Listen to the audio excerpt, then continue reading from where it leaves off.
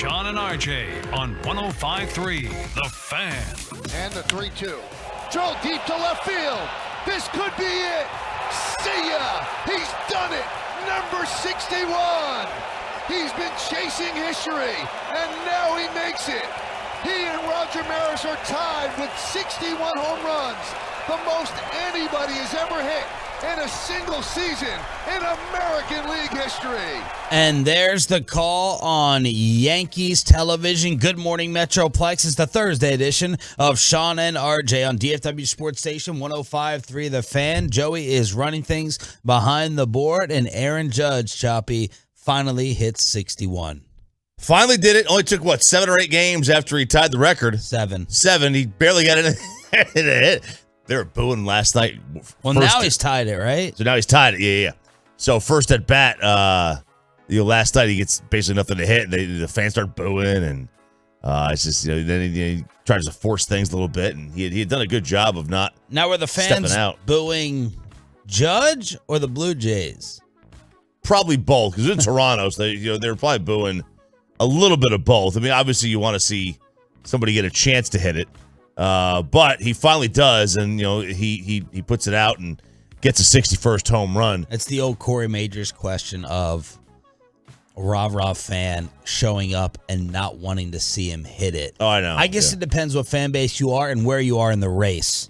Right. The Blue Jays are fighting for a playoff spot, so like they got something to play for. Like if we're going to Arlington for this series to close out the year, I want to see him hit one in every at bat. Oh, if I'm at one of those games, Corey would be like, no, it's competitive. It's competitive fan. Yeah. You don't want to see it. If I'm at one of those games, next week, Corey would throw the ball back. Right, I know, right.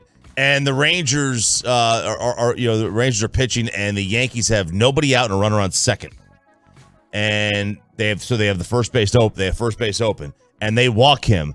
I'm going to petition that they contract the franchise. You have nothing to play for. Toronto's got something to play for. I get it. It's a smart baseball move. Put them on. You got nothing to play for. Don't worry about all that crap. The best part was the fact that the fan missed it. Bullpen coach. Bullpen coach gets the baseball. Husband of? I don't know. What's the last name? Bushman. Bushman? I don't know. Is that a baked bean company? I think it's Bush's Baked Beans. Nope. Husband of Sarah Walsh. The ESPN girl? Yep. Who posted on social media last night. Wondering who that was and why it blew up. Yeah, posted on social media last night. I can now retire. And then she sees a video of her dopey husband giving Judge the ball back for nothing and said, I'm in Tampa. Our house is being destroyed by a hurricane, and my husband just gave the ball away. I'd like to announce we are getting divorced. But he didn't give the ball away. He gave the ball back. Yeah, he gave the ball back. Last night? Yeah, he gave the ball back to Judge. Okay, I thought you were saying he missed it. Oh, no. He gave the ball back to Judge. But could you imagine being those fans that missed that ball?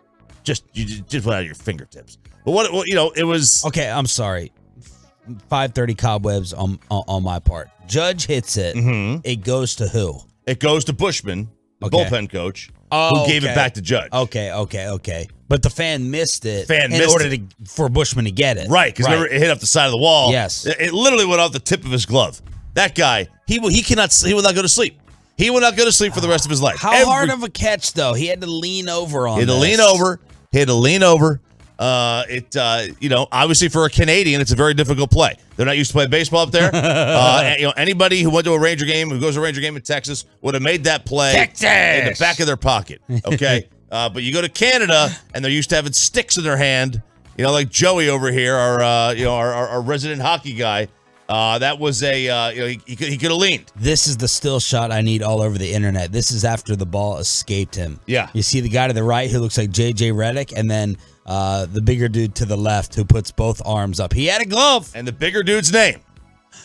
We got his name. Frankie Lasagna. Are you joking? No. You're not joking? Not joking. Frankie Lasagna? Frankie Lasagna. Wow. That's incredible. And he's wearing a Bichette jersey, so he's probably not a New Yorker or probably a Yankee fan. Yeah, probably not. But Frankie Lasagna. Frankie Lasagna? The lasagnas? The lasagna, yes, for the Well, he comes from a long line of lasagnas. So the Yankees win. They have been tearing it up in the standings. They beat the Blue Jays, and now they're going to host the Orioles. All right, so they're going back to the Bronx. I would have liked to see this take place in New York for the outright brawl. So 3 games in Baltimore, and then starting on Monday, right here in Arlington for the final 4 games of the season, Monday, Tuesday, Wednesday, Thursday. Yeah, so they have they end the season with a 9-game road trip. Wow, that's a long road trip to end the year. Well, they're hosting Baltimore. Oh, they're hosting Baltimore. Yeah. Okay, I thought you said they're in Baltimore. They're going back to all right, cool. New York. So that, he'll have a chance to break the record at home, and someone will catch that ball. Someone will, maybe. 877-881-1053. Let us know if you're heading out to Arlington. Let us know if you're heading up there courtesy of the KMC Masterpiece, who had been giving away tickets to this final series for the Rangers hosting the Yankees. So now where do we stand with the value of the ball? So if he doesn't hit another one, what does 61 go for as he ties Maris? And will the next one be considered what? The next one, so he tied him, right? So he ties the record, but now that ball's never going to get sold because it's in Judge's possession. So I wonder if this just kind of increases the value of the next one because there are fewer home run balls out there in the open market. You know, if you could say if there was 60, 61, 62, and then 70 and 73, 74, if those were, he's not going to get to those. But let's just say all those are available. You've got, 5 or 6 baseballs now that you could sell. Well, now Judge got 60 back. He got 61 back. Yeah.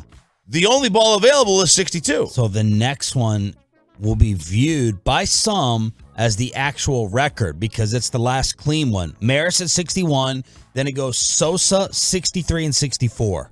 Then McGuire 65. These numbers. I know. These numbers. Sosa then at 66, McGuire at 70, Bonds at 73. So that next one, I would guess memorabilia-wise, Bassick and Hagelin can tell us more, but that could be the jackpot. Yeah, I think it could be because, obviously. And then the final one in Arlington. And the final one, especially the final one goes, he's probably not going to get, he can get hot, but, is he going to get more than 65? I would think that's 4 home runs in 6 games, 7 games. Well, I don't think there's a number that matters. After 62?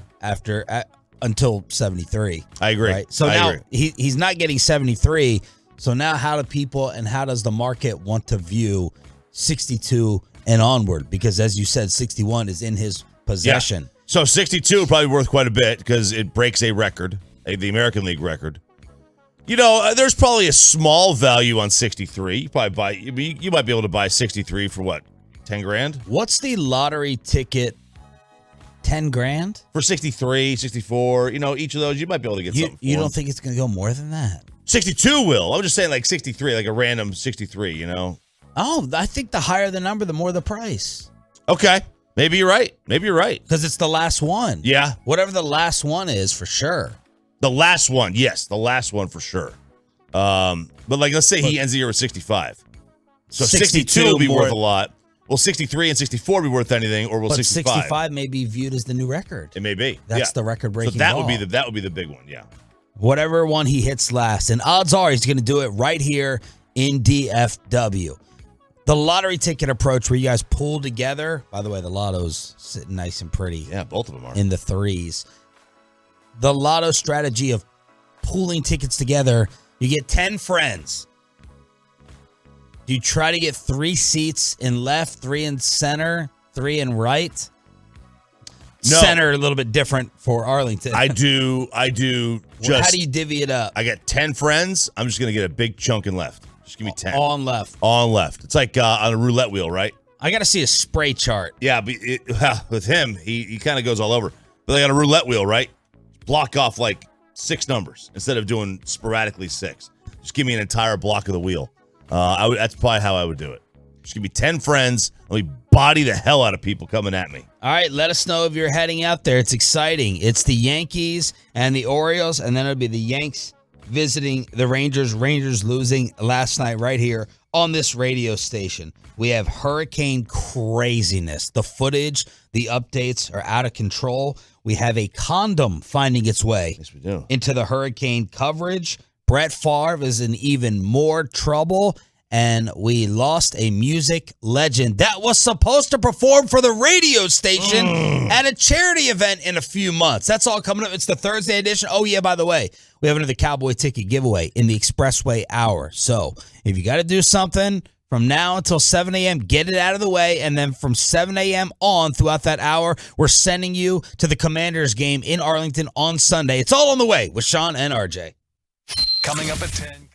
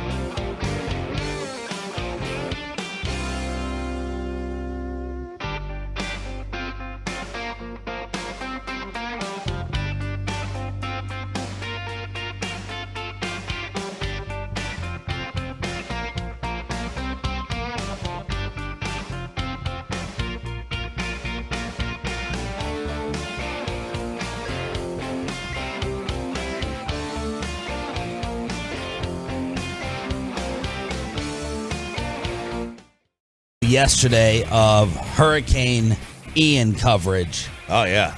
Couldn't look away from it. because it's insane. Spittle sent us a note saying, do we really need to see the reporters in the elements? Yes. Jim Cantore, man. There's a twofer.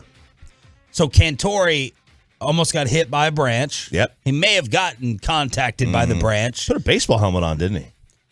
There was a shot of him like reacting like there was a thunder strike, a lightning strike right near him. You have all the flooding, of course, taking place. And then you had the microphone condom that the internet quickly picked up on. Yeah. That's the one. That's Florida right there. You know, it happens in Florida. The reporter, the lady, decided to put the condom right on the microphone to keep it protected from the elements. And this thing is bad. I mean, this storm is bad. Oh, it's a bad storm. It's a bad storm. I can only imagine the I think they said 200,000 people had lost power, and DeSantis yesterday said that's going to be a drop in the bucket. That is going to be a drop in the bucket. They're ready to fly in like cell phone towers. Wow. People are waiting to see what generators they have out there. But you had a reporter from NBC2 on the scene. How do people pick this up and notice this? How would you not just think it's a regular plastic cover? And then she went back on air to confirm what everybody saw. A lot of people are asking, what is on my microphone? It is what you think it is. It's a condom. It helps protect the gear. We can't get these mics wet. There's a lot of wind. There's a lot of rain. So we got to do what we got to do. And that is put a condom on the microphone. Oh. All right. Now, the latest I saw, good news. It's weak into a Category 1. That's great news, yeah. After it made its initial landfall in Florida yesterday. Winds just shy of Category 5. But I saw winds yesterday up to 160 miles per hour. Yeah, that's brutal. More than 2 million Florida residents had lost power, with more outages expected. You have... Hurricane also knocked out power for 11 million people across Cuba. Like people in Sarasota lost power yesterday. Yeah, they did. It's bad, man. Like, you get these hurricanes and they happen, and every part of Florida. It's weird. Like, usually see them just coming from the west or from the east, but this one's coming like from like the south. Like it went around the whole state, and now it's going up, and it's like, man. Like I always thought, like, man, if I'm in Tampa, I'm like I should be, kind of clear from this whole thing. It's more like the east side, but nope. Getting pelted. What are they doing for the game now? Well, Minneapolis is an option for the Chiefs-Bucks game. They would play in Minneapolis, which I'm not sure, but there's a lot of cities between here and Minneapolis, or Tampa, Minneapolis, that could have played that game in. Like New Orleans. New Orleans is playing in London. Why couldn't they use the Superdome? The Superdome obviously had like a concert or something going on there. But you would think that. How crazy is that? Changing the times, and the Superdome is being used as a backup to play. Absolutely. So I thought there was more places they could have probably played this game, but they decided they're going to decide on Minneapolis if they have to move it. And Major League Baseball's got a decision to make with the Braves and Mets. It's not fair to move that to Citi Field in New York. It's just not fair. These games are too important. They move it to Miami. Miami, they say, is an option for that stadium, that game to be played in. Thursday Night Football tonight. Good one. Dolphins at the Bengals. Miami is banged up. This is going to be on Prime Video. Cincy, Miami. Who's favored? What's the spread? I'll say Miami by 3.5. No. Cincy by 1. No. Miami by 2. It's Cincy's favored. Cincy by 2.5. No. 3? 3.5. Cincy is favored by 3.5 points. Now, look, Tua is banged up, right? He's fine, though. It's just a back issue. Yeah, all right. But Jalen Waddle, Xavier Howard, Teron Armstead, they got a DN, they got a safety, they got Cedric Wilson, all questionable for tonight. Tua and the rest were all limited in yesterday's walkthrough, coming off their win against the Buffalo Bills, and, of course, that Tua injury. So that has to be playing a part, right? I would think so. I would think so, that the injury aspect of it, and the fact that maybe Miami is a little bit lucky to be where they are. They got outplayed in 2 of the 3 games they've played in. They should not have beaten the Ravens, and they should not have beaten the Bills. So maybe that's what it is. Maybe the reason that they have them, as a dog is that they think they should be 1 and 2. More Brett Favre information is coming out. When is he going to jail? Brett Favre's charity donated more than $130,000 to the University of Southern Mississippi Athletic Foundation from 2018 to 2020. Now, his foundation, the mission statement is it provides support for disadvantaged and disabled children and breast cancer patients. They take public donations. They take public donations. Yeah. So instead of disabled children and breast cancer patients, some of that money went to another athletic foundation. Another one. Yeah. Yeah, so it's good. If you're going to steal money from people, you want it to be cancer patients and children. That's so we got welfare, cancer. We got disabled children and breast cancer. Yeah. I mean, you know what? I gotta give them credit. I mean, if you're going to steal money from people, that's what you want to go through. Shoot or shoot, right? Yep. Why not, dude?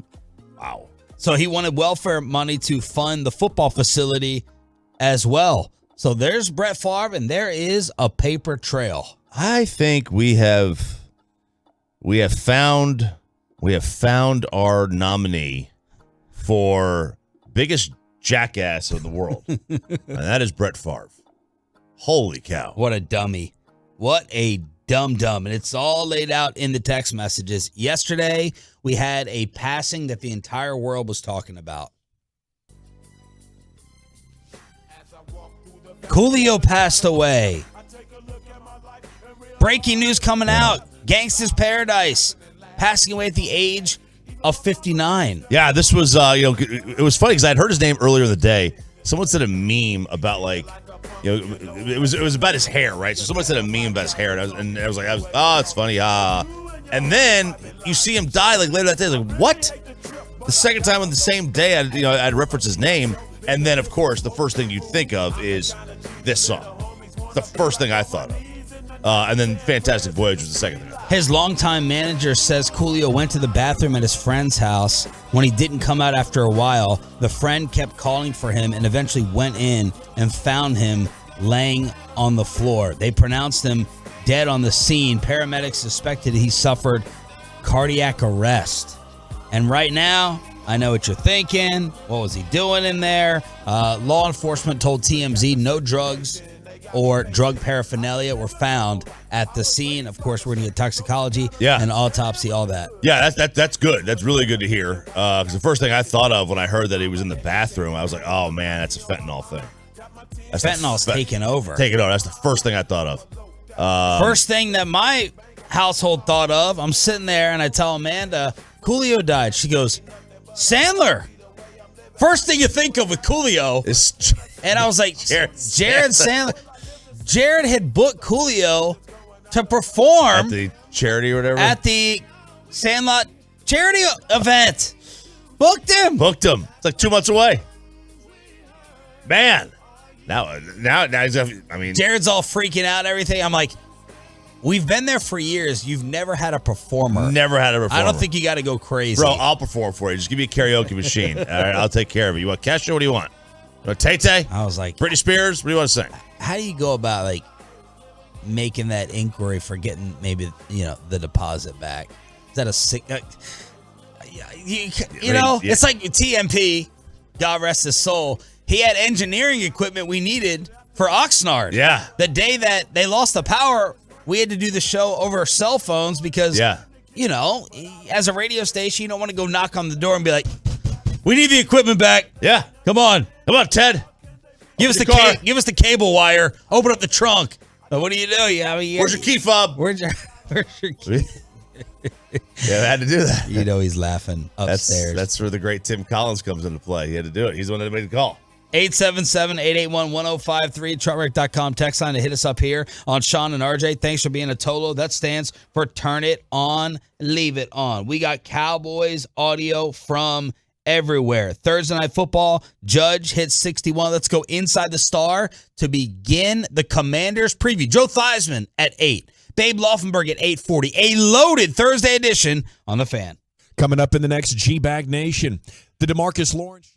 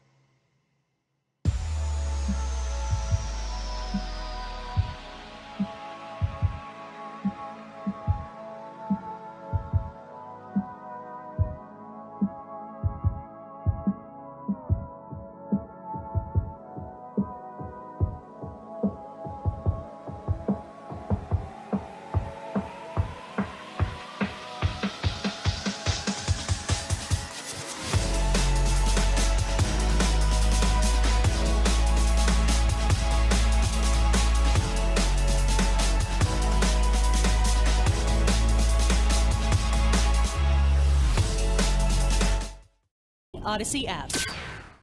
From the MyFitnessStore.com studios, it's Sean and RJ on 105.3 The Fan. From news and notes to the coaches and players for America's team, let us go inside the stars on 105.3 The Fan. Good morning, Metroplex. Thank you, announcer guy. This is Sean and RJ on your home of America's team. Cowboys right now are favored by 3 over the Commanders in Arlington, and they're debuting their new black uniforms, apparently, against the Cowboys. But I just saw black helmets. I didn't see the uniform yesterday in practice. I saw the black helmets for the Commanders. How are we feeling, by the way, about Commanders and their look when we talked about Washington football team nonstop a couple years ago? I like the helmets with the W on it. I don't care for the name. Yeah. The name is stupid. Should they have stuck with football team? I think so. I think the helmets are a really good look, though. They don't look too XFL-y. You know, a lot of times, all the classic logos have been taken, really.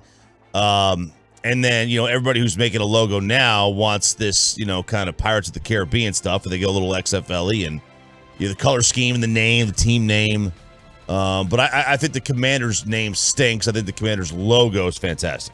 Some leftover Cowboy notes from the win against the Giants. Cooper Rush and Brian Baldinger brought this up in his Baldy's breakdowns. The differences with the Cowboys' offense with Rush at quarterback versus Dak. Rush, and one of them was play action. He ate off play action against the G-Men.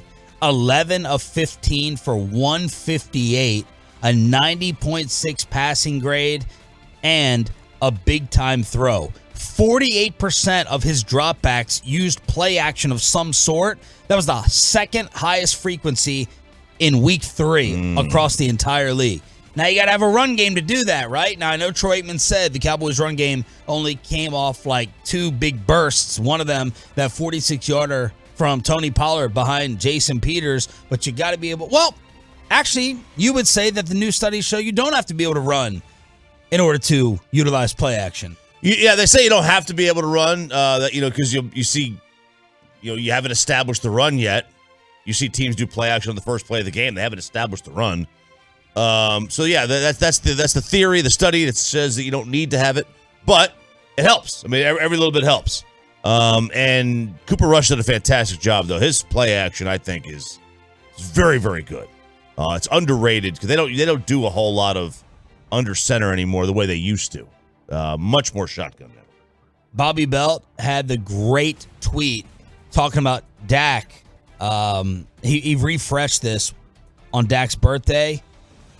Some recent examples of quarterbacks who saw statistical improvements after turning 29, right? You always talk about 6 to 7 years in. Yesterday, I talked about that quote that blew up on my social media about loving Dak's perspective, saying, yeah, on the sideline, I'm realizing how simple the game can be. And some Tolos were like, dude, you've been in the league 6-7 years, and you've done the studies showing, hey, 6-7 years it takes for that light to actually go on.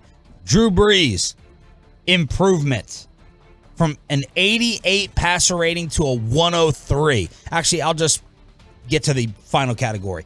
Tannehill went up 14 points in passer rating after age 28.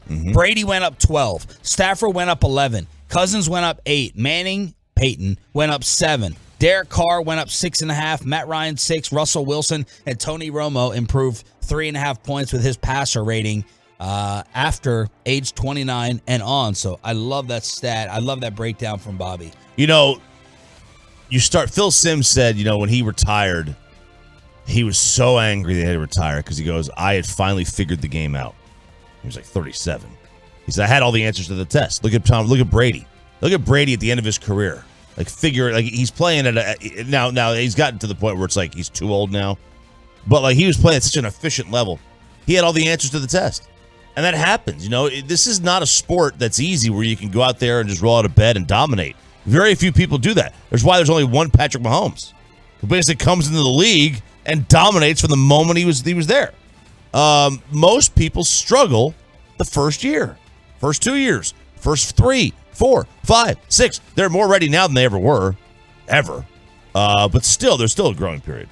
All right, let's go inside the locker room. Audio is courtesy of our Cowboys insider, Bobby Belt. We believe Michael Gallup. We said this last week, but now we think Michael Gallup is going to make his debut. Here's Gallup yesterday with reporters on why he felt he just wasn't ready against the Giants. I think I just needed a couple more reps, I've only been in pads twice. Right. Everybody else had a whole training camp and everything like that. So I just needed to feel a couple more things out. That was it. Is this timeline about what you thought it would be when back in training camp? Personally, this is really what I was thinking the whole time. I didn't have any setbacks, nothing like that. This is realistic for me. Okay. Are you going to announce your official return for Sunday in Arlington? We hope so.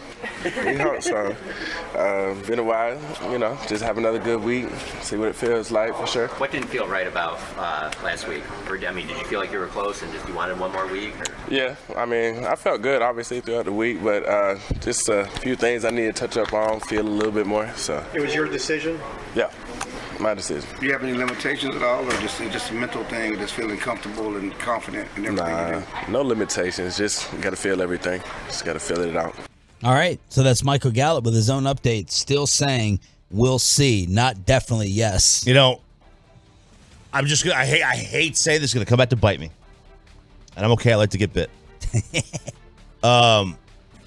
This is probably a game you can sit him out on. Give him an extra week.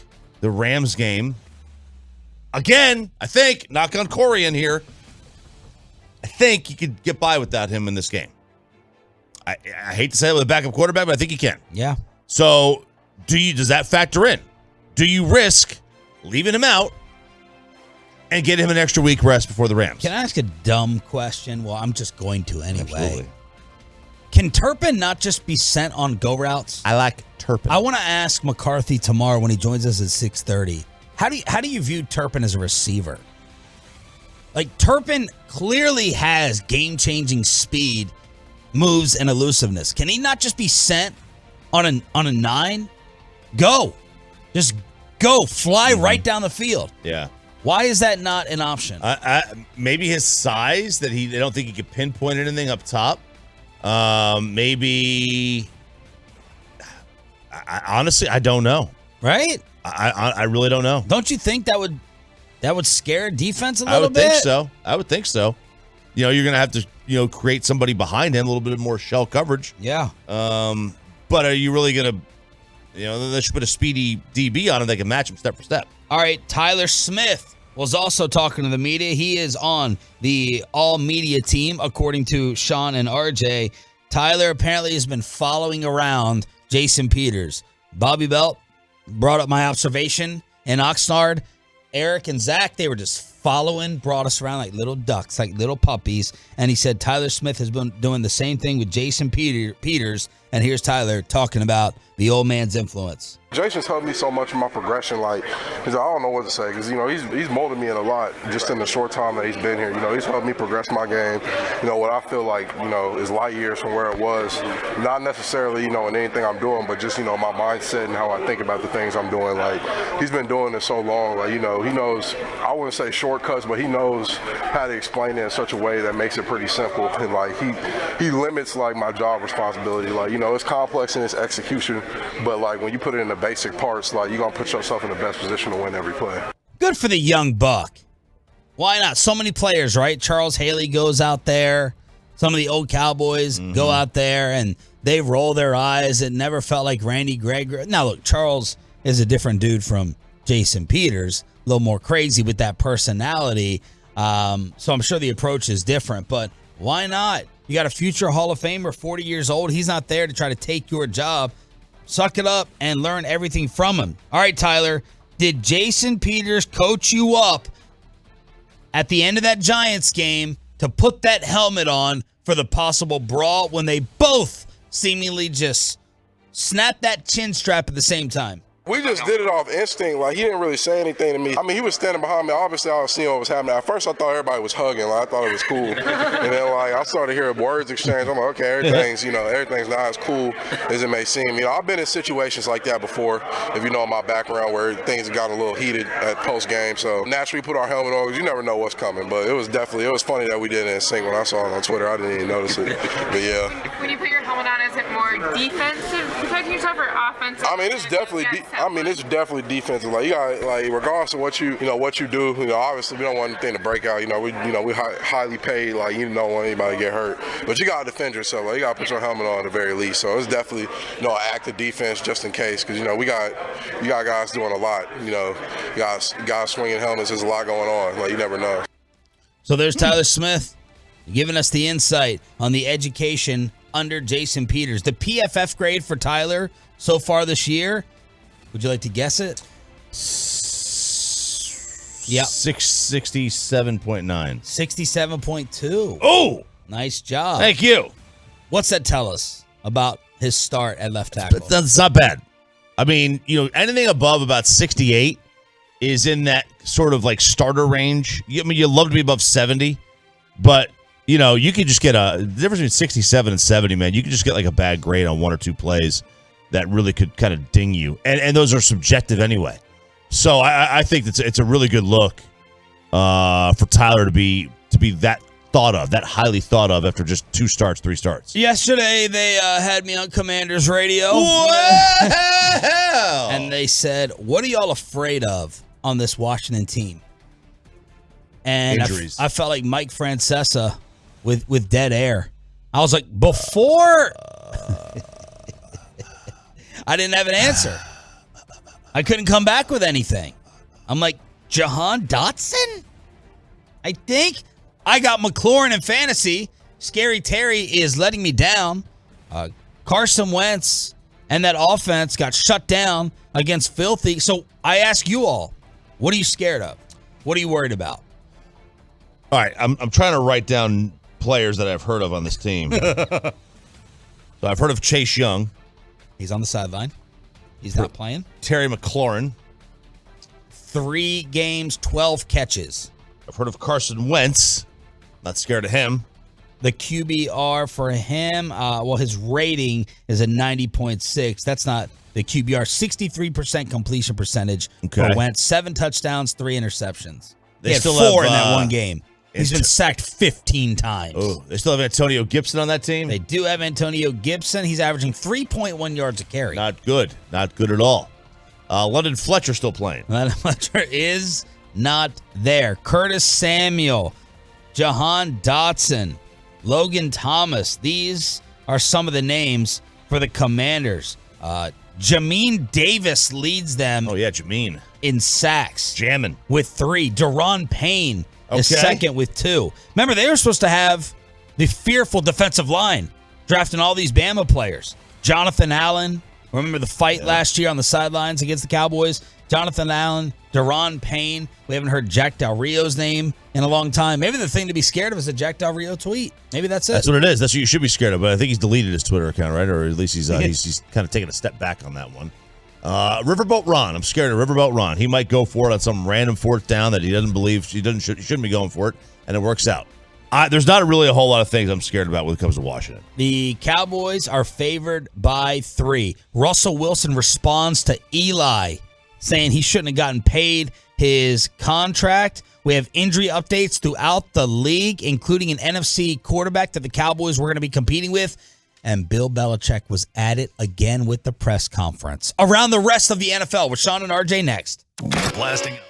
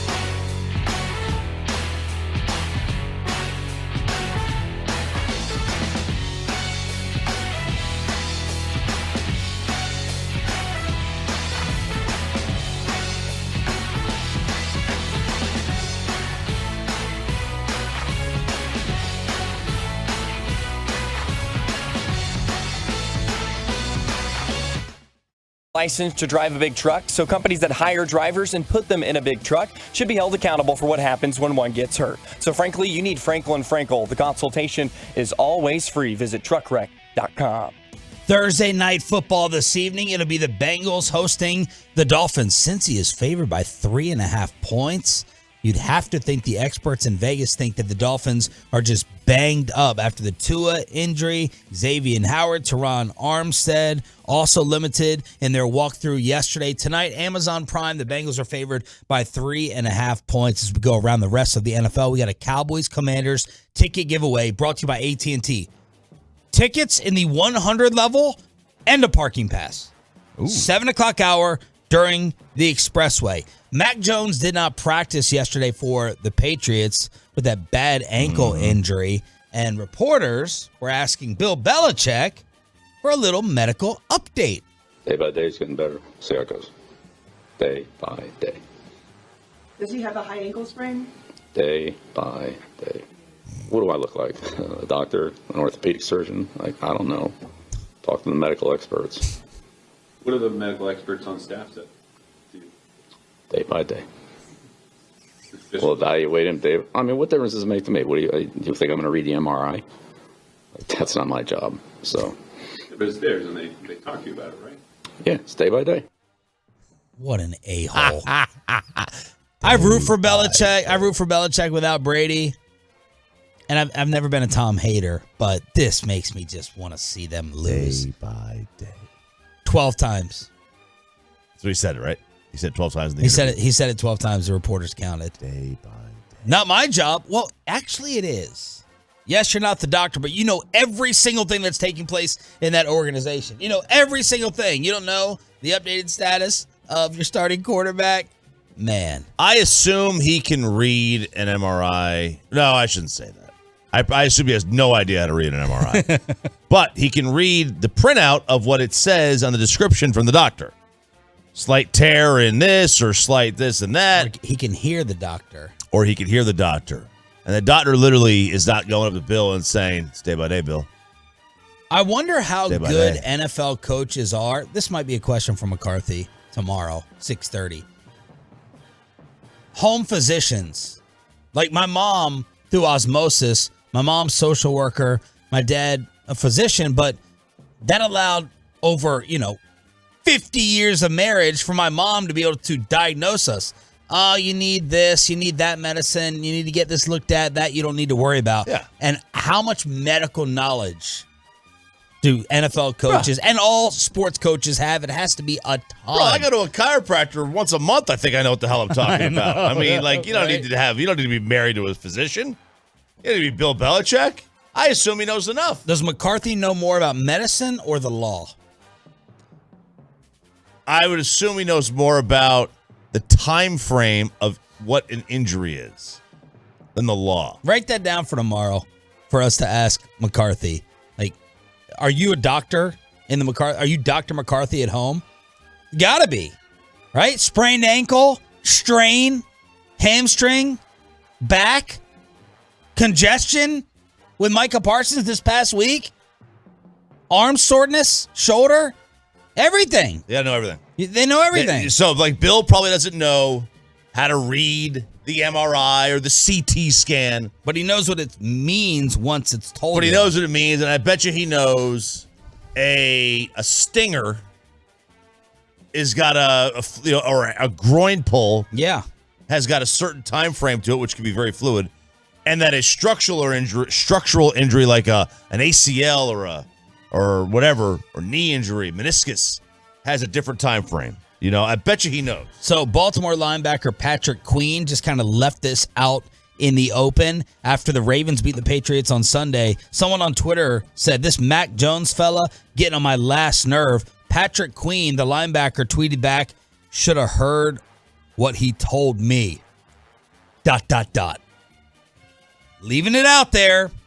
Of course, the open-ended nature of that leads to speculation about racism, and people were kind of putting Patrick Queen on blast for that. People went back to a BSO article saying Mac Jones caught wearing racist President Obama costume that had dreads and says "No Obama." So this whole thing kind of played out as Patrick Queen just left it out there. Oh God.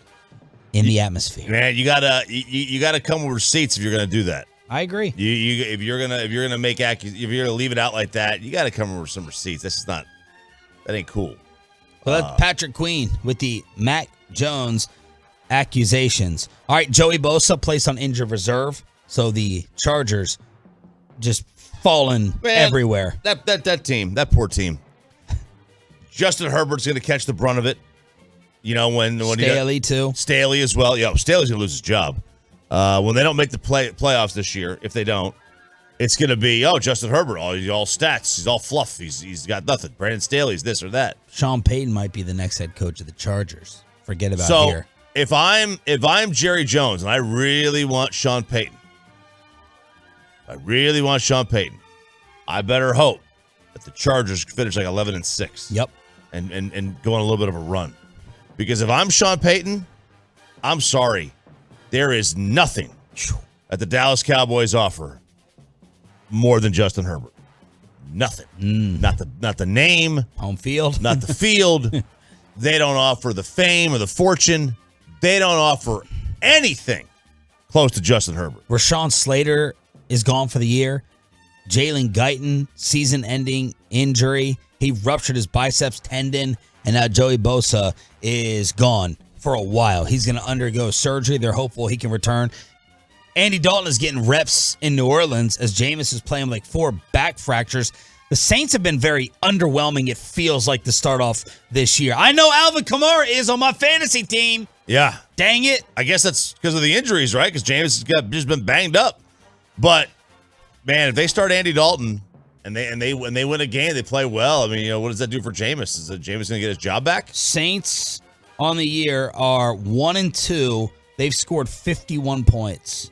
51 points in 3 games. And who would have ever thought you'd rather have Cooper Rush than Andy Dalton? People are going to remember Andy Dalton for having a much better NFL career. Oh, yeah. But right now, you couldn't get any Cowboy to make that trade. Didn't Andy Dalton win like 10 games, like 4 or 5 years in a row? 10 or more. Like a Alex Smith type in Cincy. Exactly. Probably better. I don't know. Who had a better career, Alex Smith or Andy Dalton? Alex? I think Alex. He had that 1 year in Kansas City where he blew up. Alex won a playoff game. That matters, I think, right? It doesn't matter, but he did. Andy Dalton's, he's a good backup. That's all he is. And I'd rather have Cooper Rush right now than Andy Dalton anyway.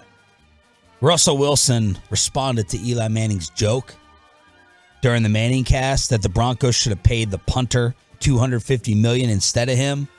And Russ yesterday, audio's not good, said, "You talking about Chad Powers? I'm 3-0 against Chad Powers." It's good. It was a good line. It's a good line. It's a good line from Russ. Very good line. Russ has been on there multiple times. Yeah. They love him. The Mannings aren't going to sit there and try to insult anyone, especially Eli. But this Chad Powers thing took over. Oh, it took over. It was great. And you know what? It did a lot of good for Penn State football. Apparently, they're recruiting. Like, they've got like a lot of good like recruiting. What? Yeah. It's helped. They haven't got any commits yet, but it's like the intrigue around the program has built up a little bit more.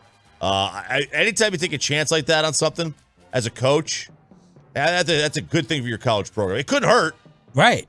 Can't hurt. How about the trade idea from Boomer Esiason for the New York Giants and the Buffalo Bills? If Saquon Barkley continues to do what he's doing, if he's not traded by the trade deadline, and that's a serious thing that I would think that the Buffalo Bills would love to look at and make it the Giants possibly. Whoa, did you just, I don't know if your Zoom glitched because we have a bad connection. Did you just say Saquon Barkley could potentially get moved to the Bills? I don't love a super team, Boomer. I don't love that. Well, you know what? Saquon is probably as good now as he'll ever be in the NFL. His first couple games here, he's redeemed himself in my eyes anyway. He's running hard, lowering his shoulders. You can see the burst his back in his legs. Why would the Giants keep him? I agree. It's a smart football move from the Giants to trade Barkley.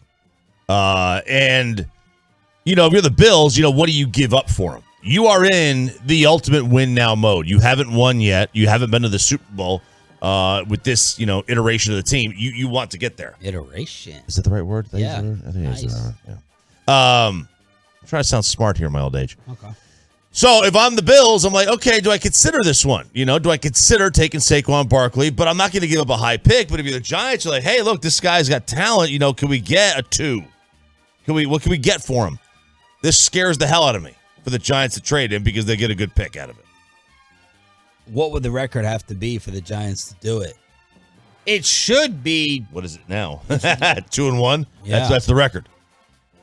3-0. I don't care. Like trade. What if they're like 6-2? I'm trading him. I'm still trading him. He's 25. That's young. That's young. That's young. 25 years old. That's young. Still gonna do it. I'm still. If I'm the Giants, bad teams don't need running backs. They don't need running backs if you're a bad team. Look how good teams. You get away with just doing a committee. And what's that compensation? Yeah, that's the question. What is he worth? Like his name is bigger than his talent right now. Yeah. It's same with Zeke, right? You couldn't get if you were to just say without looking at anything, just Zeke. Oh, Zeke's he's worth a high pick. He's Zeke. Barkley, same thing, worth a high pick. But then you dig into it, and it's like, well, okay, running back, no. You're not going to give a high pick for a running back. And then, injury history with Saquon, no, I'm not going to give a high pick for that. So I don't know. So Boomer was on with Kay Adams, and now you have Josh Allen on with the NFL Network, Kyle Brandt, and they asked him his reaction. How did he find out about Ken Dorsey destroying the coordinator booth after the Dolphins loss? No, we saw it on the bus ride going to the airport.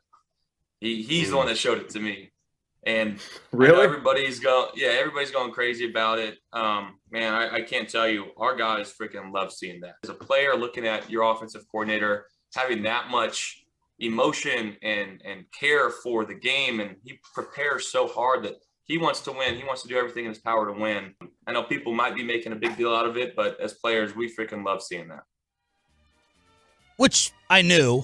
That's why I rolled my eyes at the apology the other day with Sean McDermott or Ken Dorsey, whoever forced for Dorsey to be like, I shouldn't conduct myself like that. That was out of character. Whatever. Who cares? I like the camera. I don't care when Brady breaks tablets. I don't care. I'm fine with the emotion of it. Ken Dorsey was ticked off, and I do like that coordinator TV up there. That's I love awesome. the coordinator TV thing up there. Yeah, look, I think a player, I don't know. It's like the head coach throws his headset. They do it all the time, right? They throw their I'm heads. surprised that you find this unbecoming. I find it unbecoming of someone in management. This is probably because the Queen passed away, and now you want to be all proper about it. It probably is. I do find that, the player, I have no problem with the player doing it. I don't know. The coach, something about the coach, they got to conduct themselves, I think, in a different way. Why did Mark Cuban's name get brought up when the Suns owner was getting kicked out of the league? How did Mark Cuban get dragged into this? And Shaq won't comment on these stories because he says he was the best cheater of all time. The audio next with Sean and RJ, 105.3 The Fan. Well, let's get you over to Platinum Ford in Terrell. Gilchrist.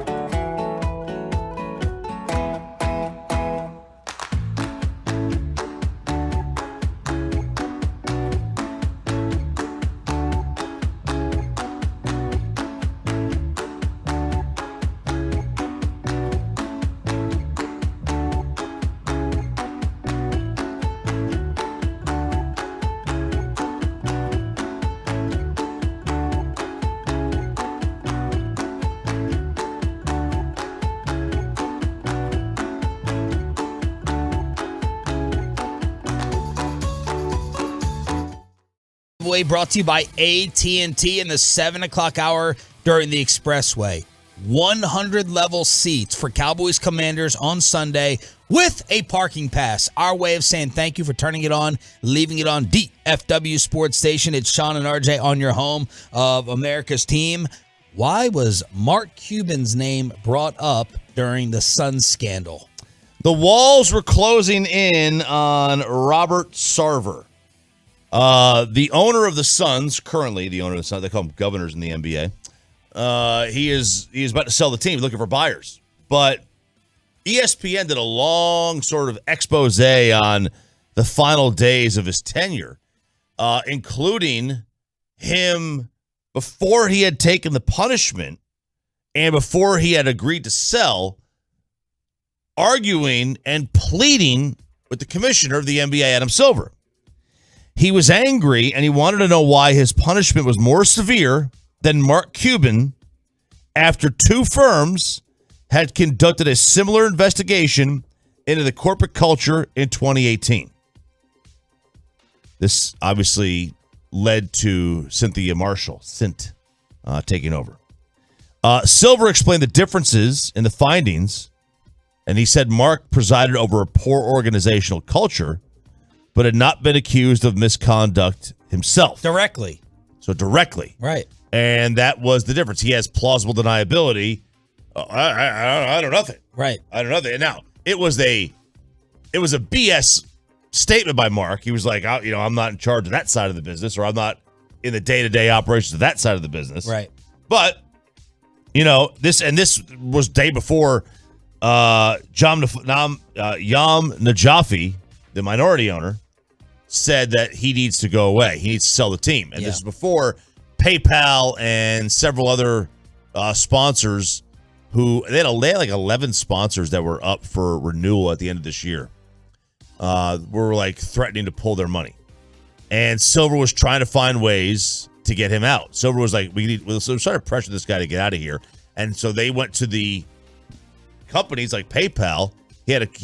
Silver had a conversation with the PayPal CEO and was like, hey, maybe this will help pressure him into selling the team. Yeah. Look, if we harass coworkers, you and I harass coworkers, Gavin Spittle probably isn't getting fired. If Gavin Spittle harasses them, he's gone. Yeah. See you later. Robert Sarver said the N-word. This is a desperate attempt. All right. And I'm not trying to absolve Cuban. I'm just pointing out the difference. If Jerry Jones had the cell phone camera set up in the locker room of the Cowboys cheerleaders, Jerry's in a lot more trouble. Like Dan Snyder was apparently having footage of the cheerleaders' photo shoot sent to him. That's different from Jerry presiding over Rich Dalrymple, allegedly taking photos inside the Cowboys' war room of Charlotte Jones Anderson. Allegedly. So there's a difference. You said it. The words came out of your mouth. You made the comments. Cuban presided over the organization where employees were doing nefarious things. And the same thing for Jerry.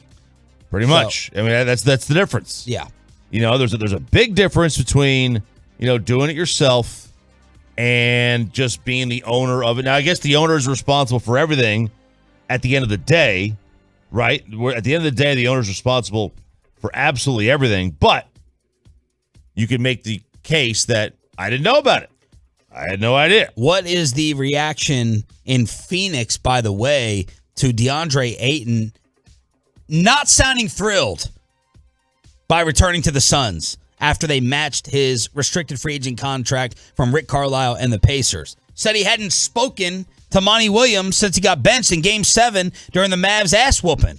Well, Monty was asked about this, and he said, I think one-on-ones are always needed between guys. I've been around for a while. Some guys need it, some guys don't. I'll identify that as the season progresses. I'll talk to everyone as I do during camp, and it won't be an issue at all. And then Monty was asked about Game 7, and he said, we had a team dinner on Monday night, and I addressed it with them right there. So much has been made of Game 7. We addressed it as a team. I put it to bed.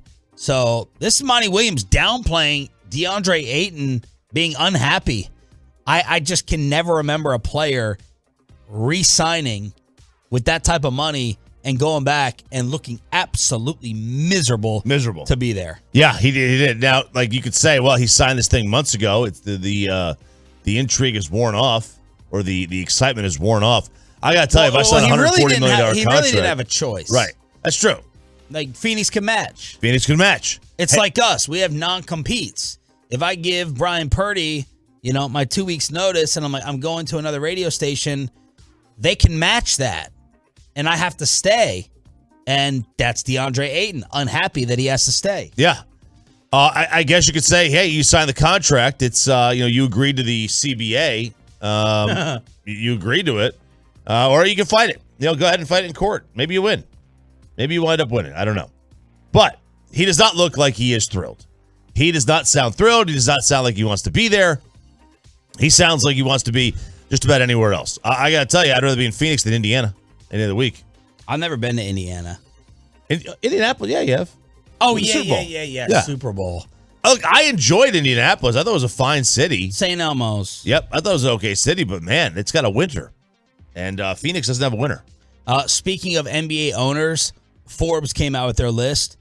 And for the 8th consecutive year, who is the richest owner in professional sports? I saw this, but I wonder if it's going to change. I'm going to say Ballmer. It is Ballmer. Steve Ballmer of the Clippers. And when is Walton going to take over that list? Is he going to take over?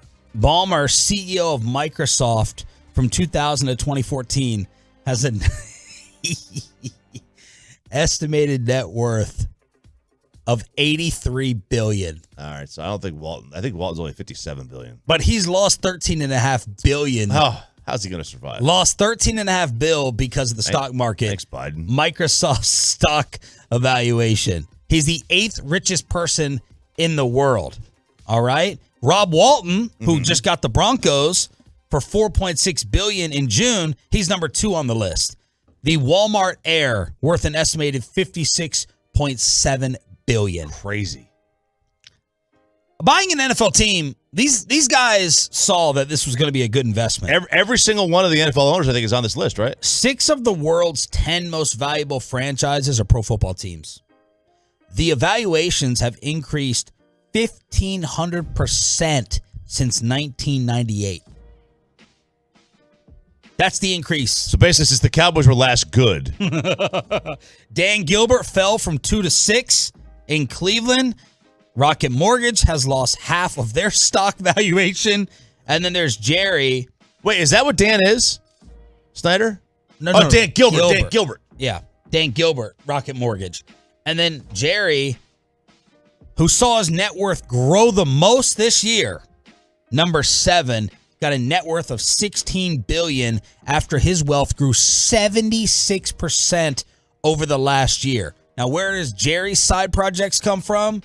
Drilling opportunities and real estate. And, of course, the Cowboys are valued by Forbes at $8 billion, the most valuable franchise in the world. Yeah, Jerry basically owns, anything north of Plano. Right? Like he owns like all the land in Frisco, and he owns a lot in Prosper. Of the 400 richest people in the world, 50 sports team owners are on the list. 50 of the 400. David Tepper, number 3 overall in sports, Carolina.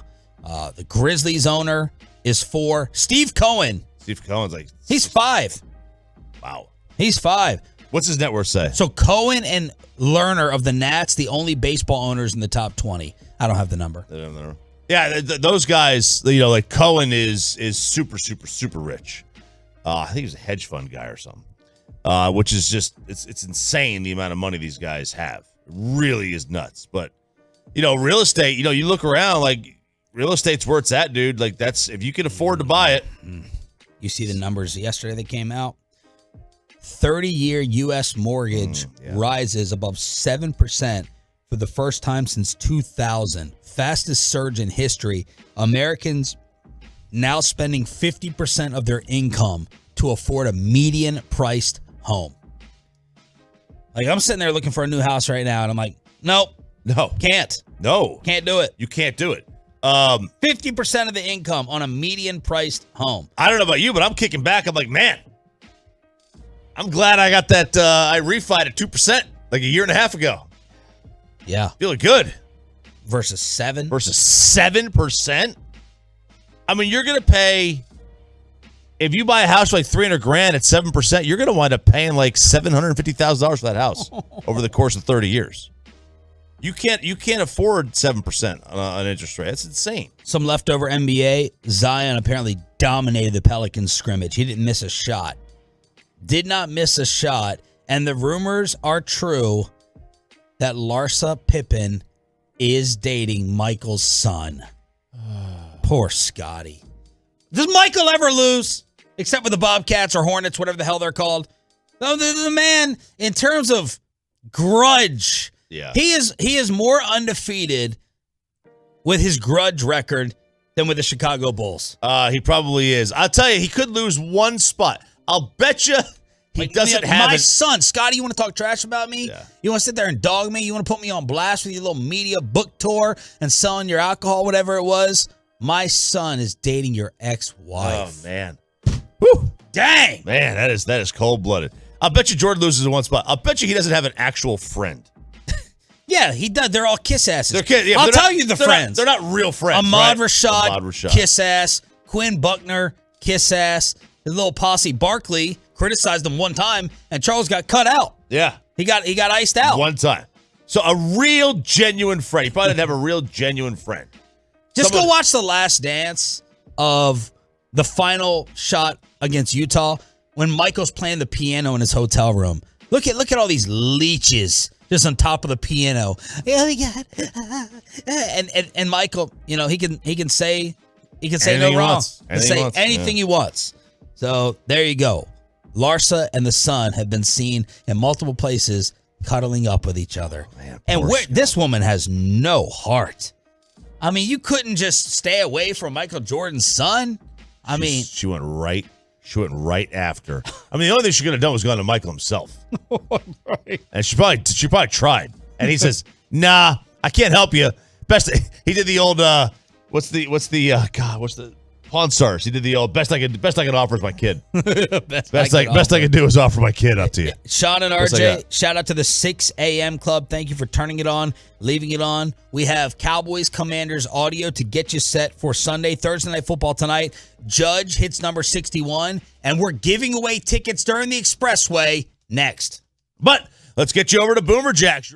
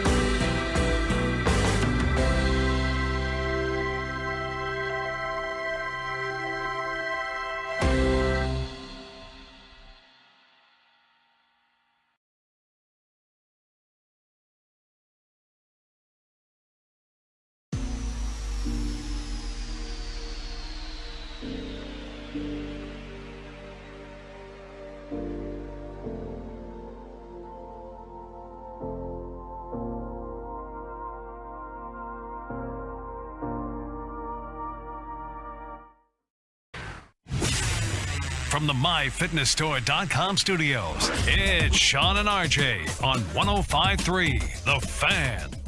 And the payoff. There goes the deep left. It is high. It is far. It is gone. Number 61. He ties Roger Maris for the American League single-season record with 61 home runs. It's a two-run Judgian blast. Here comes the judge. A two-run blast, and the Yankees take a 5-3 lead on number 61 for Judge. John Sterling with the call on Yankees radio. Aaron Judge finally does it. It took 7 games, but he hits number 61 last night in Toronto as the Yankees win again. Poetic justice. Let's go back to 2015, 2016. Those idiot fans up there throwing beer on the Rangers, players' families and wives and kids. And it was just out of the reach of one of the Toronto Blue Jay fans. Frankie Lasagna. That's his real name. He's an Italian restaurant over. No. Yes, he is. Oh, you're not supposed to stereotype, RJ. What, do you think he was going to own a barbecue spot? The name like Frankie Lasagna? He's an Italian restaurant owner, just out of his reach. He definitely had to change. He definitely changed his name. He had too much marinara in his blood. Too much. And it was just out of his reach, and he missed it. And it goes into the hands of the bullpen coach, who's making $507,000 a year. So he gave the ball back. He gave the ball back to Aaron Judge. So finally, it's over. He gets to, have or at least tie the record. And now he will go to break the record over the next 3 games at home before when he comes here, play the Rangers the final couple of games of the season, where he would set the new record if he were to hit another one. And the bullpen coach was somebody. Bullpen coach is a former major leaguer, Matt Bushman, who's married to Sarah Walsh of former ESPN fame. And she tweeted, "I can now retire." And then when she found out that he gave the ball back, she said, "I can now get divorced." There's no way that he could have kept it. No way. I don't think so. if you're a player or a coach, you're basically an employee of the league. I don't think there's any way you could have kept that thing. You'd have to quit. You'd have to quit. Yeah, you probably would. You'd probably be blackballed. I mean, you're gonna sell the ball for a couple, for whatever. It'd be the best if someone in the Yankees bullpen caught Oh, it I and know. didn't give it back. Didn't give it back to him. Hey, what's up, dude? Here's the ball. Right? Can you imagine? I wonder if there's any way that Bassick, while he was playing, is there any circumstance where he would have kept it and quit the sport? We'll see guys. We'll see first baseman final out of the World Series, put the baseball in their back pocket. They catch it, and then instead of giving it back to somebody, they put the baseball in their back pocket. But you don't see that often. I've not seen it with a home run ball. All right, I got to double check this, but D Wade, one of our top Tolos, sent me this tweet. Aaron Judge has struck out 167 times so far this season. That sounds about right. This was as a couple of days ago. I have no doubt that that's accurate. 167 this year. Tony Gwynn struck out 167 times in the 90s. Can that be right? I know Tony Gwynn didn't strike out, but here we go. Judge's strikeout total equals Gwynn's for the decade? Yep, here we go. 1990, 23. 91, 19. 92, 16. 93, 19. 94, 19. 95, 15. 96, 17. 97, man, he must have gone blind. 28. 98, 18. 99, 14. That's incredible. It's remarkable. He had 434 strikeouts in his entire career. He played from 1982 to 2001. His high was 40 in 1988. That's insanity. That is insanity. And, this is the way the game has changed. The game has changed so much. You're looking at you look at different numbers now. They don't really value contact. They value hard contact. They value getting on base. Like Aaron Judge, they really look at like OPS plus. So his OPS plus number is like 211. The league average is 100, so it means he's 111% better than the league average player this year. My calculator says 188, not 167, but still. You get the point. You get the point. And the point is that Tony Gwynn was an absolute menace at the plate. How have you felt about the coverage of this? Thank God he did it in the middle of the week. It didn't mess with our beloved football. I know. Look, I think that the baseball's one of the biggest problems with this is that baseball season ends when nobody cares about anything but the NFL anymore. If this happened in June, this would be the biggest story going. But it happens in September or October, and it's going to get swallowed up. It's going to get a little bit swallowed up. It's about what I expected. Fox will cut in, or MLB Network. They've showed every game. Fox had the game a couple of weeks ago or a week ago, and then MLB Network's had the game. Then TBS had the game 2 nights ago, and they'll show the games on other streaming devices like Apple TV had the game one night. So they're showing them, and they're cutting in. But I don't know. I mean, it's captured the attention a little bit, but our minds are. It's football season, man. Our minds are elsewhere right now. Including the Cowboys, who are 3-point favorites against the Commanders on Sunday in Arlington. Looks like we're getting the big boy broadcast with Kevin Burkhardt and Greg Olson, the new Fox #1 on the call. And have you seen ratings, by the way, recently? Did we get ratings for the Giants game? We should see what those were. I did not get ratings for the Giants. See if we can get some of those. But Michael Gallup said, we'll see. Reporters asked him, what is the last hurdle for you to overcome to finally make your debut? This is the hardest thing. It's really just mental now. You're healthy. Everything's good. It's just mental now. You got to make sure you feel, like your old self. So getting to that's the hardest part. We know what we're doing out there on the football field. It's just, making sure your body's, fully healthy, correct, ready to go. It's just mental now. So physically he's saying he's good. Now it's just mental to go out there. Is it the mental hurdle of getting over the injury? Or getting over, if you ask a guy, let's say you ask somebody who ripped up an ACL or an Achilles, like what was the last thing. It's like, being able to, my mind to tell my body I can plant and cut. Getting over that mental hurdle. I bet you it's big. I bet you it's really, really big. Joe Theismann at 8 o'clock this morning. He's got a football life coming out. We'll have to ask him about LT versus Micah. And Babe Laufenberg at 8:40. Meanwhile, Bobby Belt, he'll be joining us in 10 minutes. He got us some Commanders audio. Carson Wentz on preparing for Micah and this defense. Yeah, I mean, great player. That's a great defense, great front. They fly around, they play fast. So we know what we're up against. And, I have nothing but confidence in our guys to protect and the things that we'll do to, counteract that and different things. But, again, I'm very excited for the matchup. I know our guys are excited for it. And they're a great defense, great front. And I'm confident we have a great front as well. And we're going to be ready for the challenge. What is it like for Wentz playing the Cowboys again after all those years in the NFC East with Filthy?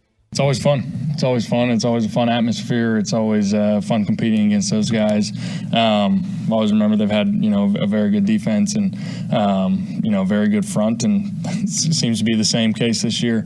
So I'm excited for the matchup, excited to go down there, obviously see some familiar faces that I've competed against for a while. So, it's always a fun, exciting one, and it always seems like there's a little extra energy when you're playing in those games. I just wish one time somebody would say, I hate it. I hate playing them. I hate the team. I hate the fan base. I hate the stadium. I know. I hate everything about it. What do you want me to say? I wish somebody would say that one time. They're supposedly unveiling their new black uniforms. They're back to being the old Commanders after beating Jacksonville. They've lost back-to-back games. They got smoked by the Eagles, and statistically, they are 9th in passing yards, 12th in points scored. How is 21 points a game? Well, more on that later. With where have the points gone? Where have all the football points gone? You scored 21 a game, and you're 12th best in the league. Points against. Their defense is getting lit up. 27 points against. That's 28th worst in the league. And rushing yards wise, they're 24th. So 86.7 yards a game for the Commanders. Tonight, Thursday Night Football, the Cheetah, Tyreek Hill, going to try to be getting some revenge on Eli Apple from the AFC Championship game last year. But the Bengals are favored by 3.5. They're favored by 3.5 because Miami is really banged up. Tua, limited in their walkthrough. Same thing for Xavier Howard, Teron Armstead.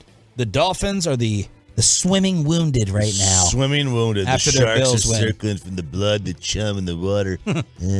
I'm excited though. I hope Tua's healthy for this, like fully healthy. I'm excited to see Miami in full force. We haven't gotten any of the games locally, the Dolphins games fully on. I think we got like part of the Bills game at the end, right? But I'm excited to see this entire Dolphins team. Were they not the main game on CBS? I don't know. I thought it was Chiefs Colts. Okay. I think it was Chiefs Colts. They both somehow. I feel like I watched a lot of both of them. I don't know how I did it. I think that they switched over or something. But look. I'm excited to see Miami play though. I'm really excited to see them against a quality opponent again, even though they've played 2 back-to-back quality opponents. I want to see this team's for real because they've gotten outplayed their last 2 games. They still won them both. Give us a little college football update. What's going on with some rumors out there? The Pac-12 is in trouble. Well, we knew that already. But what does this mean? Why? There's another round of expansion imminent, according to CBS Dennis Dodd. It looks as if the Big Ten is poised to add Oregon, Washington, Stanford, and Cal. That's their next kind of. That's what they want to do. They don't know when this is going to happen, but the wagons are starting to circle on this one. We kind of knew that. So what happens here? The Big 12 then wants to take over the Four Corners programs, as they're calling them: Arizona, Arizona State, Colorado, Utah. Industry chatter says that Oregon State and Washington State would then go to the Mountain West. What a drop-off that would be. And that the Pac-12 would dissolve. Wow. Like, we knew this was going to happen, but we are seeing this happen at a pace that is way faster than I expected. When they said that they were going to, the Big Ten was going to look to expand again, most people thought another couple of years. not another couple of weeks. And that's where it sits right now. Headlines on a Thursday, trying to get you to your weekend as quickly as possible. We got Joe Theismann coming up at 8 o'clock. We got Babe Laufenberg at 8:40 here on your home of the Cowboys and Rangers. Bobby Belt, our Cowboys insider, is next, along with another Cowboy ticket giveaway brought to you by AT&T. Seats in the 100 level with a parking pass at some point in time this hour to hook you up for turning it on, leaving it on. That is what Tolo stands for. All of that with the Expressway on the way with Sean and RJ. All of that rhymed. But first, let me go ahead and get you set up with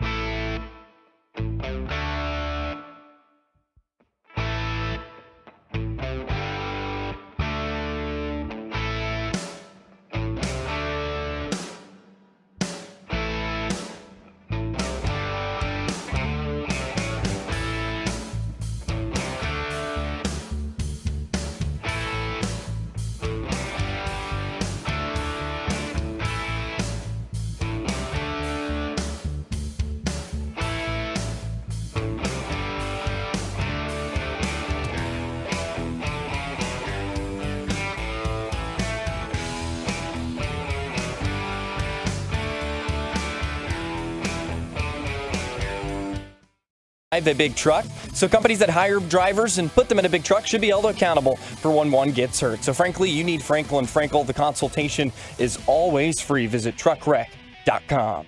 Our Cowboys ticket giveaway is coming up at any moment this hour. This is the Expressway uninterrupted radio until the end of the hour every single morning here on Sean and RJ. Our way of saying thank you guys for turning it on, leaving it on. Thank you AT&T for allowing us to hook up the Tolos with seats for Sunday in the 100 level with a parking pass. That's coming up this hour.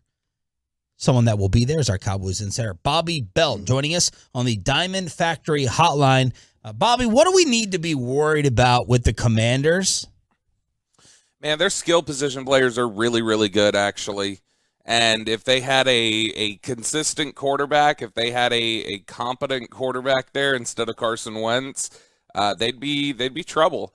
I mean, they've had moments during this season where they've been able to put real pressure on defenses, and they'll be able to put a lot of pressure on the Cowboys because, they've got Jahan Dotson, Terry McLaurin, Curtis Samuel. These are all really shifty, really good open field players. The running backs are really good, especially catching the ball out of the backfield. J.D. McKissick, Antonio Gibson. Honestly, even their tight end, Logan Thomas, he's good. If you offered me a trade and said, we'll trade you all of Washington's skill players for Dallas's skill players, I'd take the trade. Whoa. Like Washington's really talented with their skill players. It's just they can't block right now. As much as we've talked a lot, it seems like every week we talk about, man, the interior of this offensive line that the Cowboys are going against is pretty bad. Yeah. The Washington's terrible across the offensive line. Everybody's bad there. Sam Cosme's been a little okay, but he's hurt right now. He'll play, but he's banged up, and they've been able to take advantage. Defense has been able to take advantage of a lot. I mean, Wentz was dropped 9 times against Philly on Sunday, and so they can't block. Carson Wentz is not consistent. It's the typical, ups and downs we always see where it's like, wow, what a throw. And then it's like, wow, what a throw. Like, that's just consistently the way that he operates. When did you make up your mind on Wentz? When did you sell all of your Wentz stock? Oh, that's a good question. Because even though the 2017 MVP season or the season where he was considered this guy's going to be the MVP before he got hurt, I still felt like it was a little smoke and mirrors in 2017. And so I don't know, probably sometime second half of 2018 is when I was like, all right, this dude's not it. And I mean, it's you watch the Jacksonville game back, the very first drive. I think it's the first pass he throws. And I believe it's Jahan Dotson gets wide open on the left sideline, and he just throws it over his head. And you see that a lot. He'll just throw the ball over somebody's head. He'll completely miss somebody. He'll bounce it at their feet, and it's wildly inconsistent. Is that all? Because did they overrate his talent's surely there, right? That's why he was drafted number 2. Yeah. No, he's got the talent. That's why you see in flashes that it looks really, really good at times. It's just he doesn't have consistency at all. And I don't know if that's a mental thing, if that's a mechanical thing, what the issue would be. But, he's got a lot of really good natural talent. It's just it's not, you don't see it all the time. It flashes.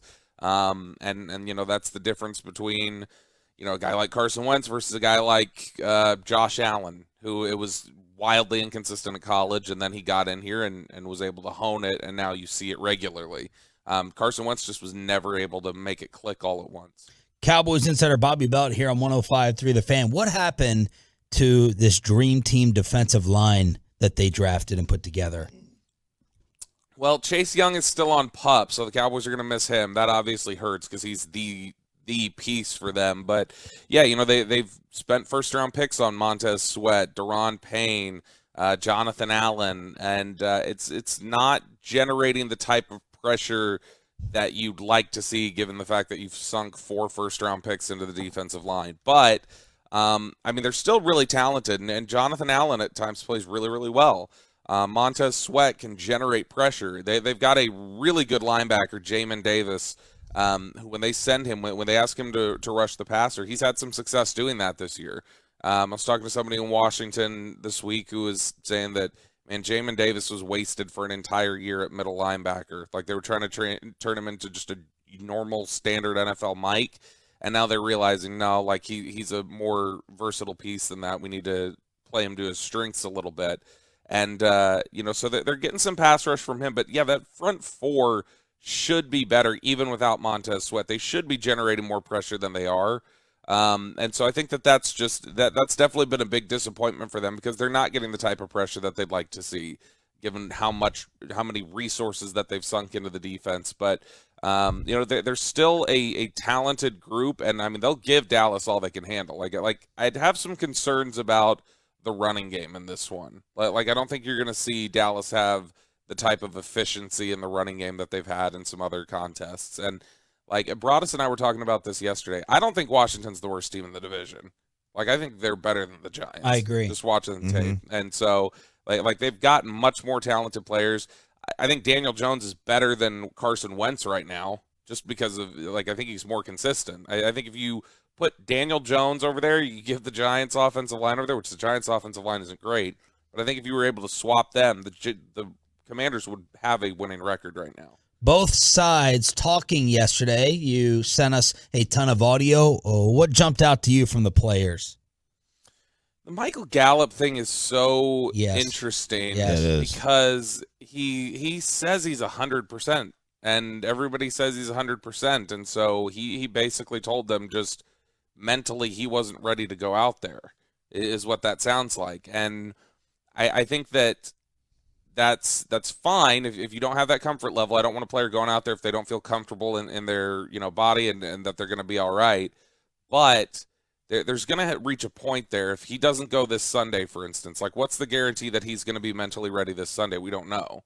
And so if it reaches a point where he doesn't go again this Sunday, and now we're past like the pup window, I think there might reach a point where the Cowboys are like, all right, Michael, like we understand, but you got to get out there.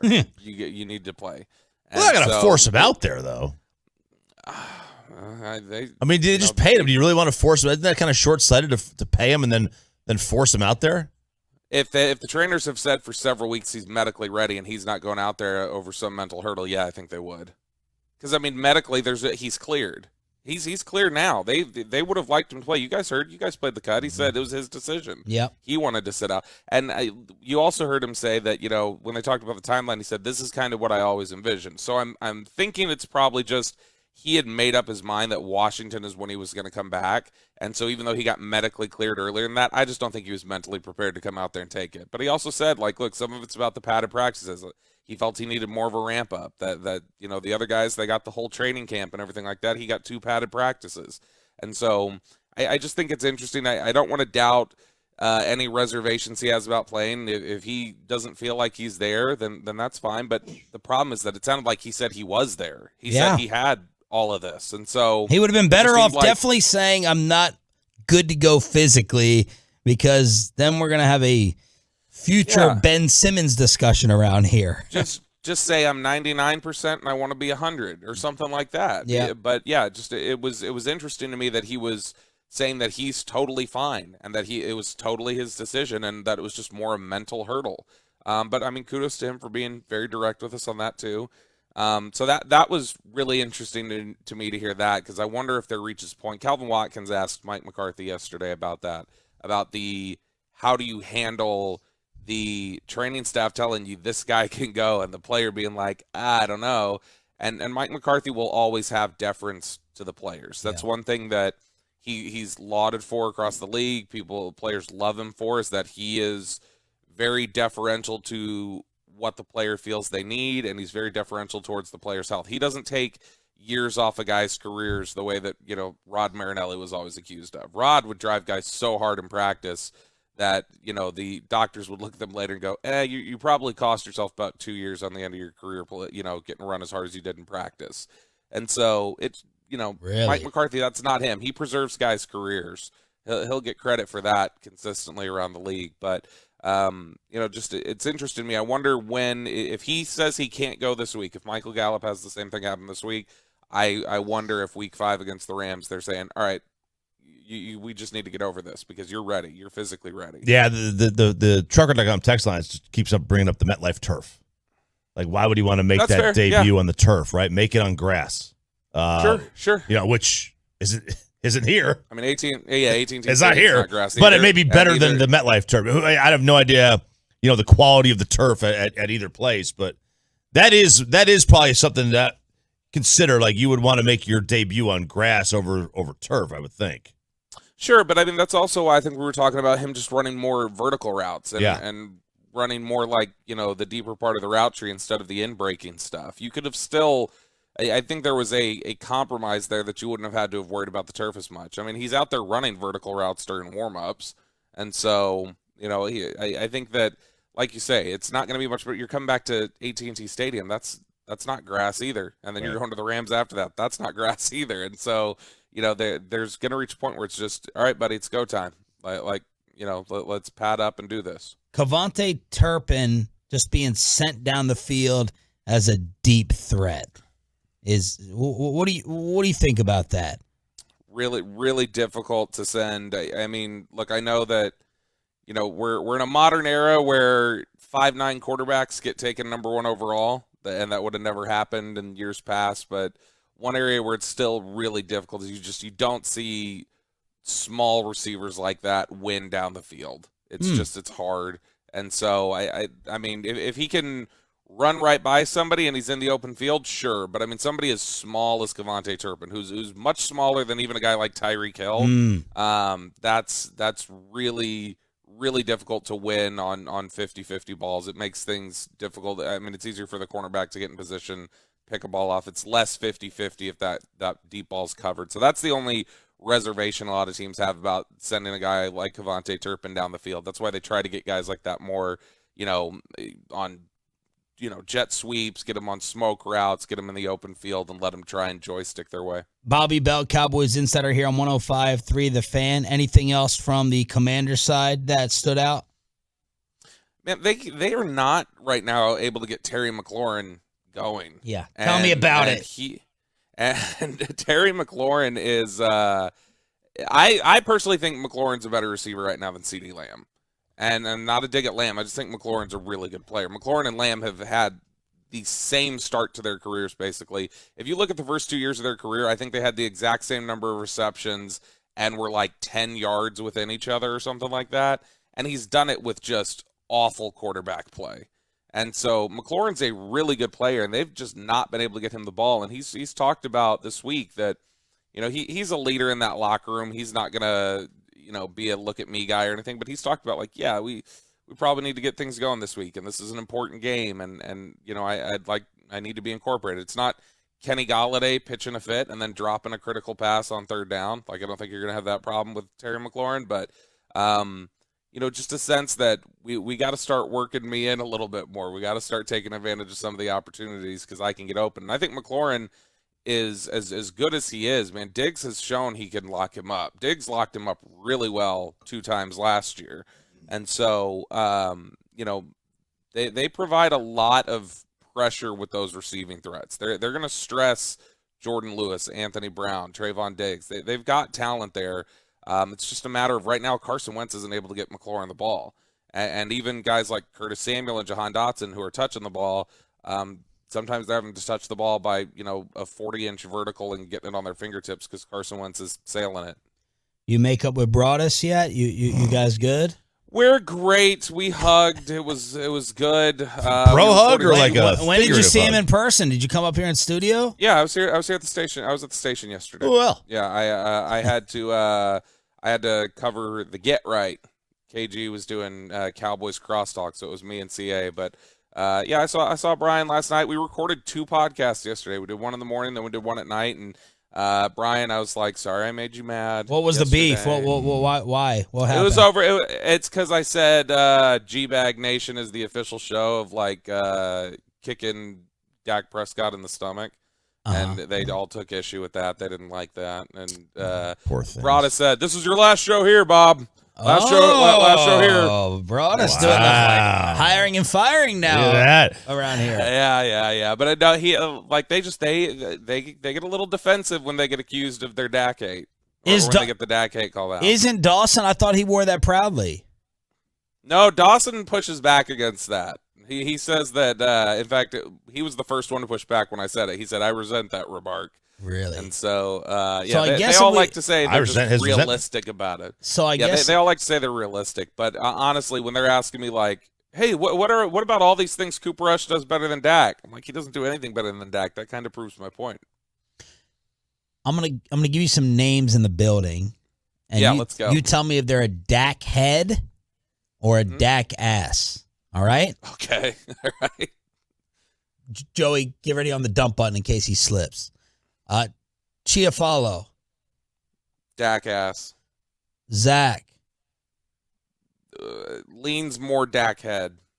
Broadus, Dak ass does not like Dak. Corey. Price is Right music.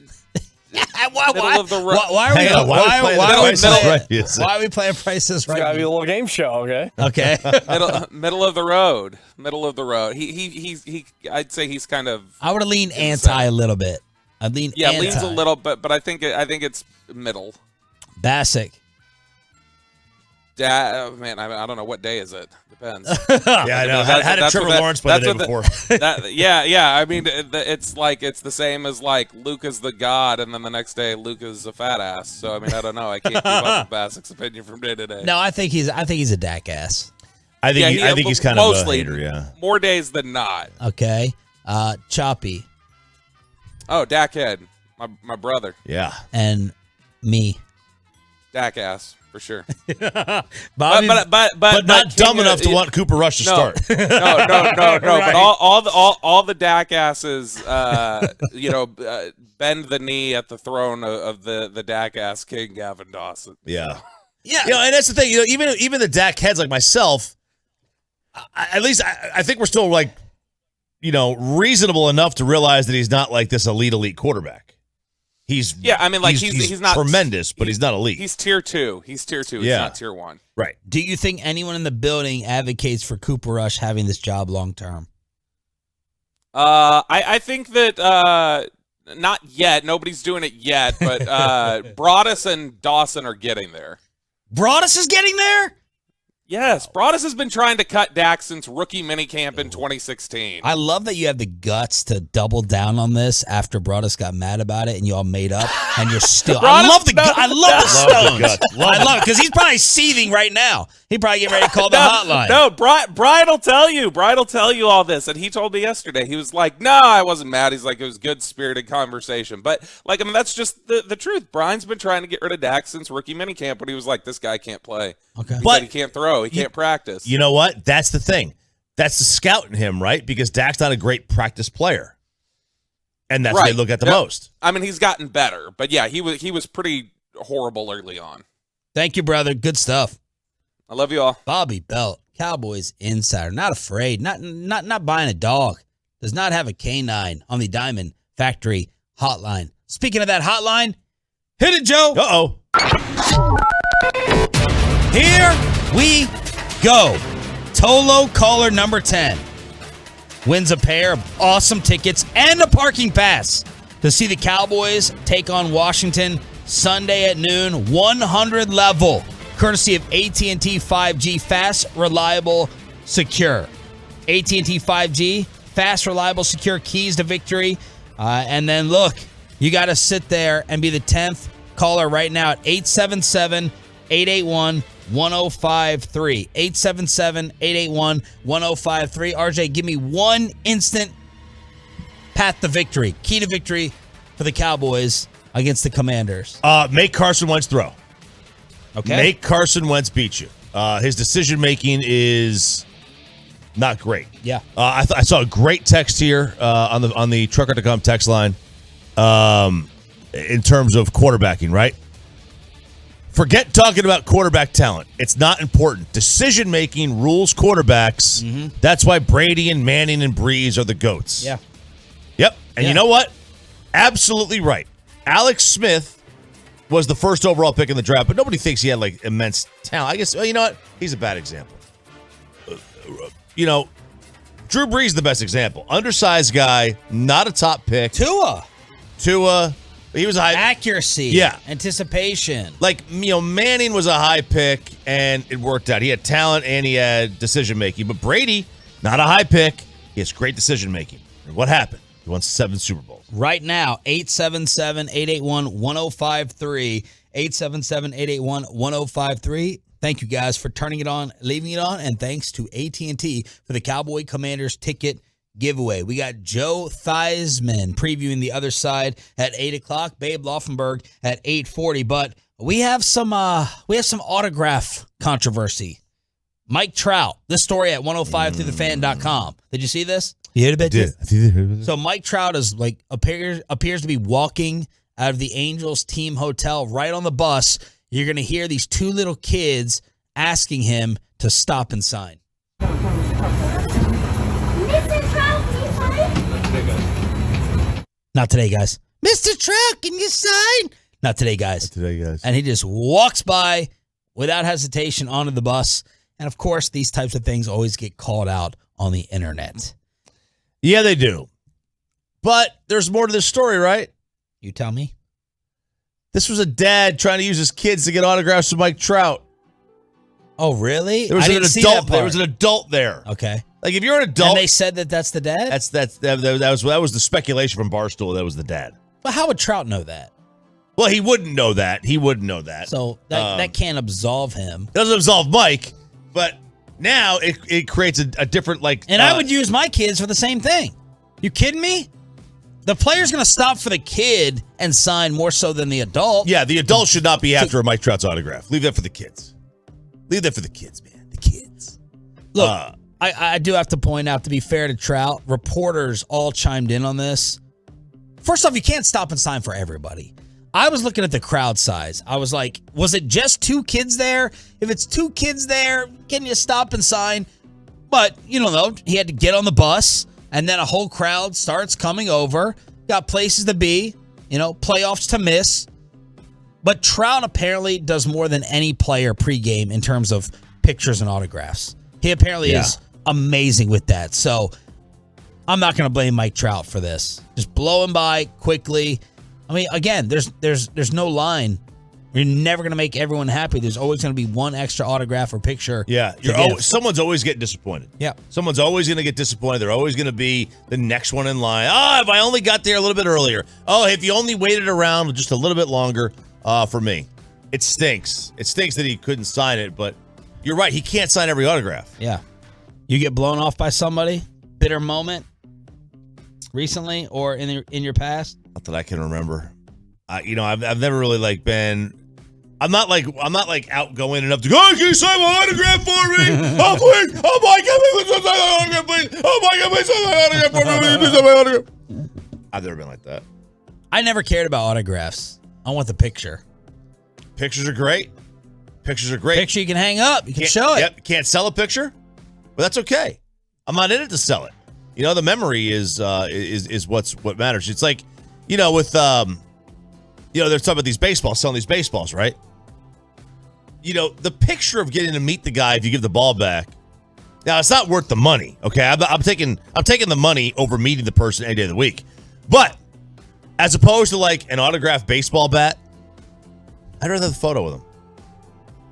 Yeah, if I'm not in the memorabilia world, I don't care. Yeah, I'd rather have a photo. The Trout autograph story comes out, and then right after that, I see The Rock with this video. Somebody recorded this little girl. She's so nervous and excited, she forgets her name. This girl is waiting 2 hours to see The Rock. Apparently, no one's waiting to see Black Adam. Those are the initial movie reviews. But here is the video that someone captured of this girl at night finally getting to meet him. I didn't get to ask you for a photo, and then I saw. How long have you been waiting out here? 2 hours. 2 hours. 6:45. What's your name? Karis. Carol. Yeah. Carol? Yeah. How you doing? I'm doing so good. Oh my God. Is there any way someone could take a picture on my phone? We can do it. That's awesome. I think she said, Joey, go to that part of it. I think she said my name's Karis. Her name's Carol. I think she said Karis. Hit it. I'm doing so good.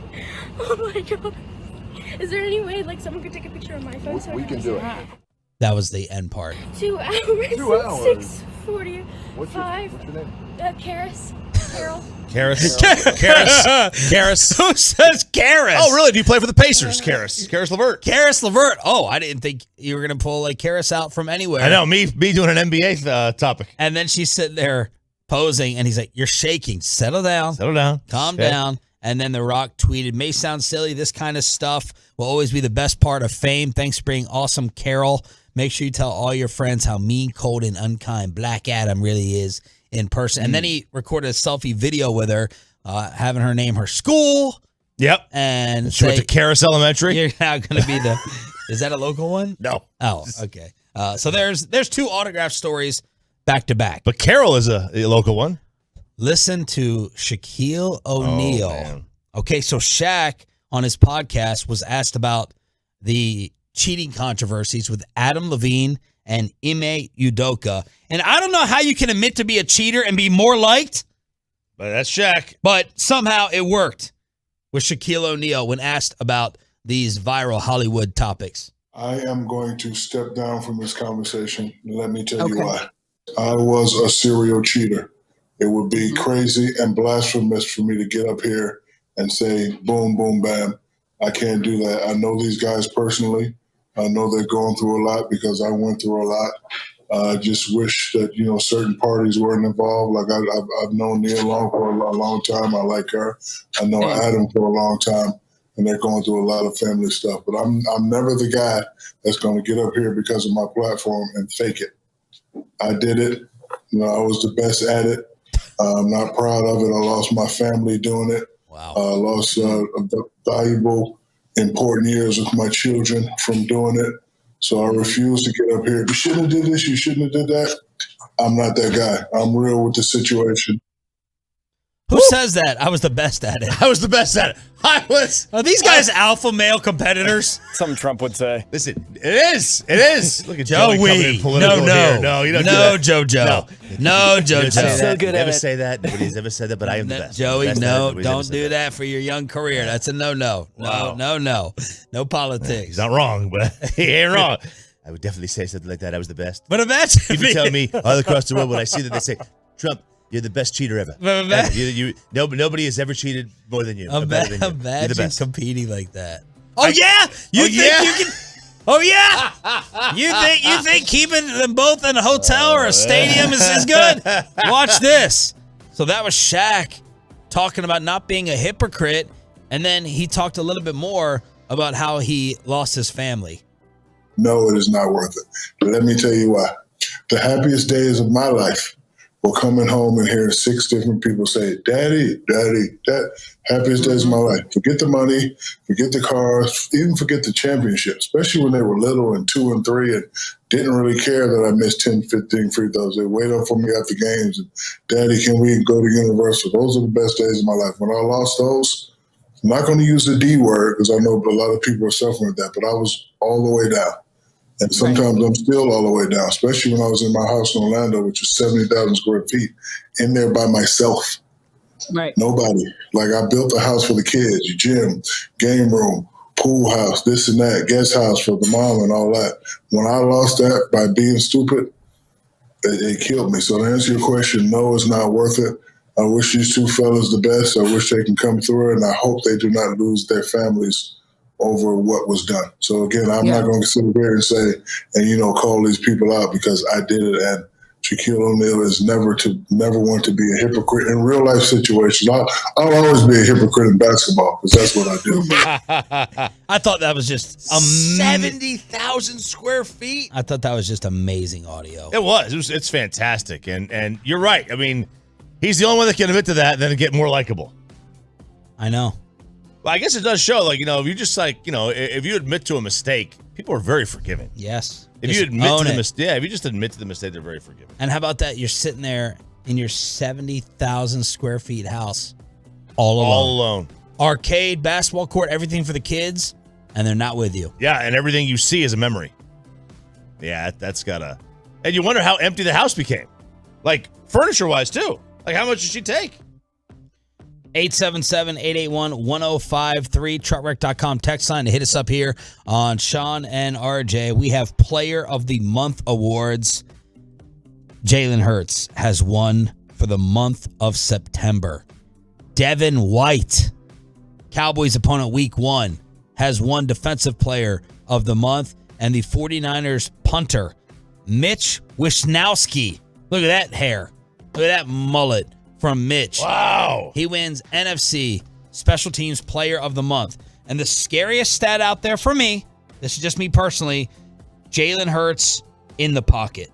It is not fun to see some of these numbers that are out there. Last year, and again, the name you don't want to hear in this discussion is Josh Allen with the leap. Last year, completion percentage. This is inside the pocket. Hurts was 65%. This year, he's 74%. Wow. Yards per attempt last year, 7.3. This year, 10.4. TD to interception ratio, 9 and 8. This year, 4-1. Total QBR last year, 45. This year, leads the NFL with a 91. I'm sorry, a 91? A 91 QBR. Well, that's high. I mean, our biggest hope is that this has been done against scrubs, and he's playing above his head right now. He's playing out of his mind. And then he took advantage of Washington, Detroit, and Minnesota. Washington, Detroit, Minnesota. Detroit's defense is not very good. Washington's defense is not very good. And Minnesota's. I mean, Minnesota wasn't even trying to cover. No. Wait a second. It says 91 QBR? That's what ESPN just had up. Total QBR 2022. A 91. Inside the pocket, though. Oh, inside the pocket. Oh, okay, there you go. All inside the pocket. All right. Yeah, because the QBR leader for the season is Tua at 82.8. And Hurts is 5th at 75. Still tremendous. 75 QBR? 75 QBR is going to put you in the MVP discussion every year. So there's, boy, I'll tell you, there's some guys on this QBR list this year that haven't been up there before. Oh. Tua's 1. He hadn't been there before. Hurts is 5. Cooper Rush is 6. Jared Goff is 8. Brissett is 9. And Geno Smith's 10. And Mariota's 12. We haven't seen these guys up there. I mean, Goff maybe for a couple years in like 2017 and 18. Never Tua. Never Hurts. Never Rush. Never Brissett or Geno. Wow.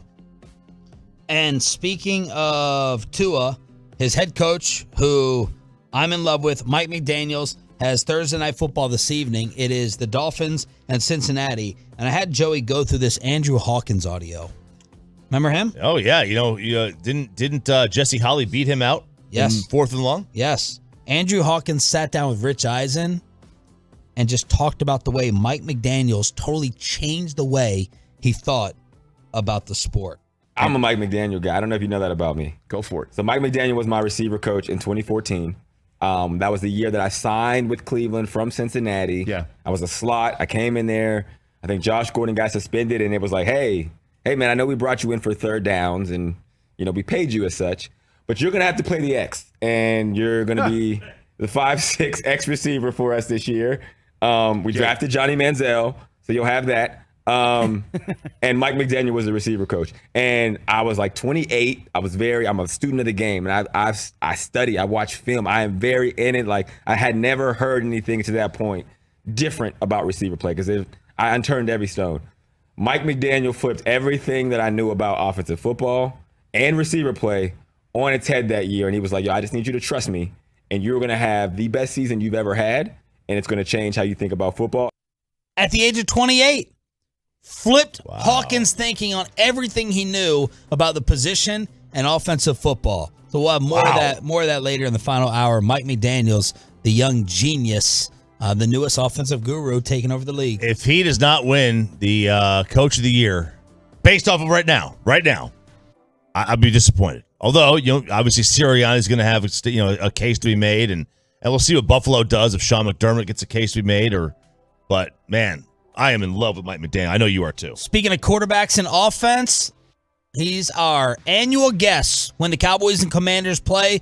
Joe Theismann previews Sunday. Next. Let's get you over to Diamonds Direct, the unbelievable zero-interest finance.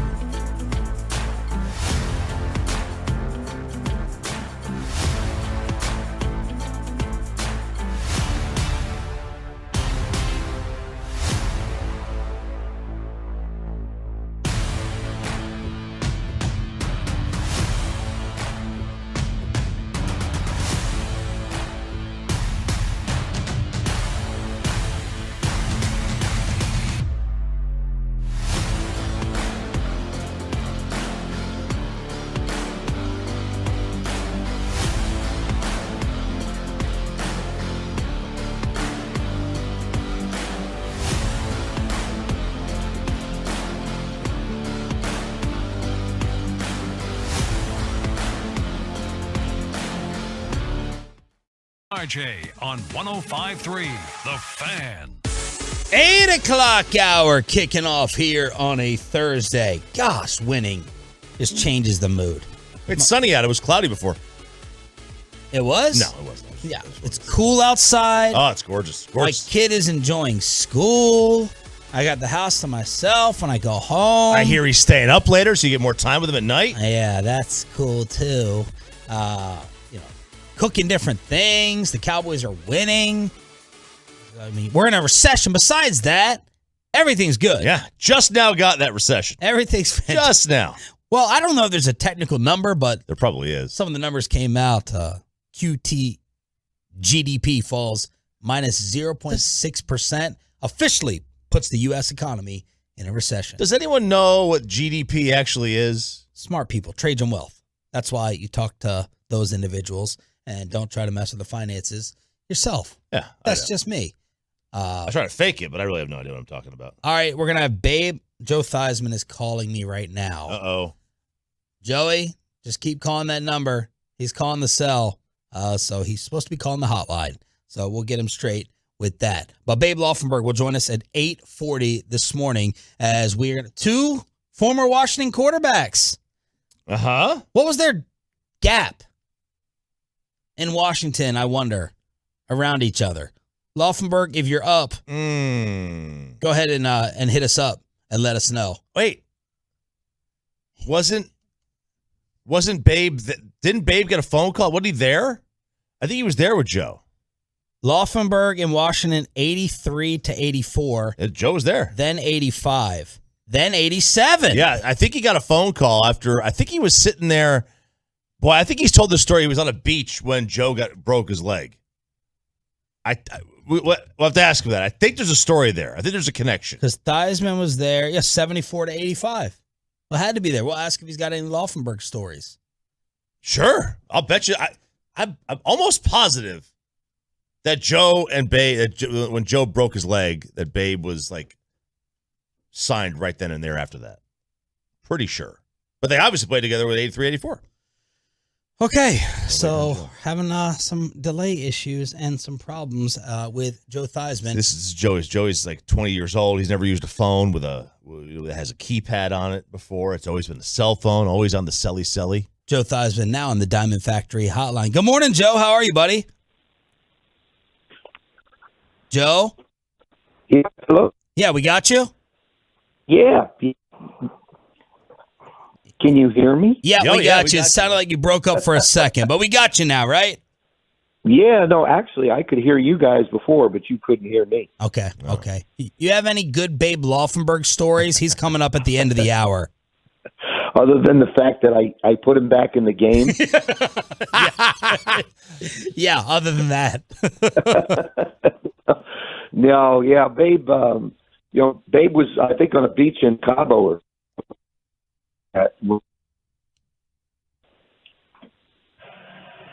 Joe? Right. Put him on hold, Joey. Tell him his connection is bad. We got phone issues right there. So yeah, I knew there's a beach story somewhere with Babe and Theismann when he busted up the leg. That's a story. Like, that's a good story. Yes. Hey, what are you doing? I'm in Cabo. Oh, you want me back in the NFL? All right then. Yes. Yeah, I'm going to take care of this right now. So Babe will join us at 8:40. We got to ask Theismann about these Lawrence Taylor Micah comparisons. And when is the misery going to end there in D.C.? It's just misery. They can't get out of it. Gonna give the poor guy nightmares if you ask about Lawrence Taylor. All right, one more time, Joe Theismann. Good to go? Hello, guys. How are you? Doing well. Joe, we never forget how you told us Dak's healing process would play out. And you ended up being right. And now here we are asking some more questions about Dak Prescott. Jerry starts the little controversy with Cooper Rush. How have you evaluated the Cowboys QB situation? Let me just say this, okay? What's Cooper Rush making? Nothing, basically. Okay. What's Dak Prescott making? $40 million. 40. There is no quarterback controversy.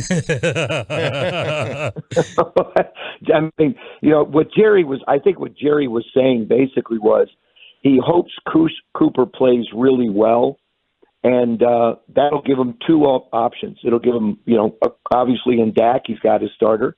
And then it'll also give him a quarterback who believes he can continue to lead this football team and win football games.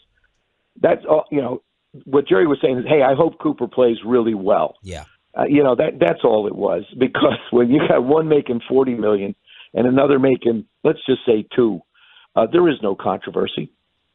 I mean, as soon as Dak's ready to go, Dak's going to be the quarterback again. But, Cooper's doing exactly what you'd hope for a backup quarterback to do for you. The other quarterback on the team. Win football games. Keep the team competitive until Dak can get healthy. But, Joe, after the first half MVP season Dak had last year, things were kind of never the same. He got nicked up again in the middle of the season. Have you seen anything in his game that is off or really needs improving, or you think the Cowboys are absolutely good to go moving forward with their franchise guy? I think right now the biggest thing is he keeps missing time. Yeah. The one thing I stress to any young quarterbacks I talk to, the most important thing you can do for your team is to be available to play and practice. That's why let's take an example. Zach Wilson, first preseason game, instead of running out of bounds, decides to plant his foot and cut back in to try and gain 2 or 3 more yards. Now he's gone for 4 or 5 games. And in Dak's case, they've been unfortunate. I mean, he's had just some unfortunate luck when it comes to we've all hit our thumb. Maybe it's a weak injury. Maybe it's a bruise, but in Dak's case, it was obviously they said a broken bone or something that needed to be fixed. So it's 4 or 5 weeks. I told you last year, the leg injury is a 2-year injury. It takes time. He wound up with trouble with his shoulder, or he wound up with trouble with his calf. Those were all a result of the lack of power in his leg. Now, with his thumb, it's a question of will he be able to cut it loose and have the grip that he needs going forward. The good news, I guess you could say, is it occurred, Dak's injury occurred at a time when the weather isn't really cold. It's not wet, it's not rainy, it's not cold. Mm-hmm. So that could help him. But I think Dak can get back to being, get back in a groove, but he's got to practice every day. He's got to be in games every day to sort of get himself back to that, that period of time where he was before he got hurt last year. Joe, let's look at Carson Wentz. 3 games in, what's he do better than you expected, and what's sort of disappointed you the most about him? Well, I think I wouldn't say nothing's disappointed me. I mean, he's been under siege. I don't care who you are as a quarterback. When you don't have time to throw the football, it doesn't matter whether you're Tom Brady, Aaron Rodgers, Carson Wentz, Dak Prescott. It doesn't matter who you are. It's difficult to operate. I think he's protected the ball pretty darn well. He's made decisions with the ball in his hands in the past that have created some issues. He's done a better job protecting the ball in that instance. But, I mean, Washington's been a team that just hasn't been able to score in the first half of football games. I mean, the first half of football games have been tough. And, your defense is left out on the field for a long period of time, and it wears down. I mean, this is something else that's interesting, too. Because the vets don't play any preseason games, I look at the first 2, and now with 17 games, the first 3 games as preseason games for conditioning purposes, holding onto the football. Think of the games over these last 3 weeks. How many guys have put the ball on the ground? How many guys have dropped passes? Scoring is way down. Yeah, it's because there's no preseason, because your vets don't really get pounded on. You don't get somebody pulling the ball away from you. You don't get hit. You can't hit in practice. Yeah. So this is a result of the rules of football today, and it's something we're going to have to live with. So, to me, I think Carson's done a good job of protecting the ball. He's made throws when he's had to, and he's made some that you wish you had back, but every quarterback does that. I don't care who you are. And so to me, he just needs to get protection. I think this is, again, I've said this before. I watched Dallas the other night. I mean, that front is just Philadelphia's front is incredible. Dallas's front, 5. And Dan Quinn, I guarantee you, as Washington gets ready for this game, they better alert their running backs, tight ends, and everybody, because pressure's coming.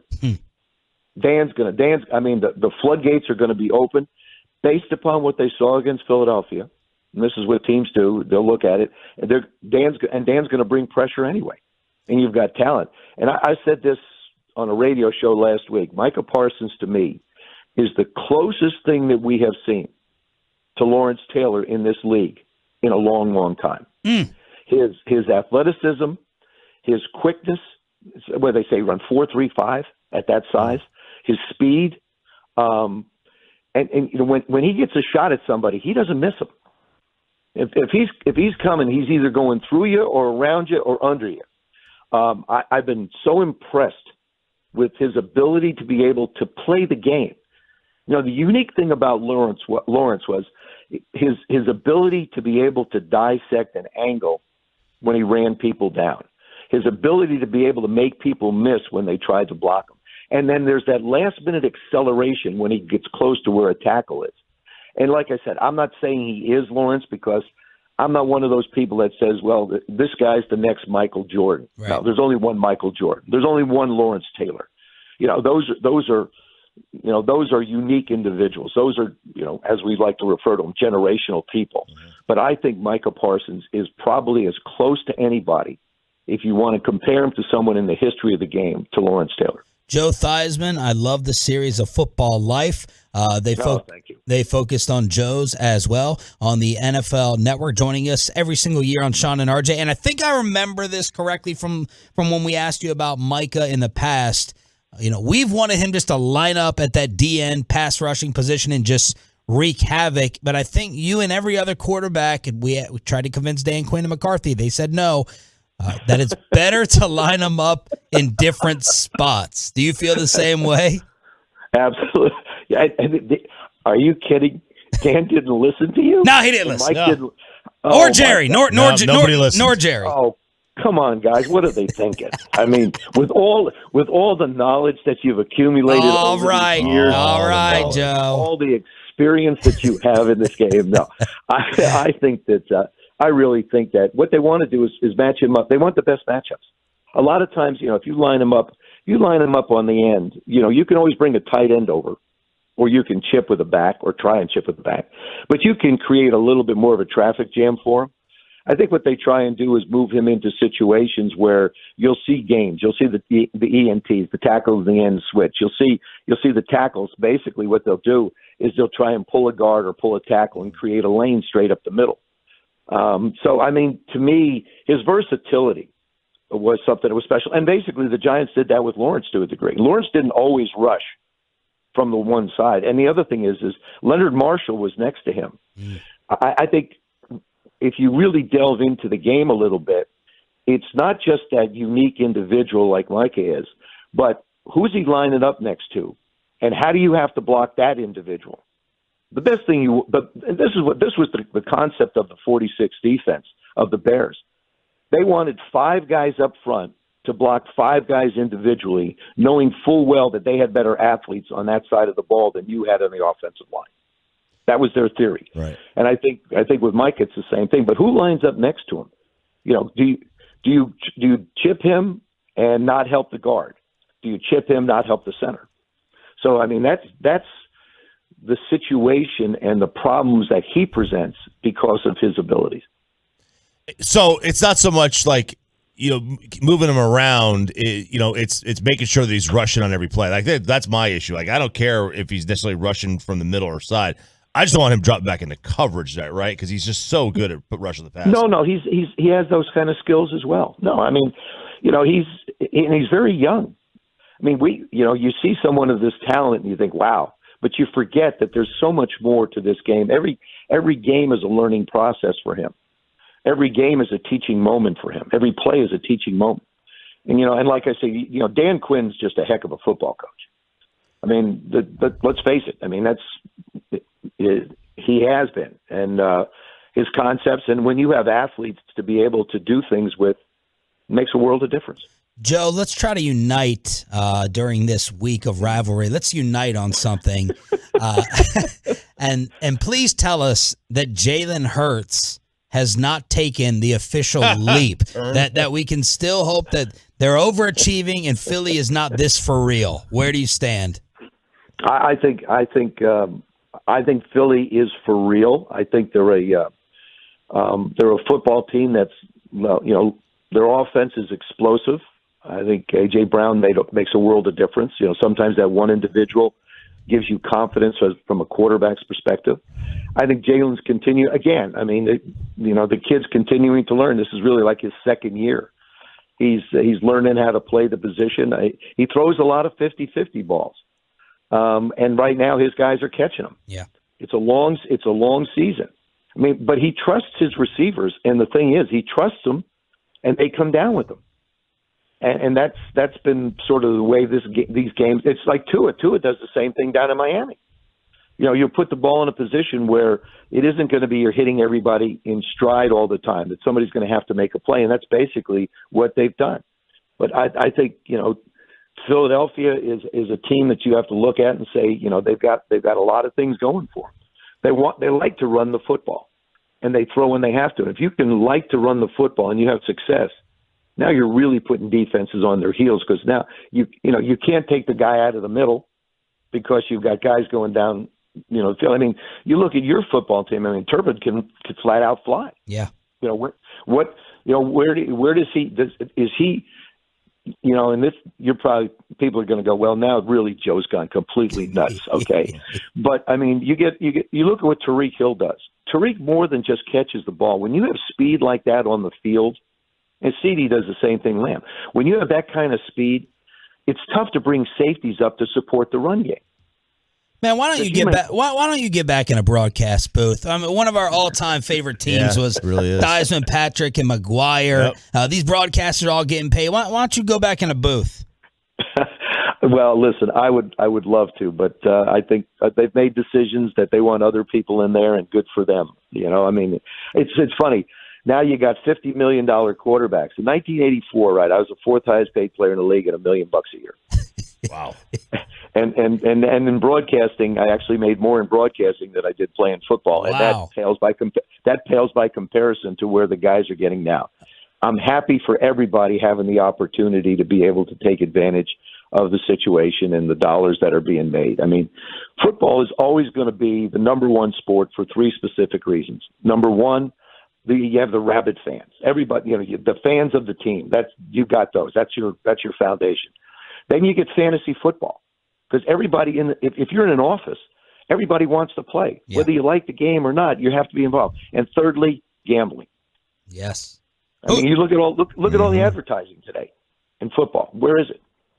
Yeah. It's Caesars. It's MGM. It's DraftKings. It's FanDuel. I mean, you name it.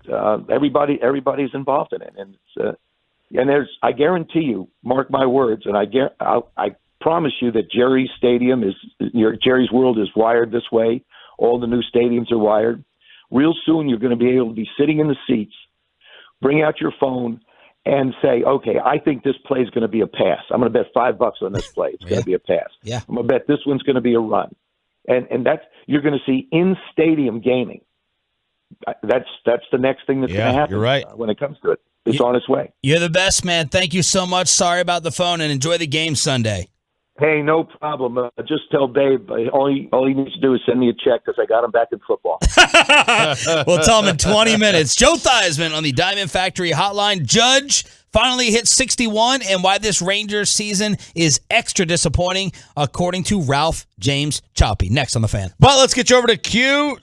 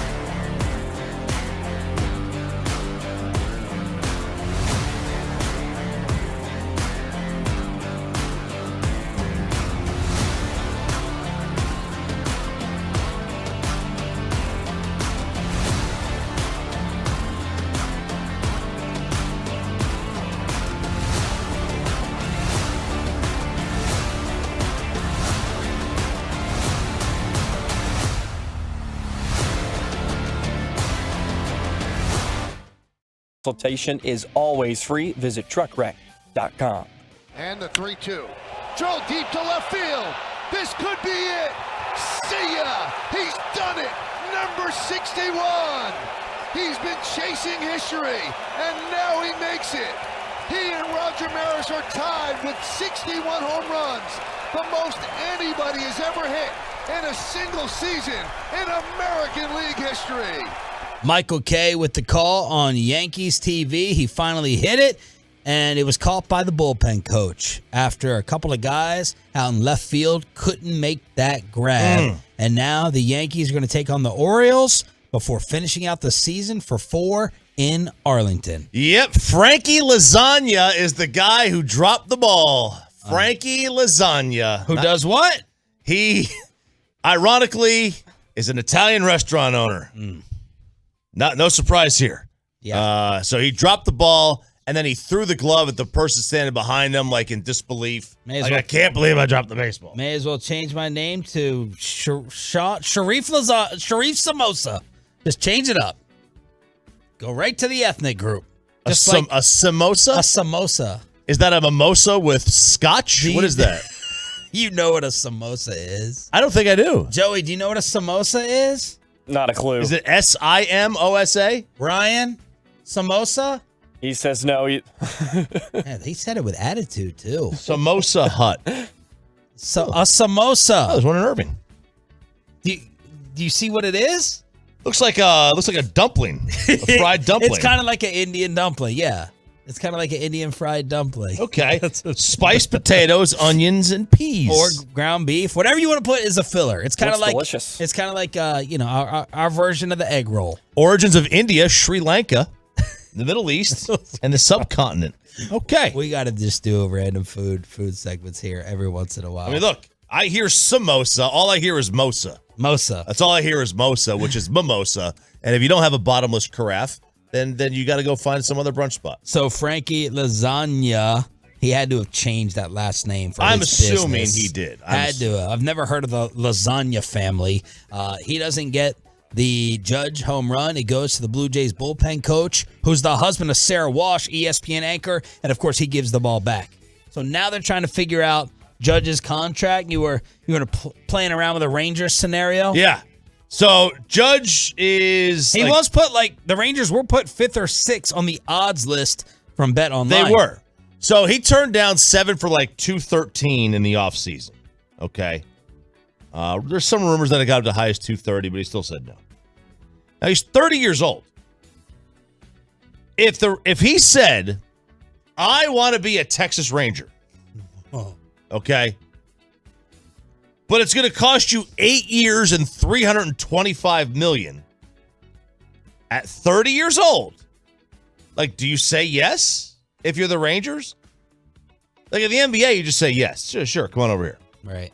But in baseball, where one player doesn't change the scope of the organization as drastically as it does in the NBA, do you say yes? No. I would say no. You? I would probably say no. Because You're gonna get the injuries. Well, there's injuries with him. There's no doubt about and you that. have to win the title in 4 years. Yes, you had a 4-year window. Now, look, you got to win that in 4 years anyway because of Simeon's age. Yeah. So your window is the same, right? Now, the only difference is that you're just going to extend the window. I guess if you went for was that the beginning of going for it with this past offseason? I mean, $500 million is a hell of a way to go for it. Right? I mean, it might be. Like, look, they're not. I don't think. Sandler just texted me. You say no to Judge. I agree. You say no because it's going to be too much money.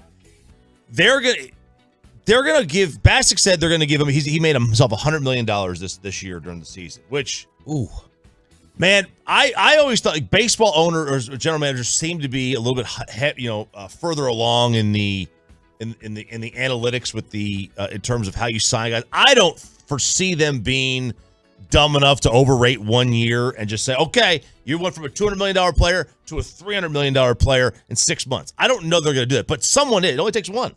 Someone's going to do it. It's probably going to be the Mets, who will just money whip him because they want to steal him for the Yankees and they want to get a really good player. Right. But man, if it's 8 for 325 and I'm the Rangers, I don't know that I say yes. No. I don't know that I say yes. He's to me, if he was 26, I would say yes. Jared said 30 years old, 6'7", 8 years, no chance. Too much. Again, if he was 26 years old, I would do it. But at 30, and he does have a history of injuries, especially like oblique. He always gets an oblique injury.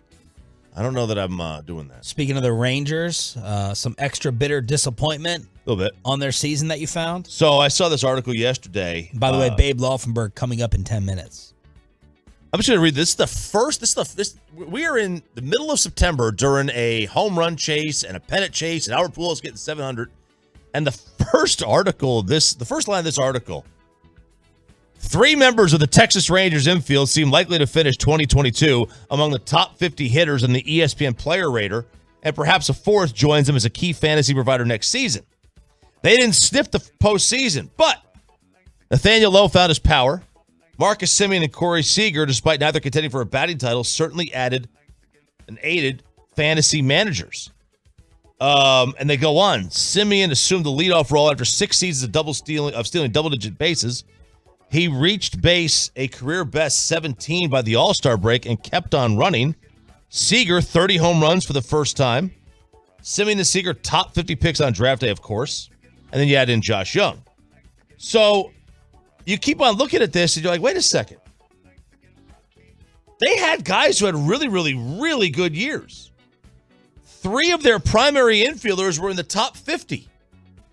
And then when you add Young to the mix, this is not an infield of a 100-loss team. Right. It's not.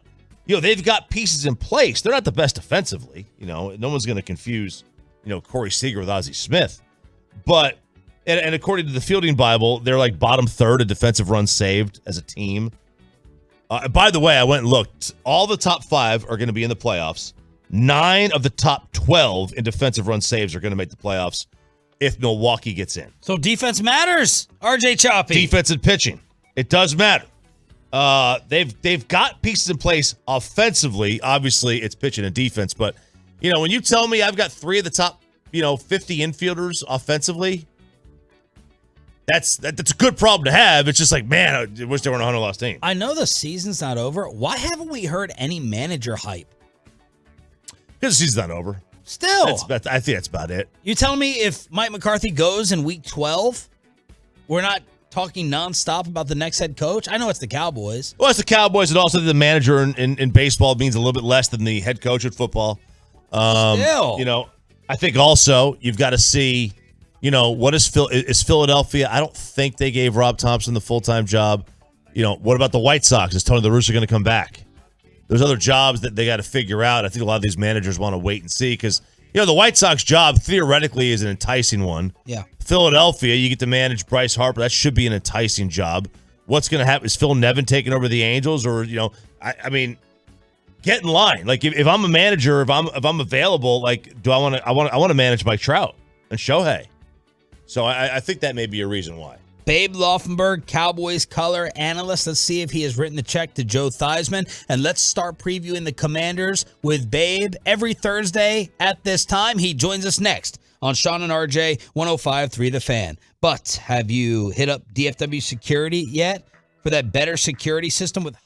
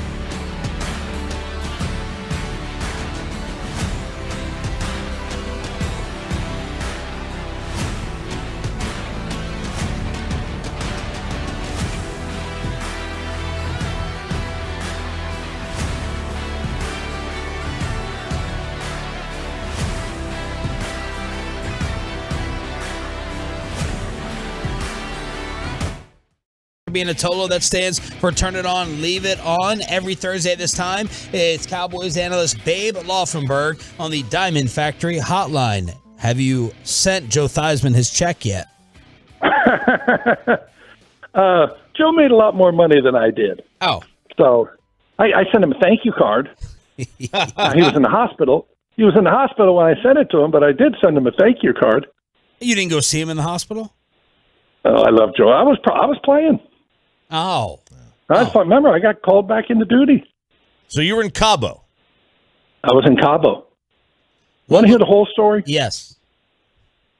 So I had been released that year. They only kept 2 quarterbacks. They felt terrible about not keeping me. You know how that goes, all that. So I get a call. Washington, I got to keep up with the name change. Washington started out poorly. Joe was playing poorly that year. So they called me and said, hey, would you be willing to come back? Because they thought there were hard feelings, and there kind of were. But, you can give me a job? Sure. They called me the week before saying, Bobby Beathard, saying, would you consider coming back, this and that? We don't know where we're going to go. And I said, yeah, I would do that. Well, so when I was in Cabo at the Giggling Marlin, if anyone has ever been there, we're watching the only place. It was a true satellite dish there. I mean, true satellite, where you had the 40-foot thing. It passed as a television, but then during the day, it was an advanced warning weapon system too. It was one of those deals. So, wow. We're in the bar. I see him get hurt. I know they're trying to call me. I also know there are literally no phones at that time in Cabo San Lucas. You had to go to the post office and have them place a call. Wow. That's how primitive it was. So the next morning, we finally get a call out, because there was no guarantee that the call would actually get out and go through the United States. So anyway, finally got it. And yes, they're trying to sign me in. I flew from Cabo to Los Angeles during the day, and then flew overnight to Washington. I was on the same flight with Johnny Unitas. How cool was that? Wow. And I think for the first time in my life, I flew first class. So I literally got off the plane in Washington. Keep in mind, 5-hour flight, you lose 3 hours. And I get off the plane and take a shower in the facility and go straight to practice. Because as you recall, as you know, it was a Monday night game, right? So we were starting up. So pretty interesting. But yeah, I love Joe. What would you have done if you made that phone call and nobody answered? Because you would, there's no cell phones. Like, we just no cell phone. You should just sit there and you're just going to wait in the post office for them to call back. We called about 4 times, because it took like a minute for the call to get dispatched through, and it would say, okay, yeah, it didn't connect. I would just sat there. We had no phone. There were no phones in the hotel, and we stayed at a decent hotel. Matter of fact, that's where I met Bruce Springsteen. Was staying at the same hotel. Wow! Oh my God! Wow! The name dropping. Did you see the photo I sent? I posted last week, and if you didn't, go to my Twitter, and it's a picture. It's a photo of Bruce Springsteen and me. That was on that trip in Cabo. We're standing. He's got his arm around me. Did he know who you were? Want to hear something funny? He was at the height of his popularity. I mean, he's still, right, Bruce Springsteen. I don't know that it's ever really diminished, but he had just come out with Born in the USA, finished that tour. It was, again, literally he was the biggest star, bar none, in rock and roll music. I come to find out, my friend said there was a guy down there, kind of a bellman, obviously Hispanic guy, right? We're at a Mexican hotel in Cabo. He found out that I'd played football. He didn't know the difference between Babe Laufenberg and Roger Staubach, right? Mm-hmm. He just knew this guy plays in the NFL. Right. And again, smaller world. I don't even know if they got, what they got done. They weren't doing fantasy leagues. Let me just say that. So he tells Bruce, you got to say hello to this guy. He plays American football. Wow. Not knowing who Bruce Springsteen was. And I know that made you sick. Oh, to this day, we got such a chuckle out of it. No, I did. I just, Bruce really needed to meet me. Yes. Babe Laufenberg here on 105.3 The Fan. I want to know what you think when you hear Dak say that what he's benefited from the most on the sidelines is just realizing how simple the game can be, and he can't wait to get back to that. What do you think when you hear that? Can you explain? Oh, Yeah, I thought he was right on. And it's funny because it sounds counterintuitive, right? Everybody's, oh, you got to play, got to play. I don't mean Dak necessarily. He's played enough. But the game, when you're on the sideline, it slows down for you. It really does. You see a lot more than when you're trying to handle everything that you're doing on the field. And I'll take the reverse kind of point of that. I felt this way, and I know probably every backup quarterback in NFL history felt this way before you really get out there and play. I mean, before you start, okay, here we go. You always look at it and you say, well, I would have made that throw and that one, and I would have made the one that he missed. Right. Or I would have checked it down. Oh, I would have thrown the ball away there. He took a sack. I would have got rid of that ball. Yeah. And then you get out there and you're like, holy hell, this is a little different than being on the sideline and be able to process all this. So I knew exactly what he was saying. And it's funny, I'll never forget, Ed Werder was not with ESPN one year, or maybe a couple, right? Whatever it was. And anyway, he was doing the sideline for maybe Westwood One, but anyway, he was down on the sideline for games. And Ed said to me, I don't see how you guys ever complete a pass. Because once you get down there and you see how quick it moves and the windows you're throwing into, and again, I always tell Brad, hey, where's it easy to play quarterback from? 200 feet in the air. When I'm up there and I can see everything, and it's great, I can make good decisions up there. Then you get down there and it happens so quickly, and it's there and it's gone. So anyway, to answer your point, yes, I know exactly what Dak is saying. I think when you're a starter like he was and will be, by the way, the game will slow down when you get a chance to sit back a little bit and go, oh, okay. And when you get out there, there's no question the game speeds up for you. When you're that back up and you say, oh, give me a shot. And then you get out there and so, whoop. That's different. Theismann said that get ready because the Cowboys are going to be coming after Wentz with their protection. And I know you wanted to highlight DeMarcus Lawrence with what he did to Evan Neal in that Giants game. So let's talk about Tank and that pass rush a little bit.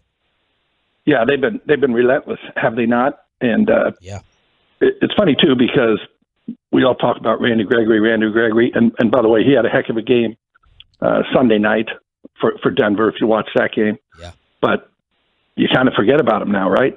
Because this pass rush has been, Dorrance Armstrong. We all know about Micah.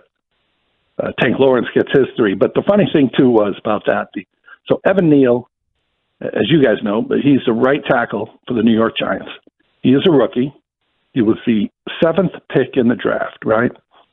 Now, this is a guy, he was the number 1 offensive lineman recruit coming out of high school. He goes to the most prestigious program right now in America, Alabama. 3-year starter at Alabama. And he gets out there, and he doesn't look like he would make your Pop Warner team. Yeah. RJ wouldn't want him protecting his own son. Now, it's not a knock on him. It just goes to show. You always hear, right, that Alabama or Georgia last year or fill in the blank, the best college team ever. Yeah, they would beat. Best one. They would beat Jacksonville. If Jacksonville doesn't look like the worst team in the NFL this year, but they were for the previous 2 years. They'd beat Jacksonville or they'd beat fill in the blank. They wouldn't even come close. And that's a great example. Here's a guy, decorated college player, Alabama, SEC, 7th pick in the draft.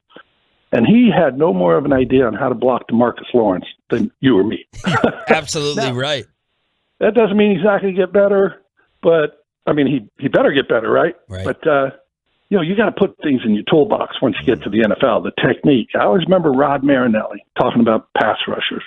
And he said, first thing I tell him, that stuff that worked for you in college, it ain't going to work up here. So that was, Evan Neal didn't struggle like that in college. You know what? All those things, all those guys that you handled in college, well, you ain't going to handle them with the same technique here. Babe Laufenberg here on The Fan. What have you been noticing with your film study of the Commanders? Well, obviously, looking at their Philadelphia game, which I watched yesterday, they couldn't protect Wentz. It just seems like, I don't know, they just seem like a team that can't get it right, don't they? Yeah. And the one thing they were going to be able to hang their hat on, we all agreed, was their defense. D-line. Now, obviously, they lost Chase Young last year, but they were horrible on defense last year. I mean, just at the bottom of almost every statistical category. So they got to figure out a way to play some defense. They keep drafting receivers, and they keep not really working out. Now, Terry McLaurin was a little bit different, but all these number one picks, and we'll see what Jahan Dotson, they took him obviously in the first round out of Penn State this year. We'll see what he brings to the table, but they're just a little limited offensively. Antonio Gibson, good player. You know, they've got some good players, but they just don't have any real threats, you know. And Carson Wentz, he's just hard to figure out, isn't he? Yes. I mean, if you put 10 plays up, 8 of them would be, wow, this guy, I love this guy. Yes. 6'5", 240, look the way he throws, and then 2 of them you go, whoa, what was that? So, you know, I think he's a guy that's confidence is shot. You can just tell. They can say what they want. He can say what he wants, but I just think his confidence is shot. It's not a guy that just puts the foot in the background and throws it. I'll tell you whose confidence is going well. Cooper Rush. Mr. Rush. Did you see any of this? Did you see any of this? How much credit should we be giving the front office real quickly with the way he's playing or not?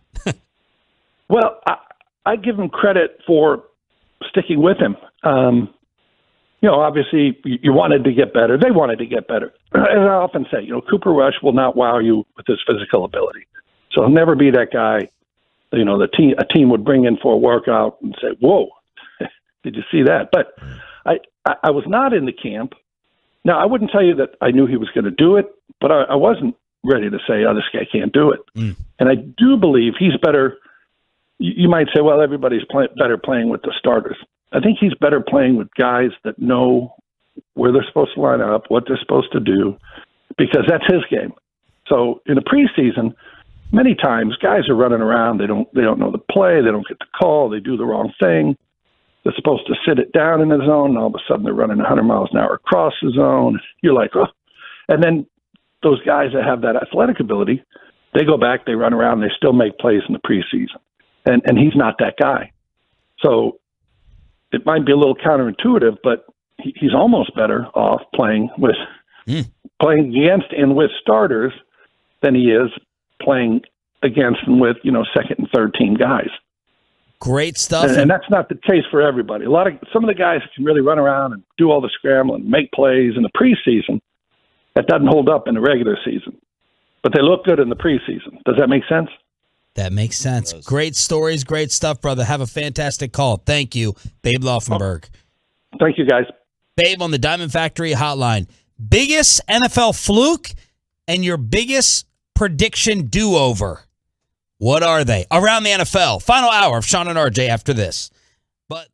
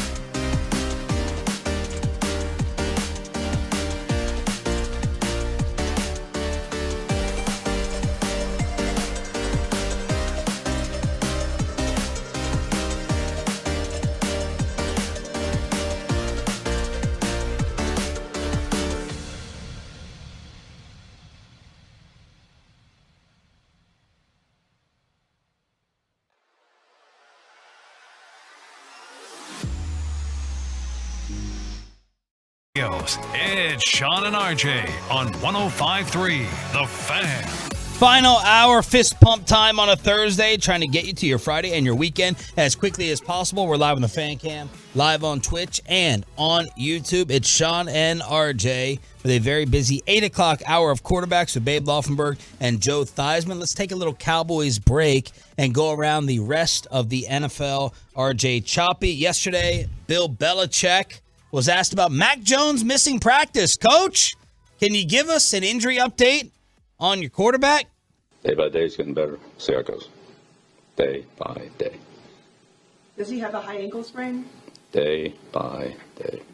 What do I look like? A doctor? An orthopedic surgeon? Like, I don't know. Talk to the medical experts. What are the medical experts on staff say? Day by day. We'll evaluate him. Dave. I mean, what difference does it make to me? What do you think I'm going to read the MRI? Like, that's not my job. So. But it's theirs, and they talk to you about it, right? Yeah, it's day by day.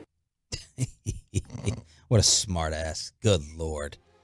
He did confirm Brian Hoyer would play if and when Mac Jones is not available. 12 times, day by day, with another Belichick presser that will go down in the collection. Let's go around the rest of the NFL with some Week 4 questions. Ralph? All right, here we go.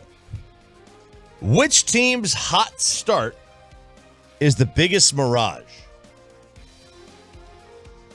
Just open-ended question? Open-ended. No choices. Which team's hot start is the biggest mirage? So your hot start, we'll keep it to Miami, Philly, Philadelphia, and that's really it for your hot starts. I mean, nobody else is 3-0 around the NFL. Jacksonville, you can talk about. Yep, 2-1. Cleveland, 2-1. That's a surprise. Yeah. Vikings don't seem like they're 2-1. They definitely don't seem like they're 2-1. Neither does Denver. I'll say it's Miami. Because they should have lost to Baltimore. Yeah. They should have lost to Buffalo. And I'm still not believing in Tua. So if I have to pick one, I'll say it's the Miami Dolphins. All right. I agree with that one. Between the two teams. And I'm not buying Jacksonville yet like you and Bassick are. Got to see. I got to watch them a little closer. The thing I'm buying with them is their division's terrible. They theoretically could get, 6 wins just out of their division alone. Yeah. Or 4 wins anyway. You'll probably lose a couple, but, the Jacksonville thing is going to be, quite simply, they play in the AFC South. All right, next one. Which team's struggling to start the year will we look back on and chuckle after everything is A-OK? And those teams, I'll give them to you. Cincinnati, 1-2. Tennessee, 1-2. Chargers, 1-2. Raiders, 0-3. San Fran, 1-2. Arizona, 1-2. Ooh, that's tough. Dang. Cincy, Chargers, Arizona. Let's look at the Chargers' schedule. They host Denver, then they're at Kansas City, then Texans, Saints, Jacksonville, Indy, Denver, Seattle. So there's some opportunity for them in that schedule.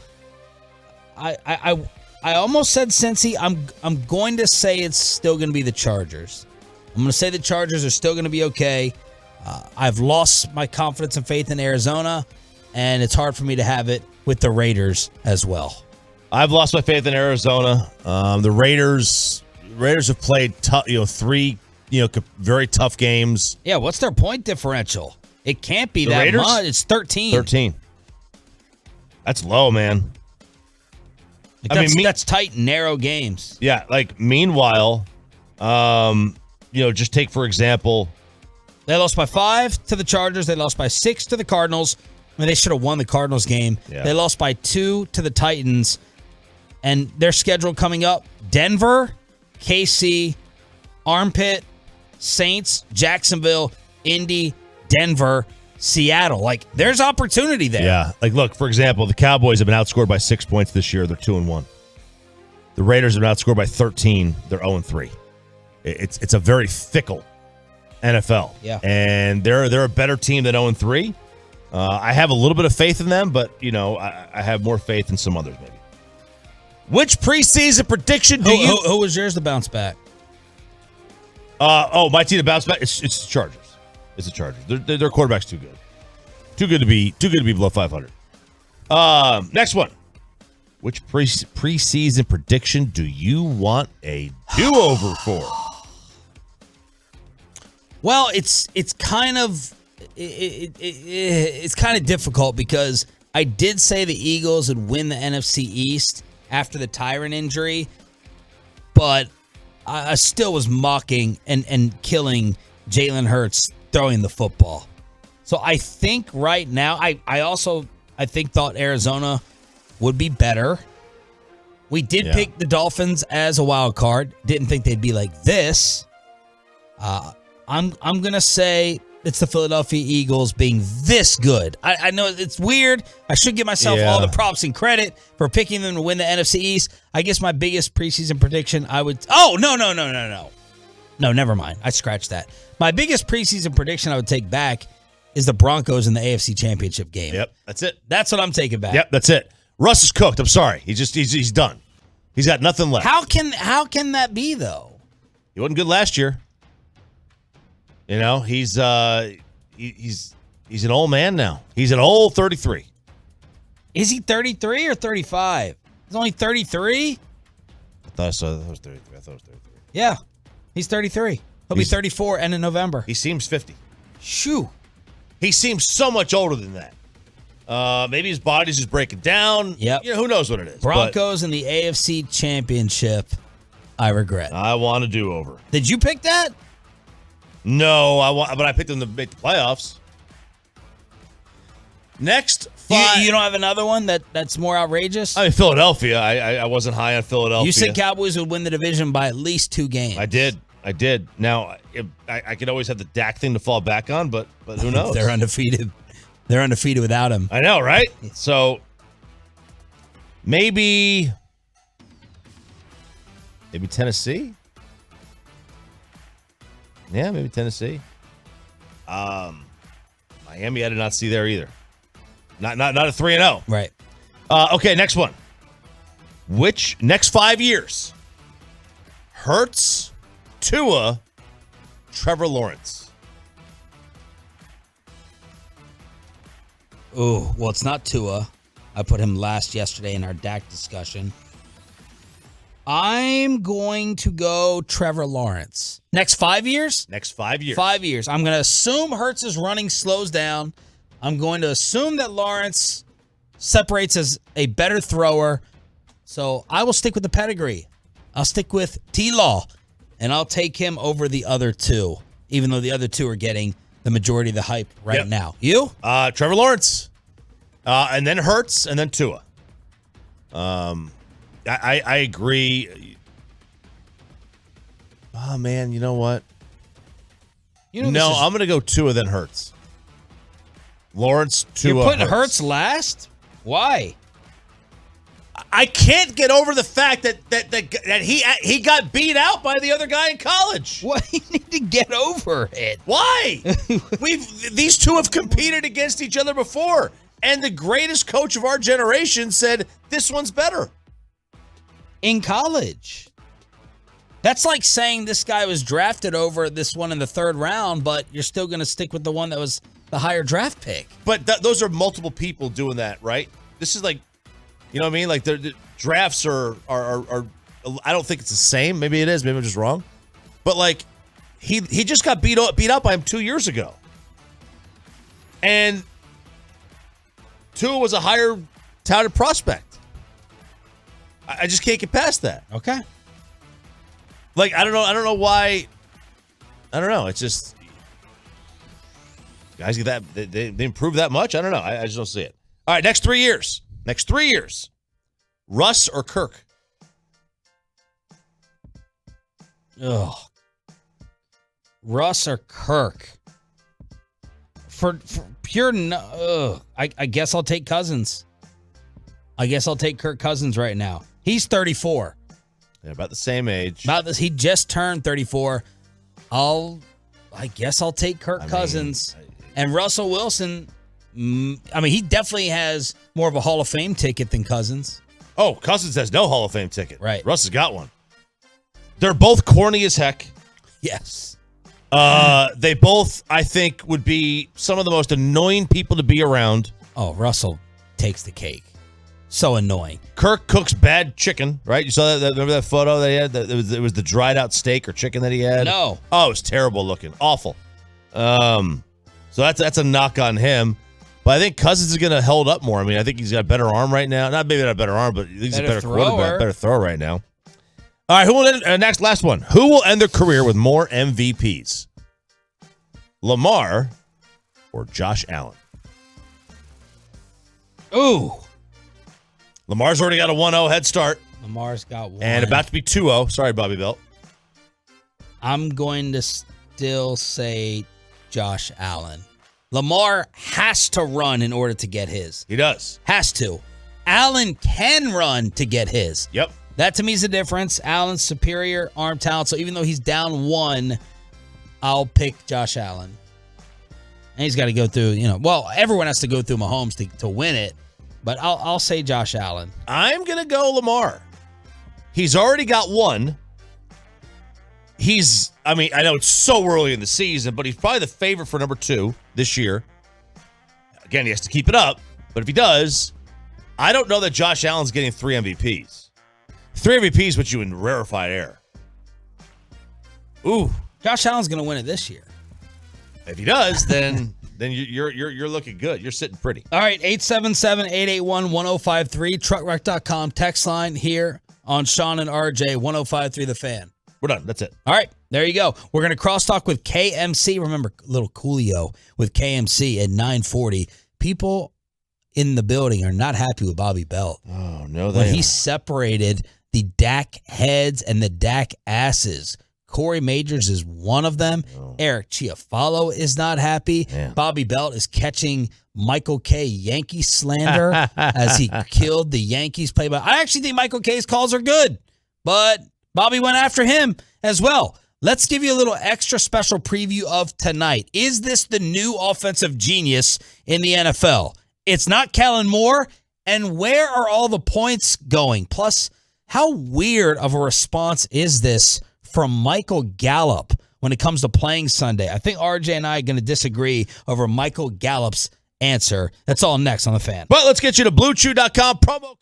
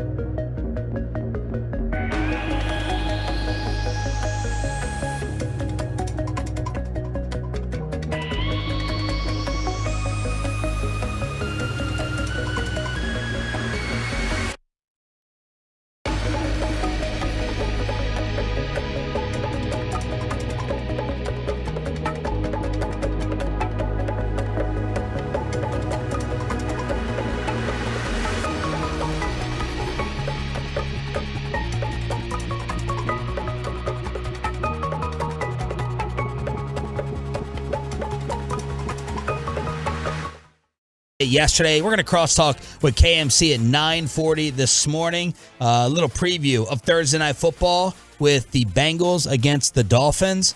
And the Bengals are favored by 3.5 points with Miami banged up. First, Michael Gallup. You didn't play against the Giants. We all thought you were going to. What is the last hurdle to overcome in order to play against the Commanders? This is the hardest thing. It's really just mental now. You know you're healthy. Everything's good. It's just mental now. You got to make sure you feel, like your old self. So getting to that's the hardest part. We know what we're doing out there on the football field. It's just, making sure your body's, fully healthy, correct, ready to go.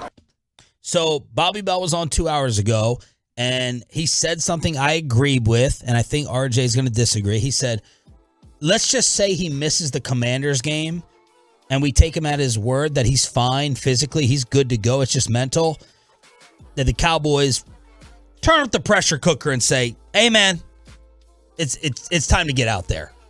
Maybe you give him, maybe if there's some type of mental hiccup, one more week against the Commanders, but then I'm totally fine with them putting the pressure on to say, come on now, it's time to play. What do you think? I'm okay with that. Yeah, I'm okay with that.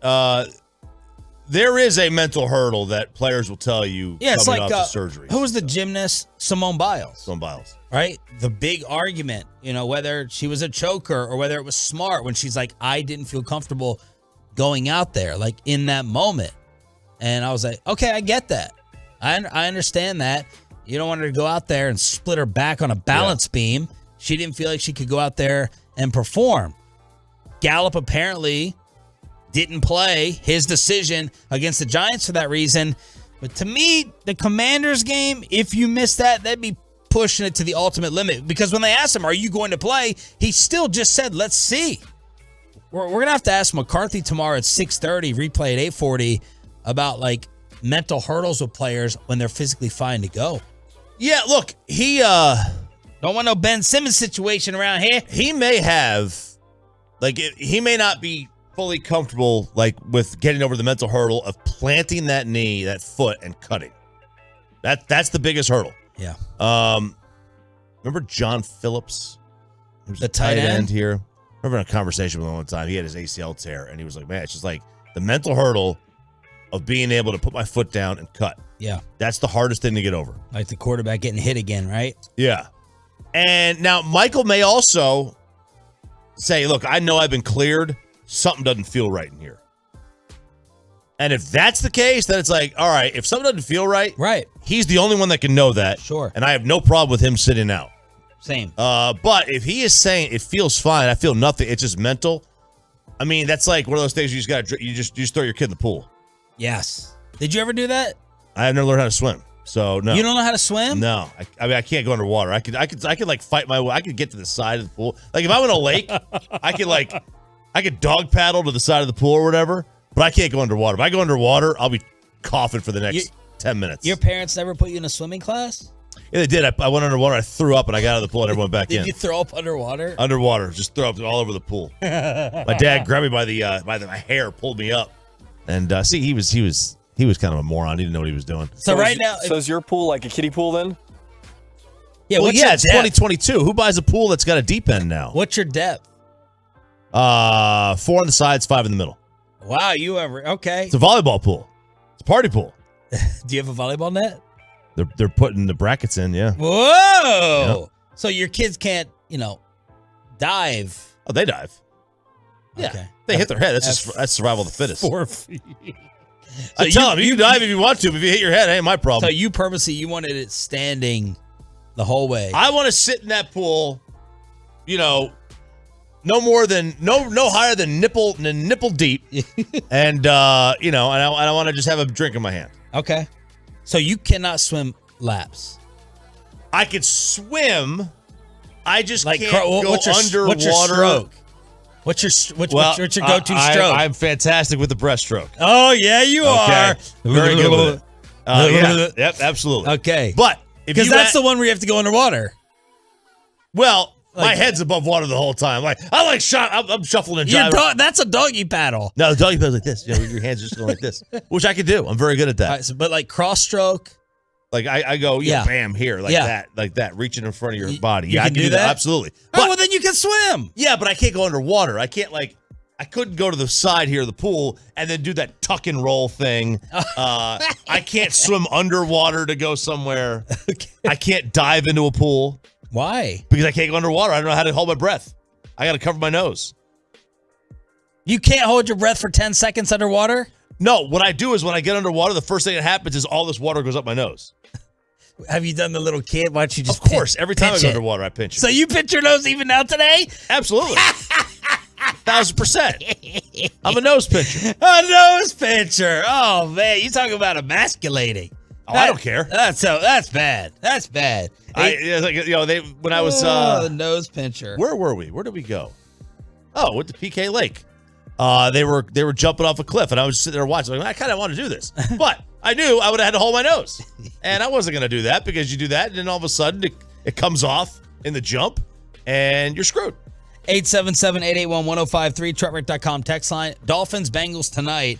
I had Joey pull some Mike McDaniel audio from Andrew Hawkins, who competed against our boy, Jesse Holley, right, in that Cowboys contest. Fourth and long. And Andrew Hawkins is talking about the brilliance of Mike McDaniel. Probably it's him or Sirianni for Coach of the Year. And here's Hawkins with a little insight on the Dolphins coach tonight. So Mike McDaniel, he has a very quirky personality. I don't know if you know that about him. I love him. Very, very quirky personality. He is a football savant. And I know people say, there's people who are mad scientists or offensive gurus. No, he is a Yale graduate. He is the kind of person that probably should be a scientist, but he just loves the game of football, right? And so he approaches it as such. He does not take any cliche. He does not take things the way that they've done. He doesn't, go with the flow because he's been told to do it this way. He gets a kick out of finding a different way, flipping what you think about football on its head, and then putting into practice to say, I told you there was a better way to do it. Wow. That's pretty cool. That's crazy. Different thinker.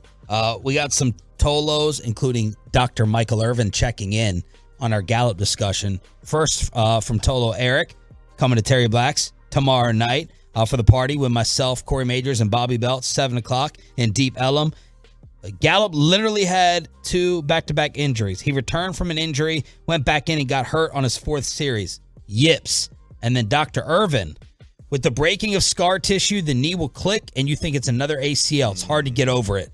I will text him or walk across the street and knock on his door to talk to him about this. I had a Hall of Fame career after my knee, and so could he. And I gotta have the rhyme. You gotta have the rhyme. I had a Hall of Fame career after my knee, and so could he. And so could he. There it is, Mike. There's your next rhyme. There's your next rhyme for television on the NFL Network or ESPN. So he said he's going to help Michael Gallup. See what happens when you Tolo? We get guidance counselors who are heading on over to Michael Gallup to get him back on the field as quickly as possible. All right, back to receiver. And Mike knows Andrew Hawkins, right? As well. Yeah, he does. Mike, absolutely from the show. All right, listen to him talk about certain releases. If you're a football coach, maybe this could help you as well. Andrew Hawkins on Mike McDaniel teaching releases at wideout. He would break it down. We spent an entire offseason only working on releases. And I might say, getting off the line of scrimmage, that's how you should be. No, there were 3 kind of releases that you ever did and you never had to deviate. And his whole thinking was, if you did it this way, 3 releases, and I'll tell you which ones to do before the game, by week 6, nobody will try to press, bump, run you, and you'll have a free release the rest of the season. And we're like, what are you talking about? And it was like, cornerbacks only play 3 ways at DB in press coverage. They either shuffle slowly backwards, or they press you with their hands, and essentially that's actually 2 ways. So there's 2 releases. One was just he gave you the option to do your own thing. And it was like, if they do it this, you do this. And going into the game, he would tell you, hey, he plays it this way, this guy plays it that way. Here's the only release you're allowed to use today. And you would do that one release, and everybody would go. Go what? Was the cut out there, Joey? Did he curse? No, he didn't curse. It's just he just went on to say some. It didn't really have to do with the rest of the clip. But yeah, he was just saying that they would go and they'd be fine the rest of the game. So that's the release talk. And then my favorite one is Iverson. Yeah. Think about this guy, Mike McDaniel, coaching. I mean, what did Troy used to call him? Logic? Logic. Looks like Logic. This guy looking like Logic, coaching these NFL receivers, and then he walks into the receiver room for the offensive meetings and uses Allen Iverson to teach. He wouldn't show us film of like football releases. He would show us Allen Iverson film. Come on. And he would say a release. The reason why a basketball crossover is so effective because they have to show you every part of their body moving in one direction before they cross over, right? There's no rush to it. And he would teach us, we'd be at practice, and we'd be doing crossovers. And so have you ever seen the clip of Stephon Diggs doing his release and he's faking like he has a basketball in the football game? That's where that comes from. And so he would break down basketball tape for us to show us how to implement it in a game. And it worked. I mean, we went like 8 straight games to start the season without one person getting jammed in bump and run. Bam! I love that. Just straight up pure football talk from Andrew Hawkins and his love for Mike McDaniel. Bengals, Dolphins tonight. Man, I would love to see him getting, have a higher, bigger profile coaching wise. Like get into more. McDaniel? No, Hawkins. Oh, Hawkins. Yeah, like that dude. That dude sounds like he just lives and breathes football and loves to look at it from a different perspective. Make him an analyst. Analyst would be great. Sean and RJ analyst. Let's get his number. I bet you. Jesse Holliday had it. Oh, of course, I got the number. Everybody beat out that show. Hey, Jess, we need a Cowboys analyst.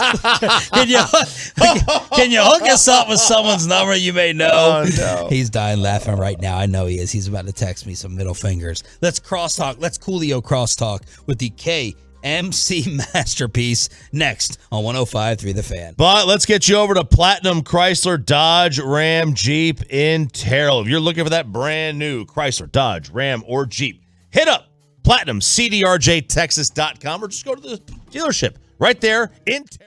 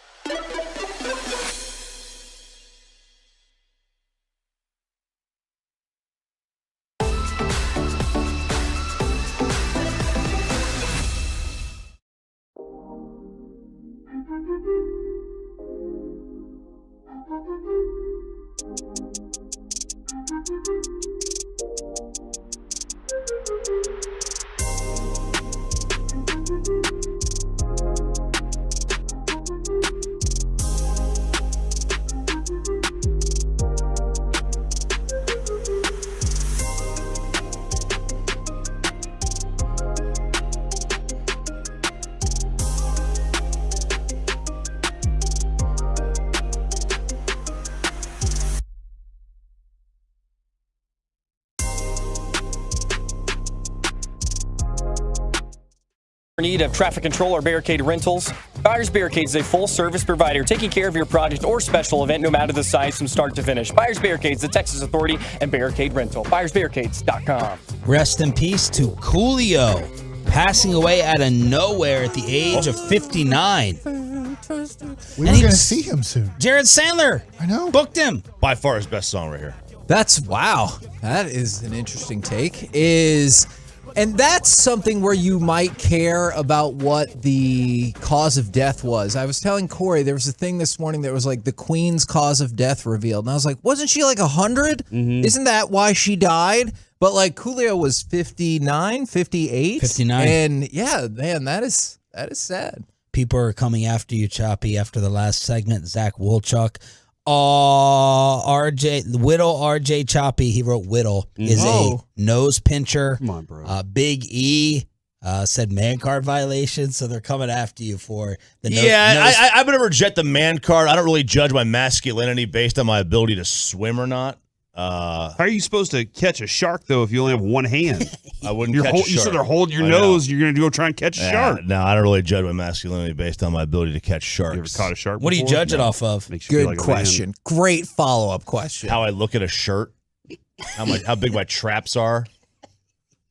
I feel like swimming. I know you're saying you can swim. I'm not going to judge based off one of the 5 softest Well. sports. I was a golfer. Like, I'm not going to sit here and judge it off of sports either. I just- Okay, swimming's like the softest sport in the world. What do I do? Judge my masculinity off of people who could float. Water polo actually is You know probably what else the most also deadly floats? sport. Go to the bathroom and look behind you. You see what floats. I don't care. Did you about just my compare ability- swimming to poop? Yeah, I'm just saying. I'm not going to judge my masculinity off my ability or inability to swim. Can you get in trouble with some swimmers like y'all did with your group? Oh, my gosh. What's coming up on Come on, Sean! I thought we weren't talking about I that like it. anymore. That was good. What's That was coming impressive. up on the show? Stupid. Right out of the Never mind. gate, Aaron Judge, and will the bond between these two Cowboys rookie tight ends help the team with their salary cap woes? And Yes. at noon today, Yes, it will. right before the lunch rush or the expressway, we are giving Cowboys tickets away today. The combo platter, National Coffee Day. So I'm curious to the question Here's my on question. National Coffee You Day. got to give a sports opinion, but then what's the best coffee place and what do you put in your coffee? Do you judge manliness by what people put in their coffee, RJ? No. Okay. I don't. I judge your taste buds. What's just the Starbucks story about the red eye, black eye? Oh, yeah. So this Starbucks barista. And by the way, while you're looking that up, any of you guys drink coffee? I don't think I've ever seen you drink coffee. I haven't Love seen coffee. you drink coffee at all. You do. Mm-hmm. Mike? I have just a cup of it in the morning before I come to work. Why not, Kevin? I just never really loved it. And like when I needed my caffeine fix when I was younger, I would drink sodas all the time. Okay. So it's just And most 6-year-olds don't drink coffee. And he has the palate of a 6-year-old. So Good point. that's Yeah. fair. So this That's barista fair. posted this daily order. Every single day, this one person came in. And when we would go to the Super Bowl, we would go to Starbucks. Like there was one like in the mall that we were at in Minneapolis. We Mall would go of America. the Mall of America. We would And order at CNN. We That's stayed in at Atlanta. CNN. Oh yeah, and then we In Atlanta, remember? Don't oh talk yeah, politics. yeah. So we would order a black eye. A black eye is a coffee with two shots of espresso. Okay. A red eye is one. Okay, all right. A thank green you. eye I is also like got 3. nervous. I. Okay. Yeah. Oh yes, I. Yes, I. And then a green eye is like 3. Well, I don't know what you would call this order, because this person comes in and orders a coffee with 20 shots of espresso in it. Holy moly! And 5 pumps of syrup. Syrup. 5 pumps of the classic syrup. Shouldn't there be like a legal limit on that? I don't even know. I hate saying this, and I've never done it, but just if that's your case, just snort some cocaine real quick. If you're needing, I would that think big of a cocaine would boost. be better for your body than 20 shots of espresso. Cosign. What a weird science fair project. I do that would be wonder to how see play long out. they took to drink that. Like if that was something that they drank throughout the entire. Even still, that's insane. But if you chug that thing, How you're big is going that nuts. coffee? Because Dan Campbell does stupid stuff like this, right? I mean, not 20. Well, he does a venti, which is the bigger one. We get Grundy, he gets the bigger one, but he does 2 shots of espresso. Give the guy in there. show off the Starbucks lingo to these guys, like your top 2 or 3 orders. What time of year is it? right now. Pumpkin spice. Oh, yeah, we're getting half those calf, pumpkin- decaffeinated, half I hate calf. pumpkin spice. I would do a grande non-fat caramel brulee latte. Okay. What was that sometimes you do last with word? Bluey. Latte. Sometimes you No, do with before whip or that, no I'm whip. sorry. How about summer? Summertime, usually just going with a cold brew, nitro, with foam. You I get the usually foam- go that. foam Go taken cold off. brew. Yeah. Any other fancy order? No, you could do the chestnut. I did caramel brulee. You do the chestnut praline. Okay, it's another good one. Have you But ever- some of these you can't do non-fat with no whip. Do you make your own coffee ever? Just black. Like black you make coffee. you always go to Starbucks or do you you make No, I've some got at like home a too? K-cup thing, Keurig Okay. thingy. All right. I don't really ever make my own ground beans or anything. Who's the actor in This Is 40? Do you guys remember that Paul movie? Rudd. Paul Rudd. Have you ever seen that deal where Paul Rudd really tells the coffee maker how stupid she is, Yes. calling Those role models? nothing was large, medium, or small except grande? And Grande is large. It's venti, and he's like, it's 20 ounces. I want a 20-ounce coffee, and he's like, they're like, it's venti, and he's like, no, it's 20 ounces. Yeah. He loses his mind. That's he the way it tells should him what be. venti actually Oh. means, which means nothing of size, I guess. It's a number. I'm totally intimidated by. I won't even go through Starbucks line because I can't get the sizes correct. It's awful. What do you think's going to happen? They're going to be like, hey, It's because- stupid. Here's what happens. They're gonna say his name wrong. I go and I say, give me a venti or whatever I think is large. What is large? Okay. If you just say that, I've done it before because I don't know the words either. Right. I don't if know you the just words. say, hey, I want a large, Yeah. they know. The I didn't biggest say one you large. got. I said it by the term, and they're like, "Okay, that'll be $1.25." And you're like, that's the wrong thing. But then Yeah. I'm quiet and I pull up, Yeah. and I don't want to Like this. say Yeah. I don't know what I'm talking about. So then I have to go to 2 coffee places. Did you tease the show? Yeah. Okay. I want to talk about. Glad Chris it really Young. stuck with you. I know. Remember the conversation we were literally coffee. just We're giving happening Cowboys tickets was away based off of our 12 in o'clock the noon. segment. So All right, Bassick. I hadn't heard this, but Bassick said Chris Young maybe Oh, was a little man. feisty yesterday Yeah. with the G-Bag Nation. Joey, set it up. Yeah, so he had a little bit of edge to him supposedly yesterday. So the Tolos wanted to know what that was all about. So Gavin kind of sets this one up about Chris Young having a little edge to him lately. A lot of the texters are saying, Chris, that you got like an edge to your energy and your voice here today. Are you kind of on the warpath as this is wrapping up, looking to shake things up? Well, I wouldn't say shake it up, but I'll tell you this: I'm not satisfied with where we are. Until we are winning championships, I'm not going to stop. We're going to keep getting better and better. We're going to pursue every way we can to improve our club. Our players aren't satisfied either, and our staff's not satisfied. This was not a good season in terms of our overall record. And at the end of the day, this is about wins and losses. And yes, there is an edge. And if I don't have an edge, I'm not doing my job. So I appreciate that it comes through. I am super competitive. I hate losing. I'm tired of losing. Ranger fans deserve better. And we're committed to giving them a winning team. We're going to do everything we possibly can to make that happen in 2023. I'll believe that if they get rid of their head of scouting and development. Then I'll believe that they're actually committed to making real changes. Cracking heads. What's the other cut? Well, with the big signings in the offseason of Simeon and Seager, he answered the question on did he go to the checkbook a little bit too early? Well, look, I think the expectation is that we were hoping to take a big step forward this year, and in some ways we did. I think that the record doesn't fully indicate the progress that was made in certain ways, and in other ways it shows us how far we still have to go. So when we committed to spending, we knew that this was not, this wasn't going to be a one-year rebuild. So, I mean, 2021 we committed to a full rebuild. 2022 we knew was going to be a step forward. how big a step forward would be dictated by how well our young players did. And then I think we got some questions answered too in terms of what our needs are moving forward. So I think that, the expectation was we were not going to go from worst to first. But I think it was important for us to spend and bring in the right players to help build some pillars for these young guys to come into an environment and have veteran players around them that show them how it's done, take some of the pressure off them. I think that Josh Young is a perfect example, that Josh Young can come in and hit 6th or 7th in the lineup when he gets called up versus having to hit 3rd or 4th. And that's alleviating some of the pressure and putting these players in a better position to succeed. And the goal is that we continue to develop these guys and that we'll have more and more players coming. And when they get here, they'll be ready because they're put in the right positions. And that was a big part of our decision to spend. So I think, like I said, there were some positive things that happened that aren't reflected in the record. There's some things that the record definitely reflects that we need to improve. And I think our expectation is that we continue to make significant steps this offseason to put us in a position to compete in 2023. Okay. It doesn't sound too angry. Forceful.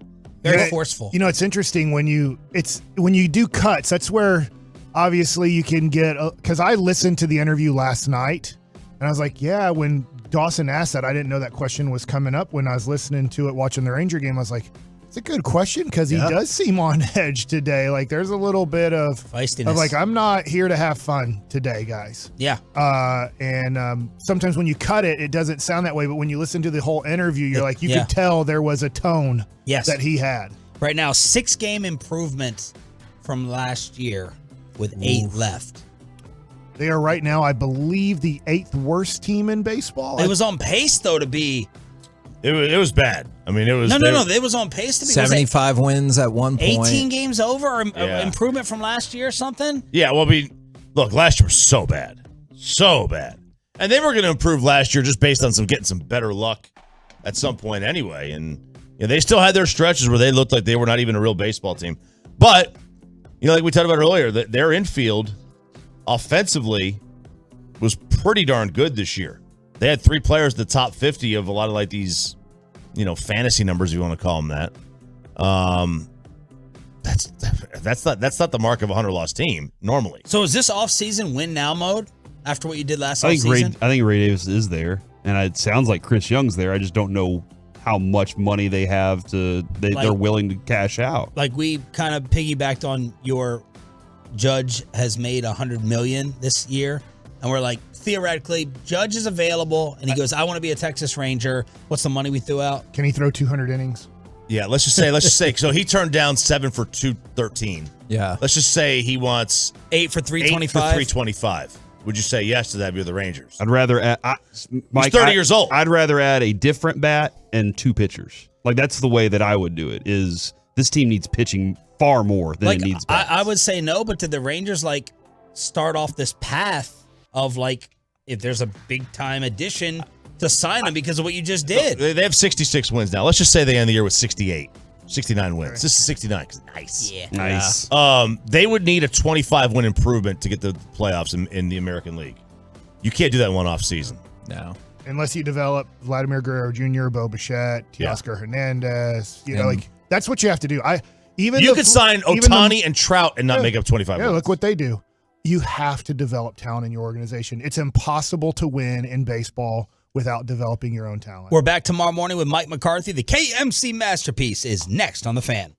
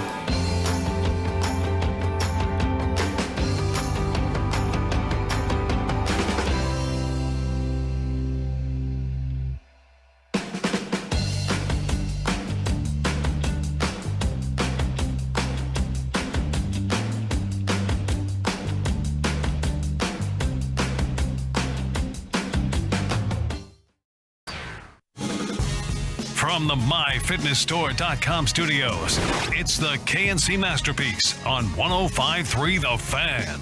And the 3-2. Drilled deep to left field. This could be it. See ya. He's done it. Number 61. He's been chasing history, and now he makes it. He and Roger Maris are tied with 61 home runs, the most anybody has ever hit in a single season in American League history. KNC Masterpiece right here on 105.3 The Fan, and I applaud all of Major League Baseball media for following the plan that we gave them a couple months ago by saying this chase would be the chase at the American League record. And if you want to imply that as the real record or the steroid-free record or whatever the case may be, you're free to infer whatever the hell you want. But Aaron Judge ties the American League record. I do have a Cowboys segment. We can always shuffle things around and hit it somewhere else depending on how in people are on this. And so 877-881-1053, how big of a deal do you think this is that Aaron Judge hit 61, especially since they're coming to town next week to finish up the regular season? And what are y'all's thoughts about tying Roger Maris? I mean, I think it's a really big deal just because we all know what McGuire, Sosa, and Bonds did during that time. And, hey, they did it. I mean, they had to hit those home runs. They had to work their butts off right? I mean, it wasn't like you just take steroids and you get bigger. Yes. I mean, you have to actually then take those and then work your butt off to get bigger, stronger. Your hands get a little bit quicker so you can let the ball get a little bit deeper so you can have an recovery idea. Rate. Yeah. Right. So you can see the ball a little bit longer to give yourself a better idea on the location that the ball's going to be. So there's a lot of things that go into it that make you a better player, not just I just stuck a needle in my butt and hopefully that works out. So there's that. But I will just say for Aaron Judge, he is getting tested somewhat on a monthly basis. So it's really tough, to get away with doing steroids. Guys try it. Obviously, Fernando Tatis Jr. tried it and got caught doing it. So I just think that this is something that's really special. And there was more hype around McGuire Sosa in 98. Sure. I totally get that. But to me, it's really special that a person was able to get to Roger Maris's number and most likely has enough time to get over it during testing. Can I ask you a quick question about that? Because so much was made about the asterisks back in the day for Maris. Does it take away at all that this was game 155? Or are you like, look, that was like 60 years ago. What was the asterisk for? Because 154. Okay. And so that's what Ruth did. And so the fact that he got it in 155, does that matter to you at all? Or you're like, I don't care. The schedule's been this way for a really long time. He has to play more games, and that's more toll on your body. So I'll give him more credit actually for playing more games instead of less games. You heard the man. Yeah, if he didn't have the extra games to play, he would have done it faster. He'd have been like, you know what? I will do it faster. Maybe next year that's what we get. Yeah, maybe if he'd have been like, you know what? I only have 154 to do. Then maybe he would have gotten to 62 faster. I don't know, man. I don't know how it works.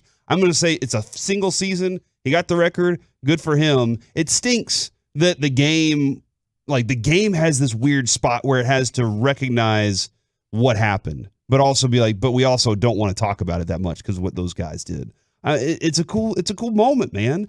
Unfortunately, we didn't get 2 months of can he do it, for this entire period of time. 2 months where it was just like every newspaper was keeping up with what was going on because newspapers are different now. Like, that's an unfortunate thing that we didn't pursue it and follow it that way this time, just like we did then, because now we're looking at it going, is it real? And so that's the unfortunate thing. He accomplished something that's pretty badass. And some dude missed it. Some dude missed the baseball. Could have caught it. And one of the Yankees bullpen guys got it. Now, let's talk about that aspect to it. And I saw a couple of people were like, it's really cool that Roger Maris did this in 1961, hitting 61 home runs. Now, 61 years later, Aaron Judge also got 61. So there were some still shots that made it look like if those two fans look like realistically in Toronto had a shot at it. Who, Frank Lasagna? That's his name? Are you serious? Scott Brown. No way. Of the Canadian Press. The gentleman who just barely missed out on catching Aaron Judge's ball, his name is Frankie Lasagna. Okay, that is amazing. I love it. And This I is guess like that is per you're Gregory saying Strong. like this is like meta world peace. Like his name used to be Ron Artest. They changed it to Frankie Lasagna. It is behind a paywall, and I'm not paying for that particular Canadian media. No shade to Yes. them.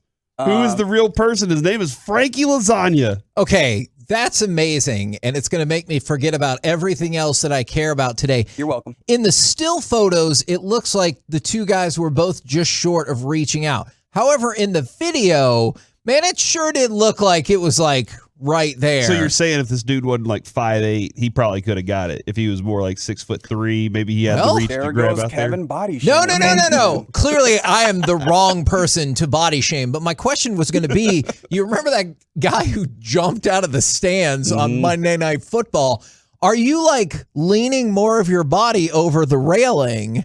Or are you like, that could obviously lead to terrible, terrible results, which unfortunately we've seen around here. I think, man, have you ever walked down the stadium and been like, man, if I trip right now, I'm done. Like I've been scared of that my whole life. So when the football's being kicked, by the time it gets to the stands, the ball's going, 30 miles an hour? Yeah. That ball was hit, I believe, 118 miles an hour. They said it was his hardest hit home run of the year. And so by the time it probably gets to you, it's probably still around 90, I'm going to guess. Obviously, off the bat is where you're going to get the best velocity. So a ball coming at you at 90 miles an hour, if you've ever, I know it would be from 60 feet, 6 inches, but just go to like a D-bat or somewhere if you want and put on a glove and have the machine set at 90 miles an hour from 60 feet away and see how difficult it is to catch 90 miles an hour. It's not an easy thing to do. So I think with how hard that ball was hit and the sinkingness of it at the end there, it wasn't really still going up. It was starting, it's kind of way down. That's not the easiest ball to catch, especially when there's a railing there. And to your point, you hate bringing it up. But to your point, if you lean over too far from about 20 feet up and you fall and hit your head, you might not make it out of the stadium. And that's why I'm saying, like, your life is worth more than that.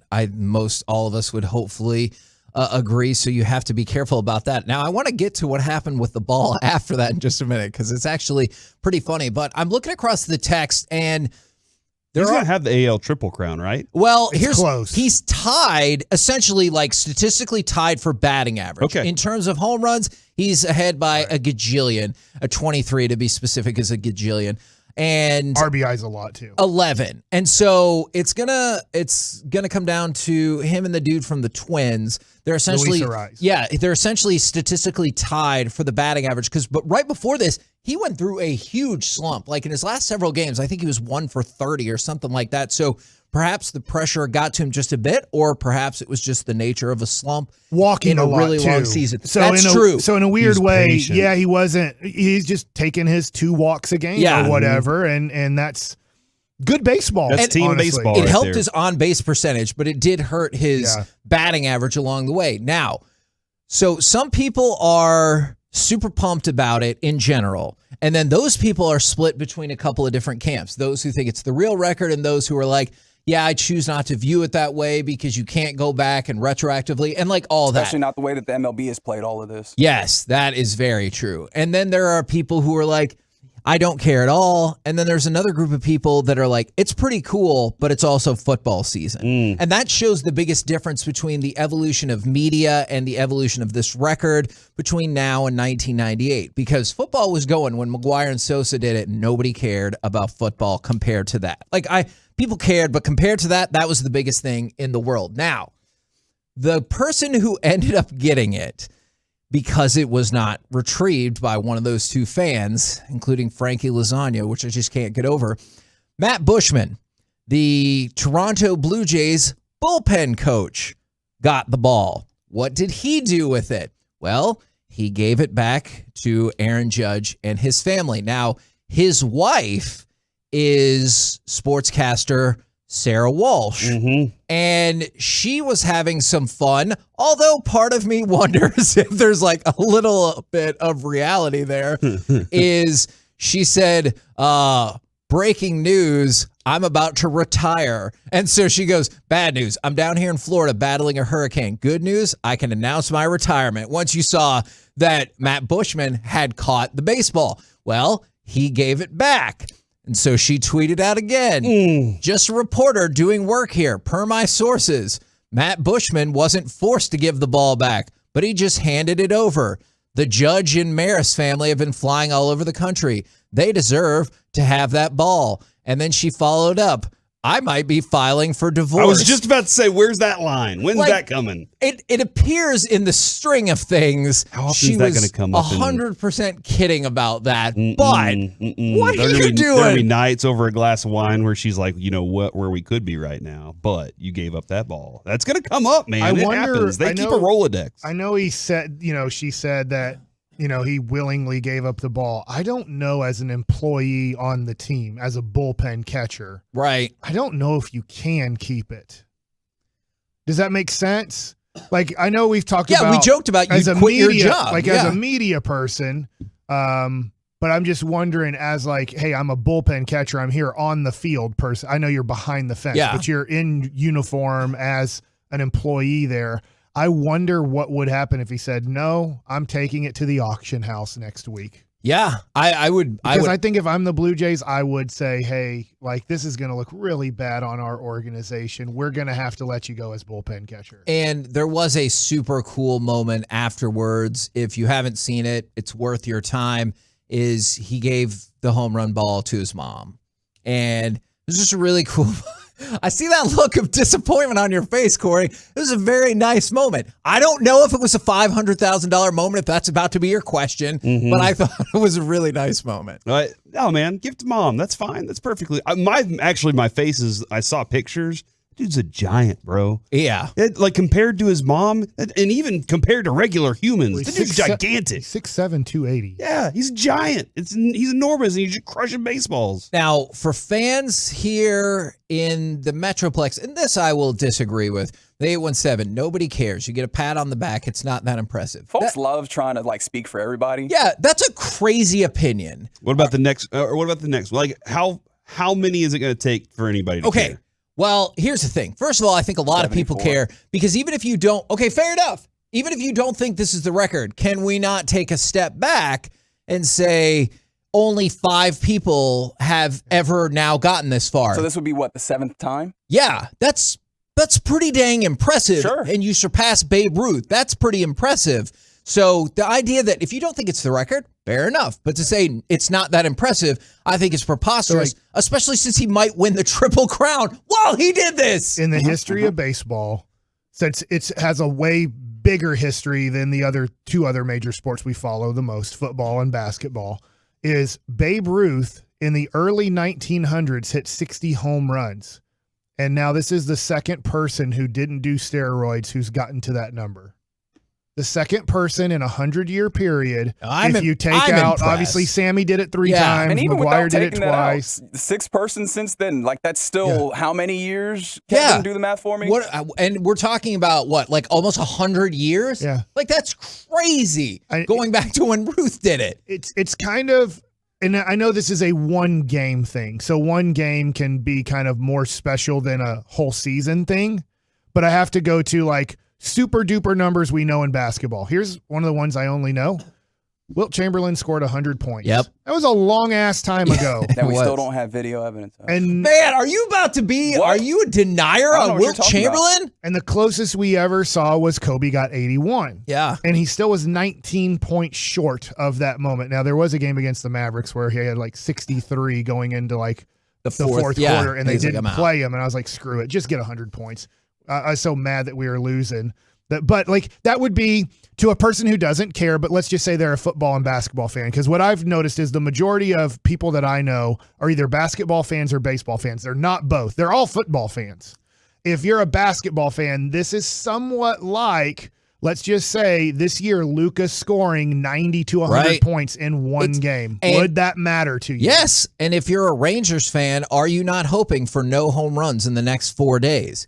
Because starting on Monday, including the games that we gave tickets away to, there will be 4 games to close out the season against the Rangers. Tony Beasley said yesterday, he was like, we're not planning on pitching away from him because honestly, they're not playing for anything. So why would you? And so home run 62 is going to matter at the auction houses. There's already a standing order up for at least $250,000, and I think it'll go up. What if in that 4-game series he hit 17 home runs? Like, what if we just grew fastballs and we're just like, hey, let's let him reset the record? We're out of time, but I do wonder this. After he hit 62, all the pressure's off. Mm-hmm. Now it's just like whatever. That's what happened with McGuire. Right, and then he just went crazy. After he got finally past that number and hit 62, then McGuire just is like freedom. Yeah. And so I'm wondering in this last series if he can hit, if Judge in New York coming up here can hit 62, if he comes here with just this freedom of like, Although, is it possible that he slows down and like the quest for the Triple Crown, if he hits, isn't swinging as big in order to keep that batting average up? I mean, I hear you, but that's just who he is, right? Sure, I mean, sure.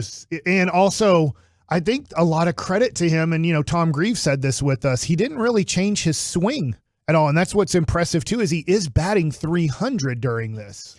We're the KNC Masterpiece right here on 105.3 The Fan. Coming up next, NFL overreaction or reality? Where do you fall on these key statements? We'll do it next right here on The Fan. Stick around. We've got much more to talk about next on The Fan. Every search you make.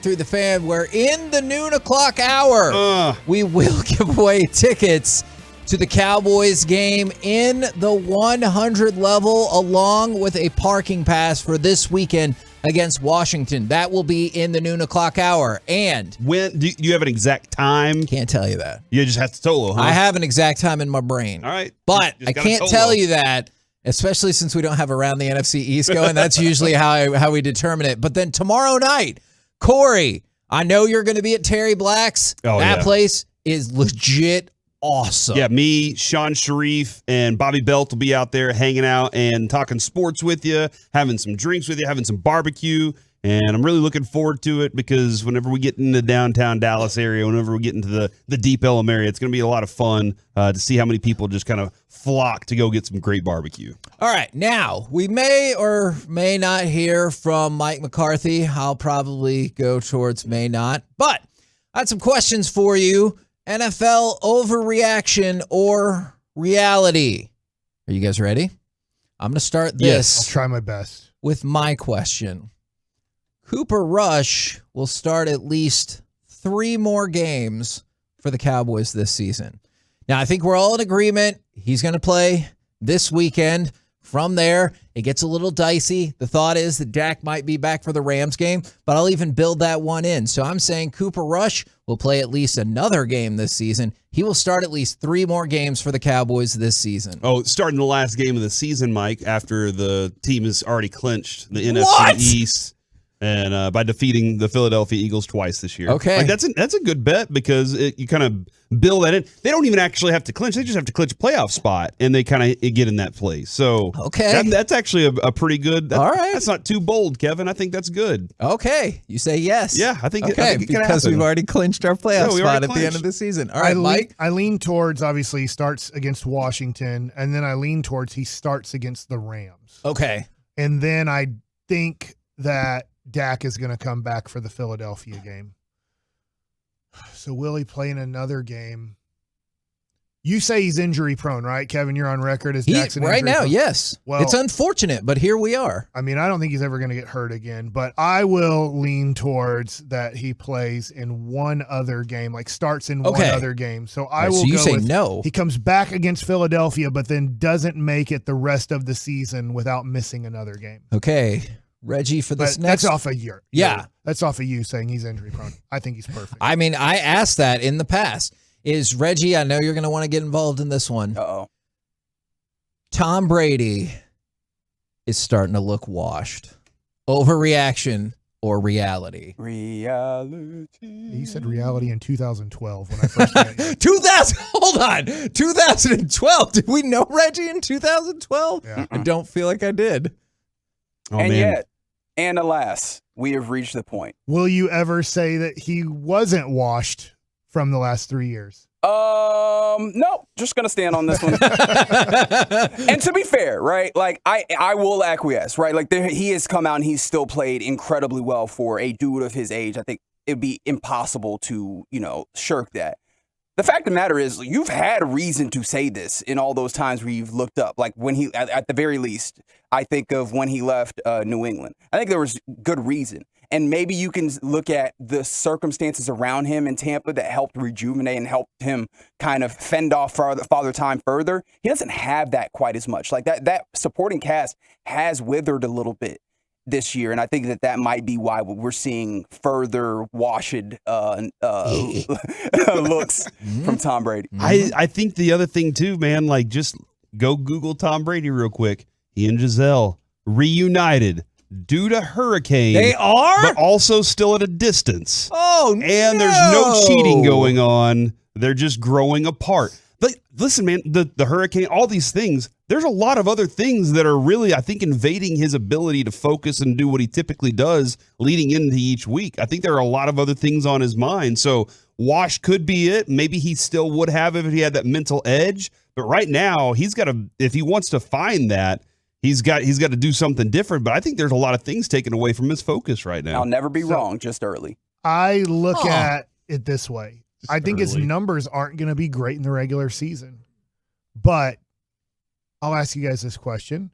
You want to play Tom Brady in the playoffs? Whether you think he's good or not, He wins. No, I don't. So that's the thing about, I think that I don't think he's going to have as good of numbers. At the same time, when it comes to Jalen Hurts versus Tom Brady, Dak Prescott versus Tom Brady, I will say in a weird way, Aaron Rodgers doesn't play his best in playoff football for some reason, but I would probably lean towards Aaron Rodgers right now over Tom Brady in a game. But I just feel like I have to play Tom Brady in a playoff game. As a fan, I'm scared to death going, I don't know what's going to happen, how it's going to happen, but Tom Brady's going to figure out a way how to win this game. NFL overreaction or not, the Bengals win tonight and remind everybody in the AFC they're still here and ready to be a contender.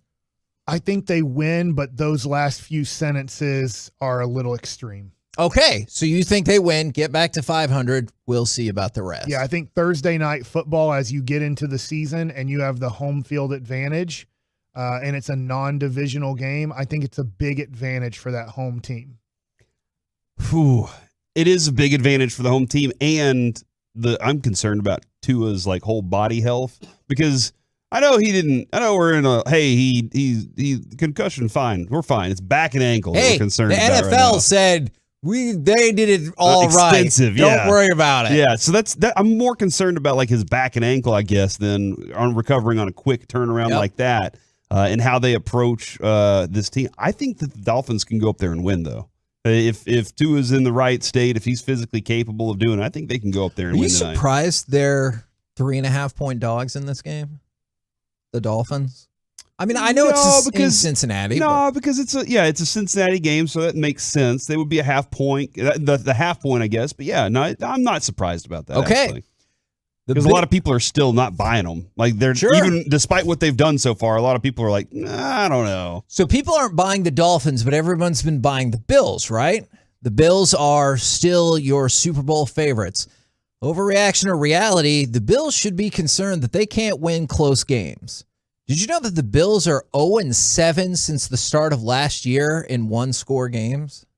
0-7? 0-7. Now, I get part of that is they whip the crap out of people. Like, I bet they weren't concerned about it in the opening game against the Rams. But you understand my point, kind of like what Mike said with Tom Brady in the playoffs. No, I don't want to play Tom Brady in the playoffs, but perhaps in the playoffs you'll find yourself in a tight situation. And yeah, since the start of last season, 0-7 in these games. Man, that's interesting that they can't win those kind of close games. And I wonder what defenses have found that kept the game that close, because the other ones, they blow it up so much. Yeah.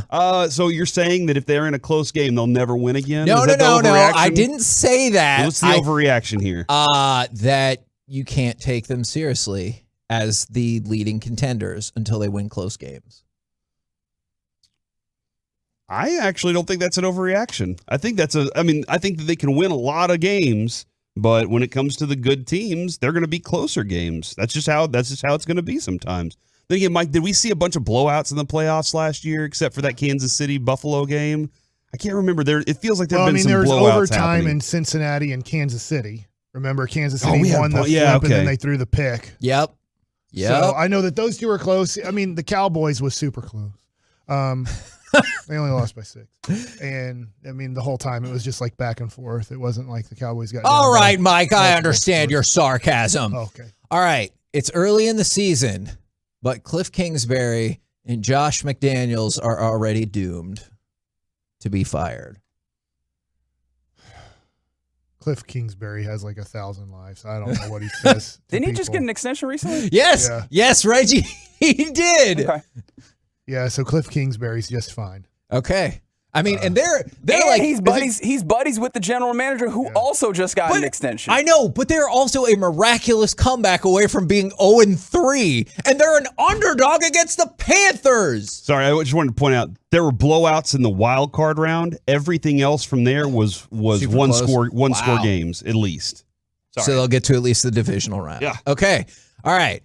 So Cliff Kingsbury's got 1,000 lives. What about McDaniels, who, I get it, maybe you should get more time, but they started the season, they're like, we're gonna contend, and they're 0-3. Yeah, I'm sorry, I've never been a McDaniels fan at all, and I know what rightfully so. Yeah, he's a flake. He's done it multiple times. I don't know that he's organized. I know he was part of the Bill Belichick tree, but that doesn't How mean good's that, that tree? Yeah, that tree falls apart. Like those leaves fall and turn brown and then go away a lot. They get decomposed. So like he's part of it. But those guys, there's something different that Belichick does that those guys never learn, and I think it's the attention to detail. And I don't think that he's getting what he the max out of that roster right now at all. I'm also mad that I allowed myself to fall for the Josh McDaniel thing before Dave McDaniels thing. Like, didn't he fail horribly his first time? Every And then time. he went back and he looked good again with the Tom Brady offense. And then guess what he was going to do? Oh, I'm going to go coach the Colts. And then he was like, oh, never mind. I've already accepted the job, but I'm going to go back to this. He's a flake, dude. And I don't think you can follow a leader like that, man.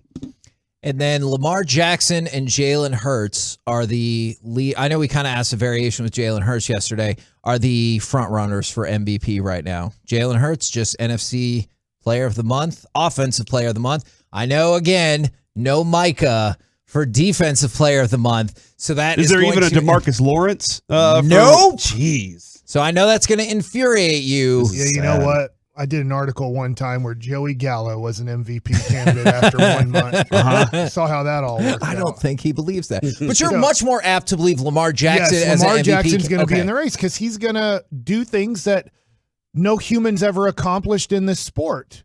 Jalen's not.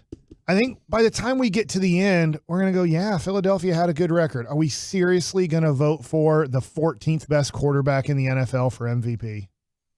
What say you? Which one? Yeah, I or think if Lamar, you prefer either one. I'm right there with Lamar Jackson. I don't know about Hurts. I think he'll come back to earth a little bit with his passing, but maybe their offense is good enough. But I think Lamar Jackson, you're right. Like, he can set numbers, and he's on a mission to do it because of his contract. Yeah. So, like, nothing can hold him back from it, like even except for injury. I think that's really the only thing that can hold him back from saying, you know what, I'm going to set this record, and this record. And was he leading the league in touchdowns right now? Yes. Touchdown pass? Yes, he So is. it's like, go add all those things together. I don't think a coach is going to walk up to him and say, hey, you can't make all these, you can't have all these stats, bro. Like, we can't have that happening. Unless, I guess, they're losing poorly and it's just not complimentary football, which everybody wants. And then I got one more quick question for you. I got 5 options. The Texans, the Seahawks, the Jets, the Falcons, and the Raiders. Do you think any of these teams should keep fighting, or do you think they should all just give up and start tanking it out? Well, I think the Raiders, you can look at their point differential and say, hey, we're 0-3. They've been close, yeah. Right, but if some of these games go our way, we're right back in it. Because last year, I think of Miami Dolphins. Yeah, and they 1-7. didn't have a Yeah. bad team coming into the season, and they got off to a horrible start. So I'd lean that the Raiders don't need to, and then obviously the Jets are going to play hard to see if Zach Wilson can play, and then if he can't, maybe you get to week 12 or so and then go, hey, we need a new quarterback. Falcons, Seahawks, and Texans? Because at least the Falcons and Seahawks, horrible. they They're need horrible. a quarterback. I don't know what the Texans are they're still evaluating on Davis Mills, of course. Yeah, they can try their best. They're still going to lose. Well, and maybe it would change for the Falcons if they decided it's Desmond Ridder time. With a K&C masterpiece right here on 105.3 The Fan. Coming up next, it's time for Baseball Nuggets with Mike Bassick. Let's talk about Chris Young and if it's acceptable, the 2022 season. Next. Now, if you're an adventure.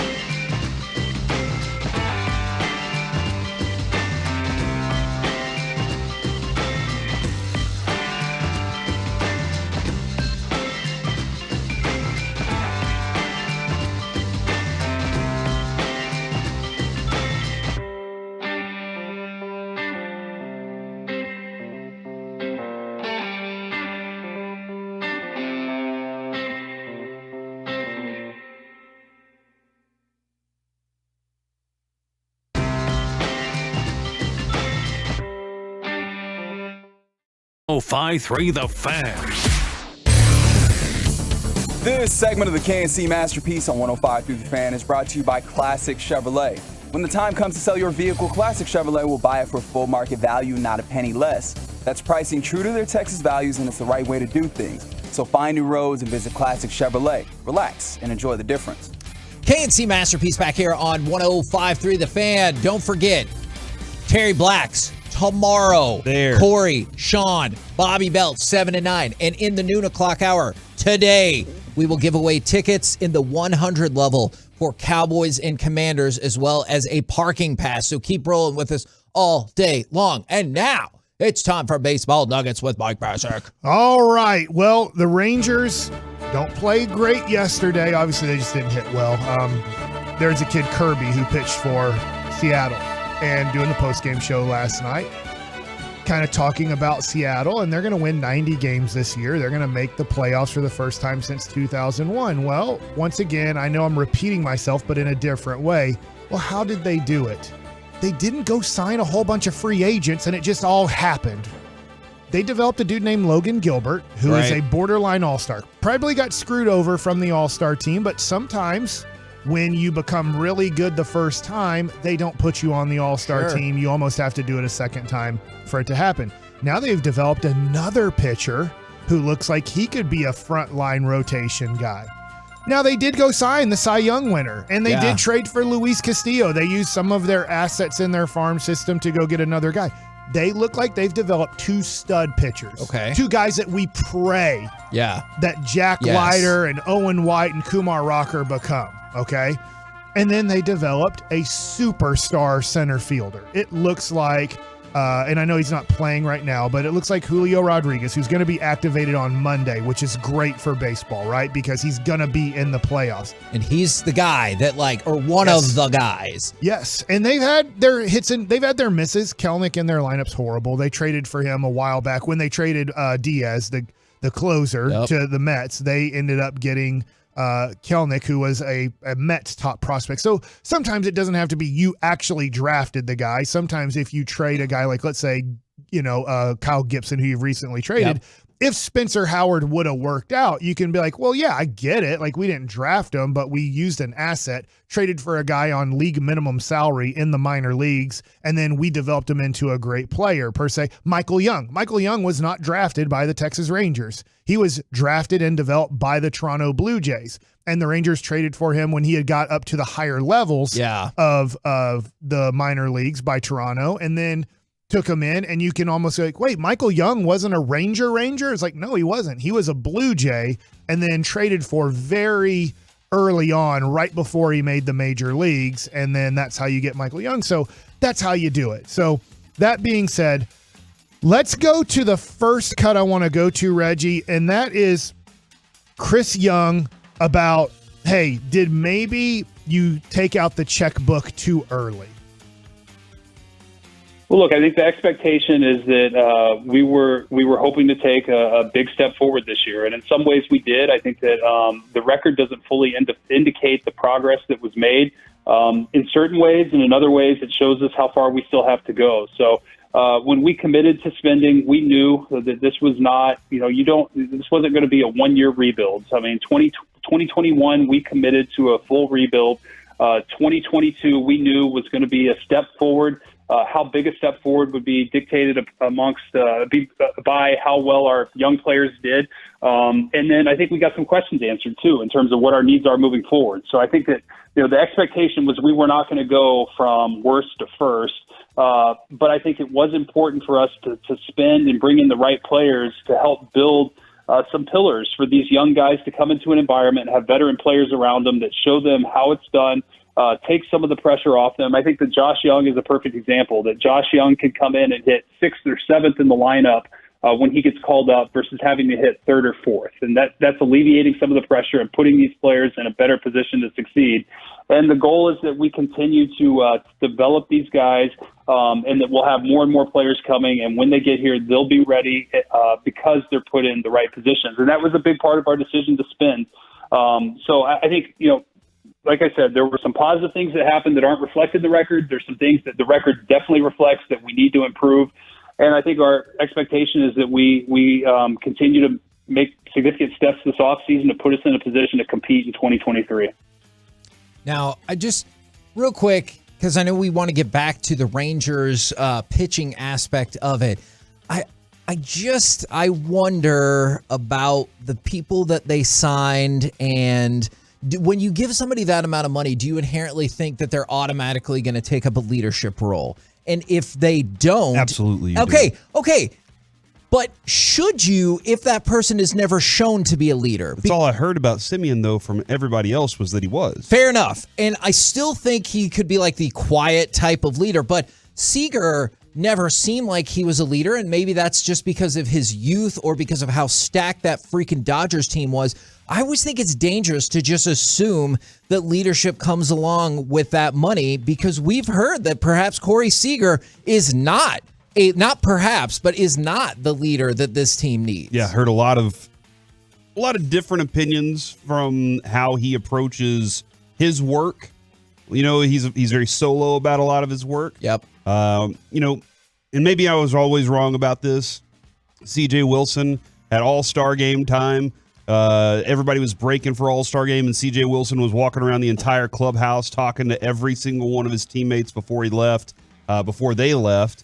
And I found out CJ was still the kind of guy that we thought he was. But I thought that was a cool thing to do, was go, talk to all the guys before they take off so you can see what they're up to and everything. And I don't know that Corey Seager is on that track where he talks to everybody all the time. Okay, and I don't totally fault Corey Seager for that, because they're like, hey, we're going to pay you the most money. Okay, I accept. And then if they're like, but you need to be a leader, and we're going to build a franchise, or we're going to build a winning team. Yeah. We're going to have a winning organization, and we're going to go get more players to play along with you. And those things were also promised. And so maybe he doesn't feel that's been the case. And he's like, you know what? When you fulfill the rest of your promise, maybe I'll lead up to my promise. Or maybe he was like, it means being a leader by playing really well, or at least playing well. Or maybe they didn't make it explicit what kind of leader you need to be. Or maybe, quite frankly, they didn't say anything to him about being a leader. They just assumed that the contract comes with you becoming a leader. So I don't fault him for that if that discussion never took place. They're like, we'll give you the most money. And he's like, that sounds great. I like money. Because we all do. Yeah. Now, one of the things that Chris Young said there was, hey, our record in some ways don't indicate how we played. The run differential at times can give a story. Do you know, and we talked about this a while back, the Rangers, I think 2 weeks ago, set their franchise record for most one-run losses ever. So remember, was it 15 or 16 where people were like, I don't really believe in this Rangers team because they have a crazy good record in one-run game. Okay, and they got swept in exactly. The playoffs. And so people didn't buy into that. So to be fair, perhaps if you're looking for positives about how this team could take a step forward, they will not or should not be as bad in close games as they were this year. Their run differential being negative 26. Their record is 66 and 88. They're two teams that are really close to the same run differential, to give you an idea.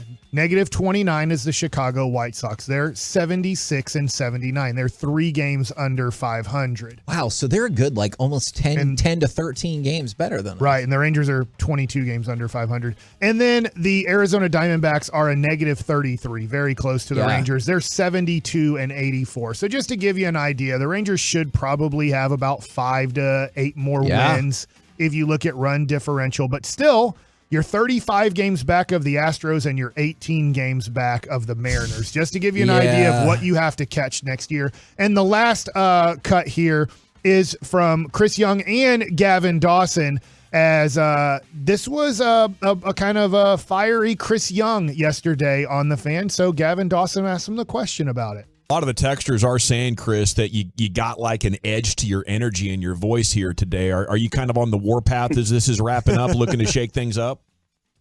Well, I wouldn't say shake it up, but I'll tell you this. I'm not satisfied with where we are. Until we are winning championships, I'm not going to stop. We're going to keep getting better and better. We're going to pursue every way we can to improve our club.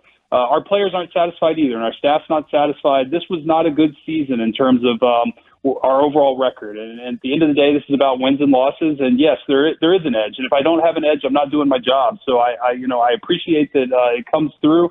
I am super competitive. I hate losing. I'm tired of losing. Ranger fans deserve better. and we're committed to giving them a winning team. We're going to do everything we possibly can to make that happen in 2023. I like it. Yeah. That's a guy who I want leading the Rangers organization. I know that you said, I'll let you repeat what you said in crosstalk, because sometimes we start concentrating on the players on the field, but you believe something else if they're serious about changing. And I'm sorry. It's been long enough. You need to revamp the head of your drafting and player personnel. Like, we've gone through this time and time and time again. And one of the things that we always heard was that Kip Fagg and JD were really close. And so maybe that's why. I don't know that to be the case, but like, you like working with your friends in frequent cases. Well, JD is gone. I think just based on his performance that Kip should be out as well. He's been with the club for 30 years. I mean, that extends beyond John Daniels. And I think I'm actually reading a piece right now because somebody asked the question, Mike, can you explain how to develop a good pitcher? And I'd love for maybe a day for you to be able to do this. Okay. But I'm reading a piece right now where it says to build the right type of development system, you have to go find things that you're bad at and replace them, and then be good with some of the other tendencies that you are good at, and tolerate those tendencies where you can grow into that. And that's where, I think the huge factor is they're bad at something, and they refuse to fix that first. And they decided Woody wasn't good enough. They fired him. They decided JD wasn't good enough. They fired him. Well, all data tells you that our scouting department and drafting development has not been good enough. So that's what the Rangers have been doing, and that is the next logical step. We're the KNC Masterpiece right here on 105.3 The Fan. Coming up next, we will talk with our Dallas Cowboys insider, Mickey Spagnola, right here on your home of the Cowboys and the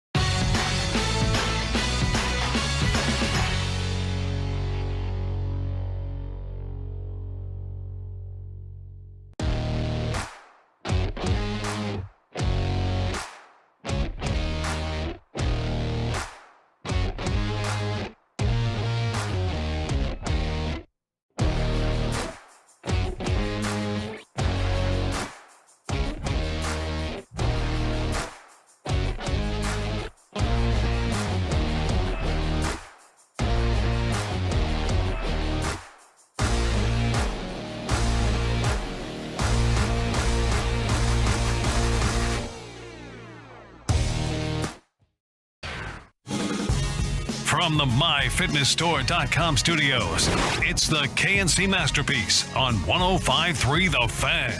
KNC Masterpiece right here on 105.3 The Fan right now. Brought to you by Ford. Built for Texas, built for you. It is our Dallas Cowboys insider, Mickey Spagnola. Good morning, sir. What you guys got going today? Well, one of the things I was really hoping to chop up and talk about with you is the stat about how quickly Cooper Rush gets rid of the ball. I know it's a smaller sample size, but it also matches what I feel like we see in the game is Cooper Rush gets rid of the ball in 2.36 seconds, which is second among starting QBs behind only Tom Brady, who is very well known for getting rid of the ball agitatingly fast.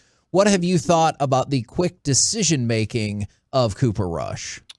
So that's like from snap to release? Correct. It seems awfully fast, but yeah. Yeah, I mean, he does a really good job, I think, with his pre-snap reads, and I think he probably has a pretty good idea of where he's going with the ball, as long as his wide receivers are doing what they're supposed to do. And the protect, a lot of that's got to have to do with protection too, right? Yeah. How many times have you seen him have to bail out and like throw on the run? Yeah. Not often, right? Yeah, no, not at all. He's getting back and he's saying, I think it's Kellen back Moore's step and throwing it, yeah, right? Yeah, exactly. So I think that has a lot to do with it. I more than, well, he's real quick or he reads it real fast. I think his pre-snap reads have been very good, and I haven't seen many plays break down where he's had to improvise, because I would imagine that would, if you have an average on those things, that would create a higher average, right? Yeah. I would like to know what Carson Wentz's is. Wentz's? Yes. Because he's improvising back there, and he's running, and a lot of times getting caught. So I wonder when they do this analytical stuff and he gets sacked, does that count? Because he didn't get rid of the ball, right? Oh yeah, that's a good point. I don't know. I'll have to go back and double check on that. Yeah, let me know. The pocket time, is that what we're looking at here? Time. Pocket time. Yeah. Carson Wentz holds on to it about 2.5 seconds. Okay. Which yeah, but there's a difference between like 0.5 and 0.2. Yeah. For sure. Oh, that's a huge difference. Oh, yeah. huge. Yeah. I The know. blink of an eye. Yeah. But you know what we're saying, right? Like I know. It doesn't seem like it, but man, in that moment, you get rid of that ball a split second sooner, you're like, hey, good job. No, I just think, again, one of the reasons why he's in the job he's in as a backup quarterback is I think he's prepared and he knows, he has a good sense of what has to be done. But again, you can't get rid of it unless you have some place to go with it, right? That's a fact. Yeah. And the way the Cowboys have kind of lined up for him, it's a lot of protection for one. Right. They've done a really good job, and those two young tight ends are blocking. That's a huge factor, is that those two young tight ends took on that responsibility and said, we're going to be willing to block while the other guys are out there making their good catches. Now, I know they've thrown the ball down the field, but not that many times, right? Yeah. So if you're throwing a smoke screen, what is that, 1 second? Yeah. So, yeah, I think we have to be careful on how we interpret that number when it's an average, because if you're throwing dump-offs to your running back, you're probably doing that in a second and a half. Yeah. So that counters me back there going, okay, is somebody going to get open where I can throw the ball? And then it takes 3 seconds. So, yeah, but it's a good average. The fact that DeMarcus Lawrence didn't get Player of the Week is just still, it's in my crop. Micah didn't win Player of the Micah Month. didn't get Player of the Month, and I just want to, Mickey, I just want to know that those guys are furious too, because I'm furious for them at this point. Well, I think sometimes what happens, I mean, that's a NFL office decision, right?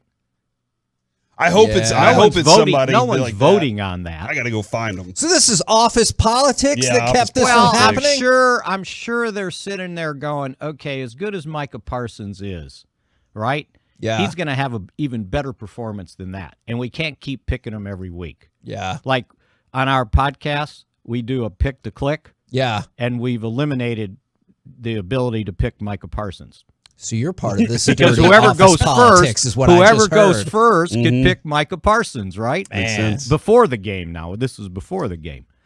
So I'm sure they're sitting there going, okay, he's going to win this at some point. Now the DeMarcus Lawrence one, I guess he didn't get a fumble recovery or whatever the other guy forced got. fumble. Yeah, Forced fumble. yeah. I mean, he should have got credit for harassing the quarterback. Yes. Right? Yes. Should have got credit for pressures, although, the NFL doesn't recognize pressures. There's whoever else is counting them, the TV broadcast or whatever, but it's not an official NFL stat. Okay, do you ever wonder about the evolution of the NFL stats then? Because it feels like 1982 was way too late in the game for them to be like, hey, when that person tackles the quarterback, that seems like a pretty big deal. We should probably start logging those statistics. And now they don't log pressures. It seems, but they at least do quarterback hits. Okay. So that's good. That was a step up because they didn't used to do that either. Yeah. I think the sack thing, I'm not sure anybody kind of understood the importance of that maybe until – and then there was something else that they had to officially judge, right? Your scorekeepers had to be trained to do that. Right. During the game. Now, there's times when teams think, hey, that guy got a full sack, not a half a sack, and they'll challenge the NFL and they'll go their stats people will go back and look at it and give you a decision. So you can call in a request, right? It's like, oh, I think you missed one, right? There's a lot to go through with it. But it is amazing that it took to 82 because there was a lot of guys before that, Harvey Martin, yes, that had a lot of sacks that don't get recognized. Yeah, but remember we talked about it. Was it during training camp this year or off season? Those guys that did the study, yeah. They went back and kind of looked at what it would have been if these guys got credit, and it was pretty enlightening. But even then, wasn't the NFL like, that's cool? We're not not going to change our records just because these two guys did that, right? Yeah. Hey, by the way, that medical check I was telling you about yesterday? Yes. I did it. How did it go? So Dak was walking down the hallway, and I saw him, and I said, so, he's smiling. I said, so, can we shake hands? And I held my hand out. He held his out. He goes, gently. Okay. All right. Nice job, Mickey. So I didn't have to bump into him. I didn't have to do the Bill Parcells hit the guy in the ribs to see how he's doing, right? So how does your real life experiment translate? That means what I just heard was he'll be good to go for the Rams game. Or maybe not. Yeah. Okay. Handshake breaking. But definitely, handshake news. but I think you could rule him out this week. Yes, absolutely. Now, somebody who, and sometimes by us, but definitely across different spheres of the media, Mike McCarthy has been knocked around a bit. I wanted to know what have you thought, especially these last 2 weeks, of the job he's done, maybe when it comes to keeping a team together, what it looked like after that first game, the season was ready to be over. Yeah, I think that, the entire coaching staff has done, and he should get credit for that, has done a really good job of making sure no one panicked, making sure that you don't listen to the outside noise because there's always going to be some. And, just keep your eye on the target and not get distracted. And as he said, this league's week to week, right? I think he mentioned in the press conference he doesn't put much stock on what happened the week before, meaning, all right, Philadelphia sacked Carson Wentz 9 times. We're going to get 12, right? And make that affect how you game plan. Yeah. I think they've done a nice job of using the word that we talked about the other day, resilient, and just kind of keep your head down and go. I mean, I think they recognized that they had a young team. Nobody else did, or few people did, on how young they were going to be. And it might take time. Well, it certainly took the first game. I bet they wish they had that over about week 6 or 7, maybe. Yeah. But I'm sure that's happened to a lot of teams. That first you don't get a you get these preseason games, but hardly anybody's playing. So it's kind of the first time out. But yeah, no, you're right. And doing so with your backup quarterback. Yeah. And absolutely. The backup quarterback you chose to go with. Somebody's got to get credit for that at this point. Now, if he loses Sunday, it's like, well, why do they got this guy as the backup quarterback? So, yeah, I think that and then managing the offensive line because, those guys have done a really nice job.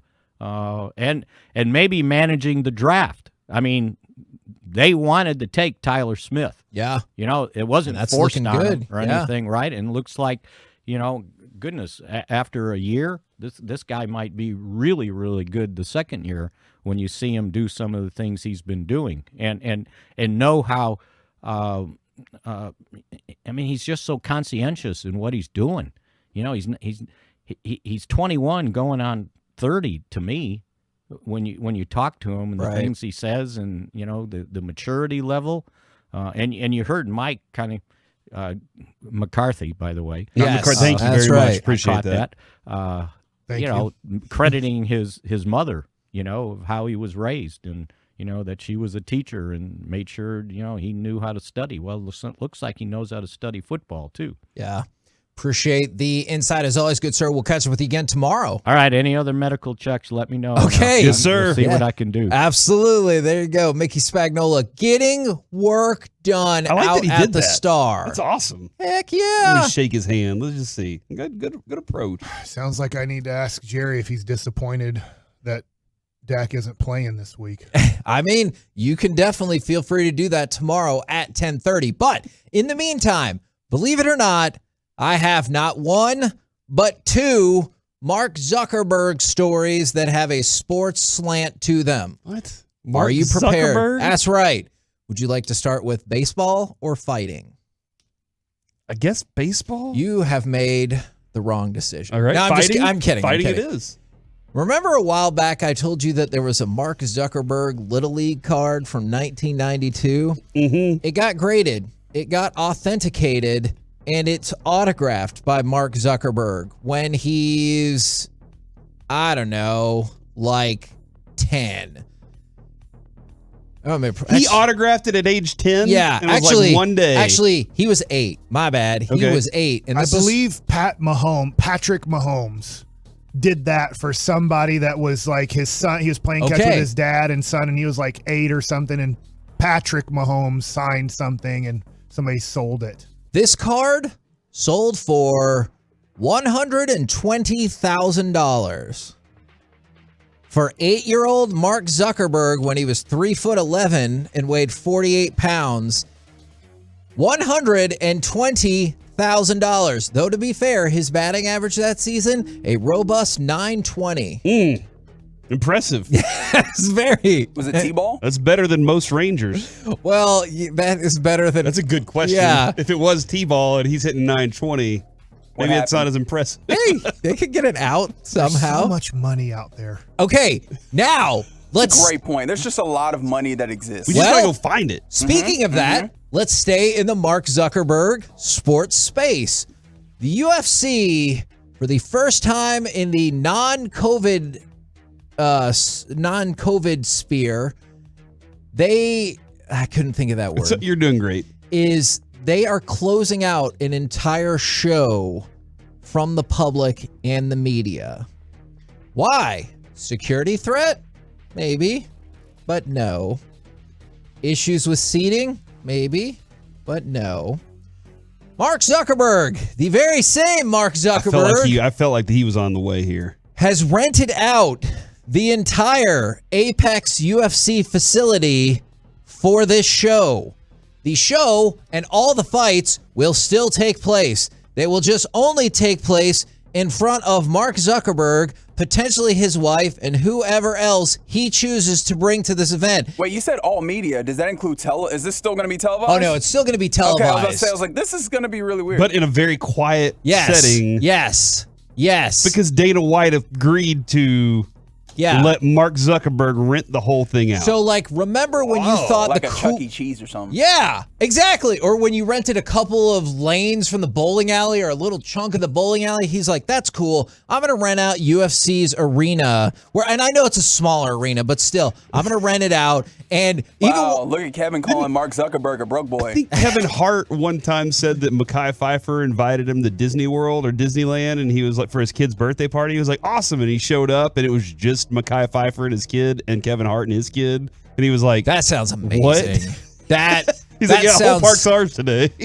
That sounds freaking amazing. Now, Mackenzie Dern, who is fighting in the main event, said, I know Mark Zuckerberg rented out the whole event. I know he'll be there. I don't know if it's like literally him or just his wife or if he's having some time of party. I wanted to main event in front of a crowd. Now it's going to be very, very private. I think it's very different. Yeah, it's very different as a fighter. If you're walking into that octagon and you're like, all right, where's the pump up music? Yeah. Where's Narco? You know, like what's going on here?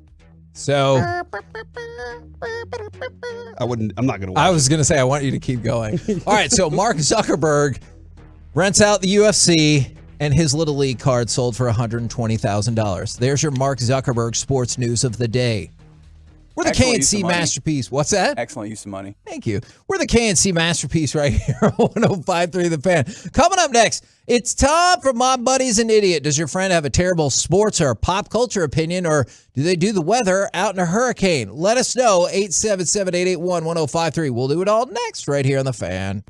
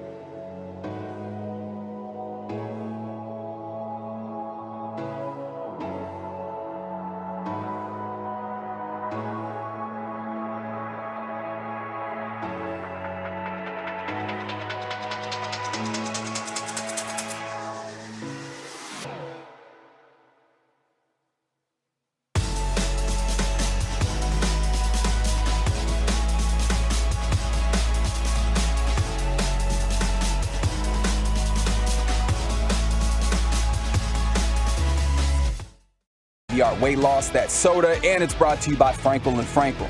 There's a reason you need a special license to drive a big truck. So companies that hire drivers and put them in big trucks should be held accountable for what happens when one hurts you. Frankly, you need Frankel & Frankel. The consultation is always free. Visit truckwreck.com.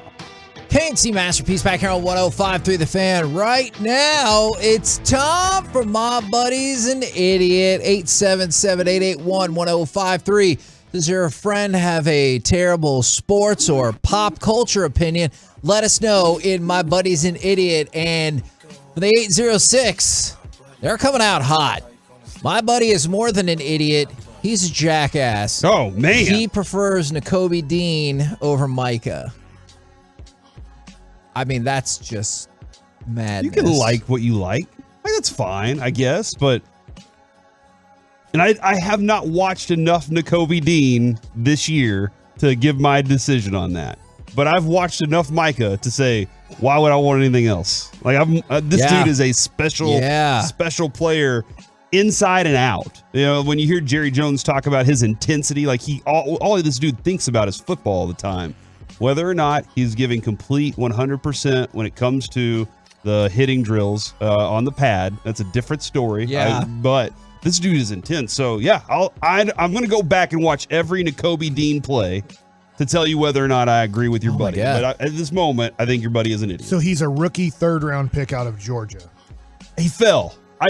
Would you agree with that, Reggie, that he kind of slid in this draft? I thought he was maybe late first rounder at most. And some of that is like a weird fascination with his size. He's a little bit smaller, I guess, for a linebacker. 5'11". Yeah. He is an incredible reader of plays and he knows where to be. But yeah, as much as I would like to wax poetic about Nakobe Dean, he's nothing against him. Right, he's not in a place where people are considering him as one of the best defenders in the NFL. With Micah Parsons. That guy's right now is an idiot. Nobody even barely knows up here who Nakobe Dean is. That's why he went from idiot to jackass. Now, this one's sad from the 469, but he's an idiot because he was just born that way. That means there's nothing that they believe that this person can do to fix that. From the 717, my buddy's an idiot. He thinks Mitch Trubisky is better than Cooper Rush. Not right now. I definitely don't think you should think that. I just want to point out, Nakobe Dean's had 3 snaps at linebacker. Let's go. How good were they? Does that mean you already watched them all? No, I just got up there there's 3. I saw them. I Googled Nakobe Dean, and it says why Eagles rookies aren't busts despite little or no play time. Oh, hey, we can use that logic with Jalen Tolbert, especially those first 2 weeks. Yeah. From the 817, my stepdad is an idiot for trusting me to draft his fantasy team. Should I go off the assumption that he tanked that team on purpose? Right? He what? You're saying he tanked? Yeah, because he said he's an idiot for trusting me. Nobody would say that if they're like, and I did the best job. Because the guy's sleeping with his mom. Wow. I mean, yes. Valid. But Mike's just spitting facts Sabotage. here. Unless not. From the 254, that's a fair point, actually. This happened. I think this is definitely in regard to me. And I'm going to double down on this. My buddy's an idiot. He thinks only scrub college football teams play the 11 a.m. game Saturday morning.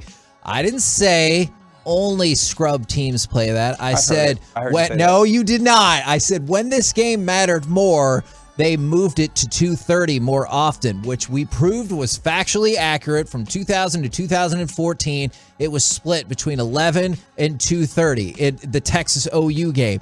I'm not saying that you're automatically a scrub. I just think that the game, especially with Oklahoma and Texas both losing this last weekend, lost chances, or maybe they've moved it because just the state fair traffic is easier to manage. All possibilities, but there was definitely a time when this game was the most important game in the country, like time and time and time again, and they frequently put it at 2:30.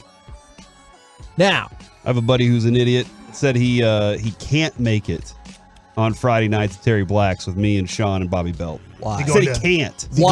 Is he going to Elton John with me? He's got to. Well, no, I don't think so. Are you excusing anybody who's going to see Elton John if that's why they can't make it to Terry Black? I mean, Terry Black's does sound fun. Yes. But I bought Elton John tickets like 14 years ago. Because you thought it was for last year, right? Yeah. And where is this? This makes no sense. It says the 30th, but the 30th is a Thursday. And where is this concert taking place? At the Rangers ballpark, Globe Life Park Field.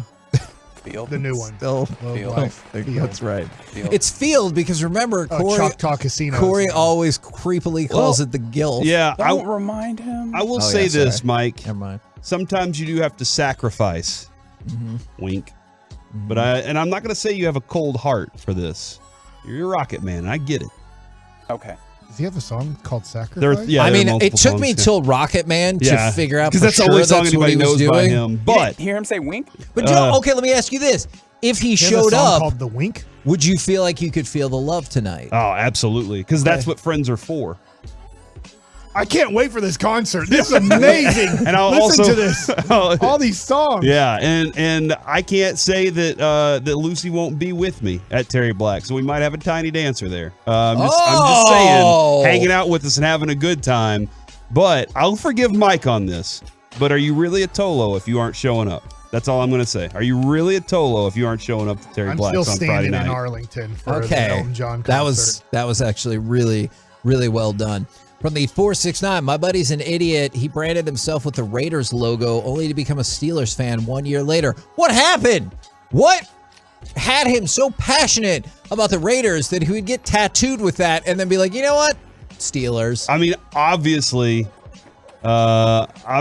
whenever they hired McDaniels, that was the turning point for him. Right. He was like, well, and actually, Reggie, I think I'm gonna read some of that coming up here in the C block today about how bad Josh McDaniels was at Denver. Oh, yeah. I got some good stuff throwing out there. Maybe he just wanted a pirate tattoo. Yeah. I wonder if I'll be an idiot on Saturday if I flip onto A&M Mississippi State game and I can't tell who's who because they look exactly the same. Mississippi State's like 3.5 point favorite in that game as well. Same colors, everything's like the same. That's what I'm saying. Okay. No, I get it. I was waiting for the burn of like same level of success. Yeah. They're both 3-1. You know what? That actually Mississippi State's favored by 4, so A&M's in big trouble. It's up to 4 now. But thankfully, Mike didn't go there. All right, let me ask you this, and we can play cut number 5 to go along with this. Do you think that weather people who go into the hurricane just to prove that a hurricane is bad are idiots? Let's fire off cut number 5. It just came flying by. All right, you know what? I think I'm just going to come in here for a second.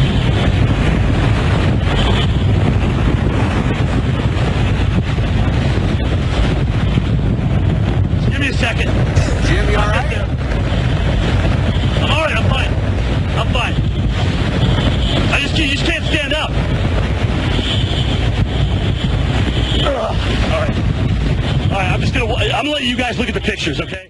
Now, that's Jim Cantori. Jim the weatherman. He's awesome. He got hit by a tree branch. Been on the show with us before. Yeah, did you hear that oof? Yeah. Early on? Yeah.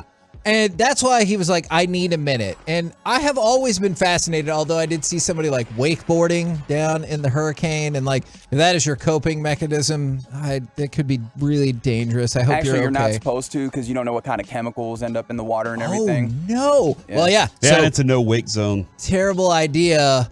But also, I think it's always weird that they're like, hey, you need to see how bad this hurricane is by me standing out there. And I'm like, you know what? No, I could see the video. Yeah, like I just saw a tree flying by. I don't need Jim the weatherman to stand there to be like. Just the videographer needs to go to the storm then. Well, or you set up a hard camera ahead of time and hope for the best. Keep it there until it flies away. And then you're like, well, you know what? Our hard camera got blown away.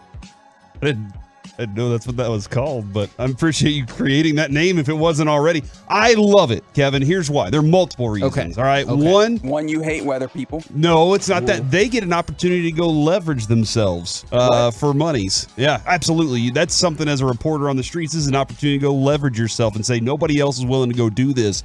What's the money that you're going to pay me to go inside the So eye what's of the storm? danger premium? Absolutely. Ooh. They're willing to do that, and that's on them. Yeah.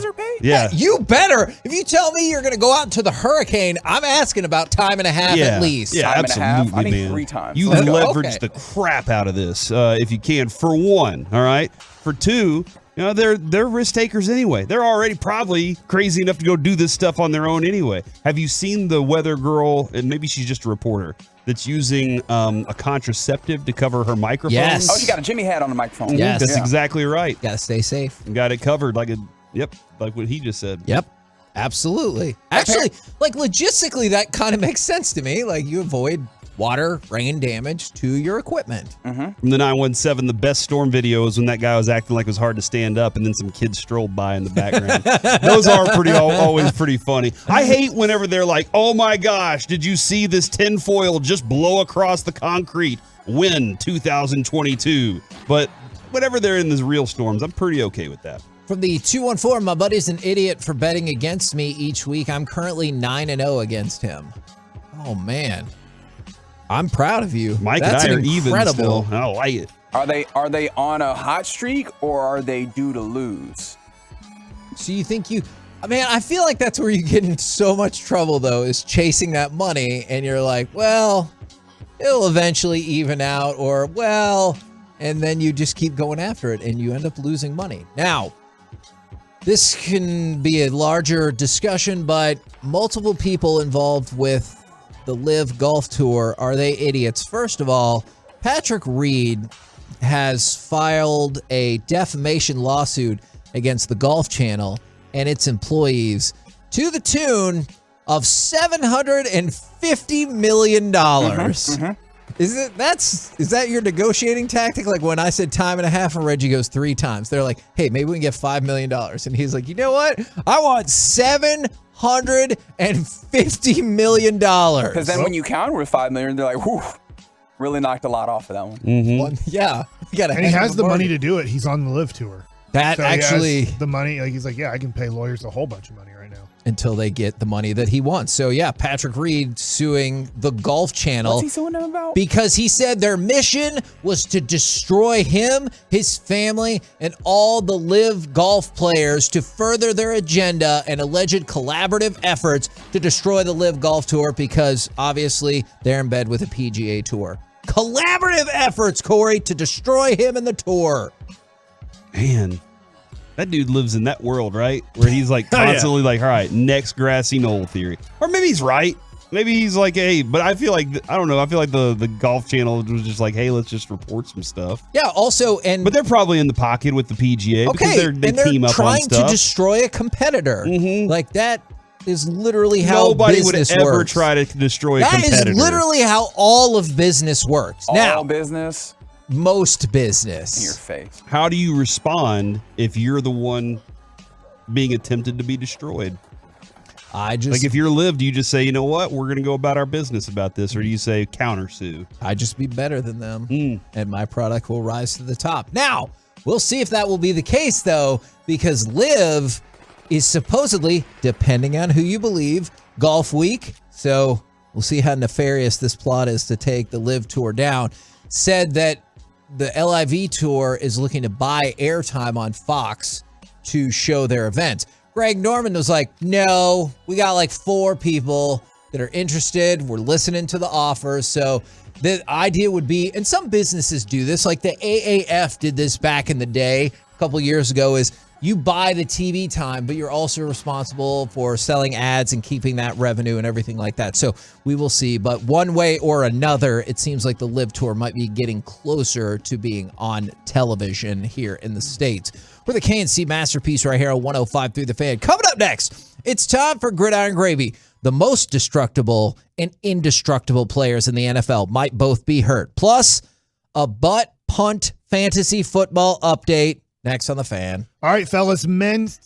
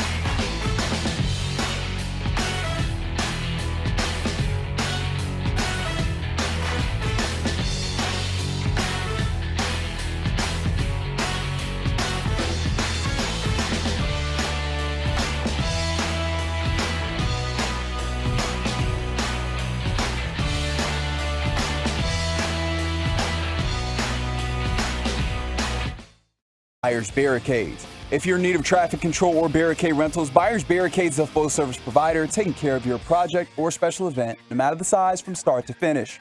The Texas Authority and Barricade Rental, ByersBarricades.com. KNC Masterpiece back here on 105 through the Fan. Don't forget, in the 12 o'clock hour, we will give away tickets to go see Cowboys Commanders, and it will be in the 100 level, a pair of tickets as well as a parking pass, courtesy of those good people at AT&T. So appreciate that very much. But right now, it's time to go around the entire NFL and dip into some gridiron gravy. Oh, and those buttermilk biscuits. And we start with, do you want to start with the most destructible or the most indestructible player in the NFL? Dak. Not Dak. Indestructible. Indestructible. Jonathan Taylor. He missed practice yesterday. You might be like, who cares? I don't. He never missed a practice in high school. What? Or college or the NFL.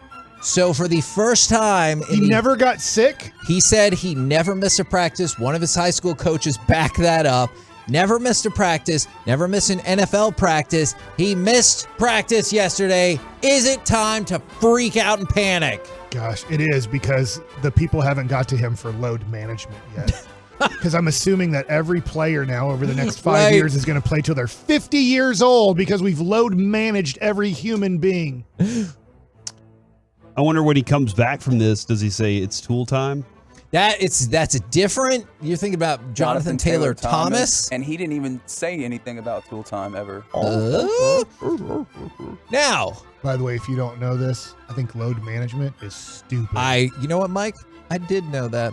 Is Christian McCaffrey, the most destructible player in the NFL, is dealing with a thigh injury, and he had previously scheduled he was just going to have Wednesdays off, but this time on the injury report, it's due to the thigh injury, and depending on who you believe, the Panthers might be more concerned about this injury, and it might lead to him missing some time. What? I got a fantasy football question for you. When do they finalize and lock in weekly scores? Usually it's like sometime midday Monday. I mean Tuesday. I was about to say. Yeah, sorry. Yeah, that seems reckless. Sometime midday Tuesday. Okay. It seems like. Because Okay. every once in a while I'll get this like random out of nowhere. It'll be like, oh, defensive score has been adjusted. And you're like, whoa, hold on. Oh, okay. All right. So. Well, depending on the rules of your league, this could be an issue right now. The league has officially changed the butt punt from a blocked punt by the Bills to a -1 yard punt made by Thomas Morstead with the Miami Dolphins. Feels unfair. But for fantasy purposes, that means the Bills defense will no longer be credited with a blocked punt. So if you were in a razor tight game and this swung the difference, I don't know how far down the line they go when they're like, okay, well, they changed the score, so we're changing the score. That's why I was curious. If it gets locked in, you're like, doesn't matter what the league says, it's done. Okay, that's interesting because I've always hated that if my quarterback or if somebody's, I don't have that quarterback, but I have this defense. All right, that quarterback threw an interception, and then my defense gets points against it because the quarterback, that had nothing, my defense or special teams wasn't even on the field. Right. How can I can't control that the quarterback on that team's stupid. So like that always infuriated me. So this is really interesting that they charged it that way. I like it. Let's go from that to Minneapolis, which has been chosen as the contingency site for the Kansas City-Tampa Bay game if it has to relocate because of Hurricane Ian. Minnesota is going to be in London to play the Saints with their sweet black helmets. So Minnesota Stadium is available. They might shift that game, and you've seen a lot of awful pictures and videos and everything out of that. So I guess I would say in order of safety and everything like that, I guess I wouldn't be surprised if they move that game. But that's a big game, and it would just get moved to neutral site in Minneapolis. It's very far away. Right. London, that is. Right. But also, Minneapolis is very far away from Tampa. Yes. What's further?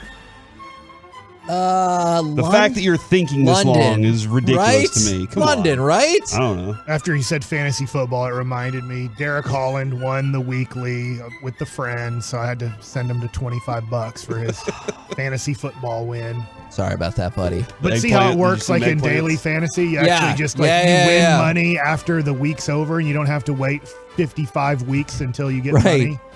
Let's go to Russell Wilson, who, if you missed the Manning cast during the Cowboys-Giants game, they took some shots, said maybe they should have paid that punter $235 million instead of Russell Wilson. Well, if we can go to cut number one right here, Russell Wilson heard it, and he decided to respond.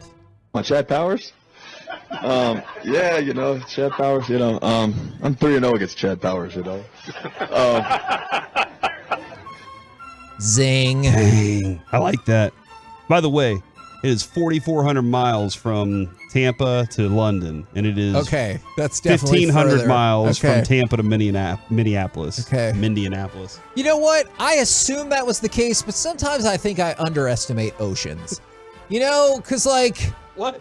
I just I assume, hold on, Mike's nodding his head. So Reggie, because I assume very powerful. Yeah, if you get the current going your way or against you, things can change. Yeah.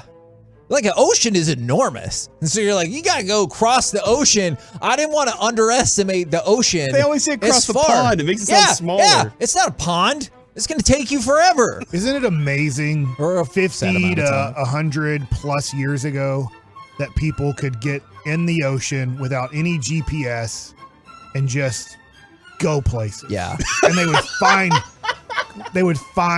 like, yeah, we're going across the ocean and we know that there's land over here. And they would find it. That is terrifying to me. If you've ever seen like a shipwrecked or an island show or anything like that, when they just look at the horizon, it's nothing but water. I'd be like, no, there's you nothing just leave that me way. here. I'm just go back. Nope, I'm just gonna stay on the island. Hope a plane flies by. I still got my flare gun. Think about it, Mike. They didn't even have a map that told them something was going to be there. They just assumed we'll just fall off the side of the earth, or maybe come back around, depending. That's also true. Okay. It was round. Okay. They didn't have satellites. Here's the thing about that, Mike. I don't want to judge those people too harshly, because tell me right now, promise to me right now, you have never been driving on a highway or a ramp that's just going up, up, up, and eventually you see the apex and you just have to assume for a second that the rest of that road is still there. My grandfather, I remember he was in Arkansas and he stopped and got out and looked over. He wanted to look over the edge of the road to see if the rest of the road was there. Because there are roads in Arkansas, and there are plenty of states that are like that. And I realize That's what made way bigger deal. I saw the cars before me, but I'm like, for half a second. You can't trust that. Yeah. What if that's a lemming situation where you're just like, I'm just going to follow that car over the edge too? That's a great point. Now, what a game. Which response did you think was better? Russell Wilson dove into the Chad Powers bit, or there was Tua when he was rolling up to play. They're going to play the Bengals tonight. So he's rolling up in Cincinnati, and this guy yells, F Bama, F Bama, like 3 times. Tua just looks over and he goes, man, y'all lost to us. Oh, man. Talking about Cincinnati losing to Alabama. Is that a better burn than Russell Wilson saying, I beat Chad Powers 3 straight times? I mean, it's both of them are based in fact. That's true. So that's a good, like, that's technically correct, which has always been the best way to be correct. Is that the most hurtful part of a burn too? Yeah. Yeah, because if you throw something out there that's like that has nothing to do with it and there's no facts behind it, then it's not, you can't, oh, dang it, he's right. As you might have predicted. Because what's the comeback on that? Yeah, but that's because y'all only got a bunch of blue chip players. Yeah, and you're like, yeah, got him. again. As you can guess, a lot of people responded under that tweet with the TO, that's my quarterback. Oh, man. And so, remember that moment? I do. God. He cried for Romo. He did. Then threw him under the bus the next year because he was making up plays with Witten. He did. Very TO of him. They're drawing up plays in their hotel room. Listen, together. people might think I'm a good teammate. Let me cancer this thing up. Let's talk about Justin Fields super quick. Justin Fields, over under, how many completions will he have this week? Like what Vegas' over under is? Correct. 13.5. Wow, very good. Their over under is 14. 14. He's averaging 7.7 completions per game. I'm taking the under. Now, who are they playing? How many yards is the over under for this week for the Bears? For just Justin Fields. Justin Fields. 150. Hold on. 115. 155.5. Take the under. Again, Justin Fields is averaging 99 yards passing per game this season, but Vegas believes this is the week, or maybe it's that just Justin Fields.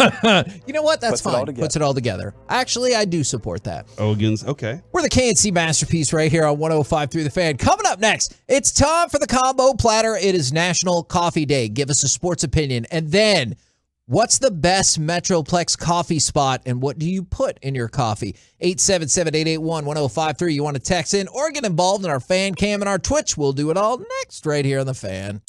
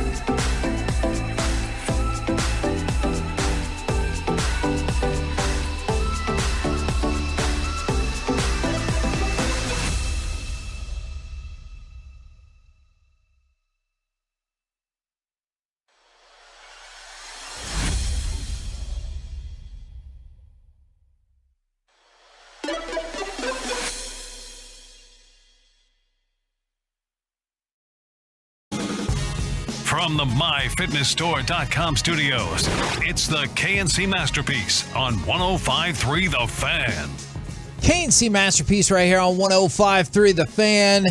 It is National Coffee Day, so it's time for the combo platter. Give us a sports opinion first, because that's how this is always going to work. And then, what's the best coffee spot in the Metroplex? And perhaps, what do you put in your coffee? All viable outcomes here. Gentlemen, would you like to go to the fan text first, or would you like to start? I want to start with this text that came in real quick. And it's not necessarily either one of these, Kevin, but it's an opinion on coffee. From the 903, people don't like coffee. They like a hint of coffee, flavor, sugar, water. I like my coffee like I like my women, and I'm not going to read the rest of that, but bitter is definitely part of it. Oh, yeah. When it comes to coffee, I think you start out with the idea of, oh, this creamy, sugary thing is pretty cool. Yeah. And then you start to go, well, I need to cut some sugar out of my life, so you cut the sugar back, and you're like, but the cream's fine. And then you're like, you know what, let's take the dairy out of it too, because maybe the stomach's not working out. Now you're down to black coffee. And then at some point, you just start snorting the beans. Oh, and my then you're Lord. just The caffeine addiction just gets stronger and stronger, and then it takes over your whole life. Yeah. Now, until that last part, I was kind of thinking the same thing about salad. When people are like, I'm eating a salad because it's healthy. And you put like 8 gallons of dressing on there and everything. And I was like, I think croutons, cheese, I think you've lost ham the and bacon part that was healthy about your salad. If you're just like eating it because you think it's delicious, then rock on. But From the 817, Chris Young will turn the Rangers around faster than people think, and Dutch Bros Iced Kokomo is the best. I am a fan of Dutch Bros. I got a Dutch Bros thermos. Can I ask you? That was donated to me. Can I ask you a question about that? What is it about that place? I'm seriously asking. I've never been there, but they built one pretty close to the house, and it has the double drive-through, and that place is always popping. Yeah, they have. I think there's another one being built in Plano, but they have one over in Plano, and I think that they have like an assortment of different kinds of coffees. Like it's kind of like, hey, Starbucks is this. We're a little weird, and we have all these other things too that are kind of cool. Like we have these Mountain Dew drinks and stuff like that. So that's what's going on. I will add this. They raised a ton of money for my possibilities, and then they doubled whatever they raised. They said, hold on, we raised this much money. We'll give you the amount of money we raised also. So I thought that was really cool of them. That is super cool. My sports opinion. How does Micah Parsons not win freaking Employee of the Month? Come on, what are we doing here? And you heard Defensive Employee of the Month. You heard Mickey. Office politics. And then Mickey admitted he's part of the problem because he's like, you can't pick Micah anymore. He's what? off the No, board. you should be able to always pick Micah. Look, I have always thought this is a weird thing. It's like, oh, Mike Trout can't be the MVP this year. Voter fatigue? Yeah, yes. That has always perplexed me. Is like, yeah, Michael Jordan's the best, but I'm kind of tired of him getting it. Let's give it to Karl Malone or whatever. Like that seems that seems weird to me. Facts. It did happen, and it's gross. I disagree. Okay, fair enough. I did always think that's weird. And they're like, well, we can't give it to him again because he always wins. And you're like, but was he always the best? Now, if you're going to say that Micah didn't have 2 sacks in the last game, you're factually right. Yes. Are you going to say he didn't make a huge impact on that game? Reggie, you watched it. How many times did you go, God, I love this Micah guy? He's so good at playing football. He knocked those 2 people down. He was like, get the hell out of my way. It is. I tweeted this out. It's like watching your favorite home run hitter. You have to know when he's on the field, and you have to watch what he does because you want to know what's going to happen next. I will also add, Kevin, White Rock Coffee is one of my favorite coffee places. Oh, which one do you pick, though? You can only pick one. Well, I just was adding on to the other person that threw Dutch Brothers out. Yeah, he was just reading somebody else. Yeah. Smart. All right, so I wonder how much of these like coffee shops or what have you, people are voting on not because of the coffee itself. Well, see, that's a good question. I like it. At first, I thought this was a shameless plug for the business, but then they went into further detail. From the 217, My sports opinion is that the Bengals' white uniforms tonight are the baddest jerseys in the league, which I could definitely see that. And the best coffee spot is Metro Mazda in Mesquite, which I thought was just a shameless plug. And they go, seriously, they have a custom coffee maker in the lobby. It's amazing. Yeah, I like that. So, I mean, They've been getting hella oil changes because they're just like, I need that coffee. Yeah, and they're like, we said every 3,000 to 5,000 miles, and maybe synthetic 75 is like, nope, need it right now. And you're like, sir, you could just come in and get some coffee. But that's a great question because I'm not sure. Because I feel like Starbucks is Starbucks, but like I feel like one of the things that took them to the next level is like, or you can get a sandwich here, or you can do this and that. And so like, are people looking for, I just want the coffee, or are they looking for that, hey, I can also get a sandwich or, something, a bagel in the morning for breakfast? Like, I'm really not sure where people go with I think it was Java Jones was the first time I ever had like a Frappuccino or whatever. And I was like, what is this magic? I was like, coffee can't be like this. And then again, Kevin, I turned to the point where I was drinking it black, and chopping up beans and snorting them just so I could get them into my system as quickly as possible. I still hope that didn't really happen. I dare you to do that tomorrow on our show. I don't think that you should. I dare you. I'm really concerned at the look you're giving him right now. Whatever time you pick. Fresh Probably beans? later in the show, too. Yeah, let's crush up fresh coffee beans, and then you snort them in your nose, and let's see. You think I won't do Lunch rush? I don't think you will. During the lunch rush, I guess. I don't think you ever have. Oh, that's fine. You can think I have. Oh, my God. If you don't You think don't I have will, the guts. that's the difference. What are you doing, Reggie? There's no way for me Clearly to instigating. What do you prove mean? that I have or not. Tomorrow. But I can prove if I will. Let's crush some coffee beans. 877-881. Actually, just for the record, I don't know if I think this is a great idea. tweet me on Twitter at twitter.com / at in the majors. Yeah, tweet me there and say if you want me to do this or not. Right now, at in the majors tomorrow. You know what these people are going to want. These, like, Yeah. I want to know. They don't care You about can have it on the video. God, you're such a freak. All right. What? From too many people are not giving a sports opinion, and they're Just like, giving- but I just need giving you. coffee? Yeah. I don't have a sports opinion, but I have a question. Okay, a sports question. A sports question. Corey, ruling? Vote. I asked a question. Okay. For my opinion. Well, I guess we're here. My All opinion right. is, how is Micah not the employee of the month? But I thought that implied the opinion that you think that he should be employee you have of an the month. implied opinion, and I don't know if I have an implied opinion, but I've been thinking about this week, and I know not many people are thinking about the Rangers and their future, but I am. Leody Taveras is struggling tremendously down the stretch. Yells In guy. fact, he has a 262 batting average for the year, which isn't bad, right? That's a pretty good average because I was like, man, I just want him to bat 250. But when you break down, September's almost over. In September, he's batting 179 with a 238 on base percentage. I don't care about his OPS. No. He's not an OPS guy. I only care about his batting average and on base percentage. And I know I'm probably stupid for that. But in August, he was 247 with a 292 OPS, which to me is still not good enough. The batting average is good enough, but I need for him to figure out a way how to get on base approximately 35% of the time, which in July he was.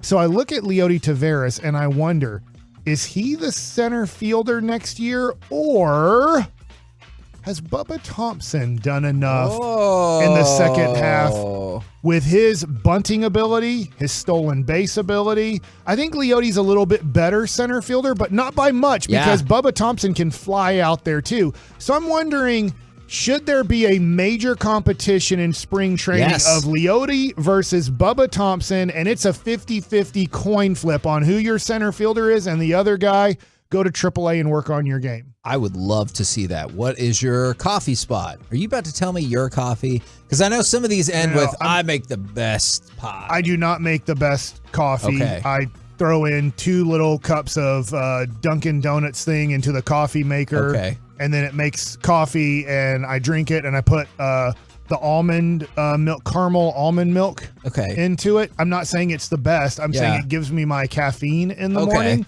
Obviously, if I go to a place, I'm not a coffee person, so I'll go to Starbucks in the wintertime, and I like their, it's like peppermint white chocolate or something. I think is really good. Very good. It's really It's good hot sugary, chocolate. but it is really good. Okay.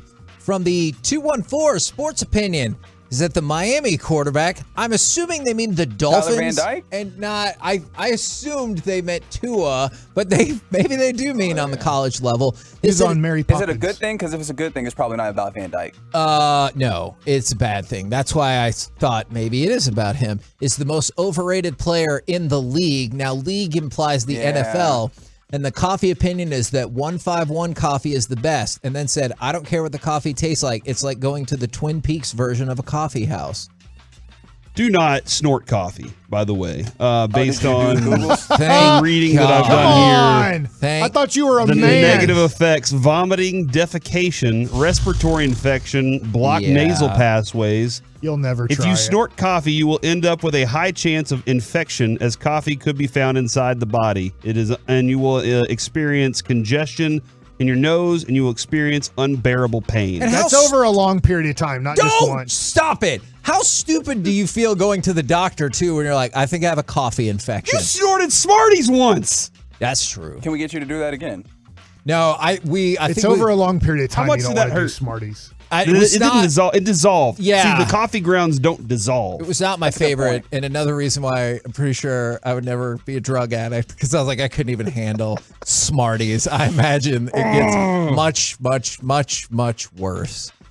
All right. So you're not gonna snort coffee tomorrow? Don't let I'm him gonna check antagonize Twitter and see you. how What? Twitter has- You're still thinking about this? Yeah. Do I have to text your wife? Just a small I amount. vote yes. You Let's go with won't Mark do Reggie it. saying that. I'm okay with that. From the 817. The Tolos want blood. Time to snort coffee beans. And see, this told is you they don't care this about is you. what I'm nervous about. This is why we stopped doing the wheel, is because they're like, I remember very vividly. If you don't die, then you did nothing. I stapled a dollar bill to my arm, and they're like, that's not real. Pulled it out. You could see a little bit of blood coming out, and they're like, yeah, you could have done something else. And I'm like, well, You could have snorted coffee. yeah, in your you nose. could have snorted coffee. From the 817, Dak still isn't $40 million better than Cooper Rush, and if your coffee doesn't include chicory, then you're doing something wrong. I've heard that before. I feel like that's, I don't know what if it is. you go though. to Cafe Du Monde in New Orleans, Oh, that has chicory hell. in its coffee. I believe it's lettuce. No, it's not. Seeds, roots, and dried above ground parts used. Yeah, chicory's a plant. Yeah. Okay. And so they use those parts of it. I feel like you stretched there that it's lettuce.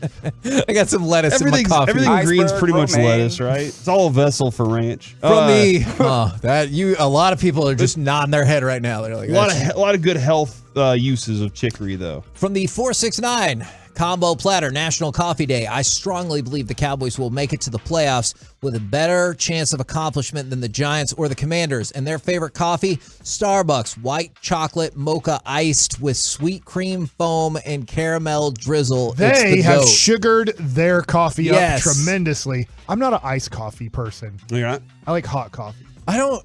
Do you not like the No, I don't understand the like concept the of iced coffee. frappuccino? Which is basically like a Caffeine, Slurpee, but not hot. Yeah, I a mean- coffee Slurpee. Yeah, I guess I would rather have iced tea and then hot coffee if we're doing that instead of hot tea and iced coffee. So from the 806, Luka will win MVP. Yeah, I like this person. But you give me a butt. The Mavs will take a step back and lose in the first round. Straight black coffee every day at the Cuban Cafe, but their con leche hits so good too. But they said their preference was just coffee, no. Do you think most people Frills? Yeah, no frills. Do you think most people at least, like overwhelmingly, most people at least have something in their coffee? Yeah. Like cream, milk, sugar, whatever. All right, Luka doesn't make first team All NBA, but the Mavericks lose again in the Western Conference Finals, or I take that Luka scenario. wins the MVP and they lose in the first round. I prefer the first scenario. Which do you prefer? I think Probably the I prefer latter. I think I prefer the playoff success, but then it worries me, why didn't Luka make first team All NBA Yeah. and then why didn't Luka win the MVP? Like And not to shade the Mavs, but like wouldn't you be concerned that they would be locked in further on the way that the roster is now? I mean, I hear what you're saying, but I would also be intrigued by the fact that they got back to the Western Conference Finals again. I would be like, well, something worked out. So, yeah. From the 214, Cowboys will have 8 sacks this weekend. And the possibility. And the commissary located downtown. And they listed another one, Italy in North Park are their answers. We're the KNC Masterpiece right here on 105.3 The Fan. Appreciate y'all committing and participating in the combo platter. Sorry, we did not get to anyone. There are a lot of texts. Love you guys for that. And we didn't give the tickets away. Well, guess what? That will be your reward. Coming up next in the lunch rush in the expressway, we're going to now get to this Cowboys tight end story. Will a bond between the Cowboys' 2 rookie tight ends help the team with their salary cap woes? Plus, Mike likes it. Plus, we will give away a pair of Cowboys Commanders tickets in the 100 level. All of that will come at you commercial free next right here on The Fan. Blasting out 100,000 watts of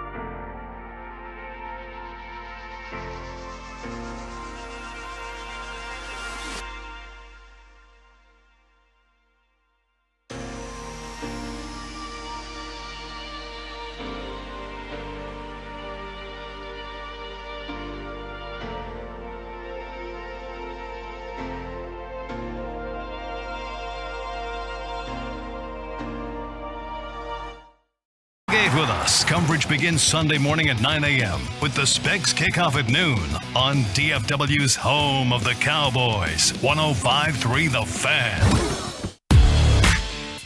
This segment of the KNC Masterpiece on 105.3 The Fan is brought to you by AutoFlex Leasing, and it's brought to you by Frankel & Frankel. There's a reason you need a special license to drive a big truck, so companies that hire drivers and put them in big trucks should be held accountable for what happens when one hurts you. Frankly, you need Frankel & Frankel. The consultation is always free. Visit truckwreck.com. KNC Masterpiece right here on 105.3 The Fan. Love us some Frankel & Frankel. Those are the very first people who started supporting us when we did the night show here on 105.3 The Fan. So shout out to them. And they're also going to be in the midst of helping me out with my current car accident. Oh, interesting. Now, we have entered into the lunch rush and the expressway. Got a whole bunch of stuff to do here. And in this segment, we will give away a pair of Cowboys Commanders tickets and a parking pass. Is it now? No. Okay. No, it's not. Those tickets are in the 100 level, so get ready for that. But first, I wanted to start with this. And this is something that we've talked about doing all week. We just haven't had the time. I was reading an article in the Dallas Morning News on Sunday, and it was about Jake Ferguson and Peyton Hendershot. So when they first met, I've heard of them. Yes, good. As you know, you hear these stories, they're like, oh yeah, we bonded at this or that or whatever. So they were locker neighbors at the combine. Hendershot said, when we first met him, I really didn't like him, talking about Ferguson. He was a super outgoing guy. That's just who he is, how he carries himself. I just remember we'd be in group settings. He'd be the life of the party. I really didn't like that. I was like, who the hell is this guy? Or Because he was the life of the party? Yeah. Okay, all right. And A so little jealousy and envy coming from his enemies. So they were just kind of different and didn't really get along. However, as they kept moving forward, they started to get along a little bit better, and it started with a drill that they were working on. It was during the broad jump. Ferguson struggled his first couple of attempts, and he needed to hit it big with a third attempt because, of course, we live in a world where if you can't do a good broad jump, you can't possibly play in the NFL. And he said, I turned around, walked towards the group. I was about to do my third jump, and I was like, turn me up. And then Hendershot, kind of pushed him or kind of tried to fire him. No, up. that's cool. Yeah. And so Hendershot said, turn me up, Ferg. Come on, Ferg, turn me up. I started gassing him up a little bit. And then he had a really good jump. And that's when we started to kind of like each other. That's pretty cool. And then they both ended up getting, I was going to say drafted by the Cowboys. Part of the Cowboys. They both ended up with the Cowboys. And so now I want to push forth the idea. I know I pushed this to Mickey, and he's probably too soon to be thinking about this. Those two guys are now friends. You saw a glimpse of what it could look like on Monday night. Is Hendershot and Ferguson excelling going to be one of the keys to move the Cowboys salary cap back into the right direction? Yes, but man, guys, wouldn't it be just a Cowboys move to say, no, we're re-signing this guy?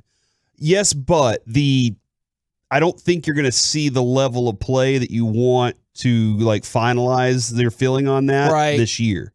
And the reason I say that is because Dalton Schultz is going to see what's happening and go, I need to get back on the field. Right. That's going to there was a whisper that going into last week that maybe he was, using an opportunity, and actually the week before using an opportunity. Yeah, last week the opportunity to say, you know what, I don't need to go out there on this franchise tag and injure myself. Maybe I should just go ahead and take it easy on this one and use it as there was a whisper of that, right? Yeah. And so I think that this what'll happen is once he realizes, the Cowboys are doing just fine without me, he'll be back on the field as quickly as possible. And coaching staff and owner aren't going to say, hey, don't let that guy play because we have the future at our hands. They're going to say, no, we have $12 million that we got out on the field. We need to go ahead and use it. So whatever he needs to get out there and play for his money instead of, hey, let's go ahead and use this opportunity to let these young rookies go do something special. And so some people will bring up, do they have salary cap problems? They had the second most salary cap space, blah, blah, blah. Now they have the sixth most salary cap space this year. But look ahead to next year. They have $15 million of salary cap space. Which you have to spend all of that. You do not. At the beginning of the season. But for training camp. That's right. Which I need to have a side conversation with him to know more about that. But that's 20th in the league. Now, can you make arguments that, of course, starting with Dak, there are contract switches that can be flipped and everything like that to help create some more money? Sure. But right now, you're 20th in the league in salary cap space next year already. You have $15 million in space. Compare that to the Bears, who have $115 million. That's a real number. Look it up. So you don't want Dalton Schultz back, is what we've heard from a lot of the fans, because you already franchise tagged him this year. And what I very much fear is that they're going to look at the contracts that have been handed out and say, you know what, let's give him about a 4-year, $52 million deal. But guess what? We'll backload the deal. And so the number will be so low next year. And we're geniuses and we're saving money. That's why we got Dalton Schultz. Or Hendershot and Ferguson can continue to do what they've been doing, especially on the blocking front, and maybe make you realize that you do not need Dalton Schultz, and he's a good player, but somebody else can have him, and you can move on down the road. This past weekend, for example, I guess it was Monday night, Hendershot and Ferguson combined for 5 catches, 56 yards. Can we start calling him Fergushot, though? Yes, I think we should. I really like that All name. right, so Fergushot combined 5 catches, 56 yards. And I was reading something from David Hellman, and he talked about how well they did blocking. Yep. which is something that people Very lament well. about Dalton Schultz all of the time. So I understand your point 100%, Corey, about you might not see enough this year to be like, those are my two guys. I'm kind of hoping that we can get to that point. I don't wish injury on Dalton Schultz or anything because he's a good player, but I wouldn't hate it if he was out again this week and those two guys showed up again. When you franchise tag a guy, you can't trade him. Is that correct? I believe that is correct. Because I was just thinking. At least at this point in the season, I don't think that is possible. I was just thinking, and I just can't remember the rules when you franchise tag a guy, if you can or can't trade him, because there is a time you can. I think we might have passed that time. Okay, because I would love to at this point. I know the Cowboys don't think this way. It's too hard to work for them. Is if you know you're not going to franchise tag them again, or you're starting to feel confident about the two other guys, I know it would hurt you in depth, but how much could it help you in the future? Is if a team that is, I'll throw out Tampa Bay. Tampa Bay should go for it. I just can't believe Tampa Bay didn't go out and do whatever they could to get Jason Peters. Right. You have a quarterback who is the greatest of all time, who's not the greatest in the sport today, but still really good, and you have a chance to win it all. Once Tom Brady retires, which most likely I think will be after this year, you're in a 3-year rebuild situation till you find a really good quarterback. And could you, if the rules say you can't, then I'm totally off on this, just fun point. Could you trade your tight end that you don't have plans for in the future and get like a 2nd-round pick from Tampa Bay so it helps you later? And the flip side, somebody suggested from the 806, he's going to leave, get him on the field so he can increase his value and bring back a better comp pick. The issue that I have with that is if Dalton Schultz is back on the field and doing his thing and stuff, that will drop the usage rate of what we've now coined Fergushot. And so that will drop their usage rate, which makes it far less likely that you'd be like, those guys can handle it. And I worry that the Cowboys would get in a bidding war over Schultz, which is not what I want to see. And the reason I say 2nd-round pick is you can't get higher than that. So when they talk about comp picks, I can't get higher than after the 2nd round is over. So that's why I would tell Tampa, hey, you're probably going to pick somewhere between 20 and 32. We want your 2nd-round pick because we would love to have a pick that's probably going to be 30 to 40 picks higher than the comp pick we get back. And remember, now the Cowboys don't do this, so they don't have to worry about it. If you go sign a pretty decent free agent, you lose the comp pick from losing a pretty good free agent, but the Cowboys don't seem to really do that, so they do get most of their comp picks. I want to toss this to cut 6 in just a second, Brian Baldinger, and you might have already heard this cut, but I found some interesting numbers to back this up. Is the Cowboys had 62 plays on Monday night. 44% of those plays came with an extra tight end on the field. So not just one tight end, but exactly, two. Exactly. Right. So you're talking about your newly dubbed combination of Fergushot out there on 44% of the plays. And I feel like we thought the offense did fairly well on Monday night. I realize the 23 points does not seem like an eye-popping number. You're also using a backup quarterback. You also had 2 huge drop passes that we think could have inflated the score by at the very least 7 more points. So we're talking about potentially 30 points. I realize that didn't happen, but I was intrigued by the formations they ran, and so was Brian Baldinger on cut 6 right here. Steve, I'll start this off by saying there's not a quarterback controversy. No, however, there is not. The Cowboys do put a game plan together different with Cooper Rush at quarterback than they do with Dak Prescott. And he's attempted 62 passes, Andrew and Steve, in the last 2 wins, fourth quarter comebacks, all that. He's been sacked once. Last night I saw a lot of YY formations. Both tight ends blocked very well. Jake Ferguson along with Peyton Hendershot. They both contributed a great deal. A lot of play action, a lot of max protection, a lot of half-field reads. And the fact is, they said, we're not going to let this guy get hit. We're not going to allow Cooper Rush to be affected early in games where he starts to be a little shy about keeping his eyes down the field. And I do think there's something to glean from the way that they have protected Cooper Rush going forward when Dak does come back. All right. By the way, Dak is throwing some short passes at practice today, which Mickey started to tell us according to my he sources. could shake hands. And I do agree with that last point about maybe using more of this kind of protection or these shortened field options in certain instances with Dak. But the point was, there's another person right there who talked about the blocking ability of these two guys. So if they are better blockers than Schultz, which I feel like now we're pretty early, but potentially we all agree on. And they can put up decent numbers. I'm hoping that the Cowboys can look at that combination and say, we will move forward with these young players who cost little to no money against our cap versus Dalton Schultz, who's going to cost you $13 million. And it all started with them kind of pushing and firing each other up at the combine after they originally didn't like each other. And I just think that's a cool story. I got two things I want to get into here. Let's just say that some point in the season, maybe one of your receivers is injured, or you are actually in position to make another bold move to put you maybe over the top of with talent. And Steven actually does go get Odell Beckham Jr. and brings him in, and they're like, look, we're going to go make a run for the Super Bowl. Like, this is, we're going to add talent to this roster. And you got all these things going on too. And somebody did say that you can trade, but not before they sign the tender or back. So you can trade them now, but not then. And so if that's the case, like, let's say all these things work out. Are you still killing Steven for saving the money? That's a question I've been kind of, will Steven be able to go, see, I had the money for just the right moment. And this is the player that we think is that close to putting us over the top for this run. I'm not for that instance. He's getting killed now for it. I know, because there's no move that's happened. What bothers me though is when you hear Steven or Jerry say we're always open for business with Dak. That terrifies me because I'm telling you now, believe me when it happens. They view that contract for Dak and know that it has not even kicked in yet. Like, if you're like, he makes $40 million a year. Not against the cap, he doesn't. He makes $19 million against the cap. Next year, it's $49 million.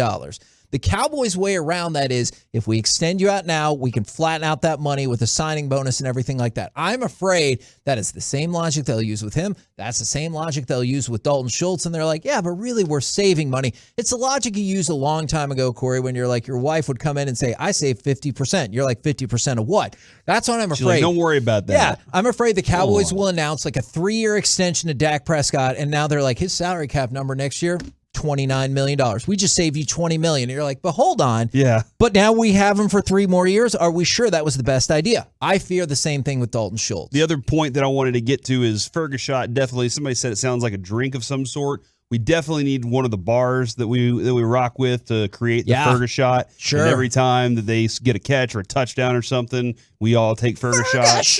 Yeah, I like this idea a lot. Also at practice today, Charles Haley spending a lot of time with Micah Parsons, giving some advice on pass rush techniques. I like the idea that there are assets available to him to be like, hey, I know you're really good, but what if we made you even better than really good? I hope Charles Haley's in his ears be like, yeah, you notice you didn't win Defensive Player of the Month, huh? Just so you can just, like, I would love that. Too, Kevin. I know. I would love that. Absolutely. We're the KNC Masterpiece right here on 105.3 The Fan. I just wanted to throw this note out there in case anybody is interested. Tickets for the NCAA Women's Final Four go on sale tomorrow. That's the 2023 Final Four will be at the American Airlines Center in Dallas. So if you're interested in checking it out, they go on sale tomorrow. Now, how about some Mike Likes It? All right, so I'm getting interested. Do we have breaking news? No, Okay. we don't. I'm just ready to give away these Cowboy tickets, Mike. Okay. Whenever y'all are ready. No. I don't want to start Mavericks talk without giving away Dallas Cowboy tickets. Hold on. Okay, I want to wait. That has to happen a very specific way. All right. Remember that. All right. Hit me with the Mavs talk and we'll get to it. All right. What's the Mavericks' biggest weakness going into this season? Jerseys. Oh, man. I would say elite level talent and second and third tier ball handling. Elite level talent. Yes. Across the board. Like, combination of aside from Luka. talent. I have a terrible feeling where this might be going. I want to see. No, I like that answer. I want to know as we're getting close. I can't believe we are pretty much 20 days away from the Mavericks playing the Phoenix Suns to start the NBA season off. And I know it's a long season and we're just getting started with Cowboys. But look, I like the NBA. I like the Mavericks more. It doesn't mean that I'm not watching a lot of NFL right now, but I'm just really interested Corey or Reggie, if you would like to give your opinion on what's the Mavs' biggest weakness going into the season besides the color or the pattern of their jerseys. I would say offensive creators that aside from Luka. Yeah, backup ball handler. And I still think that we might be ignoring wing depth, but I don't think that that's the biggest.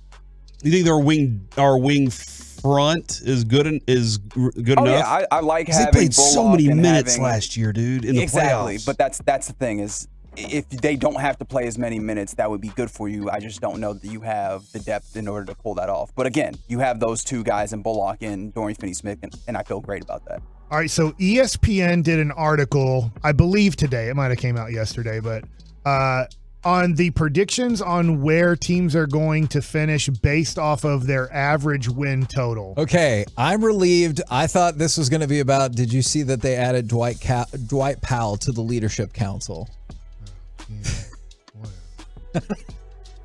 I'm sorry, Mike. He's a great leader guy. I'm sorry, Mike. He is. Please trade him. The Mavericks' average win total on ESPN is 43.1. Yikes. That's very that low. They have them as 7th in the Western Conference. Now, I will say this. I don't love the average win thing because we know in the Western Conference, pretty much the 7 seed is going to be close to a 50-win team. Yeah. So, I mean, to have a chance of being the 4 seed, you got to probably get to 52 and 30 to get home court advantage in the first round. Here's what they say. As much as the loss of guard Jalen Brunson, a key question for the Mavs will be whether they can maintain last season's jump from 21st in defensive rating to 7th under new coach Jason Kidd. These projections are skeptical, explaining Dallas's drop in the West standings. So they are thinking that kind of initial bump that they got from new coach saying defense, that voice will not be as loud in their ears anymore about how defense wins. Okay. I bet that voice shows back up at some point if they aren't, though, right? Like it feels like that voice was loud there and it's stuck that way. I think it does. Maybe there is a little dip off, but I bet it comes back at some point. Yeah, it'll be interesting to see what Christian Wood brings to the table there. I know that, I think he's a very talented player. I do already know, little whispers, that his work ethic is being questioned already. So, yikes. So that is not a great start to where we're at. It doesn't mean, I don't know what it means, honestly, but I think Christian Wood is going to be a major factor, like it or not. I don't like it, but like it or not, Christian Wood is going to be a major factor in this team's success. I know people would love for it to be on Hardaway Jr.'s shoes because we know that Hardaway Jr. works hard. He wants to be a Dallas Maverick. It looks like unless you can move that contract, he's going to be here for a while. But Tim Hardaway Jr. is limited talent-wise. He's a talented NBA player pushing in that top 100 range. Right around that number. Fair. But he's limited. He can't be a top 50 player in the league. He's not talented enough to do it. Christian Wood looks like he's talented enough not to be a top 20 player, but be a top 50 player. But will his energy, will his attitude, will his game translate to a winning basketball team? We have no idea if it will or won't. Number 1, they have the Phoenix Suns. We talked about it a little bit yesterday. I don't want to spend too much time on the Suns, but I'm not buying it. It's going to be interesting what their attitude is, and they're kind of pulling on the rope in the same direction. And to be fair, I thought the second they gave up in Game 7. Okay. And so DeAndre Ayton's disinterest in being involved just furthers that feeling. All right, number 2, the Denver Nuggets. Huh?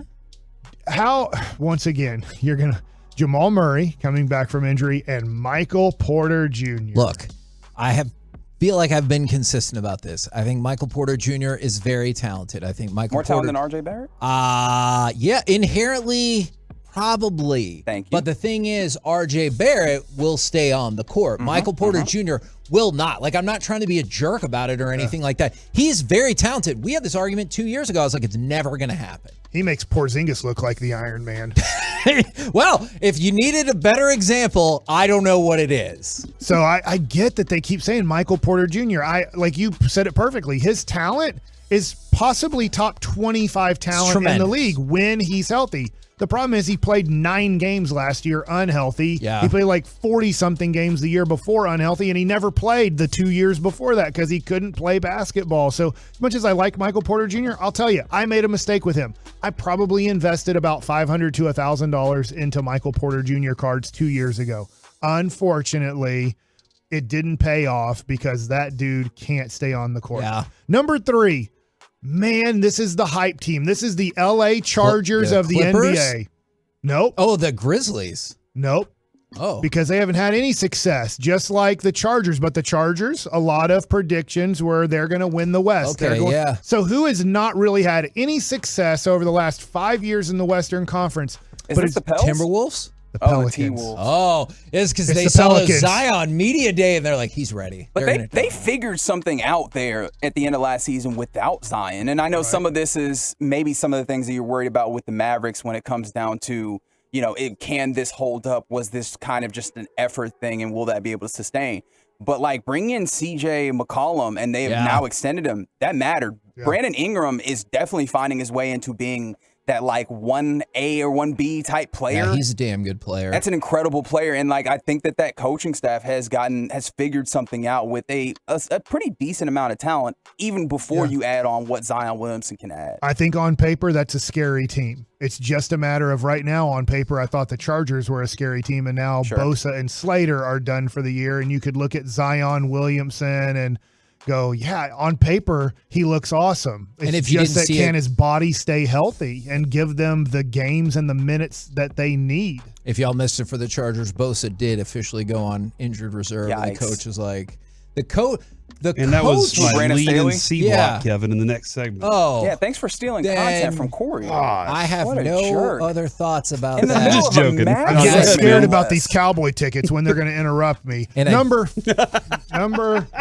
4, the Memphis Grizzlies. Okay. So That they makes- think a little bit of a step back now. Are you interested that we got to the top 4 and they didn't have the Golden State Warriors? I am very surprised by that, I am too. especially when you go Pelicans and Grizzlies back to back. Number 5, the Minnesota Timberwolves. Number 6, the LA Clippers.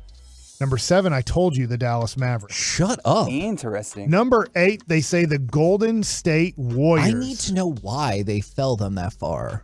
2 years Golden State spent in the lottery between losing 2019 NBA Finals and reclaiming the title in June have thrown this and many other stat-based projections off the scent of their true talent. Last year's 538 projections opened with the Warriors at 37 wins on average, and even after Golden State reached the finals, the Dubs were still listed as huge underdogs to the Celtics. A full season of contention helps the Warriors' ratings naturally, but losing Otto Porter Jr. and I don't know this stat, it's RAPM, superstar Gary Payton II works against them. Okay. Despite the losses, I expect Golden State to outperform this projection and be back or near the top of the West. So this is a So kind even of a- he's saying, I don't buy into this my is own an stat model analytic here. thing, right? This is where analytics are the greatest. They're projecting the Golden State Warriors and the Dallas Mavericks to play each other in a play-in game for the 7th seed. Number 9, the That LA is Lakers. terrifying. Number 10, the Portland Trail Blazers. 11, Kings. 12, Jazz. 13, Spurs. 14, Thunder. 15, Rockets. I ask you this question real quick. Rockets, Thunder, Spurs, Jazz, Kings, all teams projected not to make the playoffs or play-in situation.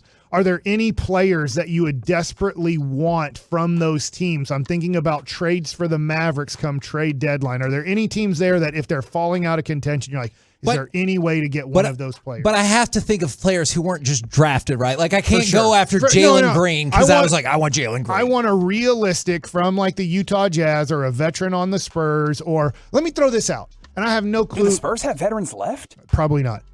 Is there, how much would you give up for Shai Gilgeous-Alexander? That was the guy, but then you said realistic, and I stepped back and I was like, I don't know how realistic that is. I think there's a reality that he'll get traded at the deadline because of how much he gets hurt and then how much they're going to move. Here's what I think. I think Getty's going to become the focal point of that team. He's the real ball handler. He's the real point guard. And I think they're going to look at Shea and go, look, as talented as you are, we can't rely on you at all. All you do, he's already starting the season hurt. Yeah. I mean, that's all he is. He's in between Michael Porter Jr. and Porzingis for injuries at this point in his career. Very talented guy. Sorry, I didn't mean to step on you there. If we're talking about like realistic, would a Trey Jones interest you? Apparently, he is on the Spurs. Yes, but quality backup point guard. I would say the only thing is they just gave him some money. Did they? Yeah, and I would be interested in that because that solves your second and third tier ball handling problem, I think, for real. But Do you I don't think know. there's any chance, and this is where the assets run into a problem with the Mavs, because if you don't know, they're giving up the Porzingis first-round pick this upcoming season. It's going to the Knicks. It's top 10 protected, but you expect that it's probably going to go to the Knicks, so you don't have that pick. If the Kings go, son of a B, we're not going to make the playoffs again, what do you think De'Aaron Fox could do with Luka? Is that a match at all, or is that a horrible combination? So would you just alternate who's running off the ball, or would you just see what De'Aaron Fox is doing off the ball more? I don't know that De'Aaron Fox can be an off-ball player for real. Damn. And the defense is a problem. Yeah. Okay. So, like, you're Sorry, threw it expounding out. upon problems that you already kind of need to address. So I think that would be wrong direction. Bring me Jordan Clarkson. Okay. He is available right now. Absolutely, just for he's the right available. price. All right. So I wanted to just throw this real quick. Is AT&T's 5G fast, reliable, secure keys to victory. All right. So here's what needs to happen fast. The offense and Cooper Rush need to get out to a fast start. You've seen elements of that happen in the last two games. Who needs to be reliable? I think we're going back to Ferguson. You need the tight ends, or you need Dalton Schultz if he does come back. I know there's still speculation about that. We will ask Jerry tomorrow about that. But you need your tight ends to be reliable because we have seen how much success this offense has had with the two tight end set and how consistently they have been using it. And what must they do to secure the victory? They must make sure that Carson Wentz does not secure the football. Now, that can be through your forced fumbles, your sack fumbles, or your interceptions. But that guy is ready to turn the ball over, and you need to make sure that you take advantage of every single one of those situations. And now, Let's give something away! Something awesome, actually. Cowboys tickets are being provided to us by the AT&T 5G fast, reliable, secure keys to victory. So bam, that's why you get all those right there. And that's why AT&T is bringing you these tickets. Caller number 10, 877-881-1053. 2 tickets in the 100 level to Sunday's Cowboys-Commanders game and a parking pass. That is an incredible giveaway right there. So thank you very, very much to AT&T. And if you're listening out there, thanks to those AT&T 5G fast, reliable folks for keeping you going. We're the KNC Masterpiece right here on 105.3 The Fan. Good luck to everyone who's calling in right now. Coming up next, it's time for the C Block starring Corey Majors. 2, count them, 2 sets of power rankings. 1 Cowboys, the other superheroes. Next on The Fan. It's the G-Bag Nation in flower.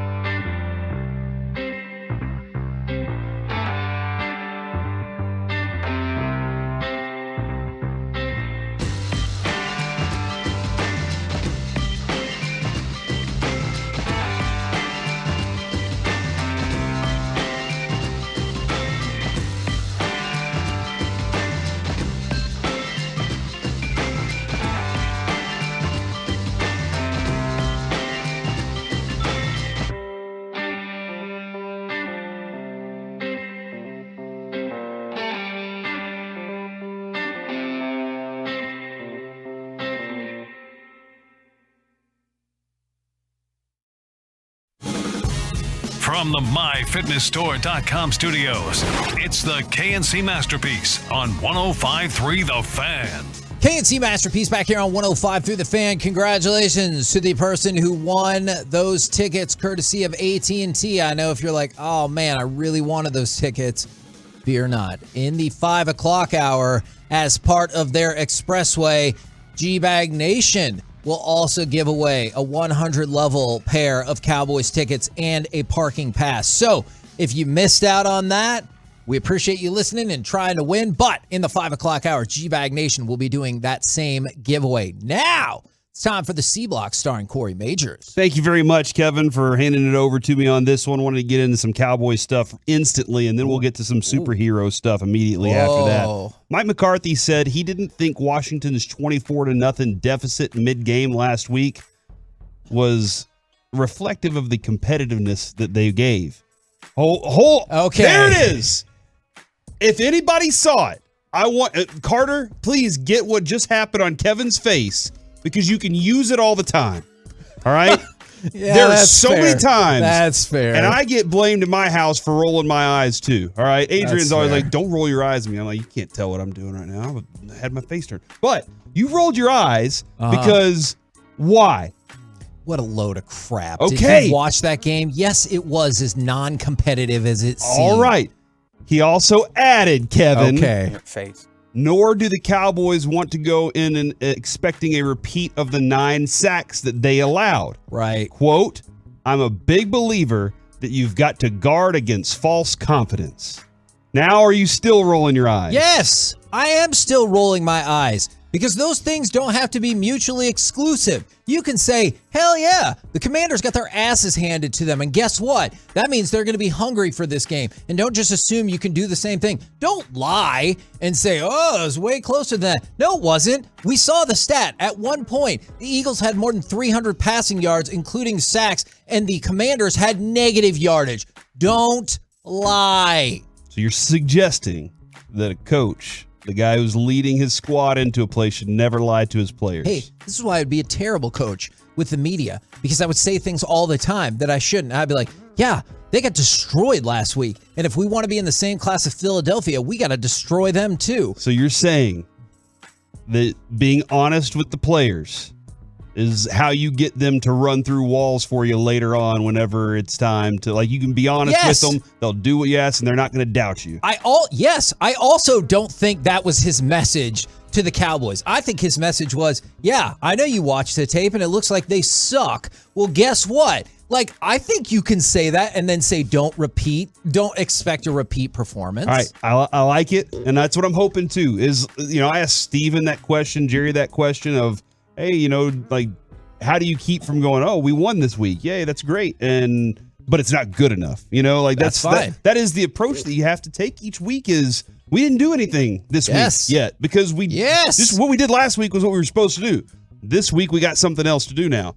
So Carter, I do want to point out, you can use that anytime, free of charge from me. But I always like in the Twitch stream, whenever people are posting the videos of Mike and me and all the guys, I always like those. I think the eye roll from Kevin is a definite usable one for the future. I have many, many flaws. One of them is I do not usually hide my emotions very well in the moment. Name another one. Well, there was a time where I think Corey wanted to beat my ass in the hallway because he was really mad about something and he said something and I kind of smirked at him. He said, "Dude, give that stupid smirk to me." It was more intense than that. I had to clean it up for the radio, but he was really mad at me, and it was probably right to do so. I think that's what how our friendship has grown. Being honest with each other up We're front. like Hendershot and Ferguson. Understanding our successfulnesses and our failures, and then growing on the failures and never letting it happen again. Right, Mike? Never settle on our successes. Yeah, you guys get along good. Mike, would their pair name be Kevy? No. You need to stop that right now. What are you doing? Now you know how it feels. Not Fergus shot here. Corin. Corbin? All right. By the way, I'm going to be at Terry Black's on Friday night. I want everybody to come out there. I want Tolos to show up in What's droves. his address? It is 3205 Main Street, I believe it is. In the Deep Ellum? Yeah, in Deep Ellum. Terry Black's Barbecue, and it is... I think it's 3025 3025 Main Street. Still on the Main Street. Just off a little bit. But yeah, we're going to be out there from 7 to 9. Get on Main Street. You would have seen it. Yeah, probably. I am excited. I think it's on the corner too. So I'm very excited to get down there on Friday night, have some party action rolling into the weekend, baby. So make sure you come hang out with us. I think there's one more of these available. Like these fan hangs should be available all the time. Yes. All right, we're gonna get this action rolling. This is a tour of barbecue spots that we've been hitting, and it's been Reggie and I've been to 2 so far. They were awesome. The Tolos showed up. Loved the conversations. It's great.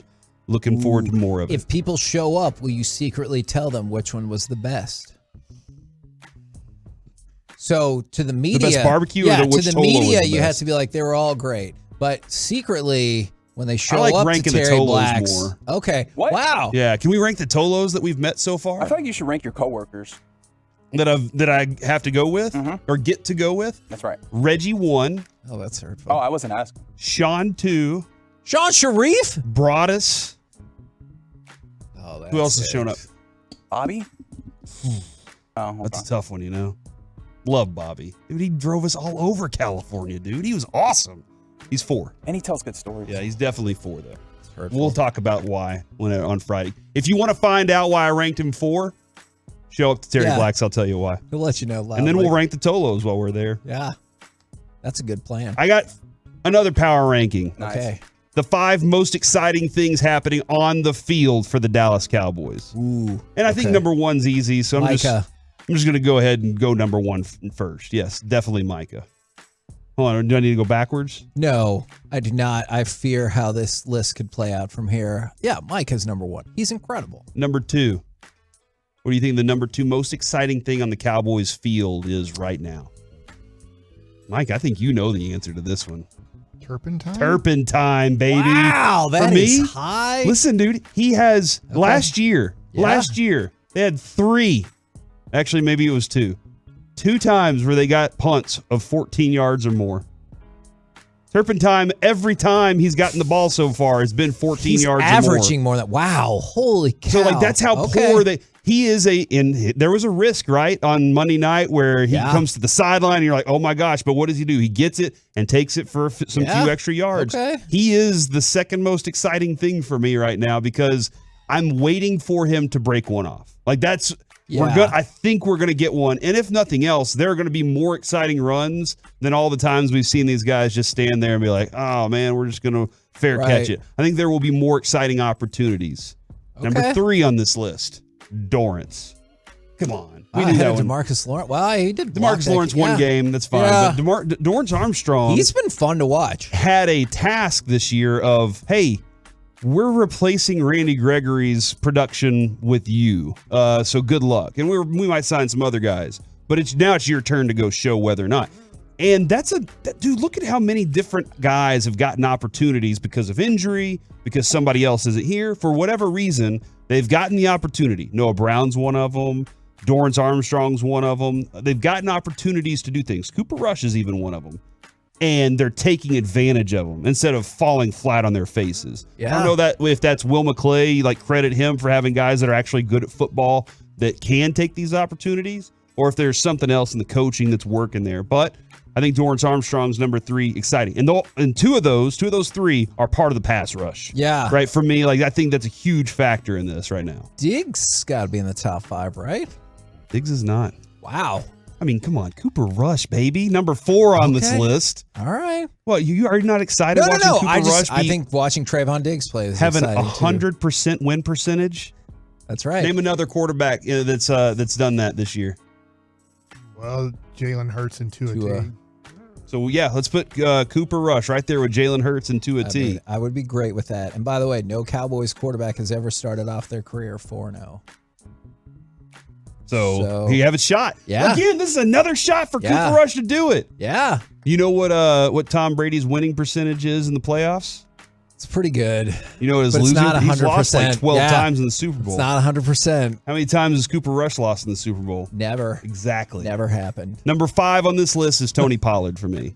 Okay. Because we've been asking for it and he's delivering. Every time he gets the opportunity to get a big play, he gets the ball and something better happens in my opinion. And I like Tony Pollard. So that's my 5. If you want to make your own 5 up and tweet them at me on twitter.com /at in the majors or something like that. Just tweet me on in the why you keep saying tweet me like on that. Twitter, and we'll I'll look at your list and tell you if I rank it high or not. Do you think they will respectively disagree with your list, say it was great, or call you mean names and be like, your list is stupid, here's why my list is better? I feel like that's you want how me to call them bad names? Or I'm saying, will they tweet you with your list is dumb? Here's why my list is better. I don't know. Mike tweets out lists all the time, and most people agree with him. So I don't feel like they're like, Mike, this list is really how good, those and I turn out. appreciate Tweeted out it. a list of Yeah, like top how to 10s. relieve stress. Yeah. But it wasn't my list. Like top 10 NBA players, your Yeah, top they- 10 quarterbacks. people hate those. Oh, okay. Well, never mind I then. think people actually hate lists. Man, 'Cause they get Chris mad at Arnold them. just has that single tear going right now. He's like, come on, man. They like lists as long as then like it's not your list. Okay, so they want If some. you make a list, if you're like, hey man, these might be the top 10 hitters of all time. I'm just trying to do research. Then it's like, You're no, stupid. you're That a guy can't moron. hit. And I'm like, well, you guess what? I didn't see Hank Aaron or Babe Ruth or Ted Williams or Willie Mays play, but their numbers suggest something. Yeah. I'm trying to go off of that because I didn't face those guys. I'm sorry. From the 214, if I show up to Terry Black's, will Corey tell the Valentine's story he never got to tell on air this year? Yes, I That's a absolutely great will. story. I forgot that we messed that up. If I'm that's the sorry. story you want, I will tell it this year. Here and lastly, Reggie. What? The Deadpool is coming back. Deadpool 3. Deadpool 3, and Ryan Reynolds, in the genius that he is, said couldn't think of anything, so we just said, hey, Hugh Jackman, will you come back and play Wolverine again? Hugh Jackman was like, got nothing else to do. I could see that. I mean, like, seriously, what movies is he doing? Wow. So I was questioning. I was like, is he one of the best superheroes or comic book peoples? Because, like, with Colby, you know that he loved him some Deadpool. Yeah. So I went to ranker.com. Oh. Where they crowd ranked the greatest superheroes of all time. Number one. We're counting Deadpool as a hero. Just I feel like he's like an anti-hero at best. He's not a villain though. It's weird. Yeah, so that's when it kind of we're an anti-hero. I feel like anti would be against a hero, which is a villain. I'm just gonna let you do your thing. Go ahead and cook. I know what you're saying though. Number one, Batman. Hell yeah. Who is an anti-hero. Batman is my favorite, and he does not have any super powers. Name per one se. power he doesn't have. Any of them. He has lots of money. Super. Is that a superpower? Heck yeah, it He's is. really smart. endlessly rich. Yeah. That's a superpower. He's the world's greatest detective. He is. I thought that was Sherlock Holmes. No, those movies suck. The books are great though. And he does have a point. That's technically correct. I can't speak to that. You should read them. You know I won't. I read them all. No, you did not. How many Sherlock Holmes books are there? I've read 3. Okay. Hound of the Baskervilles was my first one. Guarantee you there's more than 3 Sherlock Holmes books. Hound of the Baskervilles was the first one. Go Gadget. No, different guy. Number 2 on ranker.com. Spider-Man. Ooh, Spider-Man. Very popular. Did you say Elite? Mm-hmm. That last Spider-Man Wildly movie was relatable awesome. character. That's- for a lot I of think that's folks, the and key that's right one of there. the big things about him. Number 3 on ranker.com, Deadpool. Wow, that's really high. And I don't know if that's just because of the Ryan Reynolds movies that everybody was like, oh, gotta love Deadpool now because he does a great job. The movies are great. They're fun, they're entertaining, They they're are. crazy. Number 4, Wolverine, and number 5, Thor. So those are the top 5 most best superheroes of all time according to ranker.com. Who's your favorite superhero? For a long time it was Superman.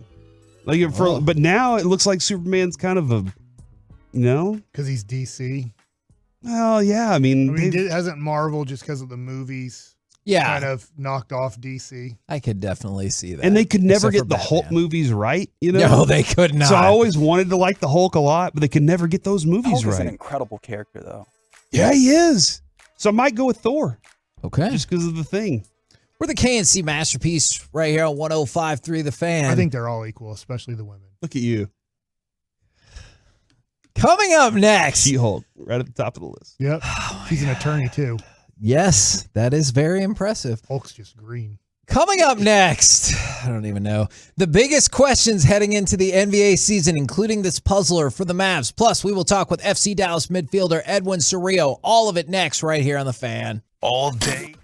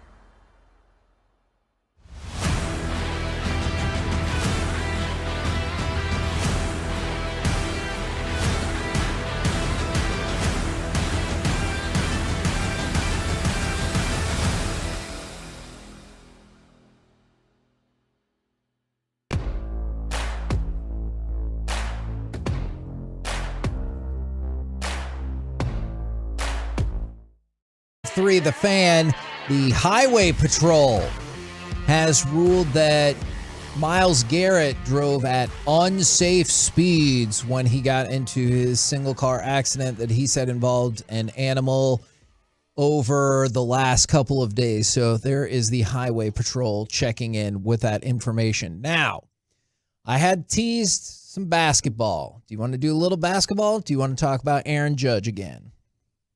Mike, you like both sports. Ooh, I like sports. You like sports. We haven't talked about Aaron Judge since 10 o'clock, and it ticked off a few people, so let's tick off those few people again. All right. While we're, because we talked about Aaron Judge, it ticked them off. All right. This is the worst thing that's ever happened. So let's talk about it again. I'm at a dealer's choice right here, 14 or 16.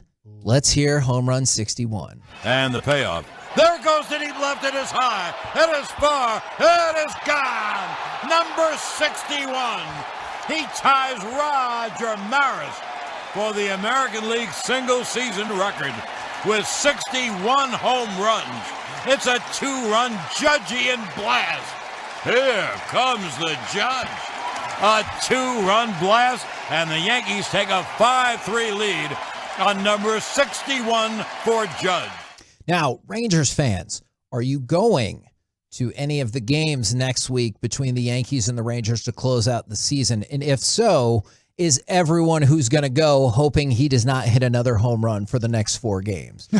Because, you want to catch 62, and depending on whatever number he ends on, you would like to catch that one as well. Let's say he hits 66. I think 62 and 66 would be a good little bit more valuable than 63, 64, 65. It would still be nice to have those home run balls, and I have no doubt that you could still sell them for a nice chunk of change. But if you're going to those games, do you hope that the last game against Seattle and that series against the Angels results in, I was looking at the Rangers schedule. Do you hope those next 4 games for the Yankees result in no home runs so you get the shot at 62? I think so, just because of the price of that ball, and you could see the record breaker of Roger Maris. Yeah. And then it's just up to you as a fan of baseball if you see that as the true record or not. Yeah, I think I kind of am cool with, it'd be fine if he gets 62 and then whatever else from there here, okay? As long as they lose, all right? He can hit as many home runs he wants here as long as the Yankees lose. You don't want a better draft pick? Nobody wants the Rangers to lose to the Yankees here in Texas. I think, Corey, I don't know if this is early Forgiveness Friday. I would be fine with that because maybe better draft pick. So we can go get Kumar Rocker again. That's right. And Jack Leiter again. That's right. And never be able to develop them. Hey, that is a fair point that I'm Kumar concerned Rocker about. hasn't even pitched yet. Yeah. How do you know? I honestly have no clue. Shouldn't he be have already started pitching at some point here? I would have thought, but that's not their plan. That is a fair He's point. been grounded, especially given how long he hasn't pitched. So you make a fair point. I actually, there is this one feature that I want. I don't know how much. Let's say he finishes. I'm just going to throw a stupid number. 67. All right. Okay. Let's say he finishes with 67. The value of 67 is more valuable than all the other balls. Not 61 and 62, supposedly. That's stupid. This is the real record at this point, but it's not more valuable than the one that broke the record. That might be the one to buy. And I don't know. It just seems dumb to me. I could be very wrong on that. No, and I get what you're saying. So whoever the person is that I want, if they're going to catch it, I want that person to catch that last one here and benefit from it. I want somebody in DFW to benefit from whatever the last one is. So, because somebody asked how much more valuable would 62 be than 63 if they were to happen? To Corey's point, it depends on what number they stop. If they stop at 63, I still think 63 could be very close in value to 62. There's already a standing bid up for $250,000 for 62, and that's going to be low. It's going to go for more than that. But I think 63, 64, depending on what number he ends in, whatever's not the record after that will be 40% maybe. So if he hits 65, I think 63 and 64, best case scenario would be about 40% of 62 and or 65. And that's probably best case scenario. And I'm looking at on the text right here, Corey, I don't want to hurt your feelings. The 817, I'm going Wednesday. Can't wait. I love my Rangers, but I really just want to see Judge. And from the 817, Here comes the judge. I have tickets to the Tuesday game. I'll probably have to work, but hopefully I just can go anyway to see the game. It feels like they're already planning on skipping out on work, especially if he hasn't hit 62 yet. Looking for tomorrow because Yankees, I believe, have off today, and then they play tomorrow against Baltimore at home. Jordan Lyles, former Texas Rangers pitching, he has given up 2 home runs to Aaron Judge in his career. Oh, but okay. then Austin Voth never pitched against Aaron Judge on Saturday. The 817, Corey, nobody cares if the Rangers win or lose to the Yankees at this point. That's why this fan base is soft and always will be. Corey, I'm sorry. I'm usually on your side on these things. I'm fine with us losing to the Yankees. We establish a winning culture. We need to win baseball games. We need to be great. I've gone to Tankathon as the Rangers have the 9th worst record. Baseball Tankathon. And you can sim the lottery there. Okay. By the way, right now the Rangers have a 2.7% chance of getting the number 1 overall pick. If they were, right now they are a game and a half better than Colorado. If they were to get to the 8th worst record, they would have a 3.9% chance of getting the number 1 pick. Smart money. Would you like a 1.2% chance? I'll take the higher percent chance to get the number 1 pick, and hopefully then we have better people at drafting. From the 214. I'm going to sim the lottery while you're talking. From the 214, wait. Rangers went down to the 10th pick. So who buys the ball back from the fan who catches it? I'm seriously asking. Well, luckily, they're all authenticated in this scenario for Aaron Judge ahead of time. So you would probably take it to an auction house, or we have people, if you catch the ball and you want us to set you up with collectible people, we can do that too. Have the people seen that when they catch one of these balls, how they're escorted out of the stadium? Which is good. So they authenticate it there again, but when I was pitching against Barry Bonds, there was a whole nother bucket of balls for Barry Bonds. So they were coded already. So I pitched with, they're all major league balls, but they had made a whole bunch of balls that when you're pitching to Barry Bonds, or in this case, pitching to Aaron Judge, those balls have some sort of scan on them, some sort of marking on them that are different than the other balls. So if somehow you caught a home run and then the guy right next to you caught the Aaron Judge home run, you could be like, I got it, here it is. And they're like, oh no, we don't know. They're both major league balls from this game. No wonder you grooved that pitch to Bonds. It was not like other better baseballs. Stop that. We're the KNC Masterpiece. I've had enough. I'm going home. Right here on 105.3 The Fan. Right now, let's take you to the pitch for FC Dallas midfielder Edwin Cerrillo. Good afternoon, sir. Fastball. Good afternoon. How are you guys doing? We're doing good, doing good. Now, I have an important soccer question for you personally. You just got your 7th yellow card of the season. How many of those yellow cards do you feel are legitimate, and how many are you like, come on, ref, what are we doing here? Give me a red. Show me it. I think there's a bigger percentage of the cards that I feel like I didn't deserve. But it's just how it works. I think maybe like 3 or 4 were worth it, that I actually felt like I hit the guy or try to get a yellow card. But all the other ones, I think they're kind of BS. I like that approach. And whenever you do feel like you're worth it, you're like, okay, I'm okay with that one, as opposed to other ones that you don't. Yeah, if I get a piece of the guy, then I'm like, okay, I deserve that one. But all the other ones, I'm like, come on, man. Now, my co-hosts here are both avid baseball, basketball, football card collectors. And I'm wondering, do you collect your yellow cards, or do you get to take them home with you and put them on a wall? Get the ref to autograph it and stuff? I think that would make it worth getting the yellow cards, but no, unfortunately, I don't. Here's my collection. I'd have a lot in my collection if that were the case. And you'd see if like the same refs were always all over him. You're like, this dude right here. That guy. Yellow card McGee over here, always after me. Now, I know we were having sometimes before. Go ahead. Sometimes before the games when I recognize the ref, I'm like, oh, this guy again, and then just kind of expect to get a yellow card.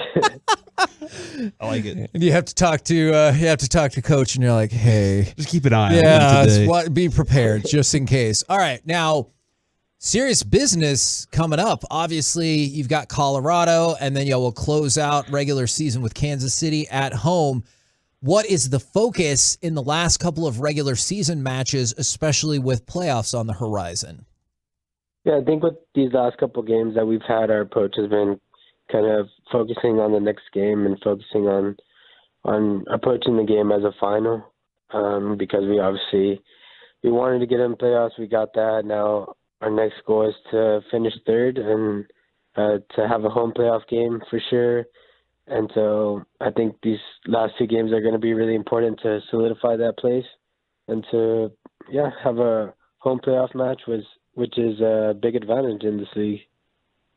Do you keep a special eye on like Nashville and the Galaxy or Portland or, along the way? Or are you just like, if we get 3 points, none of that will matter?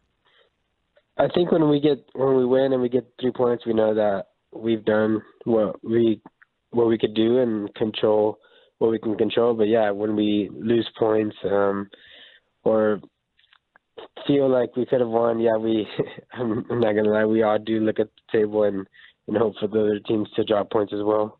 Now, Matt Hedges has been on the show a couple of different times with us, and he's always power ranked himself as the most athletic in his entire family.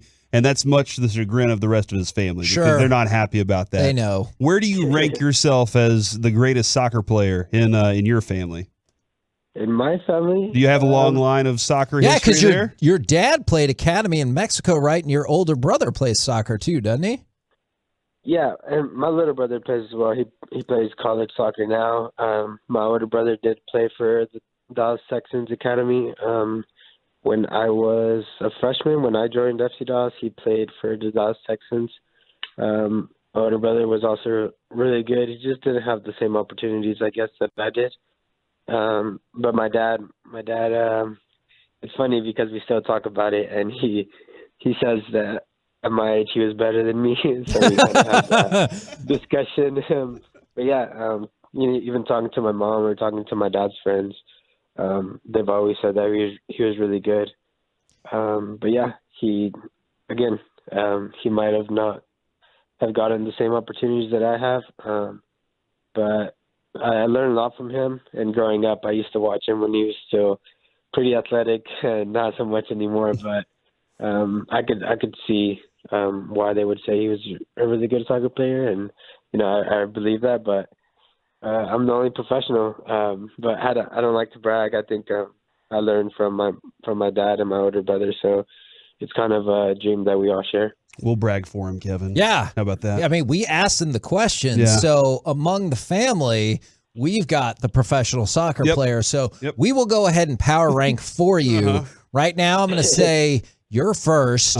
Your dad is second. Younger brother third, and older brother fourth. That's our power. Yeah, that's our power rankings. Yeah. You don't. But I know they're all number one in your heart. Blink twice if you approve of that list. This is radio. Nobody we'll can let see you guys rank them. Yeah. Don't. We'll take the heat. You know the number. You can tell your family members to go ahead and call us up, and we'll give them a chance to air their grievances. Well, we appreciate you having you on very, very much. And obviously, best of luck. A huge match on Saturday against Colorado. Yes, sir. Thank you so much. Absolutely. There you go. Edwin Cerrillo from FC Dallas. I like that guy. No, absolutely. Me too. He's a good guy. One of our card buddies, he runs his own shop out in Waxahachie. Go check it out. Worth collecting. Is he was like collecting the yellow cards. I love it. So it sounds like we might have just helped create a new soccer market right here. You're welcome. Coming up next, let's chit chat with those fellas from the G-Bag Nation right here on 105.3 The Fan.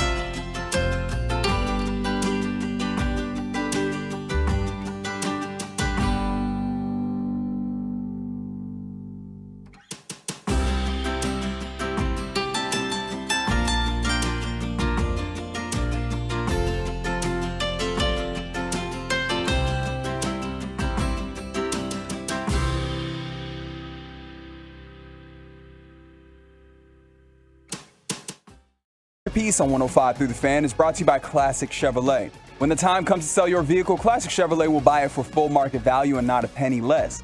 That's pricing true to their Texas values. It's the right way to do things, so find new roads. Visit Classic Chevrolet. Relax and enjoy the difference.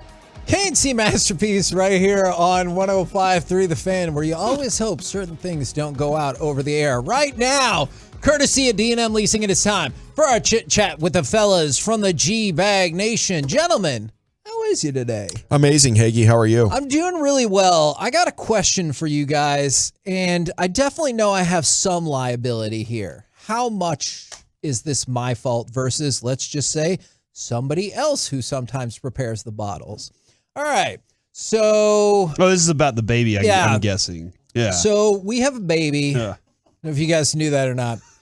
We have a baby. Congrats on the... What's the context of this? Preparing the bottle. Yeah, preparing the bottles is you set the bottle up, and then sometimes we have to supplement with formula. And we have these little 2-ounce formula bottles. The nipple was set right on top of it that made it look like it usually does when you feed the baby the bottle. But some other person set the nipple perfectly on top of the bottle, but not inside the thing that holds it in place. Didn't screw it in? Exactly. Okay. So theoretically, hypothetically, this definitely happened. I went to feed the baby and dumped an entire bottle of formula in his face, and he was not happy. Very displeased. Say waterboarding your baby. What? Yes. Milkboarding. It was a very traumatic. He was very displeased because he didn't get it in his mouth, or because you spilt it on. I him? think it's probably crying before. No, he was pretty calm. He was ready to eat, but pretty calm. What time did this happen? It was about, I don't know, 4 p.m. Okay. So then we had to take, I'll say, an emergency bath, and he was really pissed. What percentage of this liability is on me? Because I know it's some, and maybe a lot. 15% at most. 13? 15. 15? Yeah. I was 13, I was thinking 13 sounds better. Single digits, 6? man. I was Okay, thinking 6. Yeah. 9.5. Yeah, maybe 9.5 at most. Nine is pretty cool. The problem is, though, is your son thinks it's all your fault. Like, he Yeah, doesn't for have any sure. idea. Like, For he's blaming sure. you here. He will hold this against you forever. He doesn't know. I do. I'm still not entirely sure he knows who we are. Like, I think he's like, maybe. They put why would whoever I read an article. The memory thing doesn't kick in until at best 2.5 years old. At best. Jess is the one that put the nipple on the wrong way. She just set it on top. Allegedly. Oh, I mean, come on. There's only 2 people in the house that are going to do 100%, this. yes. I mean, Brandon might have done it. Did Brandon do this? No. Did he There sabotaged is you? something that Brandon is disinterested in right now. It's the baby. It's nipples. Okay. Yeah. I mean bottles. He's definitely interested. Yeah, he's a senior in high school. All right, so I feel uncomfortable you put having that part of the You conversation. put that nipple in upside down. All right, like that's to show that, hey, I didn't take the time to do it properly, so I'm just Right. going to shove it in here upside down. Right. That's how you do that. Okay, so low culpability. I should feel okay and try to make it up to my son. And you need to cash this in as quickly as possible because it's not going to last very long. You're going to do something wrong later down the road that this isn't going to be valuable to you anymore. So you need to use this quickly. Is that a dangerous road to travel since she can come back with, oh, I'm sorry, did I mess it up since I take care of our baby all day? And I'm like, ooh, yeah. I'm just trying to think ahead. I wouldn't fight it. Yeah. You just got to know yourself. Okay. This was not my bad. Okay. I need to make good with my son and just, let it go. So you're saying don't even cash it in. You're saying, ooh, okay. No, that's their game. That's yeah, not, because that's not our game. there's so many things, Hagee, that you've done probably in the last 24 hours that are completely wrong. For sure. That you don't even know about. Yeah. Those are the ones that always freak me out, where I think like I'm the ledger's I'm playing happening. here. Yeah. I'm on an even playing field. As a matter of fact, I think when I'm scoreboard watching, I'm up a touchdown. And then I get told, no, sir, not so fast. Let me retrace your steps. And I have a lot of things here that you have. You don't know. You don't even know. Because I said something once and she just goes, mm-hmm.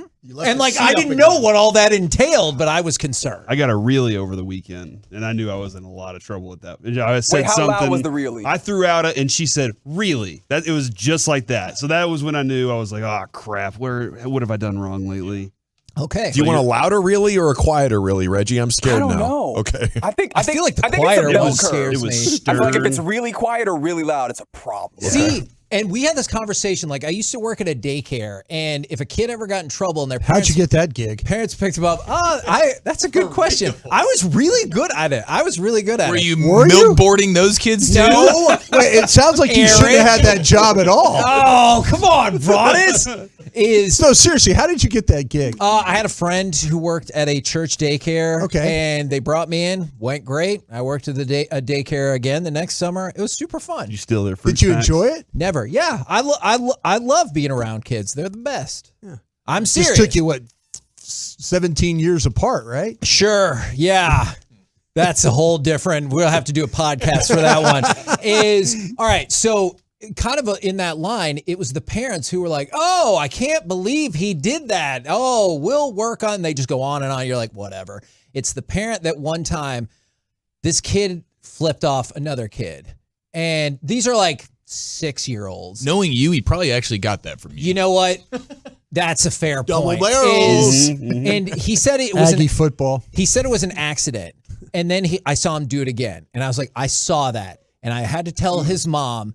She looked at me, looked at him, looked back at me and said, I truly apologize for that. We will discuss it, and it will not happen again. And then they left, and I was like, holy God. Did you that fear for his kid, life? I did. And the next day, he walks right up to me, and he goes, I'm very sorry, Mr. Kevin. And his mom goes, please let me know if this is a problem again. And I was like, holy crap. So I felt really bad. Were both hands broken? Were they in casts or anything? He seemed fine, but he looked shell-shocked when he was like, I'm really sorry, Mr. Kevin. And I was like, okay, we need to make sure that never happens again. All right. We celebrated some National Coffee Day earlier. What's your go-to coffee place? And what's your go-to addition to your coffee?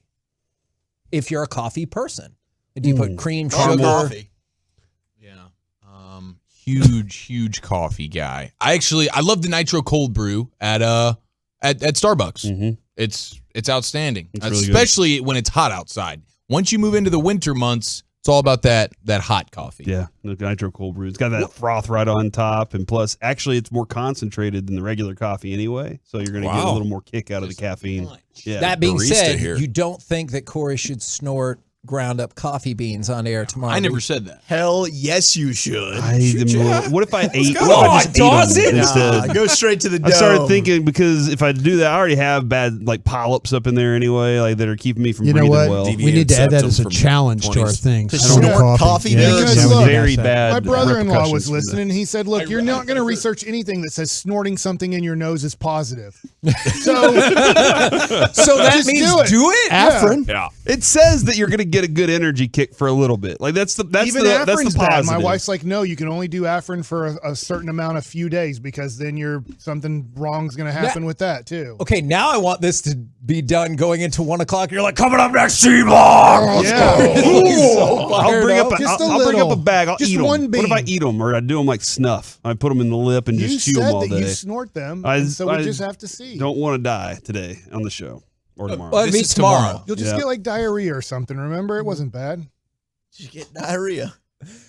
It's bad. You guys did not support him at all on that. You were I like, told you, no. none of these people care about you, Corey. Nobody cares. I You're care. not a man. I said, don't do it. I think you've done crazier things. Don't be a square, Corey. Okay, listen to 1950s teenage I gotta Dawson bring over up here. the coffee grounds tomorrow. What do you guys got coming up on the show today? Pure Gold as always. Thanks for asking. We do have Barry Church at 4 and DeMarcus Lawrence at 5. Woo! All If right. you miss any of it, just go back with the Odyssey app. Do you think DeMarcus Lawrence is going to thank you guys for the G-Bag bump? We're going to give him the credit for it, Okay. but we will leave that open invitation. And then I heard in the 5 o'clock hour, you guys are going to be giving away awesome Cowboys tickets too. That's right. Woo! Roll home with the G-Bag Nation. We have been the KNC Masterpiece. Make your way back with us tomorrow, 10 a.m. to 2 p.m. right here on your home of all things coffee, 105.3 The Fan. Say Terry Black's on Friday at 7, Kevin. Terry Black's Friday, 7.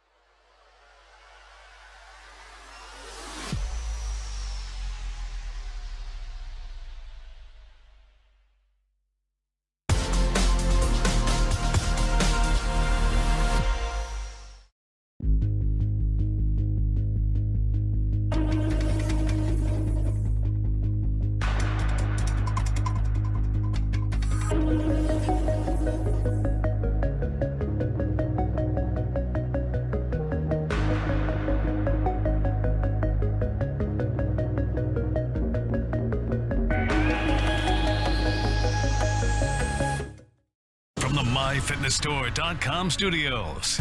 You're rolling with the G-Bag Nation on 105.3 The Fan. Welcome to the Nation. It's hour one of the G-Bag Nation on 105.3 The Fan. Hope you're having a fantastic day. We have 5 hours of sports content on tap for you.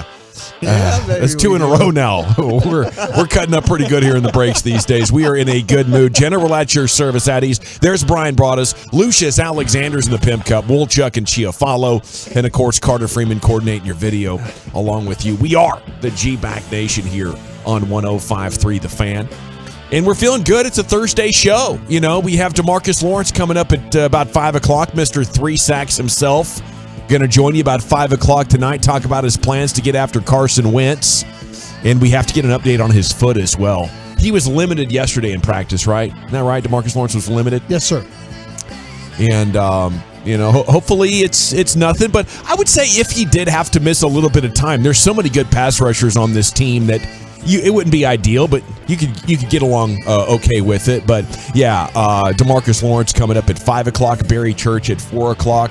I'd say we have another pretty dang good Cowboy show on tap for you. I'll tell you what, if you watch the tape of the Commanders' offensive line, you'd play with a Pirate's peg leg out there. You just take your leg.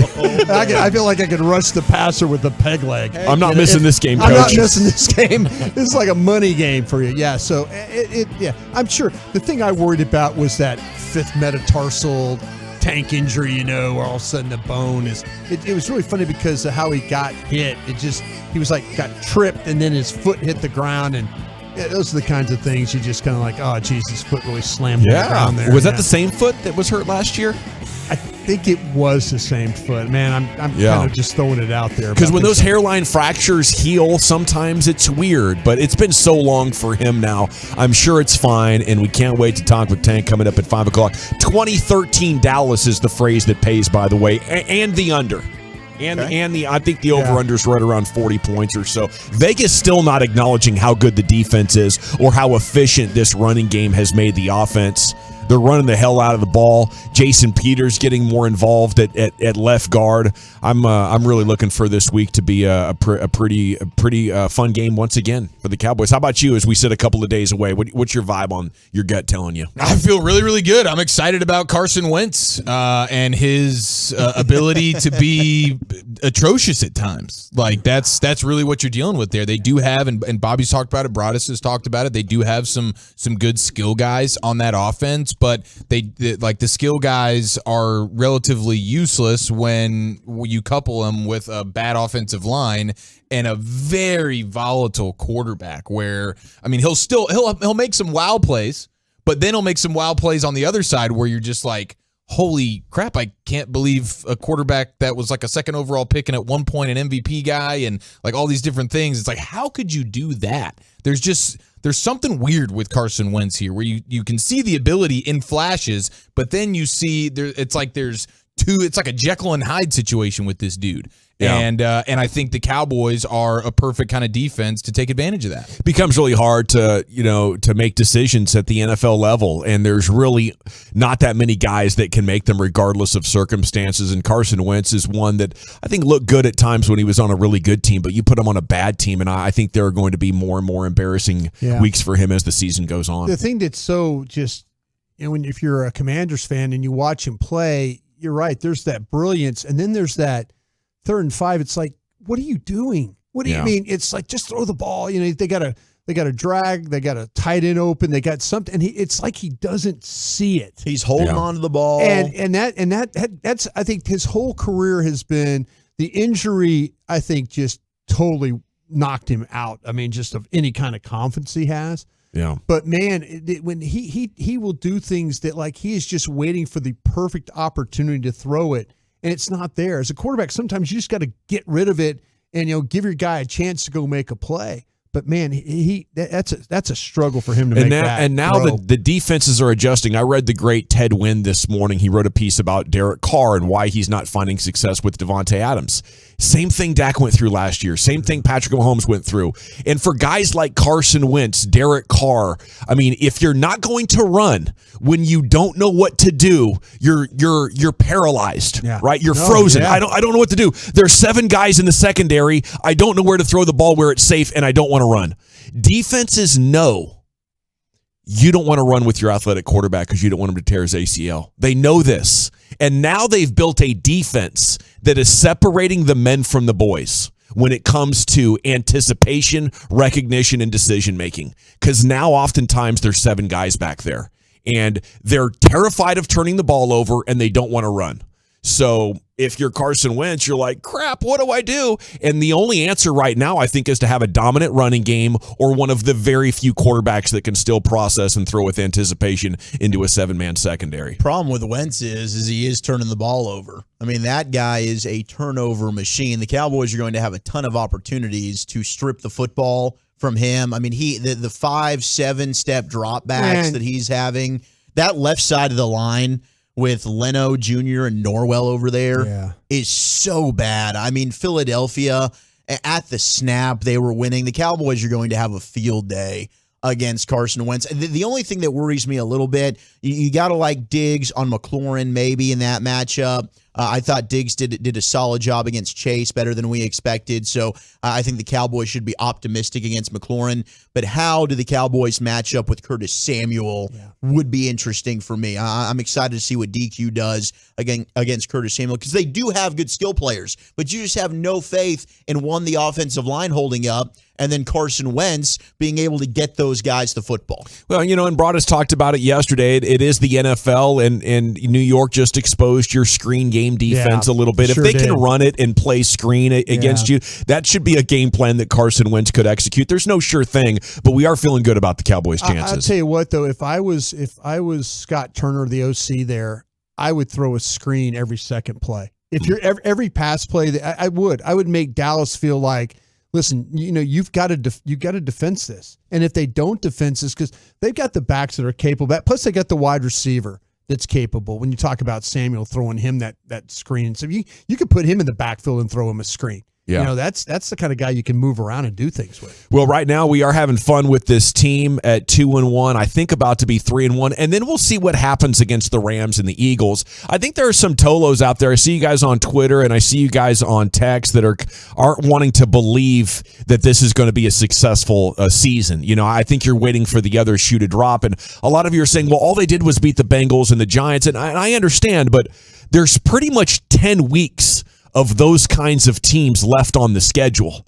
This looks like 12-5 or 11-6 to me pretty clearly. It's going to be a successful regular season. The drama is not, will this regular season be good? It is, can they get good enough to win multiple playoff games? And with better defense and a renewed focus on the running game. Special teams good too. Yeah, and the special teams is good. I don't really want to rule that out because, yes, you got the Rams and Eagles coming up. But other than that, it's the Eagles again and the Packers.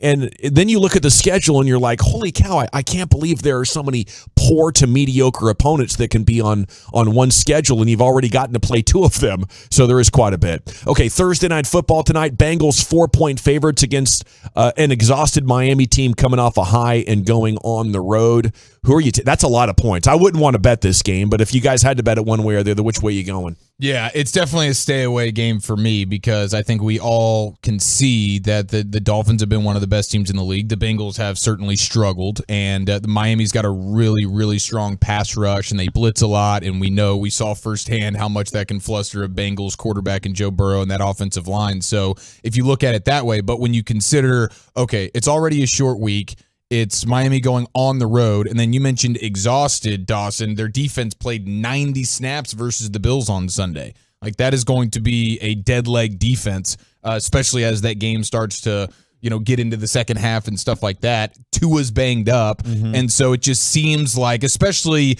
that wild game where the Dolphins never beat the Bills. They're sort of the kings of the NFL. This is now we're the leaders in our division in the AFC East.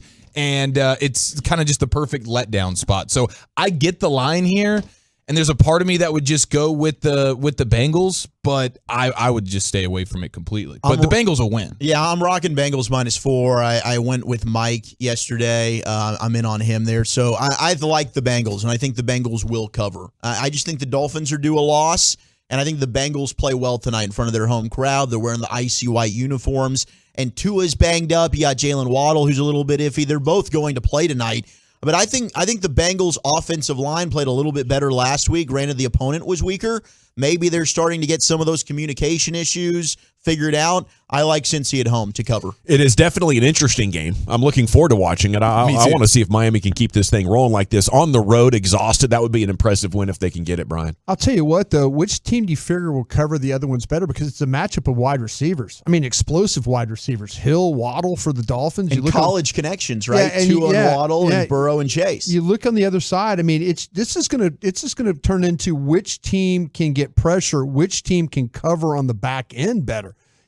I'll take my chances with Xavier Howard walking with Chase or one of those guys. I don't know necessarily if Cincinnati can cover, in that secondary. Tyreek Hill could have a big game. That's what I'm saying. Did say he owes Eli Apple. He owes and I'm not even saying about that, but what we saw with Cooper Rush being able to throw the ball a little bit down the field, And I think Tua can throw the ball to these Dolphin receivers. I think Miami goes 4-0. All right, we continue to get more details in the story of the Myles Garrett single vehicle car crash earlier this week in Cleveland. And I think he's pretty fortunate. The car rolled over after leaving the road. He was in the hospital Monday, but then released. And fortunately for him, the injuries weren't serious. But anytime a car rolls over, I think that's pretty scary stuff. He was only going 65 in a 45. So, I guess he was issued a citation. But if you're in a Porsche, I see 45. 65 shouldn't be a problem in a Porsche. I might have an issue with Porsche if I'm Myles Garrett. Like, what did I get here? A Toyota MR2 or is this the real deal? Man, I thought Porsches did a better job of sticking to the ground. Yeah, I didn't know they were rolling over. But yeah, I mean, avoiding an animal? Is that what you're saying? So maybe if you're in a Porsche and it was, what type of animal were you avoiding? Like, is there a deer running around out there? Because I mean, I've seen like Winnebagos and stuff hit deers.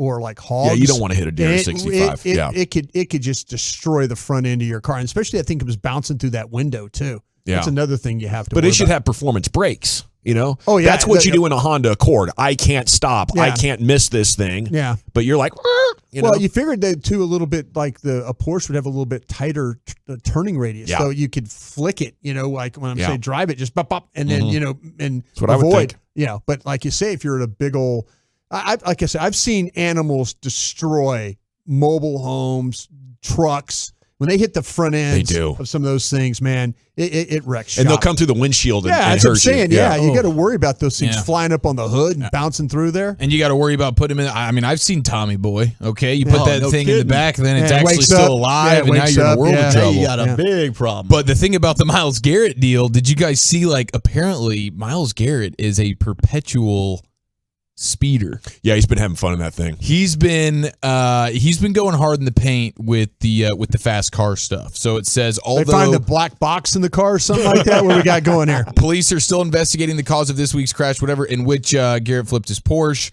But WKYC reports that Garrett has at least 6 speeding tickets in the Cleveland area since 2017. Okay. Wow. So, and then on September 24th of last year, Garrett was stopped for driving 120 miles per hour. The very next day, he was ticketed again, this time for driving 105 miles per hour. So he was like, hey, I slowed it down a little bit. I went from 120 to 105. That's back-to-back days. Come on, man. And then Mary Kay Cabot, who covers the Browns, did note that back on September 22nd, just a throwaway line from Myles Garrett about their defensive players only meeting they had. Like, hey, what'd you guys talk about? Myles Garrett responds with this. This is like 2 weeks ago. Quote, pretty girls and fast cars. Okay. So he's kind of like joking. He's going there, fast and the furious. He's a fast car guy. Yeah. Like he's a perpetual speeder. Drift. Well, maybe going inverted will bring it down back into the double digits. I don't know. Go find a road course to drive fast on, because that would be scary going upside down in a vehicle. Okay. More detail on what Brett Fraud has been up to, having his entire situation unravel. More details are emerging. The news today, Brett was not only stealing from the poor in Mississippi, he was lying to donors to his Far for Hope charity and then using that money to donate to his daughter's athletic facilities in high school and in college. The mission of his charity was to raise money for disadvantaged and disabled children and breast cancer patients. The majority of the donations, usually for sums in the $50,000 to $60,000 range, were going to the volleyball operations at Southern Miss, or just Southern Miss athletics in general, and then he'd give like $10K to Special Olympics. So yeah, it's not getting any better for Favre, and I don't know. I bet he's wishing now he would have done the right thing or made this story go away, because it's in the discovery phase of these other investigations that more and more stuff is going out. I don't know if he's going to be able to stay in Mississippi by the time this whole thing is done. No, he's done the poor people bad. He's done Special Olympics bad, breast cancer bad. Like, take a ticket if you want to get up in Brett Favre's face about something right now in Mississippi. I believe he's going to do time. I really do. I think, even though he's from the great state of Mississippi, you've got to set examples for these things. You want to steal from people this way, white collar crime and all that tends. Oh yeah, everybody gets out on this. Brett Favre and I've known Brett a long time. I consider him a friend, but man, you can't do that to people. You just can't. And so, I'm not surprised if I'm the state of Mississippi, you throw it at him and see, and either find a way to to make amends, but I believe he's going to do jail time. And Dawson tried to save Walchuk there. I know this is a serious moment, but Walchuk, rules are rules. Broadus just kind of bleeped you. Mama gave me 8 of them flapjacks. I said, Mama, take away 5 of them flapjacks. I want to stay hungry for the Crimson Tide. There it is. Okay, we got a remote tomorrow. Southern Leisure Spas and Patio, Justin Road, 2 to 7. We're coming to see a Flower Mound. Flagtober starts on Saturday with Tour Day DFW. The first time in 3 years we're back out there. We can't wait to see you, fellowship, shake your hands, kiss your babies, whatever it is. 105throughthefan.com/Flagtober for the 2-day schedule coming up this week. Come get your 2022 G-Bag flags. All right, when we come back, Wolchuk has some fun Week 4 NFL storylines to kick around. We have the G-Bag of the Day Best Audio coming up as well right here in the nation. 2 of the Cowboys' top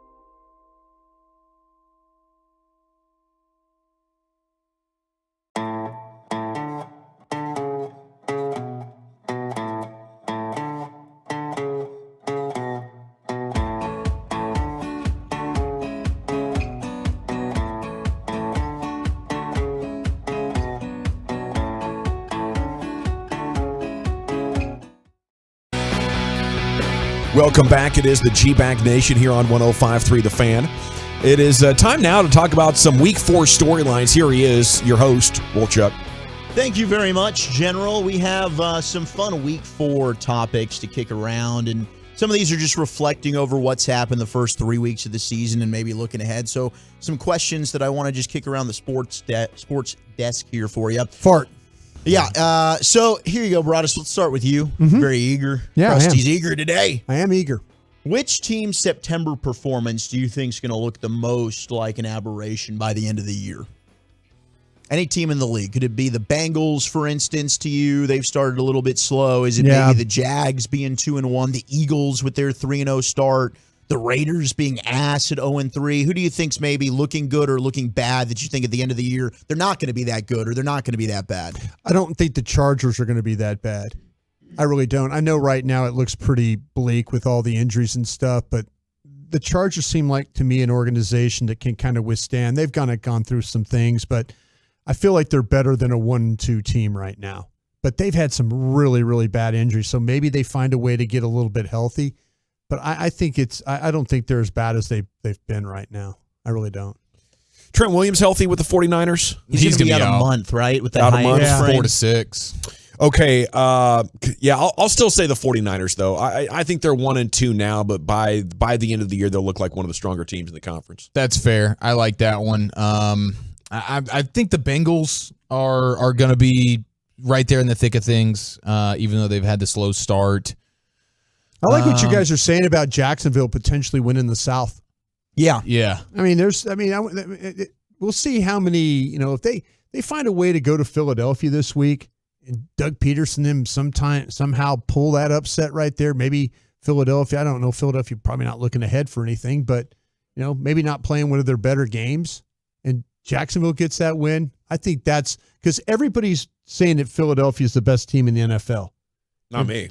Well, I'm just the national national 3 weeks. The national media. They hit top of the rankings. Yeah, the national media that covers the NFL are saying that Philadelphia is the best team. Jacksonville goes in there and beats Philadelphia in one of those games. Well, and this is they're going to play for their coach. I like Jacksonville plus 6.5. We're getting together our BetQL best bets. Might be mine. I mean, I think Jacksonville is going to be competitive in that game. I don't know if they'll win it, but I think they're going to play for Doug Peterson. Yeah. And Jacksonville, you mentioned this yesterday, Brian, they could be 3-0. I think they could be. I mean, I talked to Doug, and Doug's like, he was mad that they didn't beat the Commanders in week 1. He said, God, we let one get away. But, man, that if they go to Philadelphia, and I'm not just saying just show up, go win that game. That would get everybody's attention here in this in the NFL. What about this one? What's a preseason prediction, and we'll start with you, General, that you're already regretting? I picked Denver to win the AFC West. I think the Chiefs are really good, but, I mean, the Broncos' offense, hello. Is it washed up, Russell Wilson? Is the same thing happening to him that's happening to Derek Carr, that's happening to Dak? I think so. I think these teams' defenses have really now thrown a monkey wrench in the plans of these pass first offenses. And players like Russell Wilson, who used to be very quick, but now he's old and not as fast. He's like, man, my jets don't work. I can't run for 30 yards anymore. And I was never all that great at dissecting crowded defensive backfields. So, yes, I think he has slid maybe even outside of the top 10, and the Broncos are at best a wild card team. I will say it's the, the Colts, man. Oh, I agree. I think Matt Ryan's bad. Yeah. I'm still holding out hope that maybe, hey, we just stole one from the Chiefs and they kind of get things rolling there. But I'm kind of off of that now. But in the preseason, I thought it was a no-brainer they win that division. Now Jacksonville's doing what they're doing, and the Colts have just looked absolutely terrible. Mm-hmm. So yeah, I don't know what the Colts are doing. Every time they bring in one of these old quarterbacks, it's just not really working out for them. It's like they're recycling through. It's like, okay, Phillip Rivers, I guess they made the playoffs, but nothing really crazy. Carson Wentz, nightmare. And now here we are through 3 games. Matt Ryan's been a nightmare. Yeah, I co-sign that, Brian. Yeah, I think it's about my take on Jalen Hurts. I think he's a lot better than I gave him credit for. I didn't think he was very accurate at all, and we'll see. We'll see if you and the quarterbacks, huh? Yeah, no, it's like it's easy to evaluate them. No, it's really not. But that to me was the one that kind of got me, was the Jalen Hurts and his ability, how he's throwing the football. All right, good conversation. Thank you, Zach. Maybe we can get the remaining 2 questions on that article a little bit later on in the show. But now it is time to go into the Pimp Cup for Lucius Alexander in the G-Bag of the day. Yeah. What's up, fellas? How you doing? Hey, what's up, sir? All right. Yeah, I'm feeling great on the Thursday. Hey, you talking about Porsches earlier? Yeah. Been my theory with Porsches. You got to know what you're doing. Really? Yeah. Yeah, like you can afford it. Okay, you can afford it. Yeah, they're meant to be driven fast, but do you know how to drive this car? Ferrari's the same way. Ferrari's the same way, man. Yeah. Chris Brown, he crashed his Porsche. Lindsay Lohan crashed her Porsche. Yeah. The owner of the Porsche racing team crashed his Porsche. Really? R.I.P. Yeah. Yeah. Bobby Fields, remember he crashed his Porsche. Oh, that was a Porsche? Ryan Dunn from Jackass, R.I.P. That was a Porsche. Paul Walker, that was a Porsche. I don't want a Porsche. James Dean, that was a Porsche. It was. I'll take the Corvette, sir. And I'm not saying it's the Porsche. You just got to know what you're doing, man. Yeah. You get a little too excited, and you don't have the experience. It doesn't grip that well. You can't be going 90 around a 90-degree turn. Can't be playing with it, man. You can't be playing with it. Our winner and still champ is the Baltimore dude. Witnessed a large fire at an apartment complex. The whole thing was on fire, and he was right up there where you're not supposed to be, right next to the firefighters. Even got shooed away by one. I'm right here with the fire, man. Y'all doing y'all job, man. I respect y'all, man. I love y'all. You heard me? I think one of my favorite plays in that bit. That's why I love my city, yo. They ain't waste no time getting here. I swear to God. They always do their job, man. Feel like a campfire right here. Roast a marshmallow or something. Watch Crazy. yourself, man. All that burning. Yeah, man. Want me moving right here? Yeah, go over there and something. All right, man. I got you, bro. Oh, get Orby. I felt what you said. Look, that just got Orby. Man, Baltimore, these Baltimore. Yeah. They got 2 ladders. They got 2 ladders, dumbass. Get it in. That make myself back. Woo. Oh, some water got on me. I'm really living a real experience right now. I'm damn near a fighter. I'm a damn near firefighter. I'm damn near firefighter. Look, there's satellite dish, burning this shit. But the guy shows probably, bring in the ladder. I'm not dipping.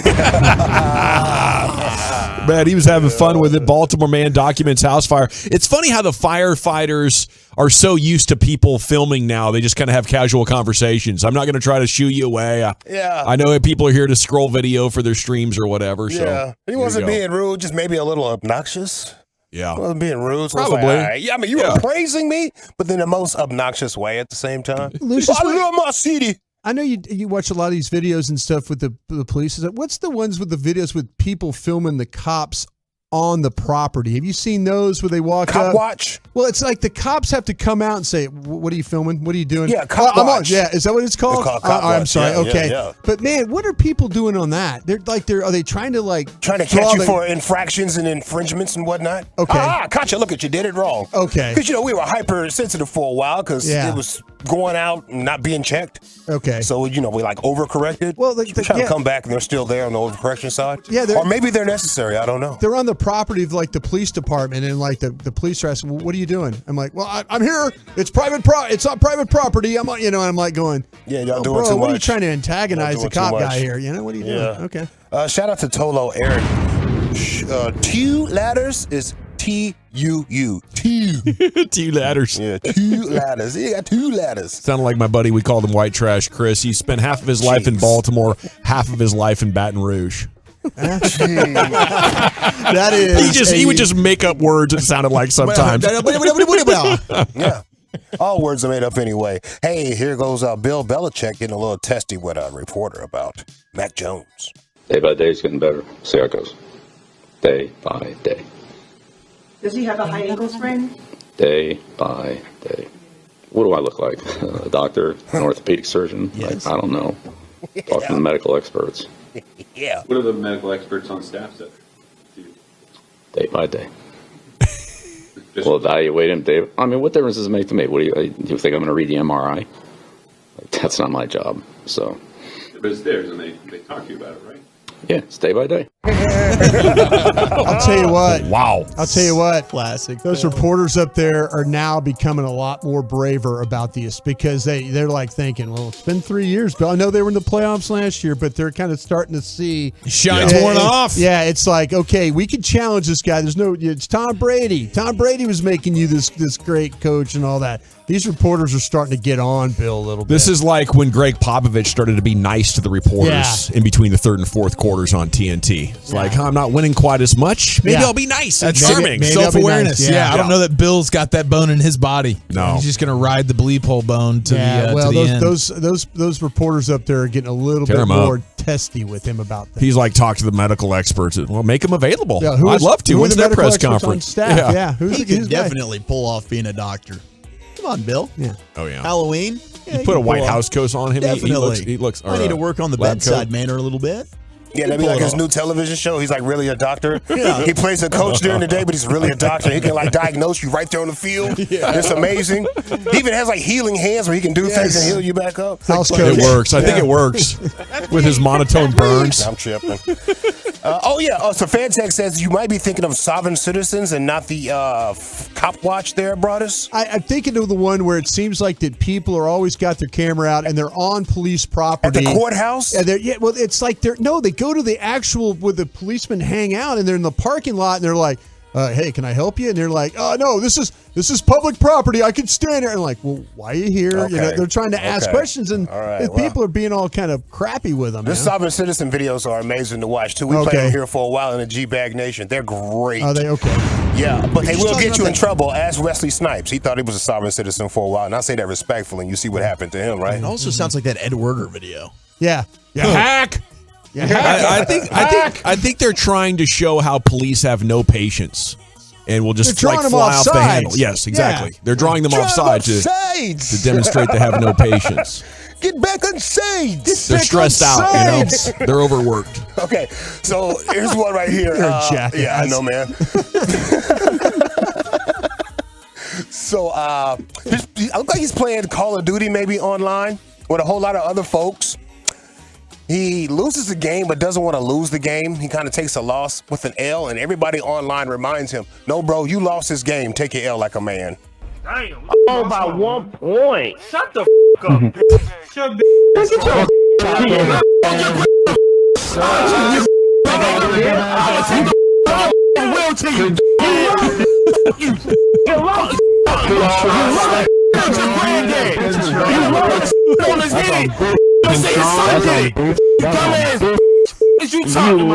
You lost. I use a.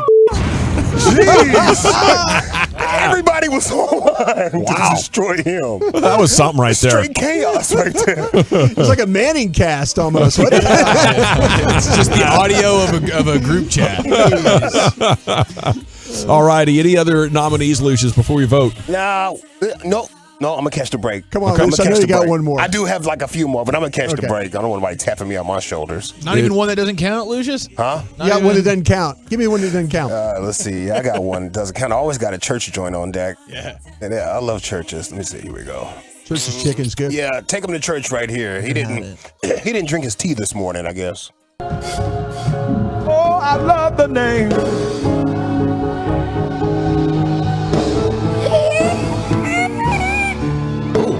There's something about an angel. Yeah, he just bounced away from me. He didn't try it again. I didn't try it What the hell did you just say? Yeah. He put them shoes on to put it right back off. Is it the Call of Duty guys? Is it Belichick day by day? Is it our champion, the Baltimore Man documents the house fire? Was there one other in there that like Tolo Eric nominated? No. He was telling me how to spell T letters. Oh, that's right. Yeah. So there's one champ and two challengers and then one that doesn't count, right? Am I count correct? Mm-hmm. It is time to vote. I'm going to go with, I'll go with the reporters with Bill Belichick. Chief, how about you? Give me the Call of Duty guys. That's straight chaos right there. Yeah. My man said, I lost by 1 point. Hold on. Baltimore, dude. It's tied at 1, Wolchuk. Belichick.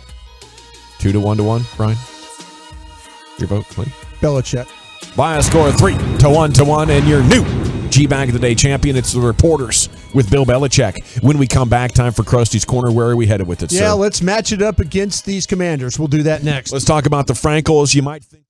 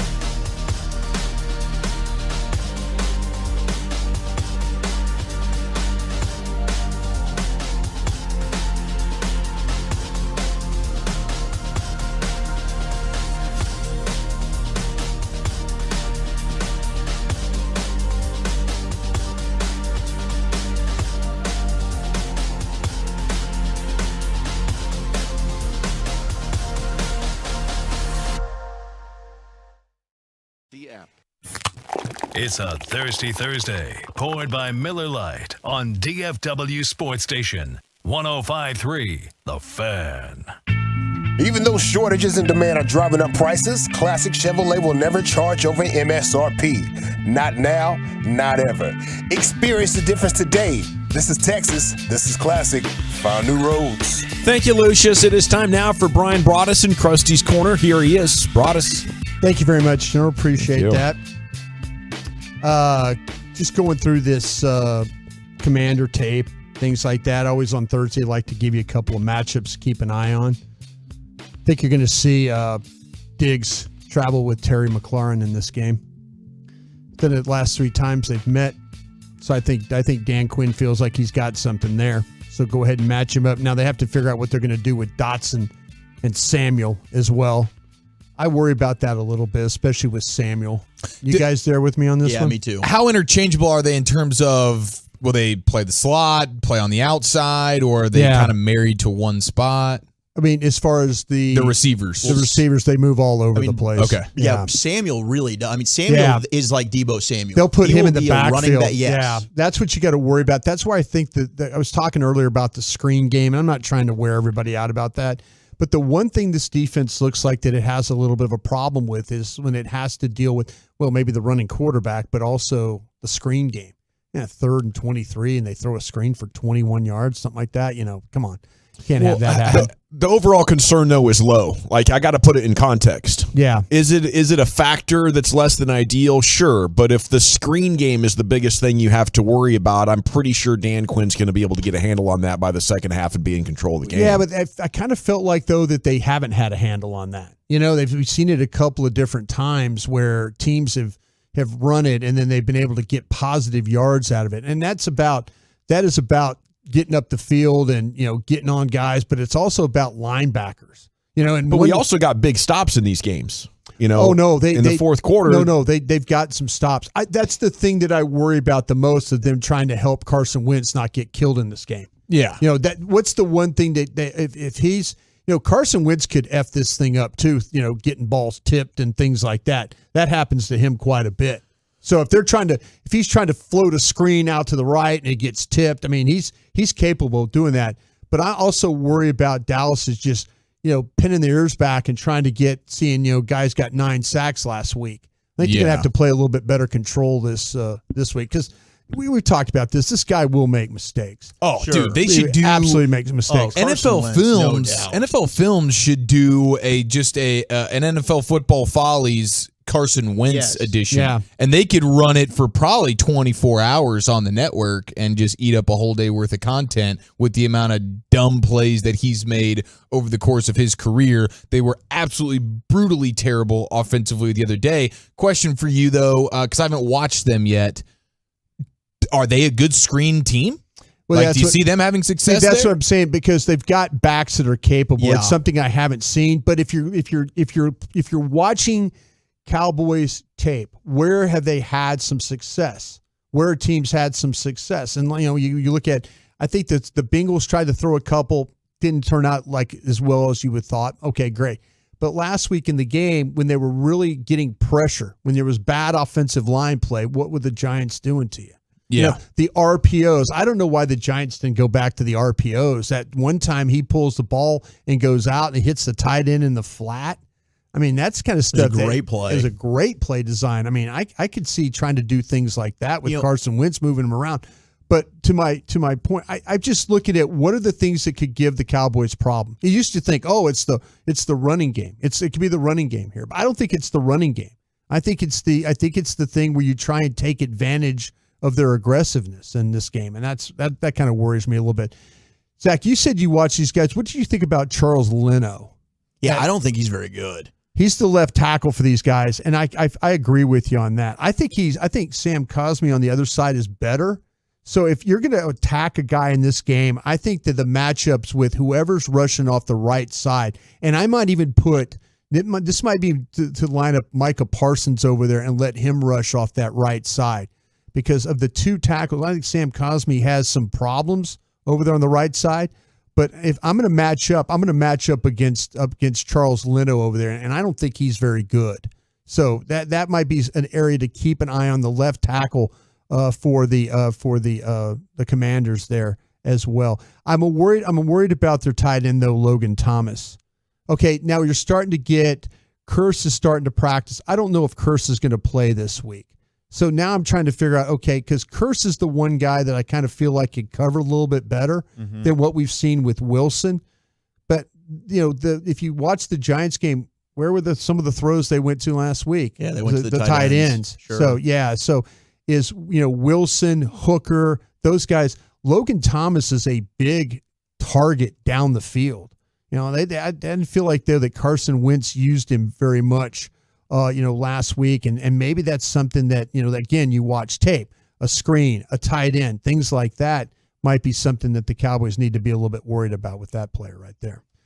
The one thing, so when I'm thinking about the first game of the season, the Bucs, one of the things that was working for them offensively was the jet sweep with Julio Jones. Yeah. And then you come back the next week and you could tell they figured it out because like Dan Quinn and company did, because the Bengals tried it with Jamar Chase a couple of times and it went for nothing. Exactly. Sure. So and maybe to Gavin's point, the screen game is not a factor this week. They do figure things out and stuff. So. Well, yeah, I mean, you would think Dan Quinn says, okay, clearly, he's seeing the same stuff you are, Brada, so that's probably a point of emphasis in practice this week, I would imagine. But Jahan Dotson might be the guy that could beat you here. As we're focusing on Curtis Samuel and Antonio Gibson's another guy, their first two games, they were throwing the ball to him quite a bit. They didn't as much last week, so he can also hurt you out of the backfield. But maybe Jahan Dotson's the one guy, because I think you have to focus on Curtis Samuel. He's got speed. He's got legitimate speed. He can really beat you deep. Yeah, he can. That's to say the vertical passing game to him could be a problem there. That was something out of Penn State when you watched him play. A lot of shots down the field with that guy. So that's it. On the defensive side of the ball, I'm nervous about the matchup inside. I wonder how quick they're going to go to Jason Peters if, in fact, you get problems with Payne and Allen playing over Farniak. I wonder how quick they're going to go to this Washington team has felt like they could bully the Cowboys ever since they got those two guys. Yeah, and that's when you start to talk. I don't think that the Commanders have to, since no Chase Young. They're one of those teams that blitz like 35% of the time, but they don't get pressure. They don't get a lot of pressure. Their pressure comes from their linebacker, Davis, the linebacker. Yeah, Jamin Davis, Davis, that's where they get the pressure. So, but you have to worry about if you're going to try and be a running team. You got to be able to handle Payne or Allen in this football game. And so I'm wondering how quick do you go to Jason Peters in this game, not to get bullied, to use Gavin's words, which I think is absolutely right. How quick do you go to not let Payne nor Allen, get after you in this game? Allen is so good. I mean, he was dominant last week against the Eagles. Yeah. When you watch them, you have to control him in the middle. If they're going to have any success defensively, it's because of him in the middle.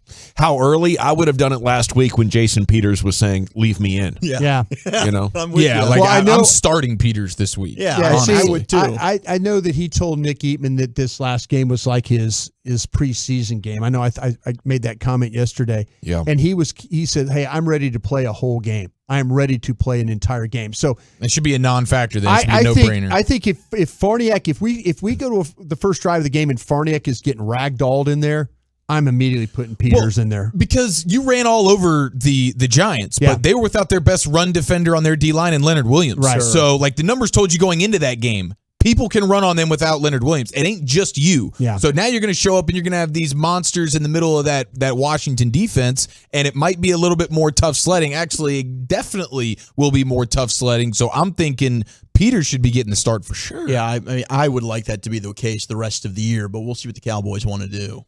Yeah, I'd immediately go there. I worry. I think actually Smith plays better with Peters next to him, though. I think there's just that confidence factor that he's going to help me. He's not going to give up inside pressure. If I mess up, he's going to be there to clean up the mess because he's a veteran player. He's strong, the experience and all that. I just feel like, to me, go there right off the jump. Okay, and the last thing real quick, too. I think these guys have got two really good corners in Fuller and St. Juice.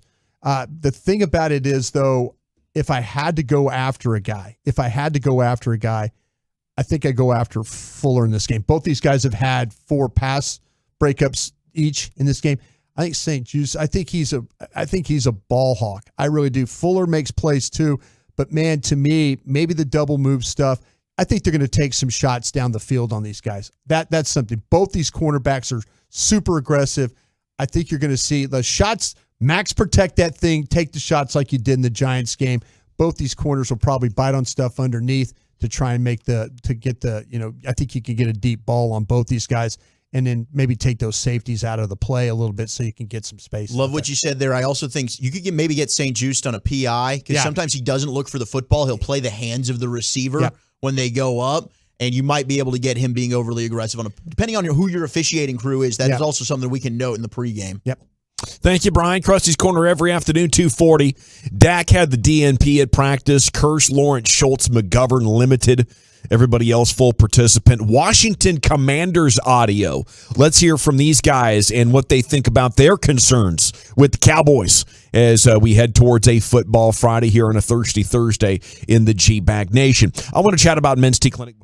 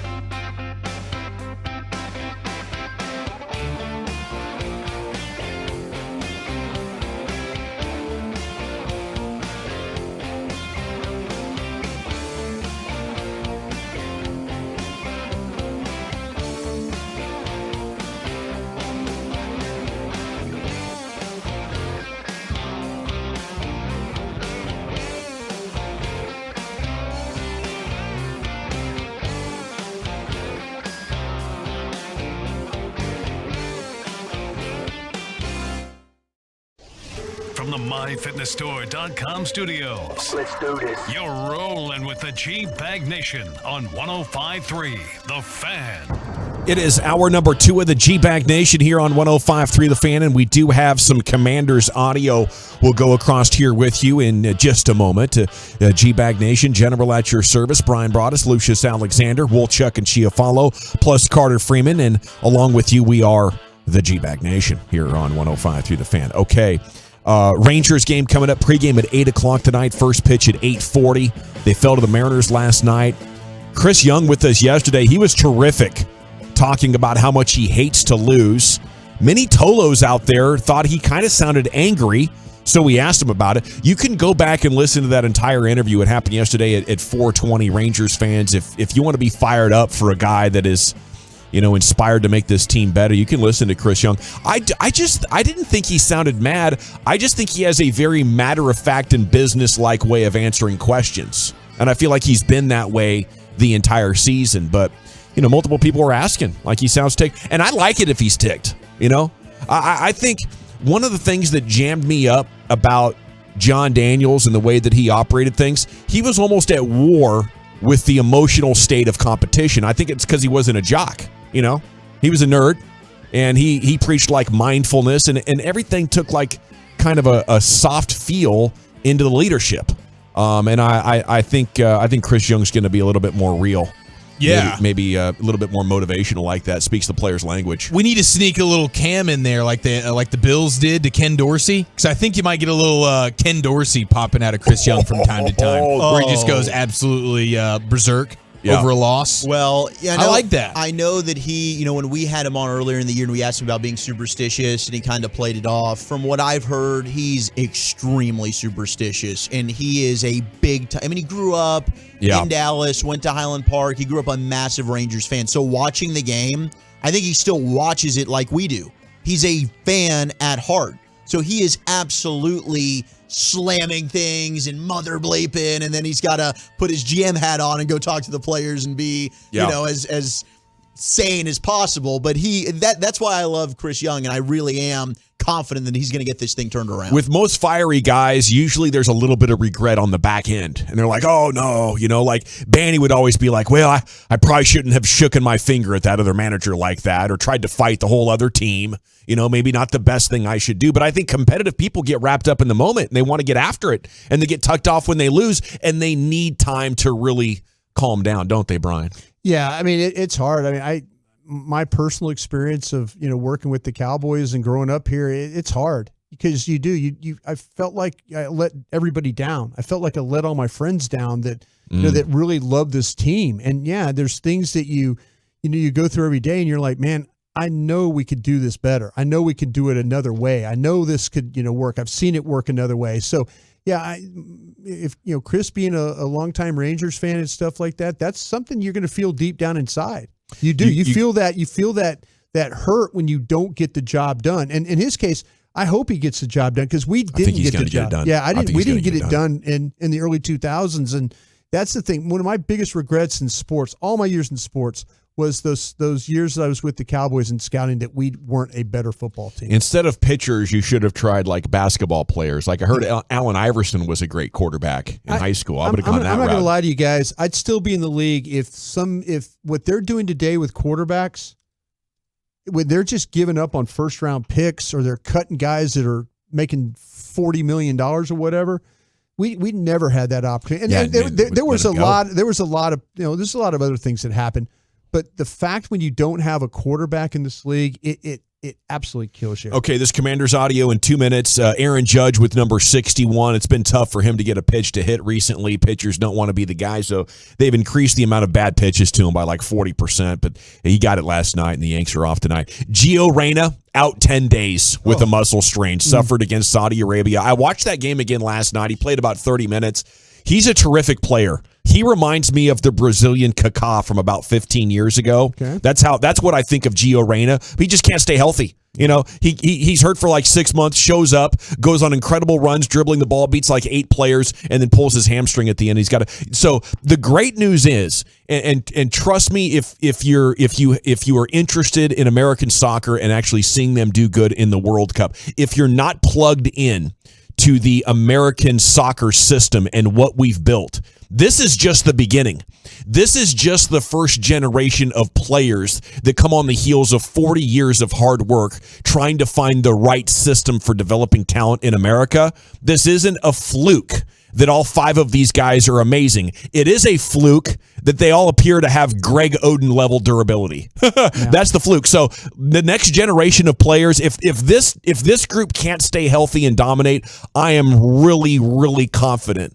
And all it would take is for you to be involved in North Texas youth soccer, which is like the capital of the United States, or at least a major one of them, and get an eyeful of what these kids are capable of doing, especially if you grew up like in the 80s, 90s, and you played soccer and you remember it. Go look at what these kids are doing now, and it is freaking unbelievable. And there's like 50 teams in every age group that would go to a lot of states and win the entire championship. So I know a lot of these kids are coming through, North Texas, California, Ohio, Florida. And if you're plugged into that, this World Cup might suck again for us. But the silver lining is we're actually producing amazing players. They're just getting hurt too damn much right now. Okay, let me ask you a question real quick about that. Do you think the fact that our best players are playing international soccer is a good thing or a bad thing? It's great. It's a great thing. Okay. It's where you got to go. But is international soccer becoming too many matches? Too many. Everybody does that. That's what I'm saying, though. I mean, do you worry about the fitness of our team because these kids you got to manage it, but it's what all teams do because there's so many different competitions for the top teams. That's what I'm saying, though. I'm all for them getting the experience of playing in any league over in Europe. I'm all for that. The problem I run into is, and it's even what international soccer players have talked about, is the number of matches they play. Yeah. That not only their team stuff, but these different competitions that they play in, and then the friendlies and everything else that they have to deal with. Yeah, it is a lot. The body can only take so much.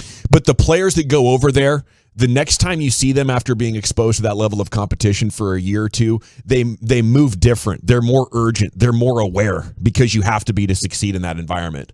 And I think if you want to consistently have top teams, you got to send all your players over there until MLS rises its level to that. What is though the EPL done to Pulisic? Well, he's just been hurt, but he has had a bad year. Yeah. He has not been playing well. No. He's had just a couple of stretches with Chelsea where the manager trusted him and he played well, but then he'd get hurt. I think a lot of it just comes back to the injuries. Yeah. Okay, Commanders audio, Carson Wentz. What is he thinking as he gets set to prepare for Micah Parsons and the Cowboys? Here's Carson.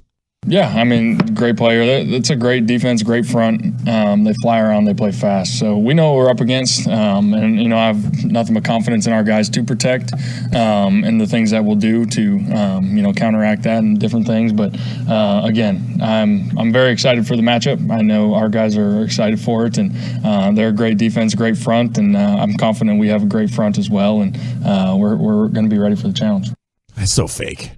Oh. Yeah, well, he even sounds like he's lacking confidence. Yeah, the way he speaks. I have no doubt. I have the confidence. No, you don't. No, it's a big challenge. He's a broken guy. He is really broken. He really is. I would be broken too. Their drive summaries offensively last week. Talk about nine sacks. Their first 11 possessions were 8 punts, 1 fumble, and 2 turnovers on downs. Yeah, the problem is it's Dear him. God, bro. It's him though. I mean, granted, yeah, he is I don't want to be the guy that points fingers, but if you were Carson Wentz, I'd be pointing at you right now. Their your offensive problem, line, sir. bad. It is bad. And that left side specifically, Leno and Norwell, their left tackle, left guard combo, horrible. But Wentz is holding onto the ball. The drop back level, I mean, he is just, it's kind of similar to what we talked about with Burrow, right? I'd say at least half those sacks are probably on him, Brian. Yeah. He's in a situation, when you're taking sacks and it's 3rd and 5, you're not seeing things. You're not feeling things in the pocket, and the problem with him is he will feel things in the pocket and he will try and make a throw as he's horizontal, and the ball will come flying out or something like that. So, yeah, a lot of his stuff is self-inflicted, I think. Yeah, and we can actually measure these things now. So the only quarterback worse at preventing sacks is Justin Fields.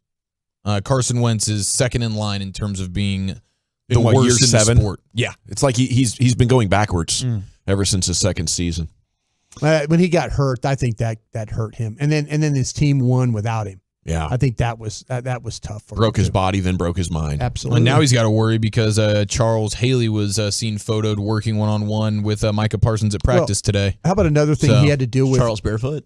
There that's was a good probably question. Dobermans Let me running circle around. back on that. The thing about with Wentz too, his experience in Indianapolis, where the owner comes out and says, "Listen, you two, you general manager, head coach, you don't get rid of him now. I'm getting rid of both of you." Wow. That how about that wearing on you a little bit? Charles Haley foot update in the photo working on the pass rushing today at practice with Micah. He is sockless wearing Nike slides. Okay. So Charles Haley's out there? His toes are apparent. Yeah, Charles Haley is one-on-one working with Micah Parsons as seen photoed. Ed Werder, good buddy Ed. He tweeted out the photo from practice. Not to over soccer you in the same segment, but Charles Haley's daughter is a 2-time national champion at Stanford. Yeah. She plays professional. She showed up at Abby's skill session last Friday. She's a former student of this great skills teacher, and she just jumped back in for a warm-up session with like high school and middle school kids, and she was amazing. Yeah. I was like, holy crap, it was so cool to get to watch her. And she was schooling everybody, dude. It was amazing, and sweetest girl, you know, in case you were wondering. Takes after the mom. Yeah, it takes after the mom, I guess. Did the coach inside you, Dawson, like try to start figuring out how we can doctor up some of these birth certificates and get a ringer on one of your weekend Dawson teams? was over there trying to tell her she wasn't any good going through the cones. No, you skipped the cone there. You get back in line. I was just trying to let Abby know who it was, you know, so she could appreciate it. We got a picture afterwards, though. Okay, Sam Cosme on what concerns they have about the Cowboys. Here's the offensive lineman. I don't think we have a lot of concerns. I think we're very optimistic about going in there. It's going to be a very passionate game, very physical game. So, you know, I don't have any concerns. I don't know if anybody else does. I believe in this team. I believe in the coaches, and I believe in the players. So I believe we can go out there and really, you know, show our best selves, and I'm confident in that. Right on. Yeah, the confidence is just leaking out of you, man. Yeah. It is just it is profusive. That's the problem right there. He knows.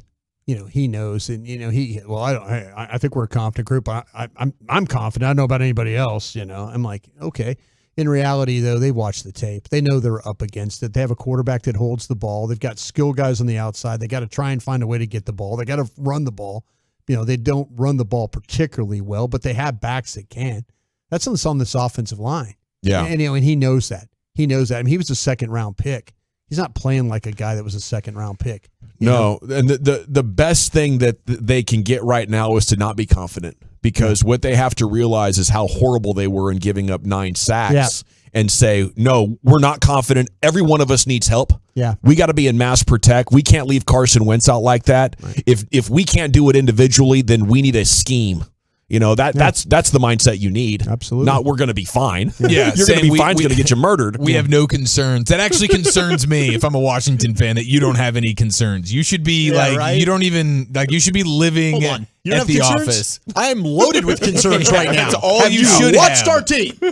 Well, you knew it'd be, if he was really concerned, he would named every single defensive player. You know, it's like, man, they've got a good, you know, Parsons is good. You know, they've got Armstrong can rush. Lawrence had 3 sacks last Yeah, they have to rattle off like 12 names. That's what I'm saying. That's what I'm saying. That's when you know they're really, really concerned, when they start rattling off all the names of the guys they have to deal with. Terry McLaurin on the importance of this game. Here is the Washington playmaker. Most importantly, the thing on my mind is you don't want to drop 3 games. You don't want to go on the road and get beat in a division and then have a chance of losing 2 division games in a row. So there's a lot, at stake, I feel like, for our team, just to try to get this our momentum back in some positive light for our locker room. But at the same time, I think if we could come out there and play our style of game and really just not get behind early, I think that just gives us the best chance to be successful. Like I said earlier, just more complimentary football, guys flying around defensively, creating havoc and turnovers, and offensively creating explosive plays and sustaining drives. When you have those opportunities, you're going to be in a lot of games. So with a physical team like Dallas, who's going to give us pressure defensively, going to try to create explosive plays on their offense, we got to weather the storm, because they're going to be really hyped up coming back in their house in a division opponent. Yeah, I think well said. It is a good answer. I think for them as well, their fan base hates the Cowboys so much that if you can beat the Cowboys, then it kind of takes some of the heat off of you for a sustained period. Like their fans will remember, yeah, bad year, but man, remember when we took it to the Cowboys? It's that sad and pathetic. Here the Cowboys fans are like, whatever, you're just another team that hates us. But I think for Washington and Philly especially, and a lot of the players play into that because they know how much the fan base eats it up. Like I bet that's what the reporter really meant. Like it's Cowboy week. What do you think? And he went into a breakdown about how they got to win the division and all that. All right, when we come back, Nation, let's talk some Mavs. 5 focuses of training camp and more as we're now just 6 days away from the start of preseason here in the NBA. That's coming up next, the G-Bag Nation. I want to chat about Absolute Beauty Solutions, though. These guys, they work wonders. It's magic. It is new science. And if you have extra fat on your body,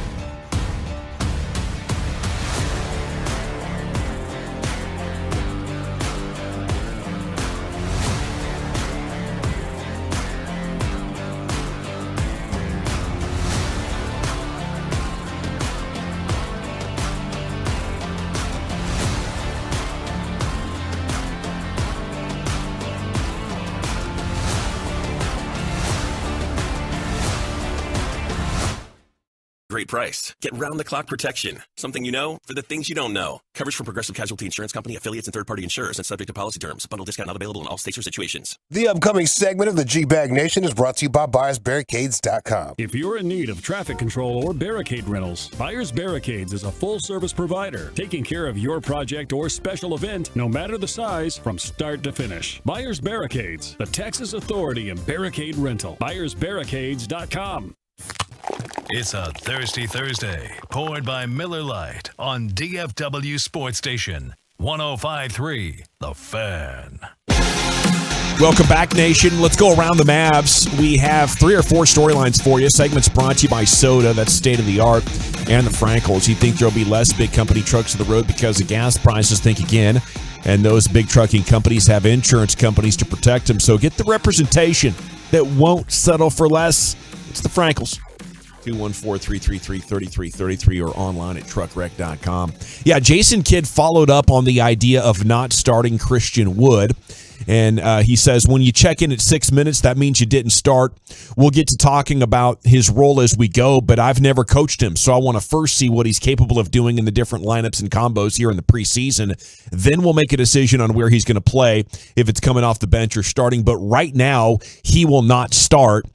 There's been a lot of attention on this story. It's been interesting. I almost feel like the media is anticipating this is going to be a problem, or maybe they're already hearing that it's going to be a problem. I don't know, but I think when a player comes to a winning situation from a losing situation, I want to give him a clean slate. You know, I don't want to be like, oh, what's Christian Wood going to say? He's not starting. Now, you know, there is some real benefit to it. You know, I think Kidd wants him to know we're giving everything a fair chance, but at the same time, we're going to do what's best for the team. And if you want to start, you probably got to play great defense. So I think this is fantastic coaching. You don't want to get players that have a reputation and start catering to them because you want them showing up in a good mood. You want those good players, if they need to sort of conform to your culture, which is what the Bulls did with Dennis Rodman. Had no problem. And I'm not comparing Christian Wood to Dennis Rodman, but there is that element out there as far as concern. Will Christian Wood's lack of maturity from previous stops become an issue here with the Mavericks? What do you guys think about that topic? No, I mean, there's definitely it's a question, and some people might be more fearful about it than others. You had Kidd saying at the media day, like I've said it since the summer, he says that I would bring Wood off the bench and start JaVale. But then you had Christian Wood kind of, the media took it as kind of a joke, but they weren't really sure when they asked Christian Wood about it. And he's like, well, this is the first I'm hearing about it. And he apparently like kind of smiled and they all kind of laughed, but they weren't really sure, like, is this, like, there's no way this is the first time you've heard of it, right? But like, what's the deal? And then he went on to say, like, hey, I'm motivated either way, off the bench or starting. But then they also asked him about like playing alongside Luka. And he was like, we'll see, you know, coming off the bench, we'll see. So it kind of indicated like, well, if I'm coming off the bench, how much time am I really going to share with Luka on the floor? Which I think is an overreaction because you're like, Luka's playing majority of the game. And I do anticipate Christian Wood being such a threat offensively that this team's going to need late in games. Like, you're going to get plenty of Wood and Luka. And as you mentioned, Dawson, like, it's a long season and all this stuff is very, very fluid. Right. So, like, it's not like the way we're coming out night one is the way it's just going to be. So you're going to get plenty of Luka and Christian Wood. But just him saying that, like, and you don't want him to be overly happy about this. Like, the competitor in him is probably like, dang it, I want to be on contract the floor. Year. Yeah, exactly. Sure. It's a contract year. He's got a lot to prove. And for me, it's one of those things where he's probably thinking, and he knows this, right? He's the best player for that position to be starting. And even if he doesn't start, first stoppage, he's getting inserted into the lineup. So, all right, he doesn't start. Fine. Guess who's going to be playing the most minutes of that position? It's going to be Christian Wood. He's your second best player. So it might be kind of a big deal that's being made about it. But in reality, is it going to be that big of a deal? Probably not. He's just not out there for the starting tip. But he's going to be playing significantly more minutes than JaVale McGee. And keep in mind, Jason Kidd does have a reputation as a mind bleeper. I think he is a master manipulator. Mm-hmm. He's doing it much more player friendly than he did with the Nets and the Bucks, but that's still part of his MO.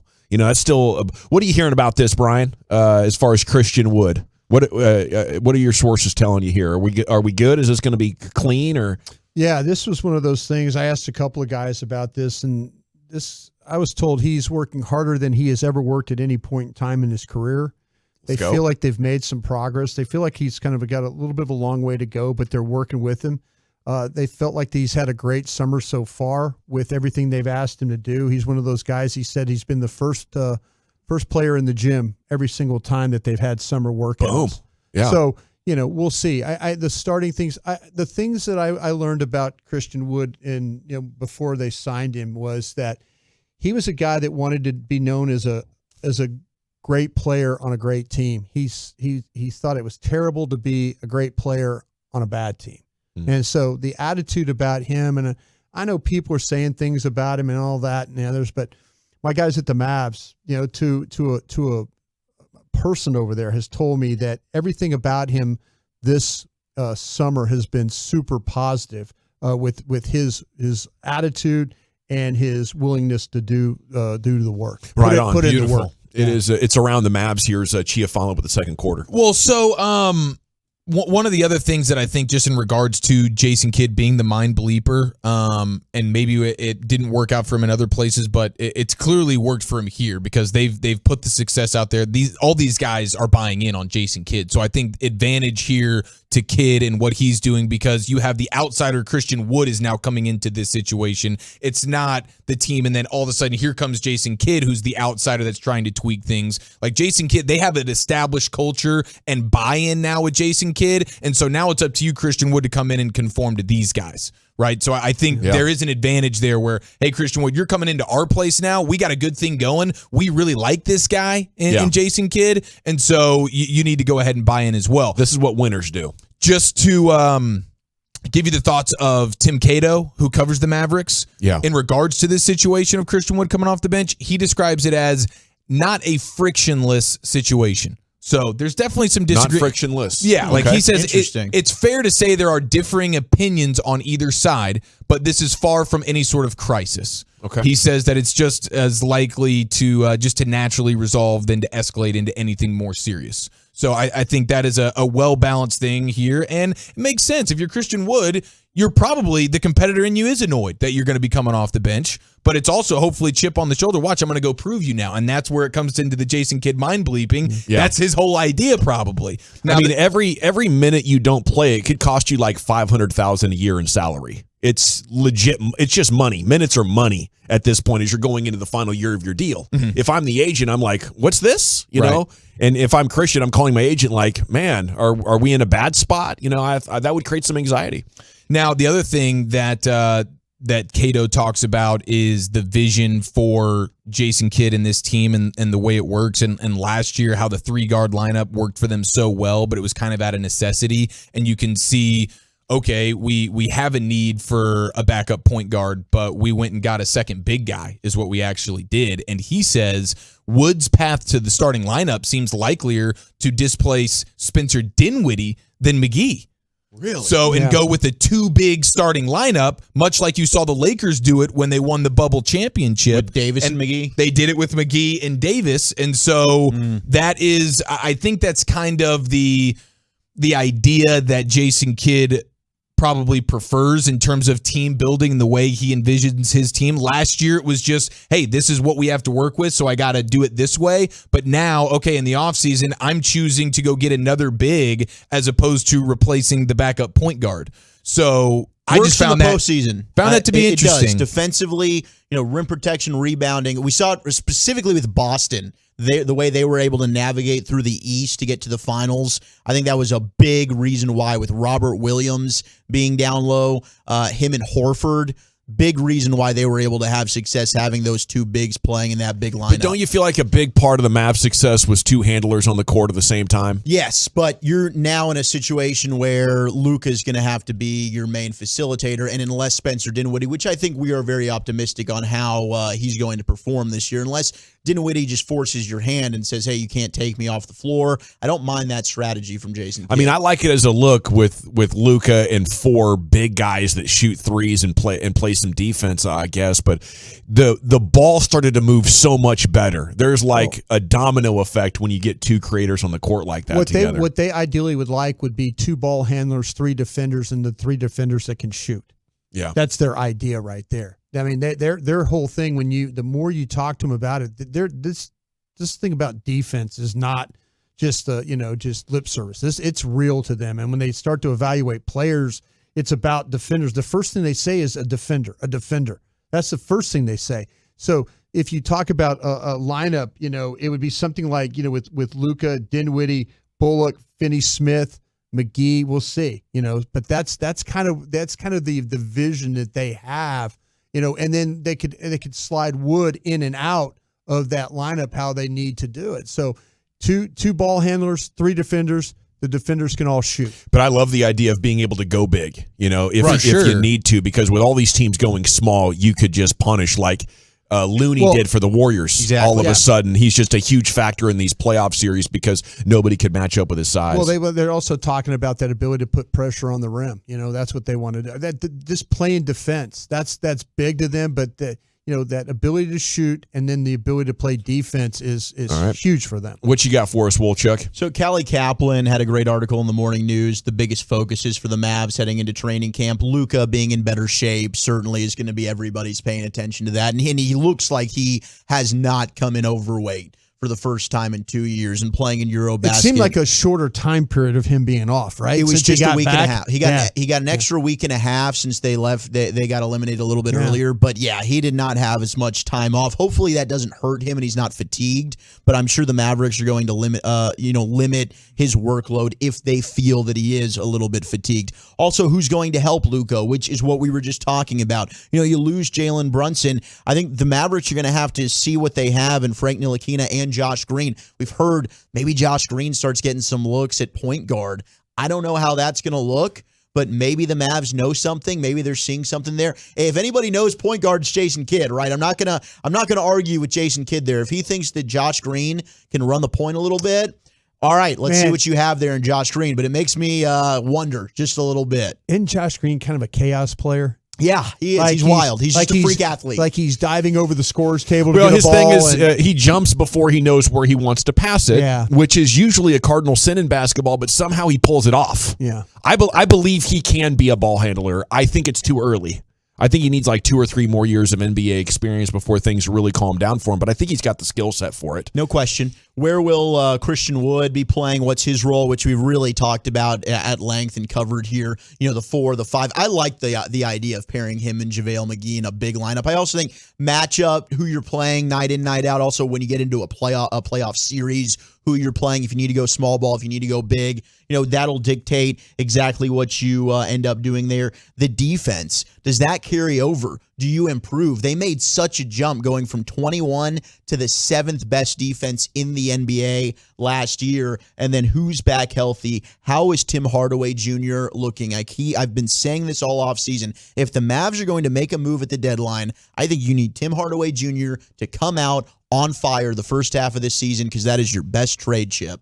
All righty. Thank you, guys. Love going around the Mavs here, and yeah, I totally agree with it. Okay, coming up next, it's a G-Bag Nation presents You Make the Call. Who do you side with, the bullpen coach or his wife who threatened divorce?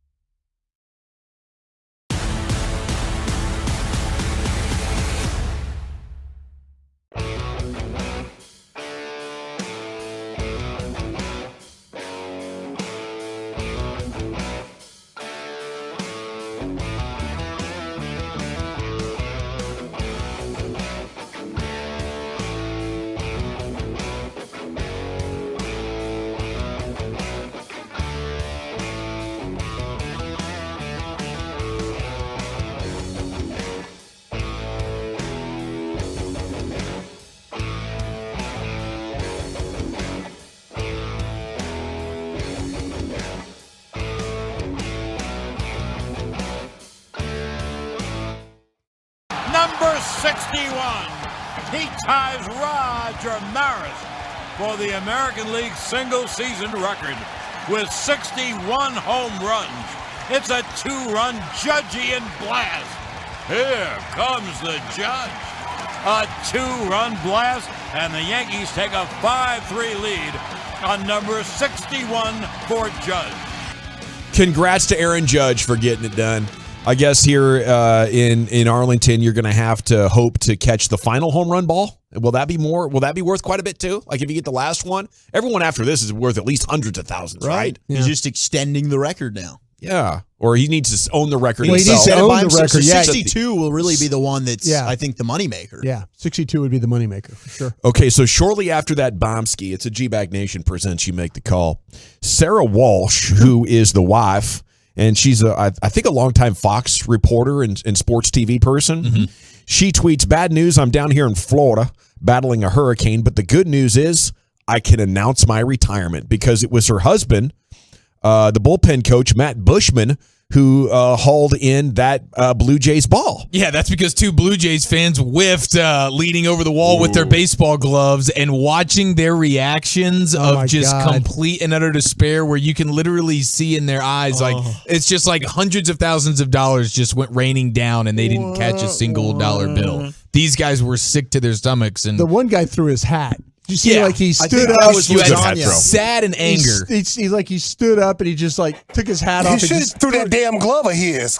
I tell you, Since he couldn't catch the darn ball. He had a it shot on his hand and you still missed it. He had a Throw shot. the glove away. You never live that down. I'm never coming back to a game. If you get leather on that ball, you got to bring it in. 100%. Canadian baseball players, I don't know. The only excuse you would get, that's a good point, they are Canadian. The only excuse is if you'd be nervous about falling over, right? You're supposed to fall over. It's hundreds of thousands of dollars. Go ahead and take that fall. Well, not Absolutely. yeah. You think like Ankle cost me 10 G's. Take the fall. Okay, that's good math. Yeah. Absolutely. That's good cost-benefit analysis. Moments later, Sarah Walsh, upon seeing the video of her husband giving the ball back, she tweets, "Oh, cool. He just handed that back without checking to see if our house is still here.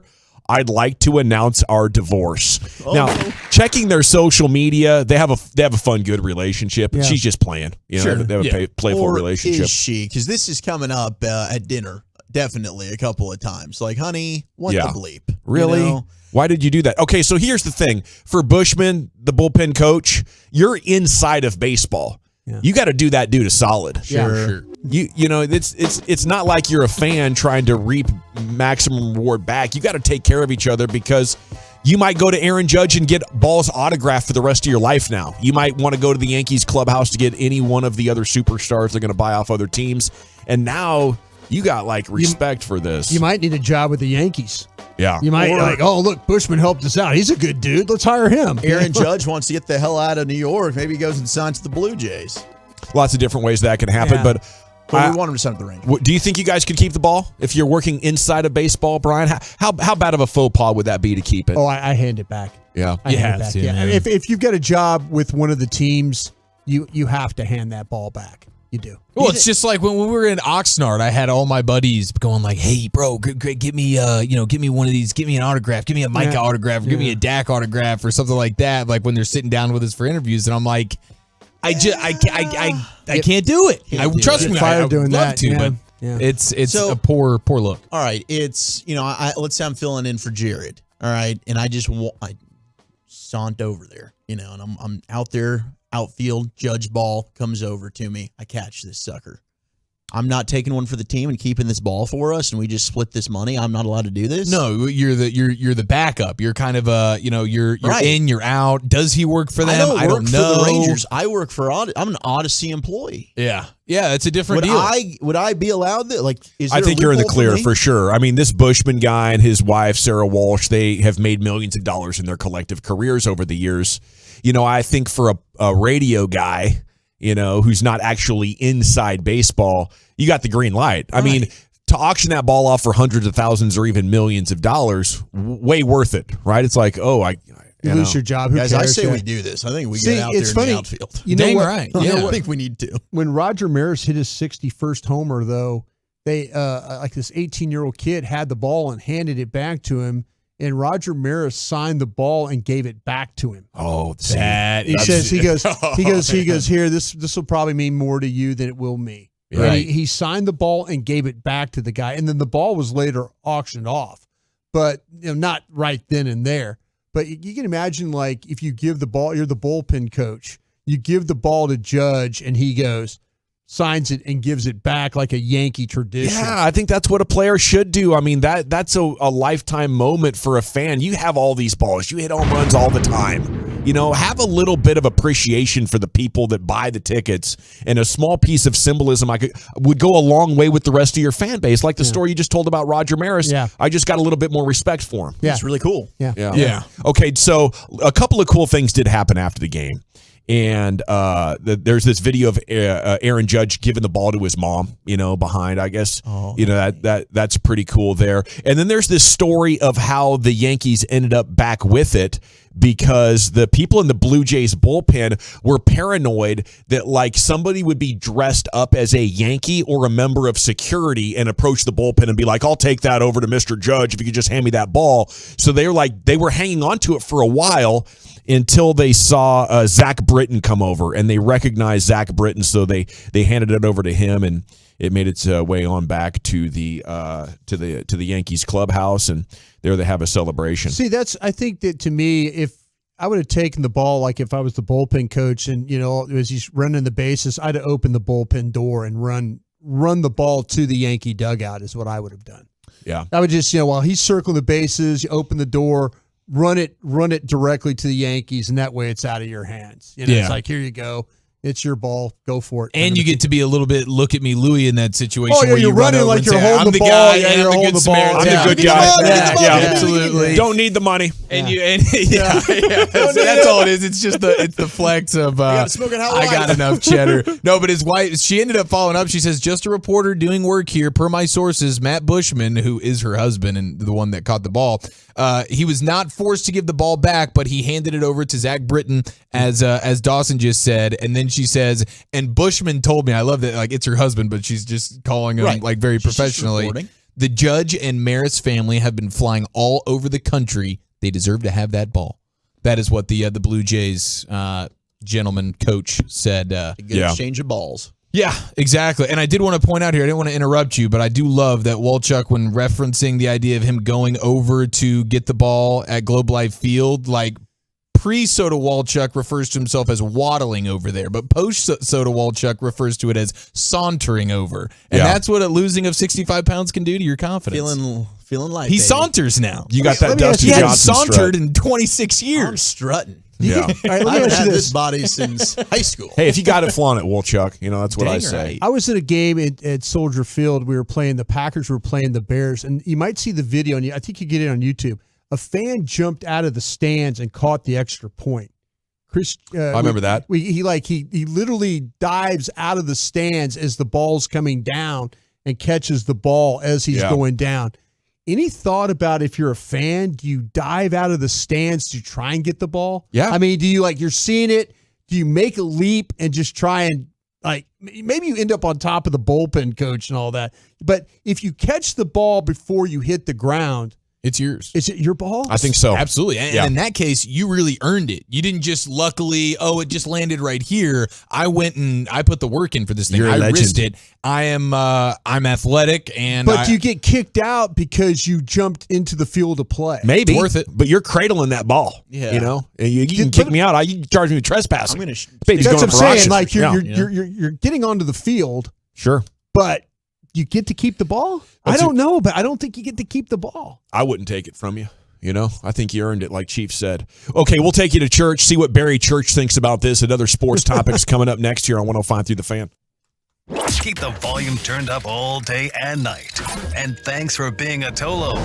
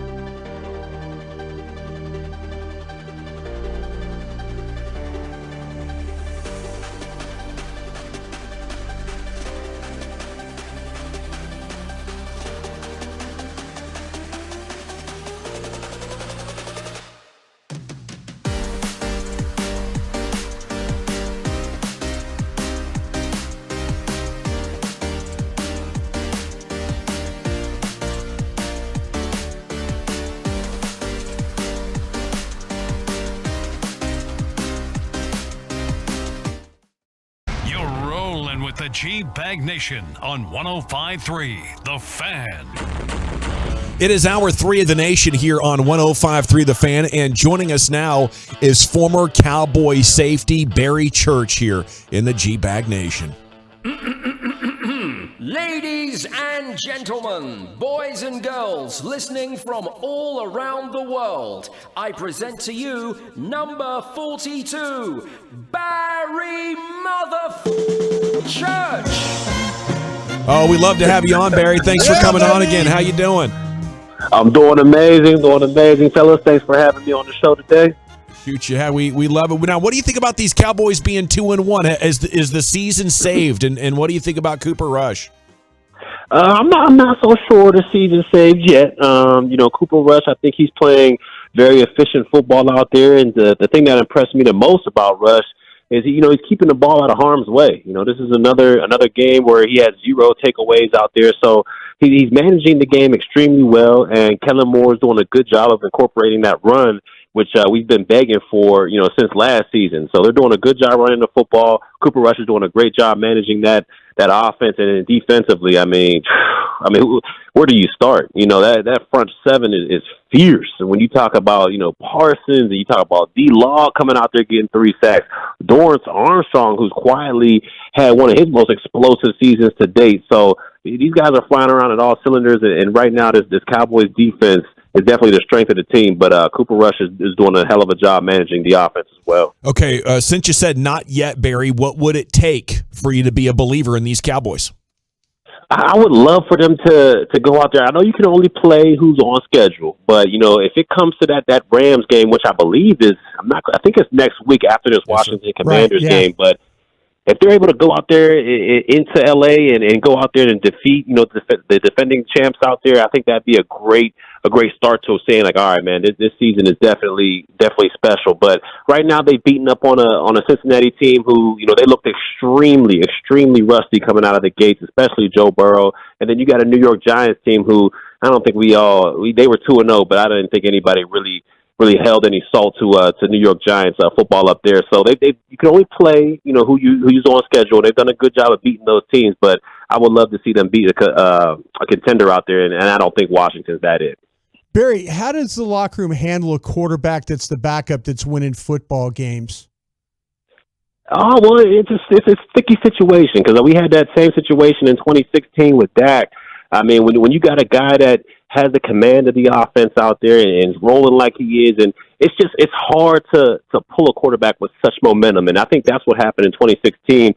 Now, Dak had a larger sample size. I think he played, I want to say, maybe 11 games before Romo was able to come back. So he had a larger sample size, but to me, it's definitely hard to pull a guy that has momentum, is going undefeated the way he was doing. Cooper Rush, if he had that large sample size, I think it would be hard to pull him as well. But it seems like Dak will be getting back well before that 11-game mark. So Cooper Rush, he's doing a hell of a job back there. But when Ford comes back, I definitely believe it'll be Dak's job once again. It's Barry Mother Effin Church with us here on 105.3 The Fan on the G-Bag Nation. There was a lot made, and I know Steve Young made some comments last week about maybe Dak learning a little bit while he's out from Cooper Rush. What can you gain while you're out due to injury as a player and you watch your teammates to try and gain some perspective for when you get back out there?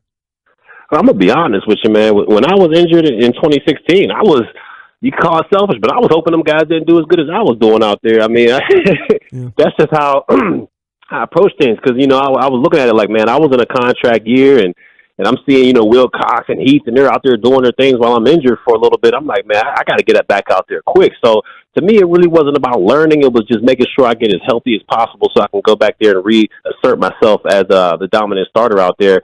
But in Dak's situation, man, I mean, he can probably learn a little bit from Cooper Rush as far as the play calls and what's going on and how to incorporate the run a little bit more instead of relying strictly on the arm. And I think that's something that he and Kellen Moore can both learn from this absent that Dak has been so far. So to me, I think he has a little bit to learn. But if it was me, on the other hand, I'm just trying to get back as quick as possible. Barry, if you're playing defense against this Cowboys team and you look up and you see that it is Zeke in the backfield and not Pollard, are you kind of giving a Tiger fist pump, or do you feel like, hey, Zeke is dang near just as good? If I'm seeing Zeke in the backfield, I don't like it, because to me, when you're going against a guy that seeks contact like that and punishes the defense, I'm telling you, as a defender, it wears you down. And when you get to that third, fourth quarter, you start turning down a little bit. You a little bit of hits. You start, latching onto those blockers a little bit more, so you don't have to get in the fray. When I see guys like, Tony Pollard out there, and nothing against Pollard, because he's an extremely explosive back and he's extremely good back. But when I see guys like that, I'm thinking, okay, I can wrap this guy up. I can get him on the ground without having to take any punishment. But I hated going against the guys like, Derrick Henry or Ezekiel Elliott, guys that just run downhill and punish you for 4 quarters. So to me, I love seeing guys like Pollard in the backfield. Barry, do you think we're seeing Mike McCarthy influence the offense at all? Do you think that, since Dak's injury, that maybe Mike has clicked over there and started interacting more with Kellen on that stuff? It could be that. It could be McCarthy getting a little bit more influence, or it could be, Cooper Rush doesn't have the ability to audible. I'm not saying that that's 100% sure, but Dak had that, ability to audible to play call. So maybe Kellen's been calling these things all along, but Dak sees a look and says, hey, we can, switch it up this way. It might be a better result. So I'm not sure what it is, if it's McCarthy, if it's just Cooper Rush's lack of audibling, but so far, Kellen, in these last 2 games, he's done a heck of a job incorporating this offense and making sure it's tailored to the strengths of Cooper Rush. It's former Cowboy safety Barry Church here with you in the G-Bag Nation. Can you take us down memory lane the last time there was a real quarterback controversy in 2016? What was it like, and why were teammates willing to move on from Tony so much as it turned out they were?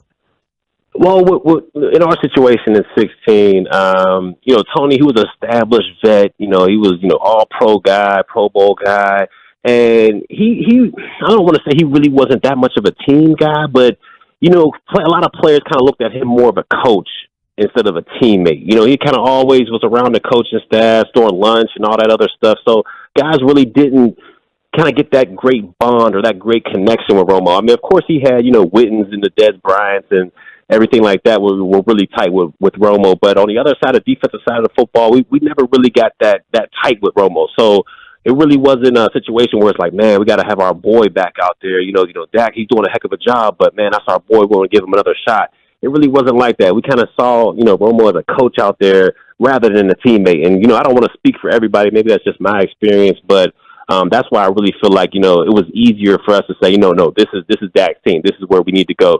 Plus, the guy was, I think he was 10-1 at one time. So when you got that much momentum on your side, you kind of got to go with the hot hand. And then he beat the Steelers and the Packers and everything. And, he was putting up some perfect passer ratings. It's quite a bit different from the current situation. But were you surprised that, as you mentioned, Dez and even Witten were, I heard Dez talking about it a couple of weeks ago in a Twitter Spaces. Even he was, on the side of leaving Dak in there. And those were some longtime friends, like you mentioned. Yeah, and I was extremely surprised about that point. I mean, like you said, on the defensive side of the football, I kind of knew where everybody was going. We were all on the same, let's keep this thing rolling, let's keep Dak in there. But when you saw, the Wittens of the world, the Des Bryants, Tyron Smith, those guys on the offensive side of the football say, hey, we got to kind of ride with that hot hand. I mean, it was surprising to me because, like you said, those guys have been friends for an extremely long time, and, you always want to give your boy another chance or the benefit of the doubt. But when you have, like I said, when you have that much momentum riding, and we were killing it at that point, I feel like we couldn't be stopped. It was like a juggernaut going on, and we just didn't want to get in the way of it. And it ended up happening where Dak just ended up staying the quarterback, and, the rest is history. Is that a special bond now, you think, between the players and Dak? Or what if Rush would beat the Rams and the Eagles and put up some huge games? Could it swing against Dak in any way, or is he just such a magical leader that's locked in? What do you think about that? I think it's locked in. I mean, it'll be extremely tough if Rush were to go out there, beat the Rams, beat the Eagles. I mean, that's a lot of momentum on one guy's side. And players will start to think about it a little bit if that were to happen. But I think Dak is just so locked in and such ingrained as such a leader on that team that, he treats no one different. I mean, you could be, Ezekiel Elliott, or you could be all the way down to the last guy on the practice squad. And he treats everybody such the same with such respect that he has such respect in that locker room. And I just can't see, if it came down to the players saying, hey, we kind of want to ride with Cooper Rush. I just can't see that happen. I mean, he's so ingrained in that locker room as the leader. I feel like each and every player in there feels like he gives that team the best chance to win, even though Cooper Rush is having so far a hell of a season. Yeah, because you can even see that. I mean, with him being involved on the sideline, cheering guys on. I don't remember necessarily, and correct me if I'm wrong, Barry, Tony being that involved when he was hurt early on in 2016. I mean, how much of an impact does that even have for the guys in that locker room, just having Dak's presence, even if he's not on the field playing, but just having him on the sideline for games? It's huge. It's huge because it makes you feel like he's still a part of the team. I go back to that 2016 year, and Romo, he had the surgery, so he had to be out a little bit. But even when he was back, he might have showed up on game day, but he really wasn't there each and every practice, with the team, giving guys pointers or cheering guys on. It just really wasn't like that. And I get it. He was a lot older in his career, and he was a much more established vet and all that good stuff. But with Dak, like I said, I feel like he's such ingrained in this team where he has a relationship with each and every one of those players out there. I couldn't say the same for Romo in that year in 2016. He might have, talked to a few people here and there, but like I said, he had nowhere near the leadership that Dak was able to have with this team. Barry Church with us here on The Fan. When you watch Carson Wentz, do you get a little, do you see a little Bortles in Wentz? I don't know if he's as bad as Bortles. I don't know if he's that bad because he can be hot and cold. But right now, he's extremely cold right now. Yeah, it looks like it will be another feasting of a Cowboys defense on Sunday versus Carson Wentz. Hey, Barry, when defensive players watch tape and you see a game like what happened with the Commanders last week, is it a confidence level, or is it like, man, we got to be careful about this. We can't think we can do this or that. What is that? I hate the mindset question, but how do you approach that when you see a team just get overrun the way they did when it's giving up sacks? Well, you definitely got to respect your opponent each and every week because, anything can happen on any given Sunday. But if I'm a part of that front seven, I'm licking my chops because, I think the Eagles, they have a good front seven, but I don't think it can hold the jockstrap of this Dallas Cowboys front seven. So I'm licking my chops. If I'm Parsons, if I'm D-Law out there, I'm saying, look, if they got, 8, 9 sacks, we might as well go out there and get 10, 11 because the way that he's holding that ball back there, Carson Wentz, he's holding it forever back there just looking for the big chunk play, and 9 times out of 10, he's either getting sacked or he's running around for his life and he's throwing the football away. So if I'm on that defensive side of the football, that front seven, I'm licking my chops. And if I'm in the secondary, I'm thinking, man, he's going to throw me at least 1 or 2 of these things. So you definitely got to respect your opponent, but at the same time, man, you got to take this as, hey, we got to take advantage of this and pass some of them stats as well. Barry Church here on The Fan. We do have the Tank Lawrence show coming up in about 45 minutes. How good is your former teammate here coming off that 3-sack game now? Oh, he's got to be riding high right now. I was about to get on him because if he didn't do anything in this Giants game, I was going to say, hey, man, you haven't done much all season, man. What's going on? But he definitely went out there and shut me up and then had his 3-sack performance, and he let maybe 1 or 2 more slip away. So I definitely know he's hungry to get that sack title back in his hands, especially after the way Parsons has started so far this year. Now, which safety style do you prefer? Curse, who's in position, pretty good coverage, very sure tackler, or Donovan Wilson looking to blow anything and everything up in his path? I prefer Curses, man. I prefer that guy who's a reliable tackler, good in space, and he can do multiple things. He can cover, he can play in the deep pass, so I prefer Curses style, but I love Wilson's as well. The way he comes down and just thumps people, but he's more hit or miss out there. Like I say, he reminds me of Will Cox a lot, but to me, if it boils down to it, I prefer Curses style out there. We've been looking at this Washington team as you have. They do have a lot of good skill players. I think their offensive line might be a little bit of poochies, as is their quarterback. But, maybe the screen game, if the Cowboys, we've been talking about this with Broadus, maybe if the Cowboys get caught up field, the screen game could hurt them. What's the key from your perspective to defending the screen?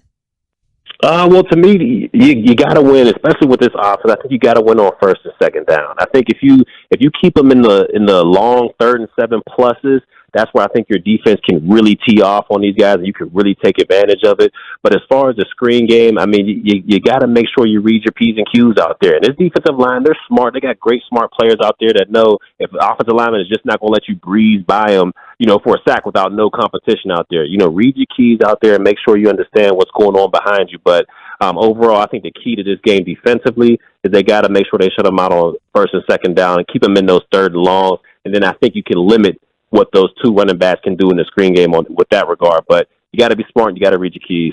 Barry, we got a Thursday night football matchup tonight. The Bengals are favored by 4 over the Dolphins, and the Dolphins defense had to play 90 snaps on Sunday. That's a lot of snaps. I was gonna say, like, how do you perform the next week as a defender if you just played 90 snaps and you're on a short week now? I mean, you're going to be sore. It's got to be all heart in this game. I mean, 90 snaps, and then you got to turn around and play, 3-4 days later. I mean, those guys have got to be sore out there. But I need Cincinnati to win. I need them to pull it through because, in fantasy, I'm going against basically the entire Miami offense right now. So I need those Cincinnati players to step up and win this game because I'm not doing too good in fantasy so far this year. Well, you're always a Cowboy to us, but you did play in Jacksonville and in an AFC Championship game that you should have won. You was robbed. We know that. Man, I was straight robbed. Yep, you were straight robbed. But what do you think about your Jags? They could be 3-0, but they're 2-1 earlier in this year.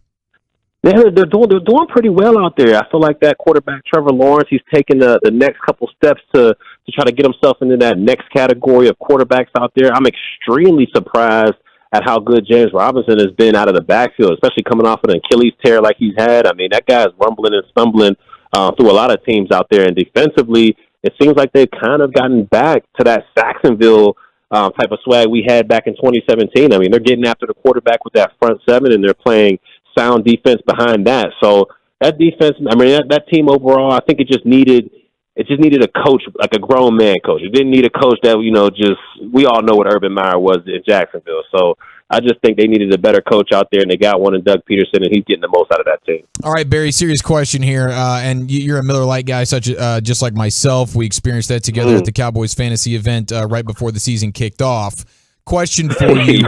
Yeah. What is a more difficult way to consume a beer? Is it through a disgusting sneaker of one of your teammates? He's sweating a time or two, or consuming a beer through a hot dog. Like, imagine the hot dog is a straw, and you drink the beer through the hot dog wiener. What is a more difficult way to consume the beer? So the shoey versus the straw dog. Correct. Oh, man, those things are both disgusting, but I got to say the shoe, man, because I've seen a couple shoes in that locker room, and I've seen the toes of some of those guys in the locker room. I mean, they got the fungus going. I mean, it ain't pretty sight. You got dead skin up in there. Who knows what you're swallowing when you're taking a shoe from the sneaker like that? At least from the hot dog, I mean, it is what it is. But you got all types of funguses and y'all, who knows what's all up in that sneaker and how old the sneaker was, man. So yeah. I gotta say, you're not making me feel any better about this. What I just had to do there. In fact, Barry. you might think less of somebody you just drank a beer from the sneaker? To get back in the survivor pool, we had to get back in. We had a challenge, and that was one of the challenges we had to do. Whose sneaker was it? It was Eric's. It was mine, bro. Yeah. My sauna sneaker. Yeah, not it was good. your sauna sneaker. Yeah.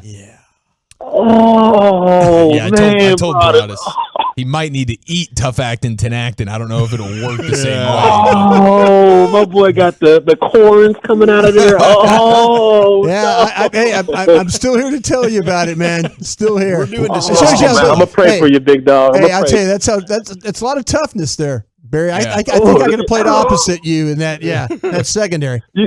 You could definitely been in that Ryan Mandelli system because that's tough as hell right there. Thank you, man. Barry, you're the best. So you want in on the survivor pool then, Barry? We'll get you in on this. Yeah, I'll be in there, but I can't drink no sneaker fluid, man.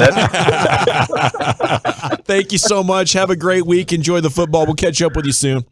Oh, man, thanks for having me. Later, fellas. Always. Hey, Barry Church, he is the man, and he joins us from time to time here during the football season of the G-Back Nation. It is time now for Wooly Bully's Top 10 at 420. Where are we headed, sir? National Coffee Day. Give me your favorite coffee and where to get it, but I've got the top 10 most unbreakable records in sports after Judge hit 61 last night. What do you think's number one next on the Fan? But first, let's talk about the deliciousness.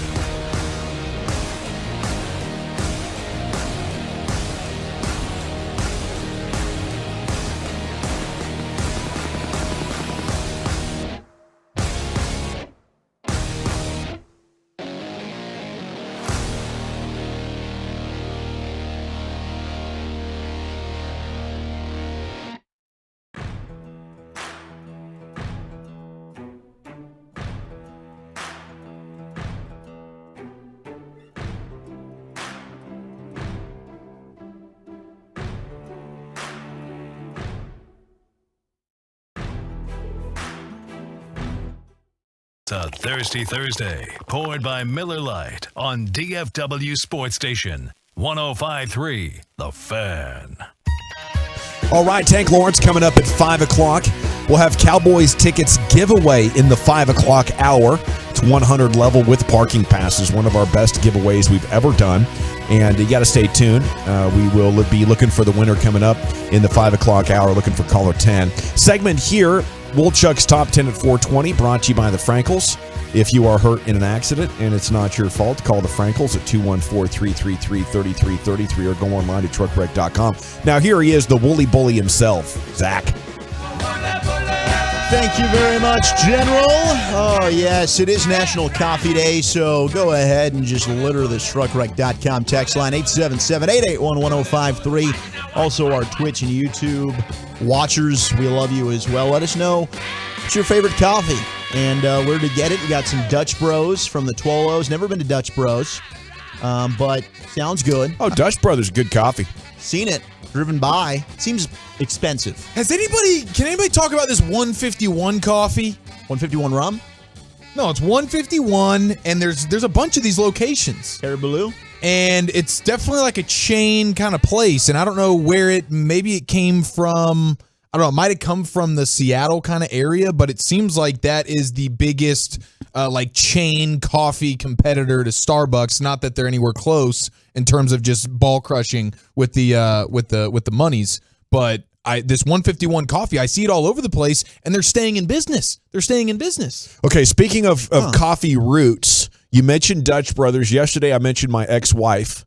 Okay, she grew up in Southern Oregon, where Dutch Brothers originates, out of Grant Pass, Oregon. It's great to see they've made it to Texas because that is an outstanding product. Yeah. Now, for me, I almost always just make my coffee at home or at work because the idea of like $4.50 for a cup of coffee is just weird to me.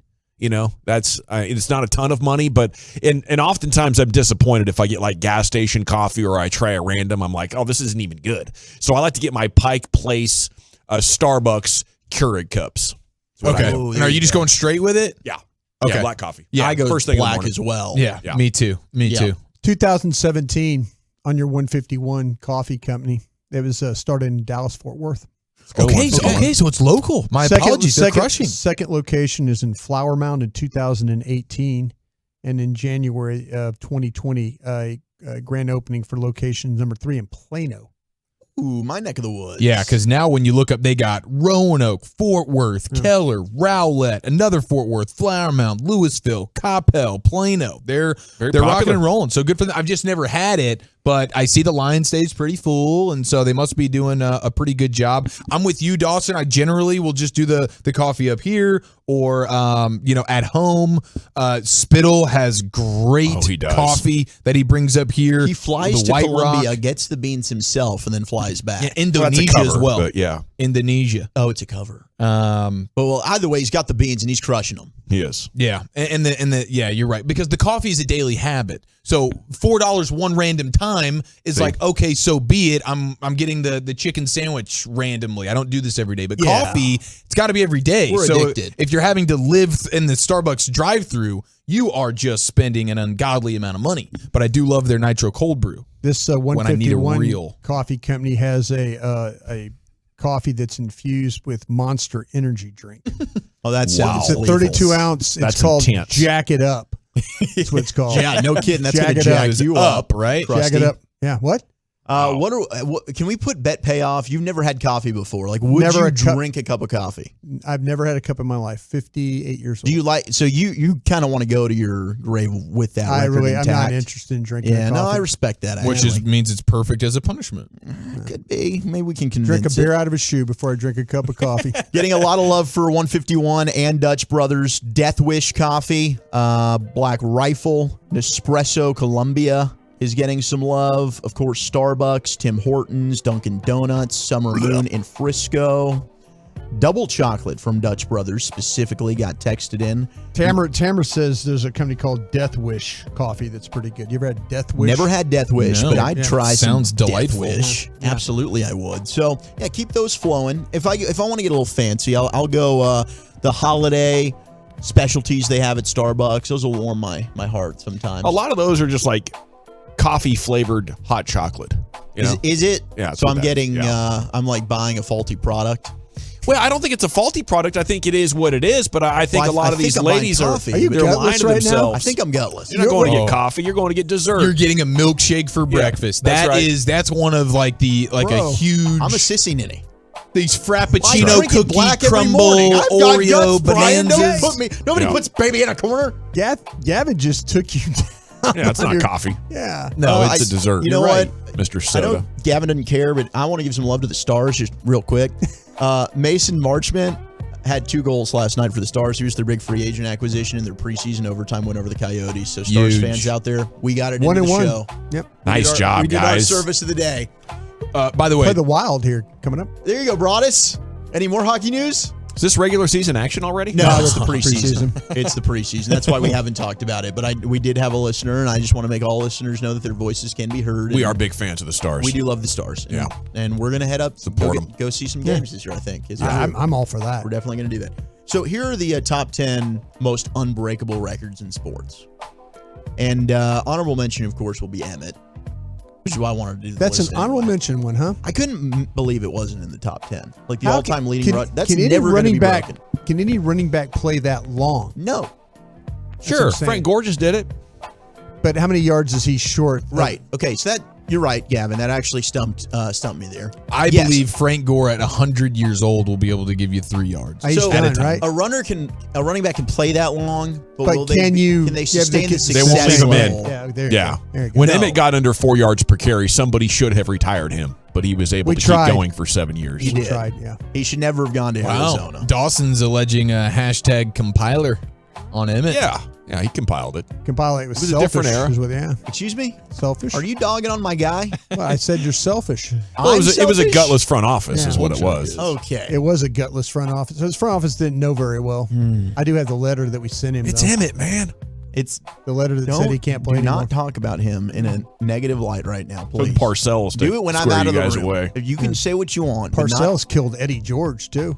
Well, he did. Well, nobody's bigger than the team. That Novel I was concept. going to say Except something. Bill's bigger than the team. Yeah, Eddie was okay. done too. Bless his heart. Who? Eddie. Okay. He was also done at that time. You disagree? I was on the staff. No, I didn't think he was done. He didn't look good. No, I tell you what, but we shouldn't Didn't we play shouldn't well. have made him inactive. That could be fair. I mean, the rest of the running backs That's were all very I'm good. saying. That's all I'm saying. That's fair. Man shouldn't have been inactive. He had like a streak of like 150 something games. Yeah, in a why row do that to the for a poor running guy? back? Number 10 is the consecutive Stanley Cup Finals appearances by the Canadians with 10. That's pretty damn impressive. Yeah. That's wait. Tampa? 10 straight Stanley Cup Finals appearances, the Montreal Canadiens. And that's a OLI? That's 10. That's number 10. Okay. I'm like, dear God, how is that outside looking in here? That should be, honestly, that should be in the top 3. Yeah, well, a lot of these are pretty impressive. Number 9 is 56 consecutive games with a hit by Joe DiMaggio. I think that gets beat. You think so? I think Eventually somebody will beat it? I think somebody will come along and beat that. one. I think Josh Young beats it. We live in a strikeout world, boys. Number 8, 100 points in a single game by Wilt Chamberlain. That's never going to get broken. Well, Luke will get it. Luke will figure it out. Homer it up here this segment. I mean, Inbounds pass, shoot. Inbounds pass, shoot. It's already a little bit wild. Like, we all agree that it's more likely that an NBA player scores 100 points before any team in pro sports goes to 10 consecutive title games. Yeah. Number 7. I think a guy could get 100. Yeah. He could. I think All he you could need to have do it is give him too. the green light. For sure. Hey, No one said it had to be Guess efficient. what? You get to shoot 80 times tonight. Yeah, Curry could score 100 anytime he wants. Curry get 100? Yeah, he could. Number 7 is the consecutive games played by Cal Ripken Jr. at 2,632. That'll be difficult. That's incredible. Mm-hmm. Number 6, 50.4 single season scoring average points per game by Wilt Chamberlain. Yeah, that's difficult. That's, yeah. Never. Number 5, Me I don't playing think, defense, yeah. he's not. Well, number 5 A is younger version of you, Brian. Probably not. Number 5, I'm going to Not sub. the gout version. I'm going to sub out. Gout version. I'm going to sub out. Put Emmett in God, because that hurts. we don't care about cricket. And this is Wait. Hey, you don't Overs and believe outs. What do we yourself, got? dude. Yeah, Overs. yeah. You Let's go care a for it. lot about Hey, cricket. You can come barely on. watch baseball. Give me the cricket. Have integrity with the list here. Number 5, the average of 99.94 in international cricket tests by Sir Donald Bradman. Yeah, Yeah, you're right. We don't care. he's a hitter. He's a hitter. He's a hitter. Number 4, 92 goals in a season by the great one, Wayne Gretzky. Never. 92. Okay. Number 3, Broadish, you're going to like this. Secretariat's time of 2 minutes, 24 seconds flat in the 1973 Belmont Stakes. I was selling programs that day. Were you? Yeah. Were you there? I was there. Were you there? I was there. Did you have a little action? I had a little action. 10 Some years action, old. action. 10 years old. He was like, what do you guys think? I don't know. I got money on Secretariat. I was on the rail. Number 2. I wanted to be a reporter that day. 8 consecutive NBA championships for the Boston Celtics. Never. But number 1, the most unbreakable sports record. 749 complete games by Cy Young. Oh, yeah. Never. Ever. We might not ever get to 75. Nope. Okay. There you have it. Thanks, Wow. Wolchuk. There it is, your top 10 at 420. When we come back, we'll go around the NFL. There's news. The NFL has laid out the Pro Bowl format for 2023. Now that the game is out and the games are in, you get the deets coming up next here in the G-Bag Nation. But you got to get into Diamonds Direct.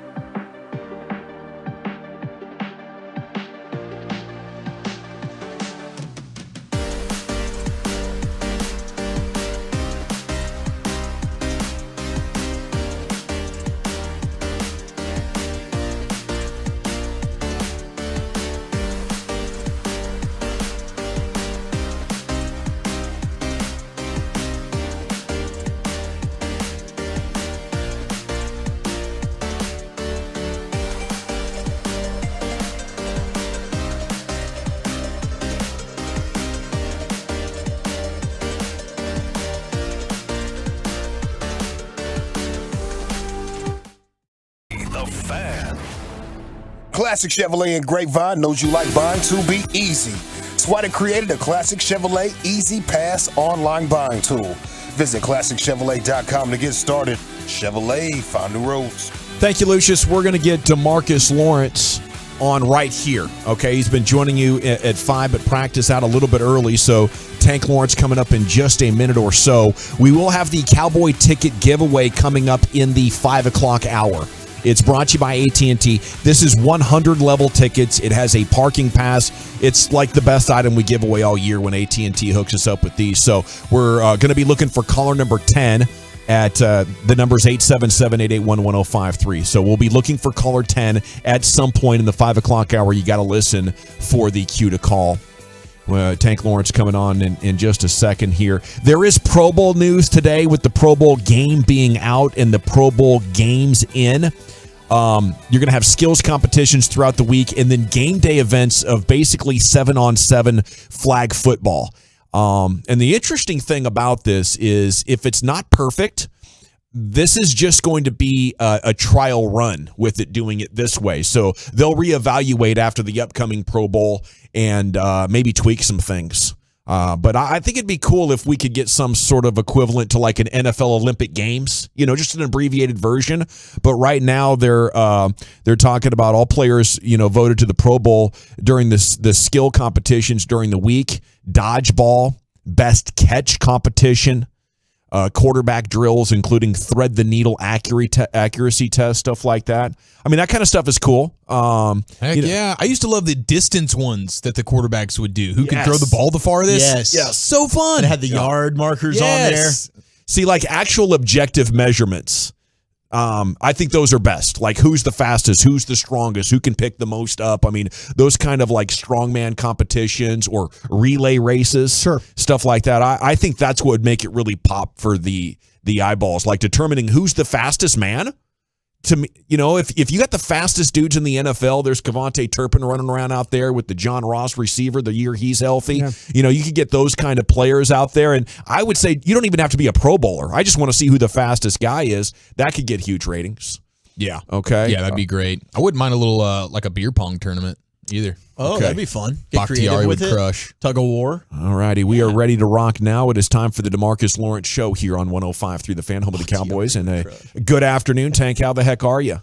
Solid, fellas. How we doing? We're doing great, man. And I guess you're not going to let Micah run away with this sack competition after all, huh?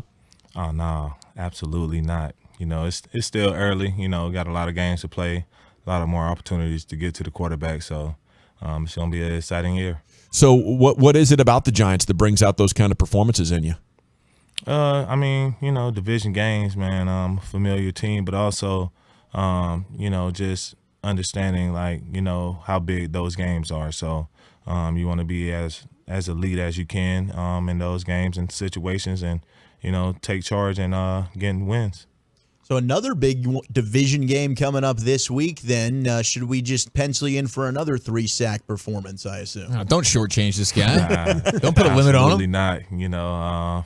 That's the thing. Last week, I told myself before the game, I was like, all right, you got to make sure you walk out of here with 3 sacks, and it's like, if I wanted to say that, I probably could have walked out with 6, so, sky's the limit. Don't put no limit on me, let me see if I can fly. Is there anything better as a vet, Tank, than showing up and knowing that you got 60 minutes one-on-one with a rookie all night, that you can just kind of you can show them what a veteran kind of can do in the NFL? Oh, absolutely. I really don't know, about, his training or, what he goes through the off season or his studying or whatever. But, you want to take advantage of, any opportunity that you get out there. It's slim to none. You miss a lot, so like the ones that you can get, you need to definitely hone in and take advantage of. What's your early scouting report on this Washington offensive line? I mean, our studying, that left side looks to be a little bit susceptible. What do you think about them? I think they're a try-hard team. They definitely, love to run the ball. I feel like they got a good team. It's been some close games that they were in. They didn't come out with a win, but we know, they're going to come down here and try to fight hard for it. So, we're preparing, and I believe we're ready. Tank, you talked about them. They're like to run the football. The thing that I've always found about you is I don't think people give you enough credit for how well you do play the run. Everybody wants to talk about your sacks and stuff like that. A lot of pride being a complete defensive end, right? Oh, most definitely. I keep my guard up. I always protect it. So, that's what I want to bring to my defense, whether it's run or pass. It's more obstacles in this game of football than just, the highlights that everybody like to see. So, you got to play all 4 quarters, play each and every down, and, try to be the best in every situation. Tank, do you think it benefits you more by – I know you rush off that left side there, but do you like the fact that you get to move around, that you get to play as the under tackle or you get to play on the other side? Do you feel like that's more beneficial for your skill and getting those rushes, or would you just like to kind of stay in one spot and work those guys like you did last week, breaking down Neil the way his hands and all those things? I played one way for so long. You get so used to it, but being able to be in DQ's system and have another year under my belt, it's like you get to express yourself more. You know what I mean? So like being able to move around and do my different moves at different positions is like, it's a beautiful thing. So I like to move around, actually. It's the DeMarcus Lawrence Show here on 105.3 The Fan now. Are you sure you're going to play against Washington? How are we doing? Through the graces of God, I make it on Sunday, but we're taking it day to day right now. So pray I just be better in the morning. Yeah, we were all praying when you were sitting on that field, yeah, wondering what you were talking to the doctor about. What were you guys saying? Yeah, I feel like I rolled over on my foot, just aggravated it a little bit. I've been playing football, for the last 3 months. So, all that ground and pound, take a toll on your body. So, just doing a little rest, and making sure I'm ready for Sunday. Do you feel like the turf at the stadium there in the Meadowlands or wherever it is particularly dangerous?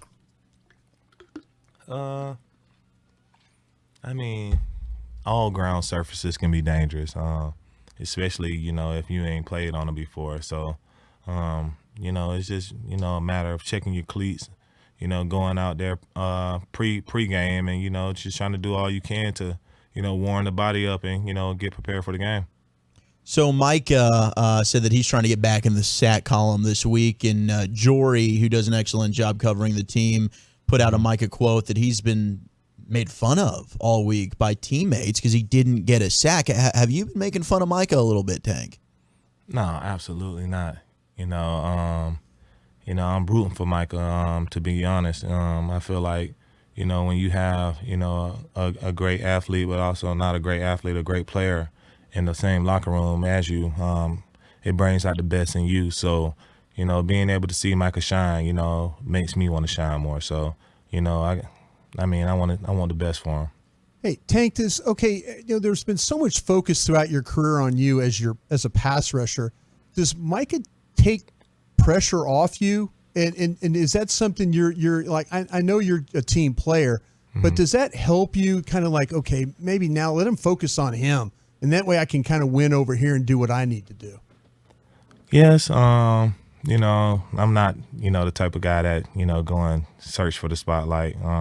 If it's given to me, it's given to me. With much is received, much is required. So, you have to be prepared for it also. So, I feel like at times it does, help me focus on other things. But, I feel like, it completes our defense, by having another elite, guy that can rush the passer. So you really didn't bust Micah's balls this week at all for coming up empty in the he got a bagel in the sack column. Tank, you busted his balls a little bit. Nah, I did, man. Really? It's the male love language. Come on, bro. I ain't have no sack the first 2 games, so imagine how I feel. Okay, fair enough. Fair. Okay, well, who's the biggest ball buster in the locker room right now? Hands down, it got to be JK.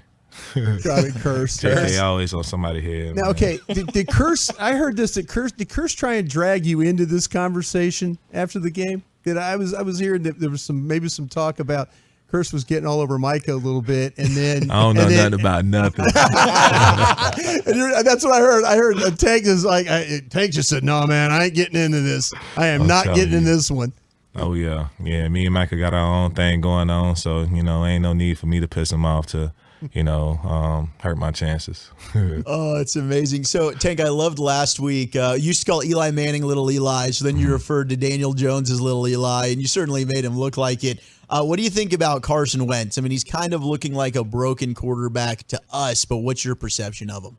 Yeah, like I said earlier, I think the Redskins are, a good team.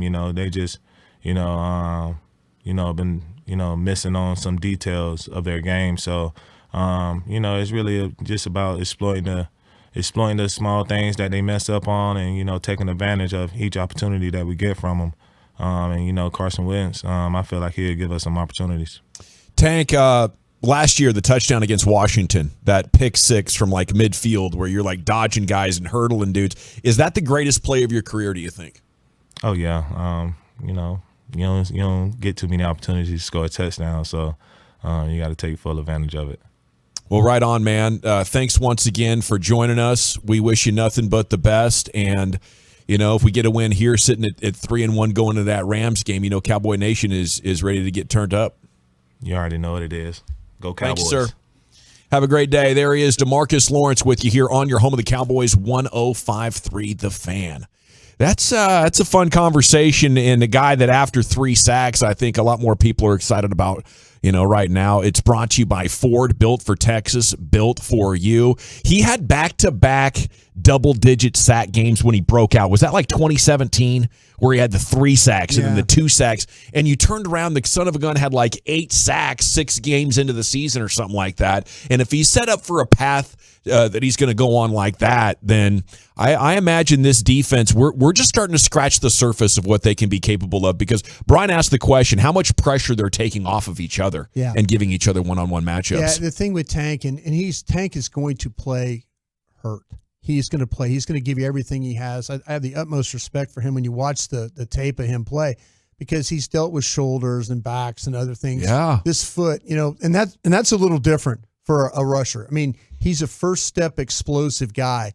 And if that foot's bothering you a little bit, man, that could be problematic. My heart sank when that happened. I was like, just no, hope do not let this be the same as last year. Exactly. Exactly. Those feet can be finicky when you're dealing with something like that. Okay, we got to run. Hour number 4, we'll go around the NFL, and then we have the Expressway coming up all in the final hour, or the second to last hour. Of course, the Cowboys ticket giveaway is coming up in the next hour as well, so stay tuned for that cue to call here in the nation.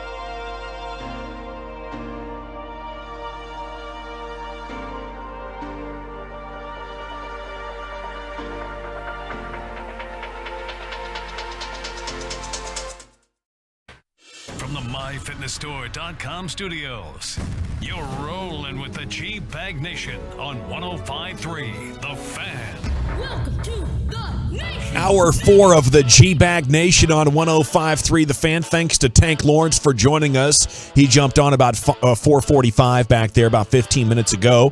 And if you want to cruise through the Odyssey app, you can go back to the start of that segment and check it out. We'll go around the NFL right here. It's brought to you by Metter Dodge Chrysler Jeep Ram.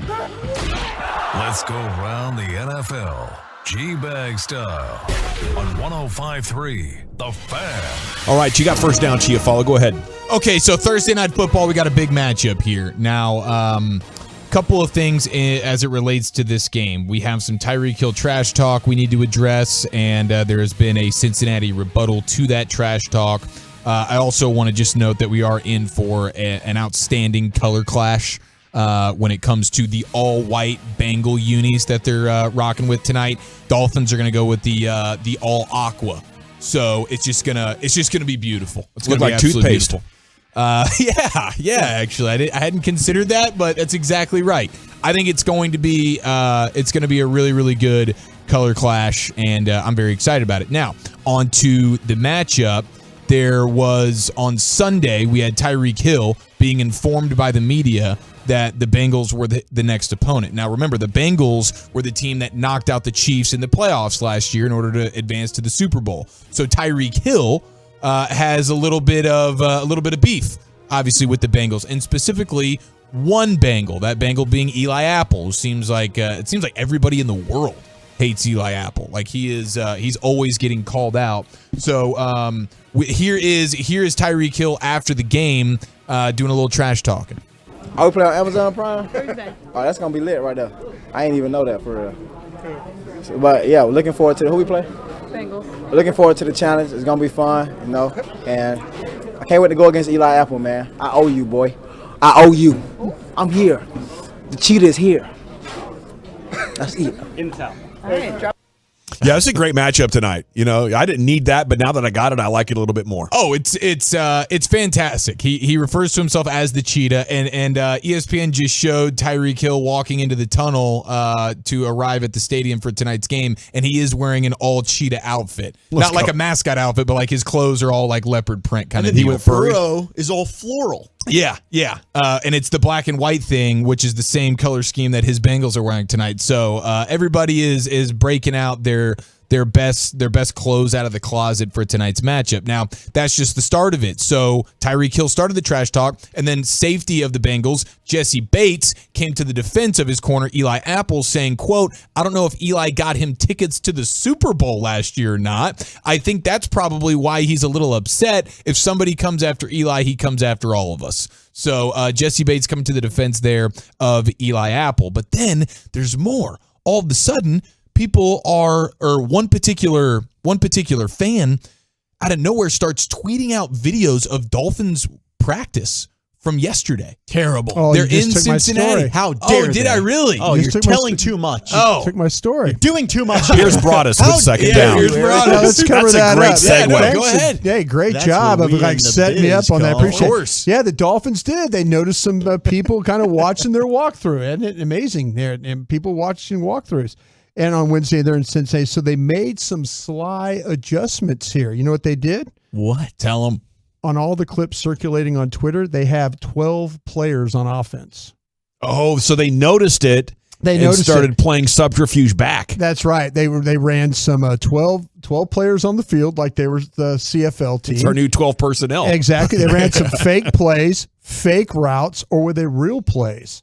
Only Mike McDaniel knows that. But yeah, they noticed there in Cincinnati some folks watching the practice. And they said, it's like. So do we have a Spygate controversy? They might be a little bit, but there's some talk about that maybe happening, but they were thinking it was maybe just some fans. So we will see. But yeah, the Dolphins said, we'll show you a little bit. We'll put 12 players on the field. And this author of this book about like NFL cheating emailed me the other day talking about how teams for years have like dressed up workers in like military uniforms or like bummy fans. And like this isn't unheard of for teams to figure out ways to send personnel to the other team's practice or inside of the other team's practice. Well, if the Bengals did that, they got a little sloppy, and McDaniels caught him, and he's like, "Oh, no. Don't call him out. We're just going to mind bleep him here." Yeah. We're putting 12 bodies out there. The Count 'em Bengals, up, coach. Bengals are going to put it up on the film screen, and they're going to start going, "Wait, hold up. Oh, gosh, dang it. Oh, we are so screwed. We just wasted our time They're here." using 12 men. What are we going to do? Now, we might have a full wasted practice at the same time, right? Like, you're not getting any good out of it either. That might be just paranoia that's destroying just you. a walk through there. Yeah, it should be okay. Okay, here's Wolchuk with third down. We have new voting for the NFL MVP as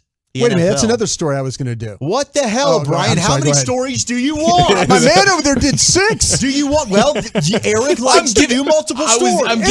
I'm giving you the Thursday Night Football around the storylines. NFL. I didn't know that Braun has had some of the Thursday Night Football storylines. Gavin and I over here better when Eric had it. Gavin and I over here having a club sandwich, just kind of feet up on the desk. No, you know you're eating the muffaletta. I'm having the muffaletta. You do like the muffalettas. I do. NFL MVP voting. Changes could be coming to determine the league's most valuable player. What are they doing, you might ask? Well, for years, voters have submitted one name and one name only for the league's top on-field award. But now the Associated Press is considering ranked choice voting for the MVP, a system where voters rank multiple candidates by preference. Sources say several voters have pushed for this voting for years. So they can go ahead and rank like 1 through 5, similar to how the NBA does theirs, and they'll go ahead and take the majority of first place votes, second place votes, etc. I like this. And that's I like how this. they will go ahead and award MVP. It's better science right there.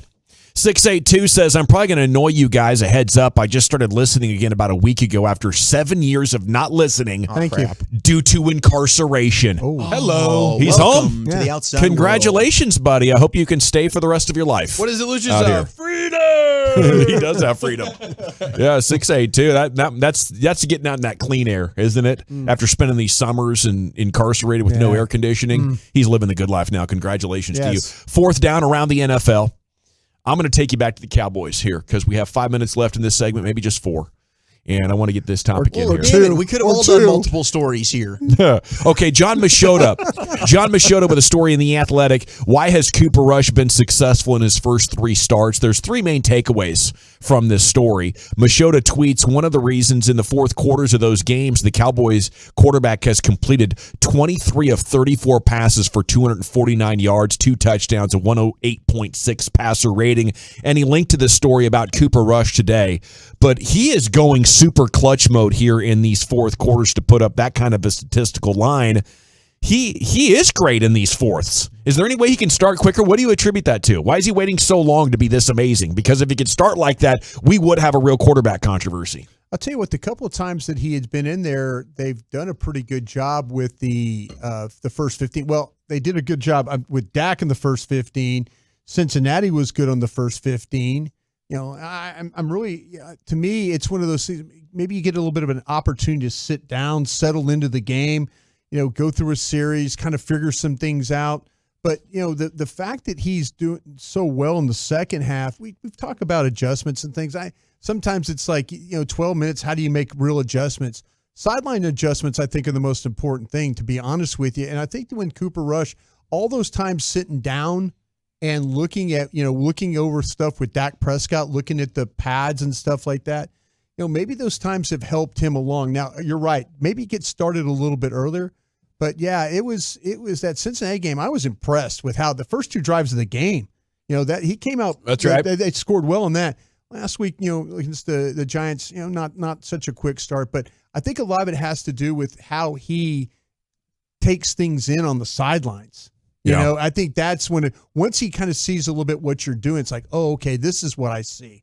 And maybe that's a little bit helping him to kind of pick things up. I know he needs to get going earlier, but maybe he has to see it once or twice, and then he picks it up. And that's why he's having some second half success. Oh, aren't they trailing in some of these fourth quarters too? Where it's like it's kind of breeded out of necessity. Cincinnati right? game, he was up.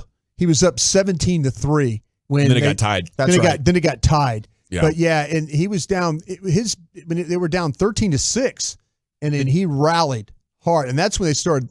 That's when the CD drive took over. Yeah, I mean, you can really see the change there. Yeah. The emphasis on, we got to push it now. Yeah. Okay, we got some quotes here in this. Kellen Moore, I think anytime you see a quarterback take his drop, hit his back foot, see it, trust it, and let it rip, that's confidence right there. You're seeing a lot of that in Coop right now. McCarthy's quote kind of ventures into smelling a little bit like BS. I don't know about you. Are you buying or selling this quote from Mike McCarthy in this story about Cooper Rush? We talk about his intelligence. He's very, very high in instinct and awareness. He anticipates things very well. His ability to throw it early, get the ball out and anticipate. I think you see him have more and more confidence with every opportunity he has. He's just playing to his strengths. I don't see those things being true if you're averaging 21 points per game, Wolchuk. Like, you're really high in anticipation and instinct and awareness. If you can throw the ball somewhat firmly and it's a tight spiral and it's accurate and you have those other two things on board, you're a Pro Bowl or all-pro quarterback. You're not a guy struggling to win with 22 points, if you ask me. But Rush has become the third QB in Cowboys history to win his first 3 starts. He joins Roger Staubach and Jason Garrett? And Jason Garrett, yes, yeah. Okay. Just so you don't get too carried away. It's cool, but it's not necessarily a harbinger of future success. Didn't Steve Berline do a little something? Something about redheaded quarterbacks. Berline started 2-0, I think. Oh, 2-0. So if Rush can lead the Cowboys to another victory, he would become the first Cowboys quarterback and 27th in NFL history to win his first 4 starts. I think he's going to go do it. Tear him up, Coop. Let's go. When we come back, let's hit the expressway. 35 minutes of uninterrupted sports content. We'll get you caught up on everything else breaking in the world of sport. Bobby Belt joins you at 5:30. LA Live with Lucius around 5:40, and we're back here in the nation. All day, every day.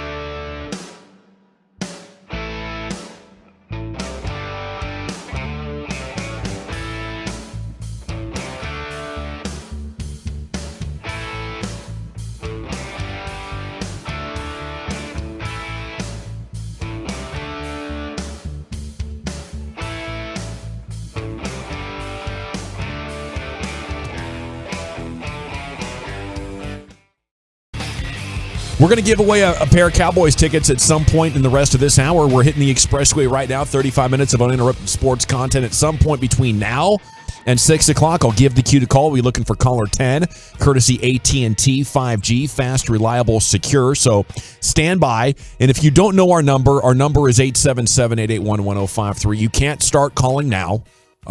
Lucius has disabled the phones. So you guys just chill and wait for the cue to call. And then he'll open them up and then you can call. All right. It's at the expressway. We got Bobby Belt coming up in about 8 minutes, our Cowboys insider. I think the most interesting thing is Tank joined us, and we asked him if he is sure he's going to play on Sunday. And he